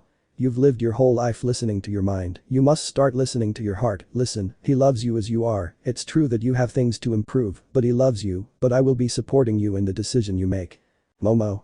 Thanks Kayaka, I've arrived at the place, I'll talk to you later. Jiru. Okay, but do the right thing. Momo. Thank you. Current time. Doing the right thing, what was the right thing? It was the only thing on her mind, she wanted to continue with the green-haired boy because she loved him, and there was no other person for her but him, everything she wanted in someone he had, but she had realized that she hadn't been the best thing for him, she didn't want to see the green-haired boy sadder, and if that was the solution, she was going to accept it. Momo. Sighing, or do I listen to my heart? Looking thoughtful. But Izuku. The fight against the gang leader had begun, Izuku dodged the attacks, but it was complicated, his quirk was strange. Izuku. While fighting, I must come up with a plan as soon as possible, but first I must know his quirk and if possible know his weakness, he keeps throwing out blocks and projectiles from everywhere, could it be, what a good quirk you have. Boss. Thank you, this will be the last one you'll see. Izuku. I don't think so, I'll speed things up, full cal 35%, I shouldn't go up too much so as not to cause a disaster in the city, attacking. Boss. You're getting faster every time dodging. Izuku. And that's just the beginning, connecting a kick sending him flying into the wall. Boss. TSK printed on the wall, damn kid. Izuku. Smiling, I get that a lot. I already know about your quirk, matter control, right? Boss. Ready, standing up, that's right, I can control any type of surface or material within a range of 3 meters. Izuku. I thought so, then pointing with his fingers, if I attack you from long distance there will be no problem, air shot shooting a blast of air. Boss. Lifting a wall from the floor, I must end this, taking a syringe out of his pocket, I must escape at all costs. Izuku. Breaking the wall, one more shot and you're finished, you can still give up. Boss. Laughing, you're going to give up, injecting himself with a red liquid. Izuku. Looking amazed, what did you inject? Boss. A little help, while his body turned red and his veins were visible, a quirk enhancer, help me so they don't catch me. Izuku. I'll defeat you and you'll tell me where you got that. Loading one for all more. Boss. I won't allow it, throwing projectiles taken from the ground, take it. Izuku. Cursor prizing himself and dodging, now he's faster, I must speed this up, one for all 50%. In the cafe. Momo was still waiting for the green-haired boy, it seemed strange to her that he was late, something was worrying her, deep down she knew that something was happening. Momo. Looking at his watch, he's taking a while, weird of him looking at the door as a man entered, I wouldn't be surprised if he regretted it, I imagine it with a sad face. While the brunette was still in her thoughts, something quickly hit the window, breaking it and flying towards the wall of the bar, this quickly brought her out of her thoughts, realizing that what had crashed was the same green-haired man. Momo. Izuku. screaming and going quickly to the green-haired boy. Izuku. TSK struggling to stand up Momo. Momo. What the heck is going on? Looking worried. Izuku. Smiling I wanted to make a romantic entrance, but I failed in the calculations. Momo. Idiot, this is not the time to joke, you're bleeding. Izuku. Don't worry, I ran into a pretty tough guy getting up and heading outside clear out the cafe and go. Momo. I'll evacuate, but I'll help you. Izuku. I'm not asking you, I'll take care of it. Momo. I'm a hero too, if necessary I'll. Izuku. No. Looking at her annoyed if something happens to you, I don't know what I would do. Momo. Izuku careful. Izuku. What? Looking outside. The green-haired man's eyes witnessed a car approaching at high speed to crash into the bar. Izuku, seeing that there were still people, activated the one for there and at high speed took everyone out. The vehicle was already close, and the only one left was Momo. Izuku with all his effort, hugged the black-haired girl and jumped with her down, narrowly avoiding the car, which ended up crashing into the wall. Momo. On the ground, in Izuku's arms Izuku, that was. Izuku. Seeing Momo you're fine hugging her how happy. Who was she trying to fool? When she was in his arms, a peace and tranquility surrounded her. She felt like the world could fall apart but if she was with him, nothing would happen. Izuku. Okay getting up. Momo. I'll go with you. Izuku. I need you to help with the evacuation going outside. Momo. Giving up okay, just be careful. Izuku. Loading the one for all I'll be back, wait for me leaving at full speed.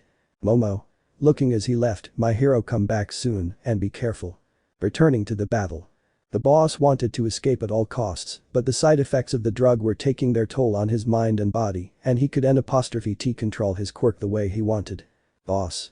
Damn falling to his knees and putting his hand on his head my head hurts like hell, I have to hurry or else he was interrupted by a kick from the green-haired man. Izuku. You're not going anywhere throwing him towards the wall, impacting it. Boss. You've tired me out, kid standing up I'll escape before everyone comes, so get out of my way throwing large bursts of concrete and steel. Izuku. One for all full cowling 60% evading everything and getting closer and closer. Boss. Ah. Throwing harder. Izuku. He's relentless, even with 60% I can't get there while dodging, I won't let you escape a few centimeters. Boss. Smiling you fell taking a gun out of his pocket and pointing. Izuku. Damn watching him pull the trigger do you think that'll stop me? Dodging the bullet. Boss.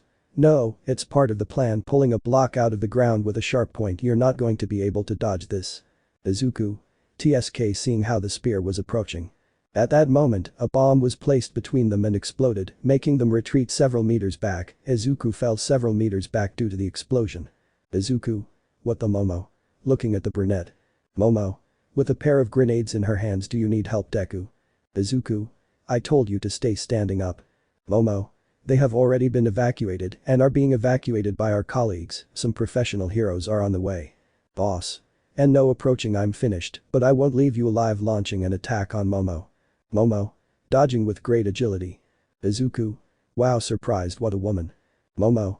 Dodging and throwing a Reaper grenade. Boss. Ah. Receiving the effect and closing his eyes. Momo. Approaching the green-haired boy you and I are leaving. Izuku. How? He looks still surprised. Momo. Smiling you're not the only one who improved during this time, okay, let's go. Izuku. I can't, if it continues like this someone will get hurt. Momo.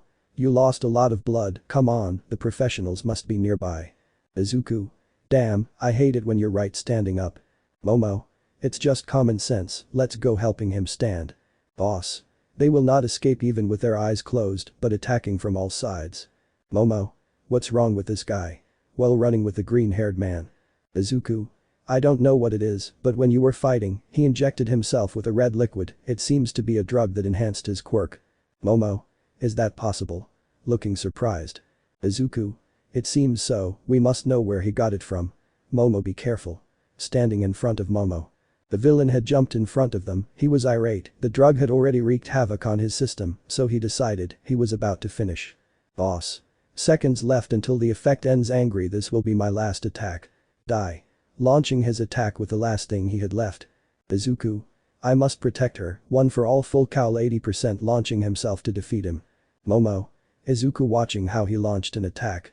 He broke and broke more and more, with also the last thing he had left, determined to defeat him, the green-haired man launched himself without thinking, using his quirk so much was also leaving after effects, so that was also his last attack. Izuku. Detroit loading his fist. Momo. Izuku gritando. Boss. Who said he was attacking you alone? Izuku. No, looking back as a large projectile approached Momo. Rushing to the rescue, forgetting about the villain, the green-haired boy approached quickly at high speed and, pushing Momo, took the attack full on, hitting him in the head and throwing him far away. Momo. On the floor looking at the green-haired boy who wasn't moving, Izuku with tears in her eyes. Boss. Damn, now I'll finish the job and get out of here, trying to launch another attack. Bakugu. Falling from the sky, howitzer impact. Throwing his attack at him, crashing him into a wall and leaving him unconscious. Damn idiot. Momo. Bakugu placing an unconscious Izuku on his lap. Bakugu. Looking surprised, ponytail going quickly. Hiroshima. Arriving at the place we came late, right. Looking at the villain printed on the wall, the report said he was bigger. Uraraka. Deku. Running to where the brunette was. Bakugu. What happened to him? Looking worried. Momo. He took a hard hit trying to save me, tears running down his face. Hiroshima. Let's take him to the hospital, carrying him, help me. Bakugu. Minutes passed, the boss and his assistants were arrested and taken to the police station where they would give a statement and depending on they will be taken to Tartars. The green-haired man was taken to the hospital for his injuries where he had to be treated and woken up since he was unconscious. His mother and classmates waited outside to find out the green-haired man's condition until they received a call from the nurse who was seeing him. Nurse. He's waking up, calling everyone. Everyone had quickly gone inside to see their partner wake up. Izuku. Opening his eyes slowly, Mama talking tiredly. Inko. Crying and hugging her son. Izuku, you're okay, son. Izuku. Hugging back, sorry for worrying. I see everyone here looking around. Momo. Thank goodness you're okay. Izuku approaching. Izuku. Blushing thank you, Vice President, there's no need for so much formality. Momo. Surprised by the green-haired man's attitude, Vice President. Bakugu. Hey nerd, are you awake? Entering. Izuku.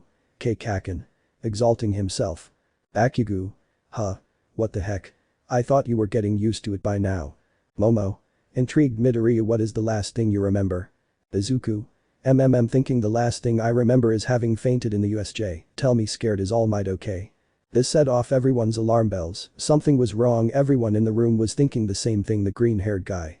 Momo. Lost her memory. Chapter 29. Remember her. Everyone was stunned by the final verdict. Was it possible? Although it was a very strong blow, how much could a blow have made him forget everything that had happened in these nearly 2 years? Everyone was surprised, but Momo was terrified. Doctor. Entering, so that's what happens. Nurse. Doctor. Doctor. Approaching Izuku, you hit yourself hard, shining his eyes with a flashlight, tell me, do you remember anything? Izuku. Thinking the last thing I remember was fainting at USJ. Inko. But doctor, that was almost 2 years ago. Izuku. Surprised, 2 years old. But mom, what are you saying? Laughing. Hiroshima. Who was in the room? Midoriya, don't you remember anything? Not even the sports festival. Izuku. The festival that happens every year. I just know we're close, he said, thinking. Hiroshima. No, my friend. Don't you remember? He said worriedly, you won first place in the first year by beating Bakugu in the finals. Bakugu. With a prominent vein on his forehead that wasn't necessary. Izuku. Did I win? But if not, even stopping and opening his eyes. Small flashbacks passed through his mind of that day, specifically of his confrontations, where he emerged victorious in all of them and was crowned champion in an epic final against the blonde. Izuku. It's true, I won, grabbing his head from the sudden pain. Momo. Izuku worrying. Doctor. Nurse, calm him down and give him some antibiotics. I'll go talk to those present here. Nurse. Yes, looking for some pills in her pocket. Doctor. Closing the door. Inko. What's happening to my son, doctor? I looked at him worried. Doctor. Seriously, I'm afraid to tell you that your son has temporary amnesia. Luckily it wasn't total amnesia, we have to help him remember, but that causes pain to the young man, so I recommend that you don't make him remember everything at once, he'll sleep here if it doesn't bother him for some studies. Inko. Of course, whatever you say is best. Doctor. Smiling, it's better for everyone to go home since it's very late, we'll discharge you tomorrow. Inko. Thank you very much, Dr. Bowing, come on, guys. Outside the hospital, everyone was saying their goodbyes and going their separate ways. Momo was about to leave until Jiro arrived unexpectedly. Jiro. Running in, I'm sorry for the delay, trying to catch his breath. How is Midoriya? Momo. With a sad look, he's fine. Jiru.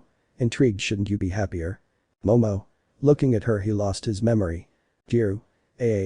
Totally surprised B, but how? Momo. I received a strong blow to the head to protect myself, looking sad and helpless, straining with my hands. I hurt him in every way possible. Jiru. Looking at her sadly, that's not true, come on, I'll go with you, taking her arm gently. The two little heroines walked through the illuminated city without words, but the violet-haired girl understood and wanted to stay by her side. Even without speaking, she knew that the brunette was having a bad time, and like any good friend should do, even without words, she had to be there for her. Jiru. Looking at her partner with a sad look towards the ground, while they walked. Did you do it? Momo. Looking at her, intrigued. What thing? Jiru. Finish him off. Momo. No, he said flatly. Jiru. Is that what you really want? Momo. No, with a sad look. Jiru. So what? If it's not what you want, why? Momo. Interrupting her, why shouldn't he get trapped with a person like me? I've done nothing but distrust him and doubt him. Jiru.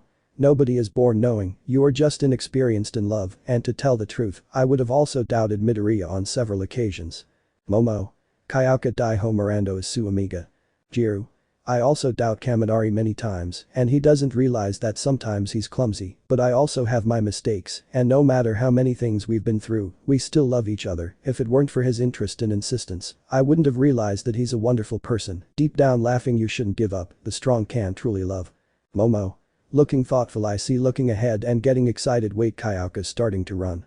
The violet-haired girl looked in the direction the black-haired girl was heading. It was an old woman who wanted to cross the street but had dropped her cane, which helped her walk. Momo crossed the street, lifted her cane and gave it to the old woman, after which she politely offered to help her cross, which the old woman gladly accepted. Momo. Holding her hands, very well, we arrived. Old lady. Thank you very much, miss, smiling. Momo. You're welcome, now be careful, smiling too. Old lady. I will. I hope there are more young people like you. Good night. Walking in another direction. Jiru. Who had seen the scene, never say that you are a bad person again. Momo. I couldn't leave her there, she smiled nervously. Jiru. Not many do that, nor do some professional heroes take the time for that. Momo. Izuku taught me to be a hero in every circumstance and place, and that you are a great hero in the small details, smiling happily. Jiru. Smiling, that's true, starting to walk. See. Midoriya is very important to you, don't leave him, he loves you and doesn't plan on leaving you. Momo. Thoughtful, it's true, you're right, with a determined look. I won't give up, I'll make us come back and never separate again. Jiru. Finally, I'm glad to hear that, but first you have to recover your memory. Momo.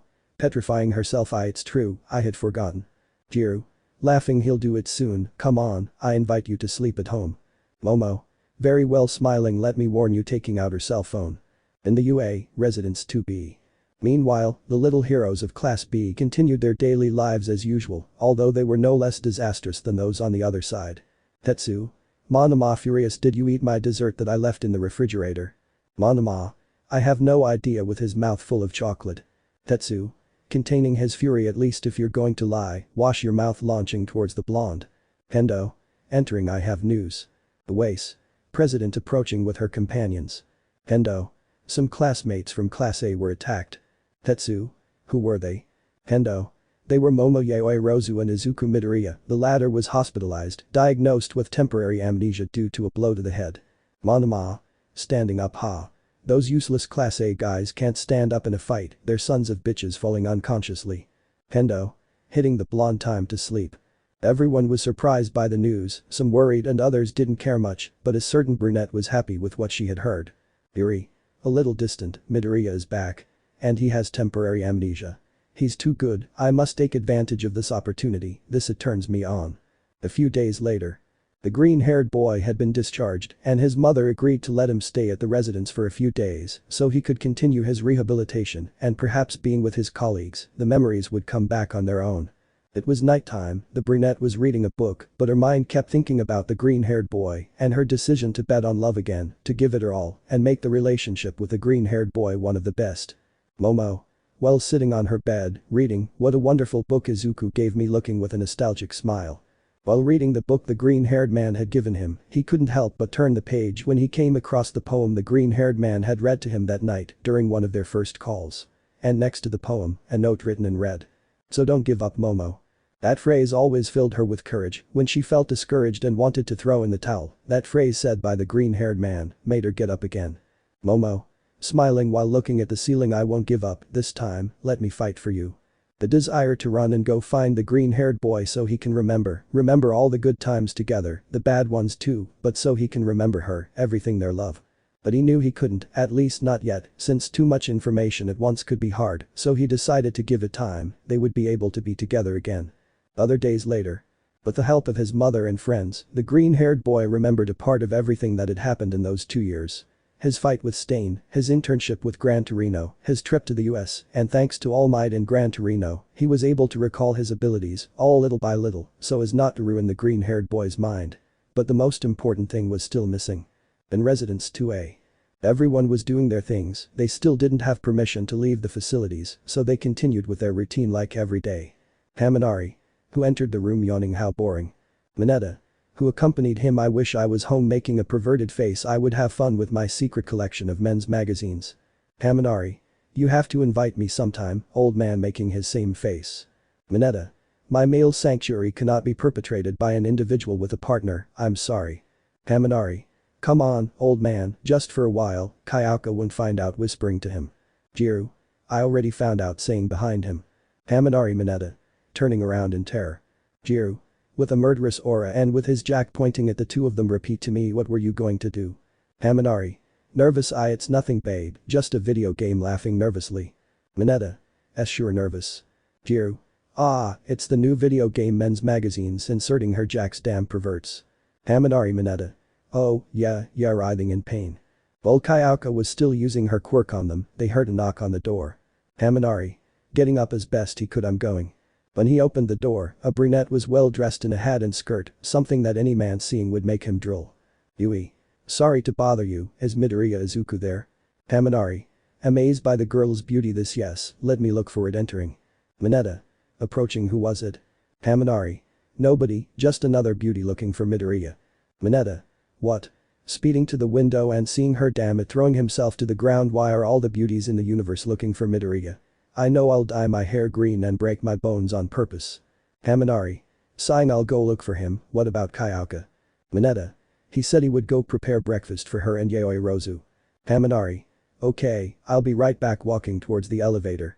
After looking for him and telling him that the green-haired guy was passing by, that he was exercising in his room, he went downstairs, intrigued by the girl. Izuku. Opening the door, yes. Looking and surprised by the girl's beauty. Yui. It's been a while, Midoriya, smiling, you don't remember me, right? Izuku. Strange this, I'm sorry, I don't remember. Yui. No problem, coming closer, do you want to come with me? Izuku. Blushing, this already? Yui. That's right, putting on a fake sadness, the truth is that I need help and they told me that you are the only one who can help me. Izuku. Really? Worrying, it's okay, leaving. Yui. I know a cafe nearby, taking his arm, making the green-haired boy blush. Izuku. Why yes, walking blushing. The scene was seen by Kaminari and Mineta, who watched through the window as the two walked. Mineta. Damn lucky, bleeding from his eyes. Jiru. Approaching, what's wrong? What do you see? Kaminari. Nothing, just seen Midoriya leaving with a girl, realizing what he had said, damn. Jiru. What? Looking out the window, as the green-haired boy left with Yui Kadai, she's up to something, it'd be better if Momo doesn't find out. Momo. Bury me from what? Jiru. Kaminari. Mineta. Taking the pose from the painting, the scream and screaming, excuse the redundancy. Jiru. And nothing, breakfast is ready, let's go, pushing Momo. Momo. Great, I'm hungry, entering the kitchen. Jiru. I forgot to tell Kaminari something, approaching, you two, go and follow them, and you'll be informing me of everything. Kaminari. What? Why me? Jiru. If you do, blushes and whispers to him. Kaminari. Blushing at your service. Mineta. Will there be a prize for me too? Jiru. I'll get you a date with a beauty. Mineta. With stars in his eyes, count me in. Jiru. Go now. Kaminari. Wait, going with Mineta to change and coming back at full speed with some detective suits, now we're ready. Jiru. Sighing, I'll ask about it later, go before they lose sight of you. Kaminari. Mineta. Of course, leaving at full speed. Jiru. Midoriya, don't screw this up and remember her. Chapter 30. Forever.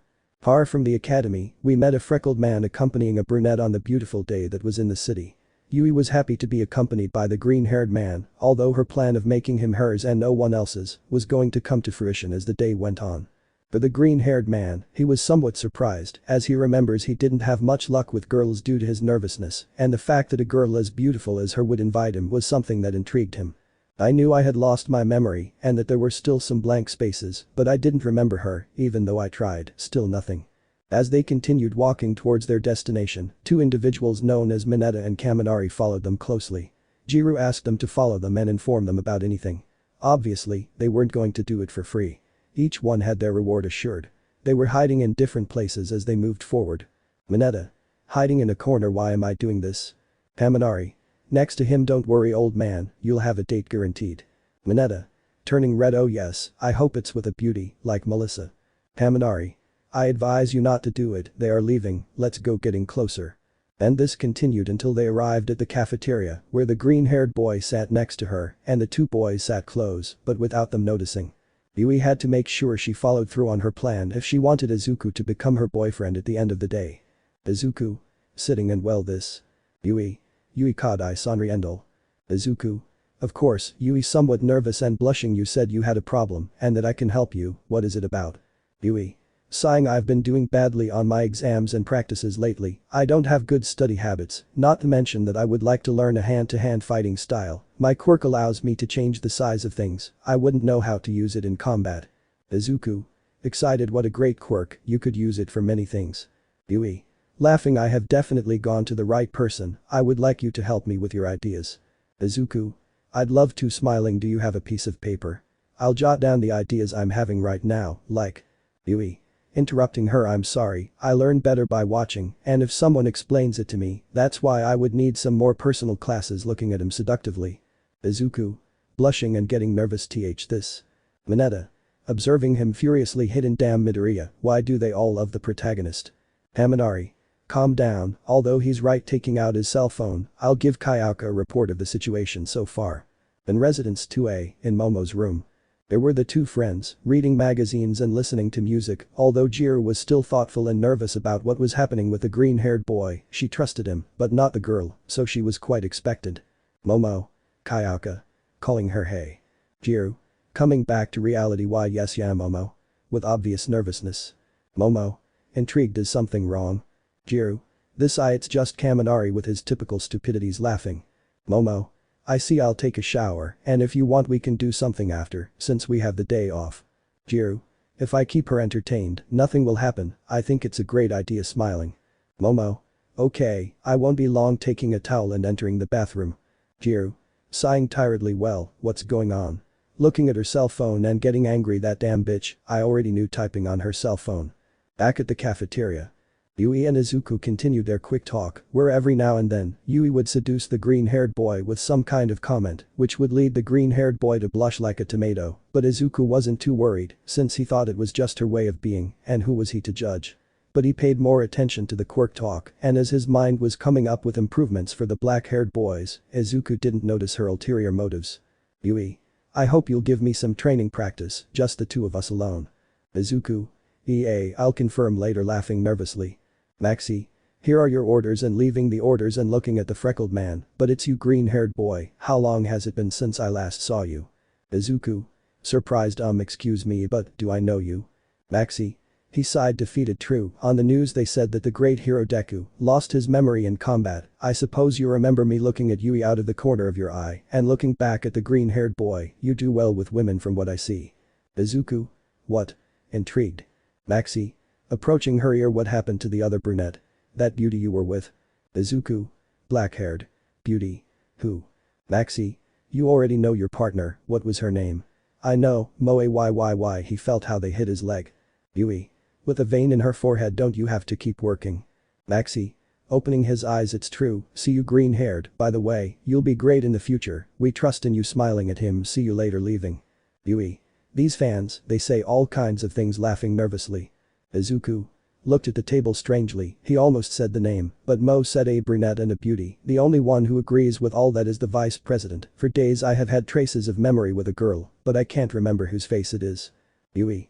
Who watched annoyed, I must speed up the plans, I must make him forget, before he remembers, I want to show you a place, will you come with me? Izuku. This is fine, it's the least I can do standing up. At another table. Kaminari. Until she finally answers checking her phone, we should still follow them, it seems that she and Yaoyorozu are going out, we should. What's wrong, Mineta? Seeing his intrigued partner. Mineta. Looking at the table sadly, hey, don't you think we should do more? Looking at him. Kaminari. More intrigued, what do you mean? Eating a donut. Mineta. I don't know, just that. Kaminari. That's not like you eating another donut. Mineta. You're right, it doesn't matter eating a donut. Shouldn't we follow them? They left 5 minutes ago. Kaminari. What? Swallowing quickly and leaving money on the table, let's go. Speeding off with the dwarf. Yui's next step was a walk with a romantic touch, several stops at game rooms, they ate together and spent the afternoon together, obviously being followed by Kaminari and Mineta. Near the city's shopping center there was a very beautiful park with flowers, it was very colorful and the perfect place for couples, everything went according to plan. Yui. Well, walking, I would like to make a stop. Izuku. It's okay walking with her. After a few minutes, the two arrived at the place, it was undoubtedly beautiful, there were several couples there, which made the green-haired boy a little uncomfortable, but he was still thinking about the words of that handsome waiter. Izuku. Could she be the one from my memories? They are similar, that's why I also wanted to accompany her, to find out the truth, but she doesn't feel familiar, she doesn't seem to be someone with whom I had a connection like my memories tell me, but I also remember the vice president, plus the words of that waiter while walking, wait, this park sounds familiar to me, looking intrigued. Yui. I'm tired, can we sit down? Pointing at an empty bench. The two sat down, but Izuku was still in his thoughts, he wanted to find out who that girl was who appeared in his memories, flashbacks that he had from time to time, but he couldn't figure out who she was. Yui. You know. Sitting down playing with her hair, I have another problem.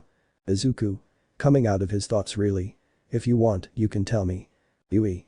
The problem is there's a boy I really like blushing, but he doesn't remember me, I've done everything to be with him, but he doesn't value what I do, getting dangerously close, what do you advise me? Izuku. With obvious nervousness because of how close he was, I don't know, I'm good with Quirks, not in love. Yui. Maybe if I tell you his name you'd help me. The one I like is a few blocks away. Momo. How long has it been since we went out together? Walking. Jiru. Quite a lot, laughing, I wish I knew how things are with Midoriya. Momo. This reminds me of when Izuku and I used to come to a park nearby, when we hid our relationship with a melancholic smile, I miss those times. Jiru. You shouldn't give up yet, better times will come, is that park over there? Momo.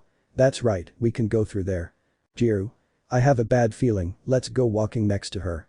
In a bush in the park. Kaminari.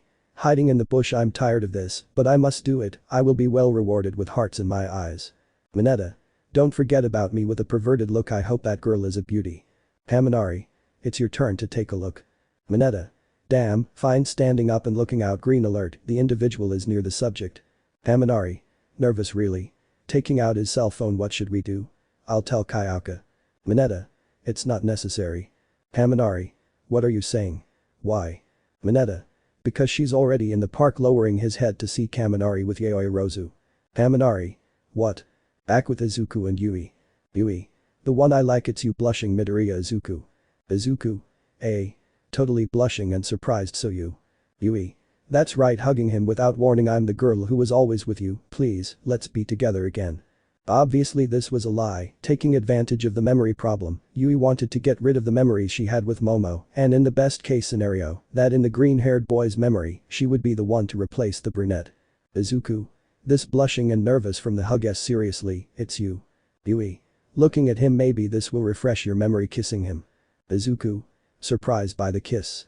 There they were, Yui was kissing the green-haired boy, but he was surprised by her action, he stood still without being able to do anything, he looked away a little, and there he could see her, the brunette with tears in her eyes, watching helplessly as her hero's lips were stolen. Behind her was Jiru with his hand on his face. Izuku. Quickly separating from the kiss, vice president. Momo. Still crying, Izuku helplessly, I hope you're happy, running at full speed. Jiru. Yeah, Momo running after her. Izuku. Wait, getting up and wanting to look for the brunette, but was stopped by Yui. Yui. Please don't leave me alone. Izuku. It's just that, trying to get away. Mineta. Midoriya. Shouting a few meters away. Izuku. Mineta looked surprised. Kaminari. Who was still hiding, hey old man, what are you doing? Mineta. Are you stupid? I can't turn a blind eye beyond my attitudes. You always advised me, you gave me a hand, although I'm not even a quarter of the hero you are, but I want to be a great hero too. I can't let you be seduced by a harpy. Yui. Petrified harpy. Mineta. This is the least I can do for you, taking a breath, trying to make the biggest scream of his life remember it. The scream reached the green-haired boy's ears and his heart. Everything that was blurry was now crystal clear. All the memories from 2 years ago, all the moments with his classmates, the lessons, the advice from his teachers, everything, but most importantly, he remembered Momo, all the time together, their outings, their laughter, their cries, their kisses, everything they had to go through, when they had their first kiss, how they laughed with his mother, the visit to his in-laws. Everything. Yui. Don't listen to them, Izuku, they. Izuku. I'm sorry, Yui, squeezing out of the grip. I have to go after the love of my life, starting to run, thanks Mineta. Mineta. With a triumphant smile, go after her. Izuku. Nodding, see you running at full speed. Yui. Damn, I was so close, I won't let you go, trying to get up, but was surprised to see that she was stuck to a purple ball, this looking annoyed. Mineta. You won't leave that easily, with his hands in his hair. Yui. I won't stop this, being electrified and falling into the seat. Haminari. With lightning coming out of him, let me participate too. Mineta. That was a very bad line. Looked indifferent. Haminari. I couldn't think of anything else, with a drop of sweat. After running at full speed to UA, he quickly entered the residence, seeing Jiru, who was waiting for him at the top of the stairs. Izuku. Sweating, where is it? Jiru. Looking at him seriously, in his room. If you're going to give pathetic excuses, you better. Izuku. Interrupting her, I remembered everything, I came to look for her. Jiru. With a surprised face, but smiling at him, it was about time, go. Izuku. Thanks, going up quickly. The stairs and hallways seemed endless, but he finally reached the door to Azabek's room. Izuku. Knocking on the door, Vice President. No one responded until he wanted to go a little further. Izuku. Momo, open up. After calling her name, he felt footsteps approaching, but they stopped at the door, he hadn't opened it yet. Momo. What can I do for you, Midoriya? Izuku. I just want to talk to you. Putting his hands against the door and bringing his face closer. Momo. There's nothing to talk about, she regretted interrupting their date. Izuku. Please open, I just want to show you something. After a few seconds of silence, the lock was heard, after that the door was slowly opened, revealing the brunette completely. Momo. Midoriya, really no. She couldn't finish speaking that she had Izuku on her lips, it took her by surprise, but she couldn't help feeling happy, feeling like before, so loved on those lips that she missed kissing. Momo. Separandus Izuku too. Izuku. I remembered everything, smiling at him tenderly, sorry for the delay. Momo. Smiling at him with wet eyes, how happy. Izuku. Now that I have my memories of everything, I want to do this, kneeling, would you like to be my girlfriend again? Momo. Izuku looking at him with tears in her eyes, but I hurt you a lot, I doubted you, I was very jealous. Izuku. I forgive you for that, I wasn't a good boyfriend either, but we have a new opportunity to do things right, to learn, for my part I will fight to make everything work, what do you say? Momo. Smiling happily, Izuku, I do. Izuku. Getting up and kissing her again. Once again, they say that the red thread of destiny, no matter how much it twists or bends, will always, sooner or later, end up together, no matter how many obstacles arise. Momo. Separating, by the way, you just kissed another girl. Looking at him, pretending to be annoyed. Izuku. Did I lose my memory? Momo. Laughing, you are forgiven. Izuku. What were we talking about? Oh yeah, laughing, I remembered now, grabbing her by the waist and pulling her towards him, kissing again. This time it was final, nothing was going to separate them, now yes, they would be together forever. Chapter 31. Dreams. Where am I? Izuku was in a black space, he was standing, but when he tried to move he couldn't, but he could realize that he was covered by a black blanket all over his body, except for his eyes and his left arm. He was scared because he didn't know that place, it was his first time there. But suddenly, lights of all colors flashed by everywhere. This already happened at the sports festival when he fought Shinso. The colors faded, revealing shadows with glowing eyes, frightening the green-haired boy. This isn't over. Voices could be heard speaking from these shadows, intriguing the green-haired man more and more. The evil is still out there. Bad. Izuku thought, he immediately thought of All For One, who was eliminated by Almight. Your turn now is to stop him. He wanted to know more, but he couldn't speak and ask what they meant, but a shadow came out of there, approaching Izuku. It was a woman who sounded very familiar to the green-haired man. Nana. Don't worry, kiddo, smiling at him, you're doing well, but this is just the beginning, you must perfect it, the war is coming, putting her hand on his and moving his hair gently, we will be with you, and don't forget giving a big smile to smile. The colors reappeared and the shadows moved away again, making Izuku wake up quickly, very sweaty and scared. Izuku. Nervous T, this is new, I should talk to Almight tomorrow, I'll try to sleep again, closing his eyes. Several minutes passed, Izuku found it hard to sleep after that dream, he wanted to know its meaning, who those people were, and what they meant by evil, and that war he had many doubts, but he was very sure of one thing, it had to do with One for All. A few minutes passed, Izuku at one point felt a weight on top of him, making him wake up again. Izuku? What the heck? Opening his eyes, Momo? There she was, the brunette, completely red and excited, wearing a blouse that showed her neckline, and with her hair loose. Momo. I'm sorry Izuku, but I can't take it anymore, totally red. Izuku. Can't you stand it? Blushing and nervous. Momo. I've wanted to do this for a long time. Izuku. Do what? Momo. Something like this, starting to kiss her neck. Izuku. Momo, it's not that I don't want to, but the kiss is taking effect. We can't, if someone finds out we'll be in pro. Momo. Putting her finger on her mouth, shut up, get naked and let's do it. Izuku. Totally red and with vortices in his eyes, do it. Momo. Smiling at her lustfully, I'll start in any case, taking her blouse and starting to take it off. Izuku. Wait Momo, don't do it. Covering his eyes. Bakugu. Hey Deku next to the bed, looking at him, wake up you damn nerd. Izuku. Kaken petrificado. Izuku finally opened his eyes, he was in his room, with the sun's rays illuminating the place, but with Bakugu looking at him. Izuku. Kaken. What are you doing here? Totally intrigued. Bakugu.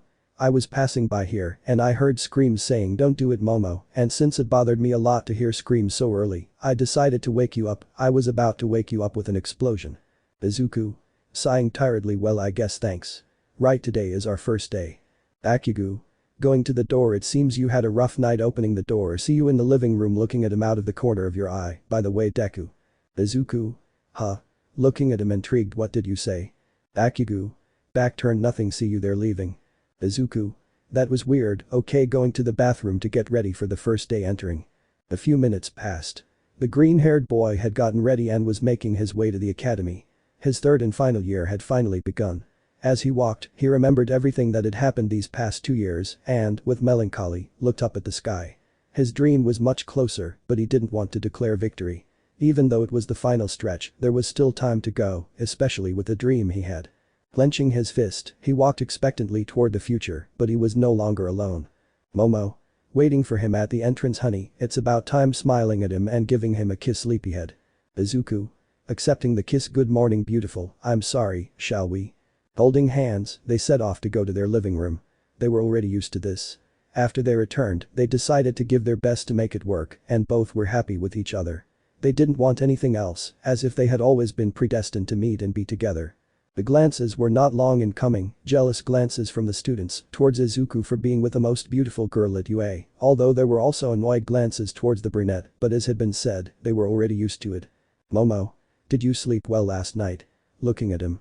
Izuku. Remembering his dream and blushing, how did I sleep? Well, laughing nervously. Momo. Laughing, I see, I couldn't sleep because I was nervous, and also looking at the floor, blushing and playing with her lock of hair. Izuku. Looking at her intrigued, what happened? Momo. Realizing that it was nothing, laughing, oh look, there is our living room. They stood there when they saw three at the door, filled with excitement and clasping their hands in a sign of happiness, both of them ready for the new challenge. Izuku. Taking the door ready. Momo. I always am, smiling at him. Izuku opened the door and to his surprise he found the classroom a mess. Everyone had gone crazy, it was a madness worthy of the most troubled little madman. Haminari. We're in 3rd grade, bitches, with current in his body. Zero. Swinging with his quirk, it feels so good to be a 3rd year. Mineta. Sitting in his seat but with a perverted look, I can't wait for the lower grades to call me senpai, drooling. Bakugu. Leave me alone, raccoon eyes. I'm not dating anyone, obviously, blushing. Mina. Come on Bakugu, let me have the exclusive, you have I'm dating a blonde written all over your face. Torhu. We want to know, Bakugu along with Mina. Izuku. Momo. Petrified. Most of his classmates were either fighting or doing something crazy with their quirk, you could say it was the excitement of the first day of senior year. Lita. Waving her arms, be quiet and take your seats before he arrives. Asawa. Behind him I'm here activating his quirk. Shut up and take a seat. And as always, their fear of their teacher got the better of them, causing everyone to calm down and peace to reign in the classroom. Asawa. Sighing, I understand that you are excited, but you still have a lot to do, but I congratulate you for having come this far at least alive. Well, some announcements. The sports festival is approaching, and therefore it's last. I want you to do a good job. Well, let's start the class. The day was pretty normal for our little heroes, a bit strange, but they related it to it being their first day. At the exit. Hiroshima. Yawning, I'm glad it was all light. Jiru. Except for that midnight in Mount Lady class, although I've never thought about the paparazzi and the press. Mineta. Beauties like that are a pleasure to see, no matter the class. Hiroshima. Looking at Momo and Izuku who were approaching. Hey, a bar open nearby, we can go get something to drink to celebrate the first day, what do you say? Momo. Sounds pretty good, shall we go, honey? Looking at him. Izuku. Sounds good, but I remembered that Asawa asked me to tidy up some things in the classroom. I completely forgot that I wanted to talk to Almight, but you can go ahead. Momo. Okay, see you later. Izuku. I won't be long running back inside. This was seen by a certain blonde who was intrigued by the green-haired man's attitude. Hiroshima. Are you coming? Bakugu. Go ahead, I forgot something. Quietly entering. Momo watched as the blonde also entered the academy, something intrigued her. In Toshinori's office. The now retired hero Almight was looking at some documents on his desk, somewhat hectic. Now that he no longer had to work as a hero, he had to give his all to his new job. Being a full-fledged teacher. While he continued looking at the papers, he heard someone knock on his door. Ashi. Go ahead. Looking at the door. Izuku. Excuse me. Entering. Hello Almight. Ashi. I'm not Almight young Midoriya anymore, I'm just Toshinori. Izuku. I'm sorry, it's the custom, but for me, retired or not, it will always be Almight for me. Ashi. Smiling at him. Take a seat. How was your first day? Izuku. Sitting down. Pretty normal, too much. Ashi. I'm glad to hear that, and tell me, writing something. How is your mother? Izuku. Well, a little strange, the times I saw her she was a little nervous, but well, the truth is Almight, I wanted to talk to her about something. Ashi. Mirandolo time. Izuku. I've been having strange dreams. Remember that time at the sports festival? I saw some strange shadows that brought me out of that trance. Ashi. Of course. Stopping writing. Izuku. Now I see them in my dreams, and they are more recurrent. Do you have any idea what it could be? Ashi. How many shadows are there? Izuku. There are 8, although one is blurry, but 8 after all. Ashi. Thinking 8 shadows, I have an idea of what it could be. Izuku. Intrigued. What is it? Ashi. One for all improves with each wear, so I wouldn't find it strange if it became more direct with previous wears. Izuku. Surprise the carriers. Ashi. 8 carriers before you, tell me, are they talking to you? Izuku. They didn't until last night. They told me something like evil is out there and that it's not over. Ashi. Becoming more serious. I see. Izuku. But what I could see is a black-haired woman. Ashi. Huh. Getting excited. Really? Izuku. Why yes, he told me that I still had to perfect it, that they would help me. Ashi. Teacher, it's obvious, you're connecting more and more to One for All, we must continue training, let me know every time you have those dreams, any other strange dreams. Izuku. Thinking this, remembering the dream he had about Momo, and blushing and not at all. Ashi. Okay, go rest. Izuku.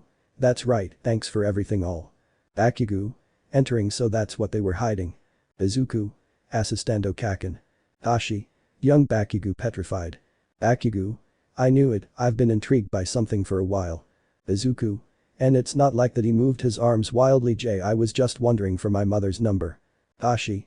With a drop of sweat. You make me look bad, Midoriya. Bakugu. Don't lie to me, I've been thinking about something for a long time, your sudden appearance of your quirk, there's no one who has awakened at 15 years old, and Almight just appeared when you awakened him, and on top of that, he started working as a teacher here, it was too much of a coincidence, so I came to get my doubts answered, and yes, I heard everything. Izuku. Kaken. The blonde tied up the loose ends, and besides having heard everything, there was no escape. Ashi. It's true, young Bakugu, there's nothing to hide from you. Izuku. Mirandolo Almight. Ashi. I chose Midoriya as my successor, he inherited my power. Bakugu was surprised, though not so much because it was something he thought, since he also retreated, making it seem like he had lost or passed his quirk to someone, but the idea was just as strange. Bakugu. I expected it. He also said something to me after the USJ, but I hadn't paid attention to it. Izuku. Now that you know, what do you think? Bakugu. Looking at him, there is no one better to inherit it. Izuku.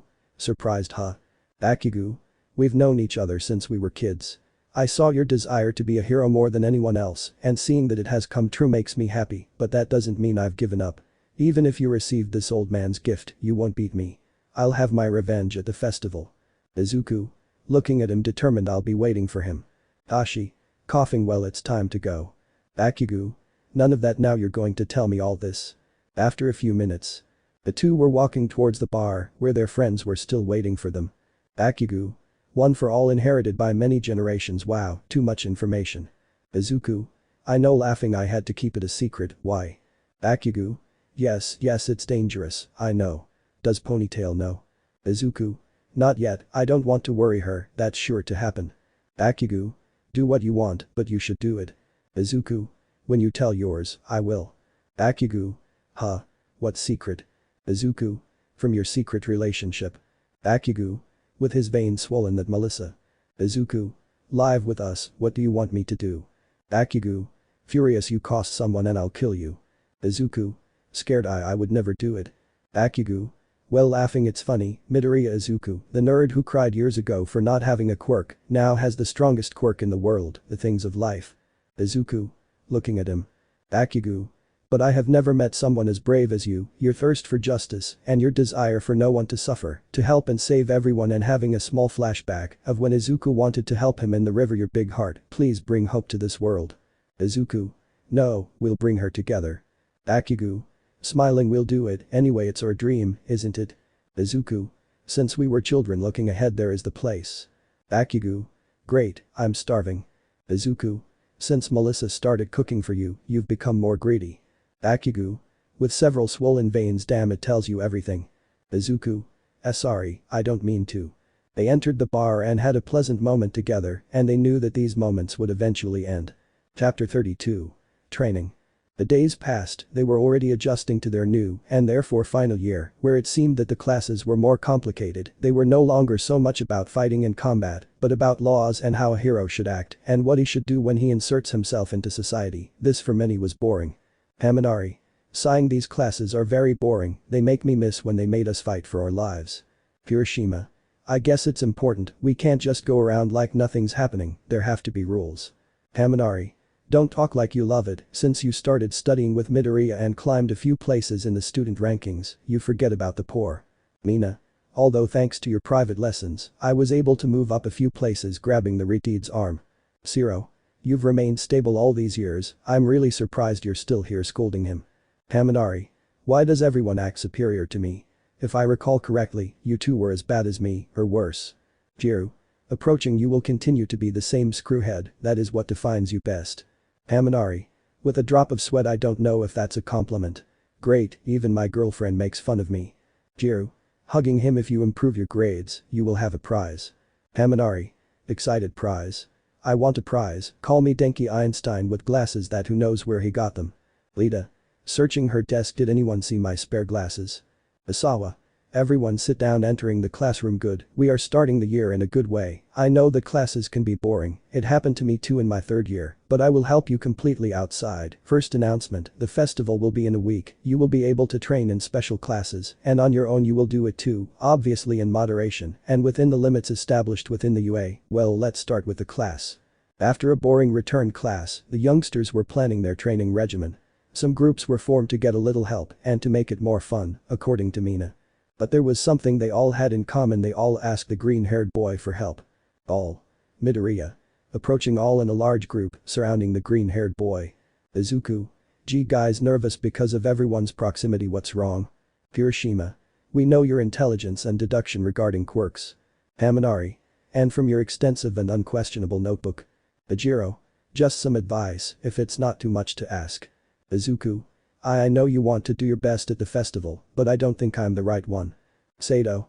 You don't have to train with us, just tell us what we can improve and we'll do it. Izuku. Thinking a little, until sighing, defeated. Well, just that, because I will be your rival too, and I want to fight with you, but that you have improved on your merits. Well, who will be first? While all the boys were lining up, this was watched by the girls. Mina. Damn cheaters, that's not fair. Sai. They're making it seem like they haven't learned anything in these 2 years, Kiro. Uraraka. Except for Bakugu, Lita and Todoroki, they take it seriously. Jiru. Bunch of idiots, fine we have to train too. By the way, doesn't it bother you? I suppose you wanted to train with Midoriya. Momo. I can't depend on him forever, what do you think about having a technical talk about our quirks and seeing what's best for training? Toru. Yeah Momo, you're the best. Excited. Insert we are young Mika as training montage, eyes of tiger we're tired of it, aren't we? The days went by, training continued for all of them, each one improving every aspect they could, with the enthusiasm that they would give the best sports festival, and obviously, they wanted to win it, give their all to make everyone proud, and be able to finish on a high note all these years in which they learned. In the training room. Hiroshima. Throwing himself to the ground tired are we done? Izuku. Looking for water bottles we're done, you've improved a lot Kirishima approaching him take it throwing the bottle at him. Hiroshima. Catching it thanks sitting down and starting to drink it. Izuku. Sitting next to him. Hiroshima. Our last festival looking sadly at the bottle. Izuku. That's right having the same attitude this happened too fast, in the blink of an eye we are already in our last year. Hiroshima. Yeah somewhat sad I'm already used to all this, it was years of real struggle, I remember thinking I was going to have fun, can you believe it? Laughing it's true that it was hard, but I met all of you, my life was somewhat lonely, believe it or not I was a coward, I was afraid when the opportunity to act appeared, but thanks to all of you, I was able to discover my worth and power, when we take different paths, I with a tear running down his face. Izuku. K. Kirishima. Surprised by his friend's attitude. Kirishima. Drying his face a little I'm sorry, it's just that I got a little melancholic, well standing up, I see you have visitors looking at Momo coming in. Izuku. Blushing a little fine. Kirishima. Vice President passing by and smiling. Momo. Kirishima smiling back were you crying? Kirishima. Getting nervous and no, not at all, men don't cry. Momo. Smiling at him we all need to cry sometimes, even the toughest man has feelings. Kirishima. Wanting to burst from tears see excuse me running at full speed. Izuku. That was great what you said looking at her. Momo. It's true, we all need to vent sometimes sitting next to him. Izuku. Seems like everyone's doing it lately looking at the ceiling. Momo. It's normal, it's our last year, nostalgia and sentimentality hit us all laying her head on his shoulder the one I haven't seen cry is you. Izuku. It's not time for me to cry, I should enjoy it and smile now, there will be time for that. Momo. Of course, I imagine you're tired. Izuku. Something although helping you all also helps me, I train with that taking a sip of water how are you doing? Momo. We're pretty good, Mina and Toru also burst into tears today, even Jiru shed a tear laughing it's not something very common to see, but. Izuku. Waiting for him to continue talking Momo. And what happened? He couldn't finish speaking when he felt something liquid on his shoulder Momo. He took her chin in his hand, making them face each other, realizing that Momo was also crying, something that caught him by surprise, but he imagined why. Izuku. What's wrong, Momo? Asking her even though he knows the answer. Momo. I'm sorry, it's just that wiping away her tears it's the end it'll be over soon and I'm going to miss you all. Izuku. Hugging her it may all end, but we'll still be friends when we go out and we'll all be fulfilling our dream, what greater happiness than seeing your friends achieve their goals, don't cry anymore, I understand you, but with his eyes watering no, it's. He couldn't hold it in any longer and burst into tears as well. They both stood there, weeping, remembering all the good times they'd spent together and with their friends. It was hard to think about the farewell, which was drawing ever closer. After a few minutes, they slowly returned to normal. Momo. Drying her face why you're right, it's not time to cry. Izuku. Yes taking out his face come on, I'll make you something to eat. Momo. That's a good idea standing up. Izuku. My bottle. Seeing it lying nearby there it is, Momo be careful seeing that the brunette was going to trip over the bottle. Momo. Stepping on her and falling backwards They didn't know how, but suddenly Momo fell on top of the green-haired boy, leaving them on the floor. Izuku. With his eyes closed, feeling a weight on top of him Momo. Opening his eyes are you okay? Momo. Opening her eyes Izuku. Blushing forgive me. Izuku. Blushing it's okay. The two stared at each other, blushing. A tension had appeared between them. How long had it been since they were like this? Many things had happened that separated them many times, they loved each other they needed each other, they wanted to be together, and now that they could and knew that no one would bother them it was the ideal scenario. One false move and they weren't going to stop so easily. Izuku.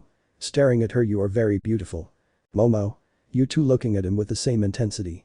Izuku. Momo approaching slowly. Momo. Yes. Approaching too. Izuku. I love you a few inches from his mouth. Momo. Me too, Izuku. Suddenly their lips met, after a long time, their lips that missed each other and begged to be together again, were now connected. Still on the floor, the two continued kissing, but it became more and more exciting. They separated to take a breath, but they went back to kissing, thinking that if they stopped kissing, they would never do it again. Izuku lifted the brunette, now it was his turn to be on top. They continued with the kisses. They were not thinking clearly, they were getting closer to becoming prisoners of desire, and maybe they could be wrong. Their hands were also part of the game, caressing their bodies. Momo played with the freckled man's hair, while Izuku held the brunette's waist. Although his hands wanted to go higher, they moved on their own, but he had to maintain the little composure he had. He didn't want to look like a pervert. If it were up to them, they wouldn't have stopped, they would have continued, and who knows what would have happened. Later they would be grateful that they had been interrupted. Lita. Entering Midoriya, I need is something wrong. Lita watched as Momo and Izuku sat a meter apart, not to mention they were red and had smoke coming out of their heads. Momo was looking away in embarrassment at almost being discovered. Izuku. And nothing's wrong, Lita with smoke on her head. Momo. I'll go to the rooms, I need to take a shower. Getting up, see you there. Izuku. Well, following her with his eyes. Momo. Lita greeting before leaving. Lita. Training hard, aren't you? Getting closer. Izuku. That's right, laughing nervously. Lita is more innocent than me, were you looking for me for something? Lita. Indeed, adjusting her glasses, she needed your help. Izuku. With any movement. Looking at him. Lita. Not exactly, starting to get nervous and sweat. I'm going to propose my wife tonight, screaming. Izuku. Surprised, huh? Lita. Is it wrong? Looking intrigued. Izuku. It's not that, I thought you had already done it, putting his hand on the back of his neck. Lita. That's right. Every time I wanted to do it, something stopped me, but I don't want to run away anymore. This is our senior year, and I don't want to regret it. I invited her here. She'll be here in a few minutes. Izuku. I understand, I'll help you, what do you want me to do? Lita. What should I do? I'm so nervous that I can't seem to get the words out even if I wanted to. Shaking. Izuku. Tell her what you truly feel, but don't make it complicated. Be honest with yourself and with her, and don't be afraid of failing, although I'm sure she will reciprocate your feelings. It will be her decision, and you should respect it, but if the opportunity is now, you should take it and do the best you can. Just being honest with yourself and with her is a great achievement. Lita.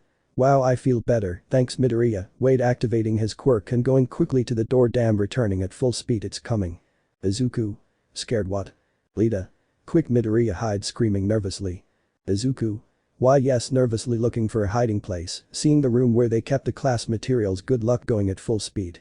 Izuku was already hiding, with the door open a little to listen and to be aware of the situation in case he needed to intervene, although he could still see Lita trembling as if it were her last day on Earth, but he smiled when he remembered that he too got that nervous the first few times. Izuku. Looking, I hope things go well for you, Lita. Uraraka. Entering Lita. Lita. Blushing, you Uraraka. Uraraka. Sorry for the delay, approaching. What did you want to talk about? Lita. This, I trembling. Izuku. Looking at the scene, I expected it. Come on, Lita, you can do it. Uraraka. Are you okay? If you want, tell me tomorrow. Lita. Uraraka. Chako, I like you, would you go out with me? Shouting at the top of her lungs and bowing. Izuku. Surprised, he did it, well done, Lita. Uraraka was shocked, she had no words, but she had to say something. Uraraka. Wow, so that was it, a little blushed, playing with her lock. Lita. Looking at her, and what do you say? Uraraka.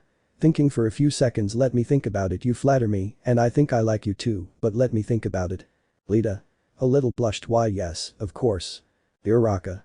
I'll tell you at the festival. Walking towards the exit. Good night. Lita. Gee, good night. Watching her leave. Izuku. Leaving and approaching. That came out good. How do you feel, Lita? Lita. Yes, hugging Izuku and running with happiness. I think he likes me. Izuku. Looking at him. Run, it really went quite well, but why didn't you tell him now that it was? Uraraka. The night continued its course, the festival was almost here and everyone was nervous, but they were going to give it their all, so the world could see that they were here. Chapter 33. The festival begins. Vic. Hey everybody. Welcome to the third year sports festival, shouting euphorically into the microphone.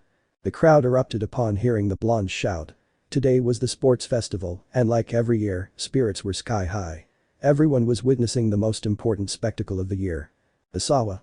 Another year I have to talk to you and tell me why am I wrapped up like in the festival 2 years ago, he said, sitting with his typical humor, and wrapped up like in the first year's festival. Vic. Covering the microphone with his hand. It's for nostalgia, what better way to end than remembering the beginning. Asawa. Sighing. You did it while I was taking one of my many breaks, didn't you? You're lucky I can't get out trying to take off the bandages, but it was useless. Vic. Don't ask, just enjoy it. Gives thumbs up. Asawa. I don't understand how he could enjoy it, he keeps talking. Giving up. Vic. You don't have to tell me. Taking his hand off the microphone. Welcome all third-year students from all UA classes. All the students from different classes came out of the access tunnels, leaving lastly the best class and the one that received the most attention, Class 3A. Haminari. Walking. I never got used to this. Jiru. It seems like more people come every year. Looking at the stands. Sato. It's incredible, thank goodness I ate earlier, he said smiling. Ajiro. What does that have to do with anything? Lita. Alright, everyone shouting and waving her arms erratically. Let's all get together like Class 3A. Everyone. Watching Lita move her arms and shout, with a drop of sweat, he is the one who is most nervous. Momo. Well, walking. It's time. Looking determined. Izuku. You'll do well. Taking his hand. By the way, who was the winner last year? Momo. Don't you remember? It was Nezu. Welcome to the sports festival. On a platform next to some teachers. I hope you give your all, since it is your last festival, but all of you as expected from you. People went crazy with these words. Well, let's give the spot to last year's winner Katsuki Bakugu. Momo. Looking at him. That should answer your question. Izuku. It's true, now I remember, he won against Todoroki. I remember watching the video, it was a very close final. Todoroki. A little distant with a depressive aura. I lost again to that madman. Haminari. I miss Midnight. She was looking at Jiru with a murderous look. A great presenter, wasn't she? Nezu. Very well, say a few words to start the festival. Giving the place to the blonde. Bakugu. Bienvenidos frente al microphone. Hiroshima. Let's hope he doesn't say something similar or worse than the first year. Izuku. I'm scared. With a drop of sweat. Bakugu. Sighing. Today is our last sports festival. There were 2 great years where I won and lost, but I'm sure of one thing, victories and failures strengthen us to become someone in the future. Since I started here, I had a selfish and conceited attitude, but someone supported me to be better and realize my mistakes, but today I will win no matter what. But I ask everyone to give their best, to never forget this day as we say here, plus. All. Ultra. Shouting with all euphoria. Hiroshima. Wow, we were all surprised. Izuku. Yes, smiling as he watched a blonde descend from the platform. How much we've grown, old friend. Melissa. Sitting in the stands. Isn't he the best? What a great speech. I told him to say the plus ultra thing with hearts coming out of her. Mitsuki. My son has grown into a man. Looking amazed. By the way, Melissa, shouldn't you be participating? Melissa. I asked for permission not to participate. I'm bad at combat and I recently had a fever. I don't want to bother anyone. Smiling nervously. Mitsuki. Why do I find that hard to believe? Looking at her with a drop of sweat. Never mind. Do you know why Inko couldn't make it? I invited her, but I didn't know if she could make it. Melissa.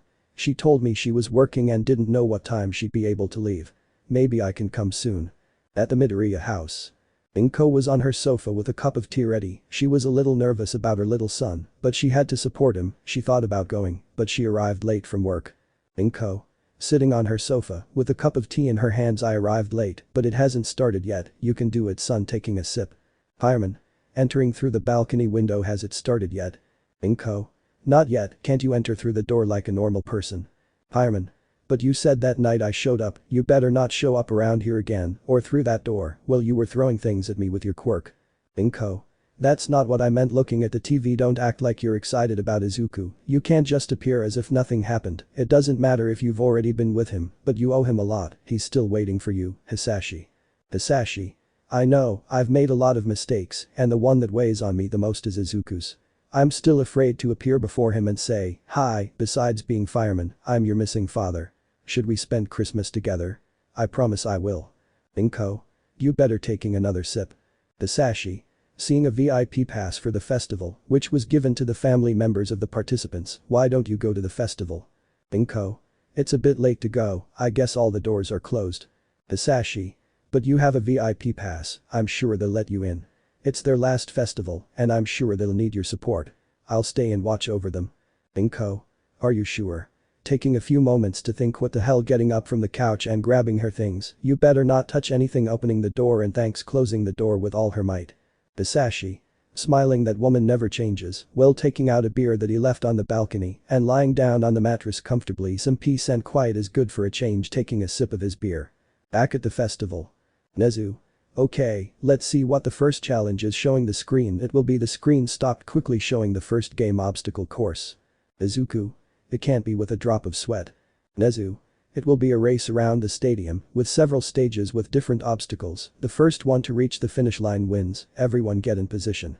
It seemed like destiny. The first challenge was an obstacle course where they had to defeat the robots and make their way through, each one using a quirk, making their way through them, then they had to avoid falling or being hit.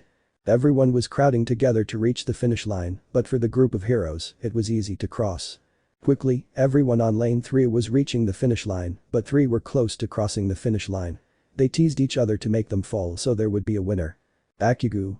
Leave me alone, nerd throwing small explosions at the green-haired boy. Izuku.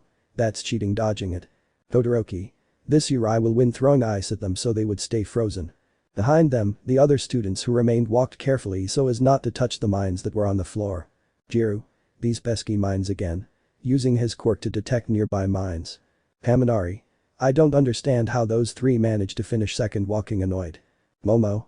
You should vary the challenges, walking carefully. Maybe I should. Being interrupted by a gust of wind that was going towards the goal. Who is it? Seeing that the mines were exploding in the distance. The mines are exploding. I should go where they exploded. Everyone will do the same, so I have to hurry. Activating her quirk, creating skates. She's not that fast, but more than running it is using her skates, trying to go at great speed. Bakugu. I must win this race, exploding the floor with his quirk, propelling himself. Goodbye losers. Izuku. I should hurry, activating his quirk. One for all full. He was interrupted by the same gust of wind, but what? Who is that? Todoroki. Goodbye Midoriya, ice skating. Izuku. They won't, activating his quirk again. Full cal 50% running at full speed.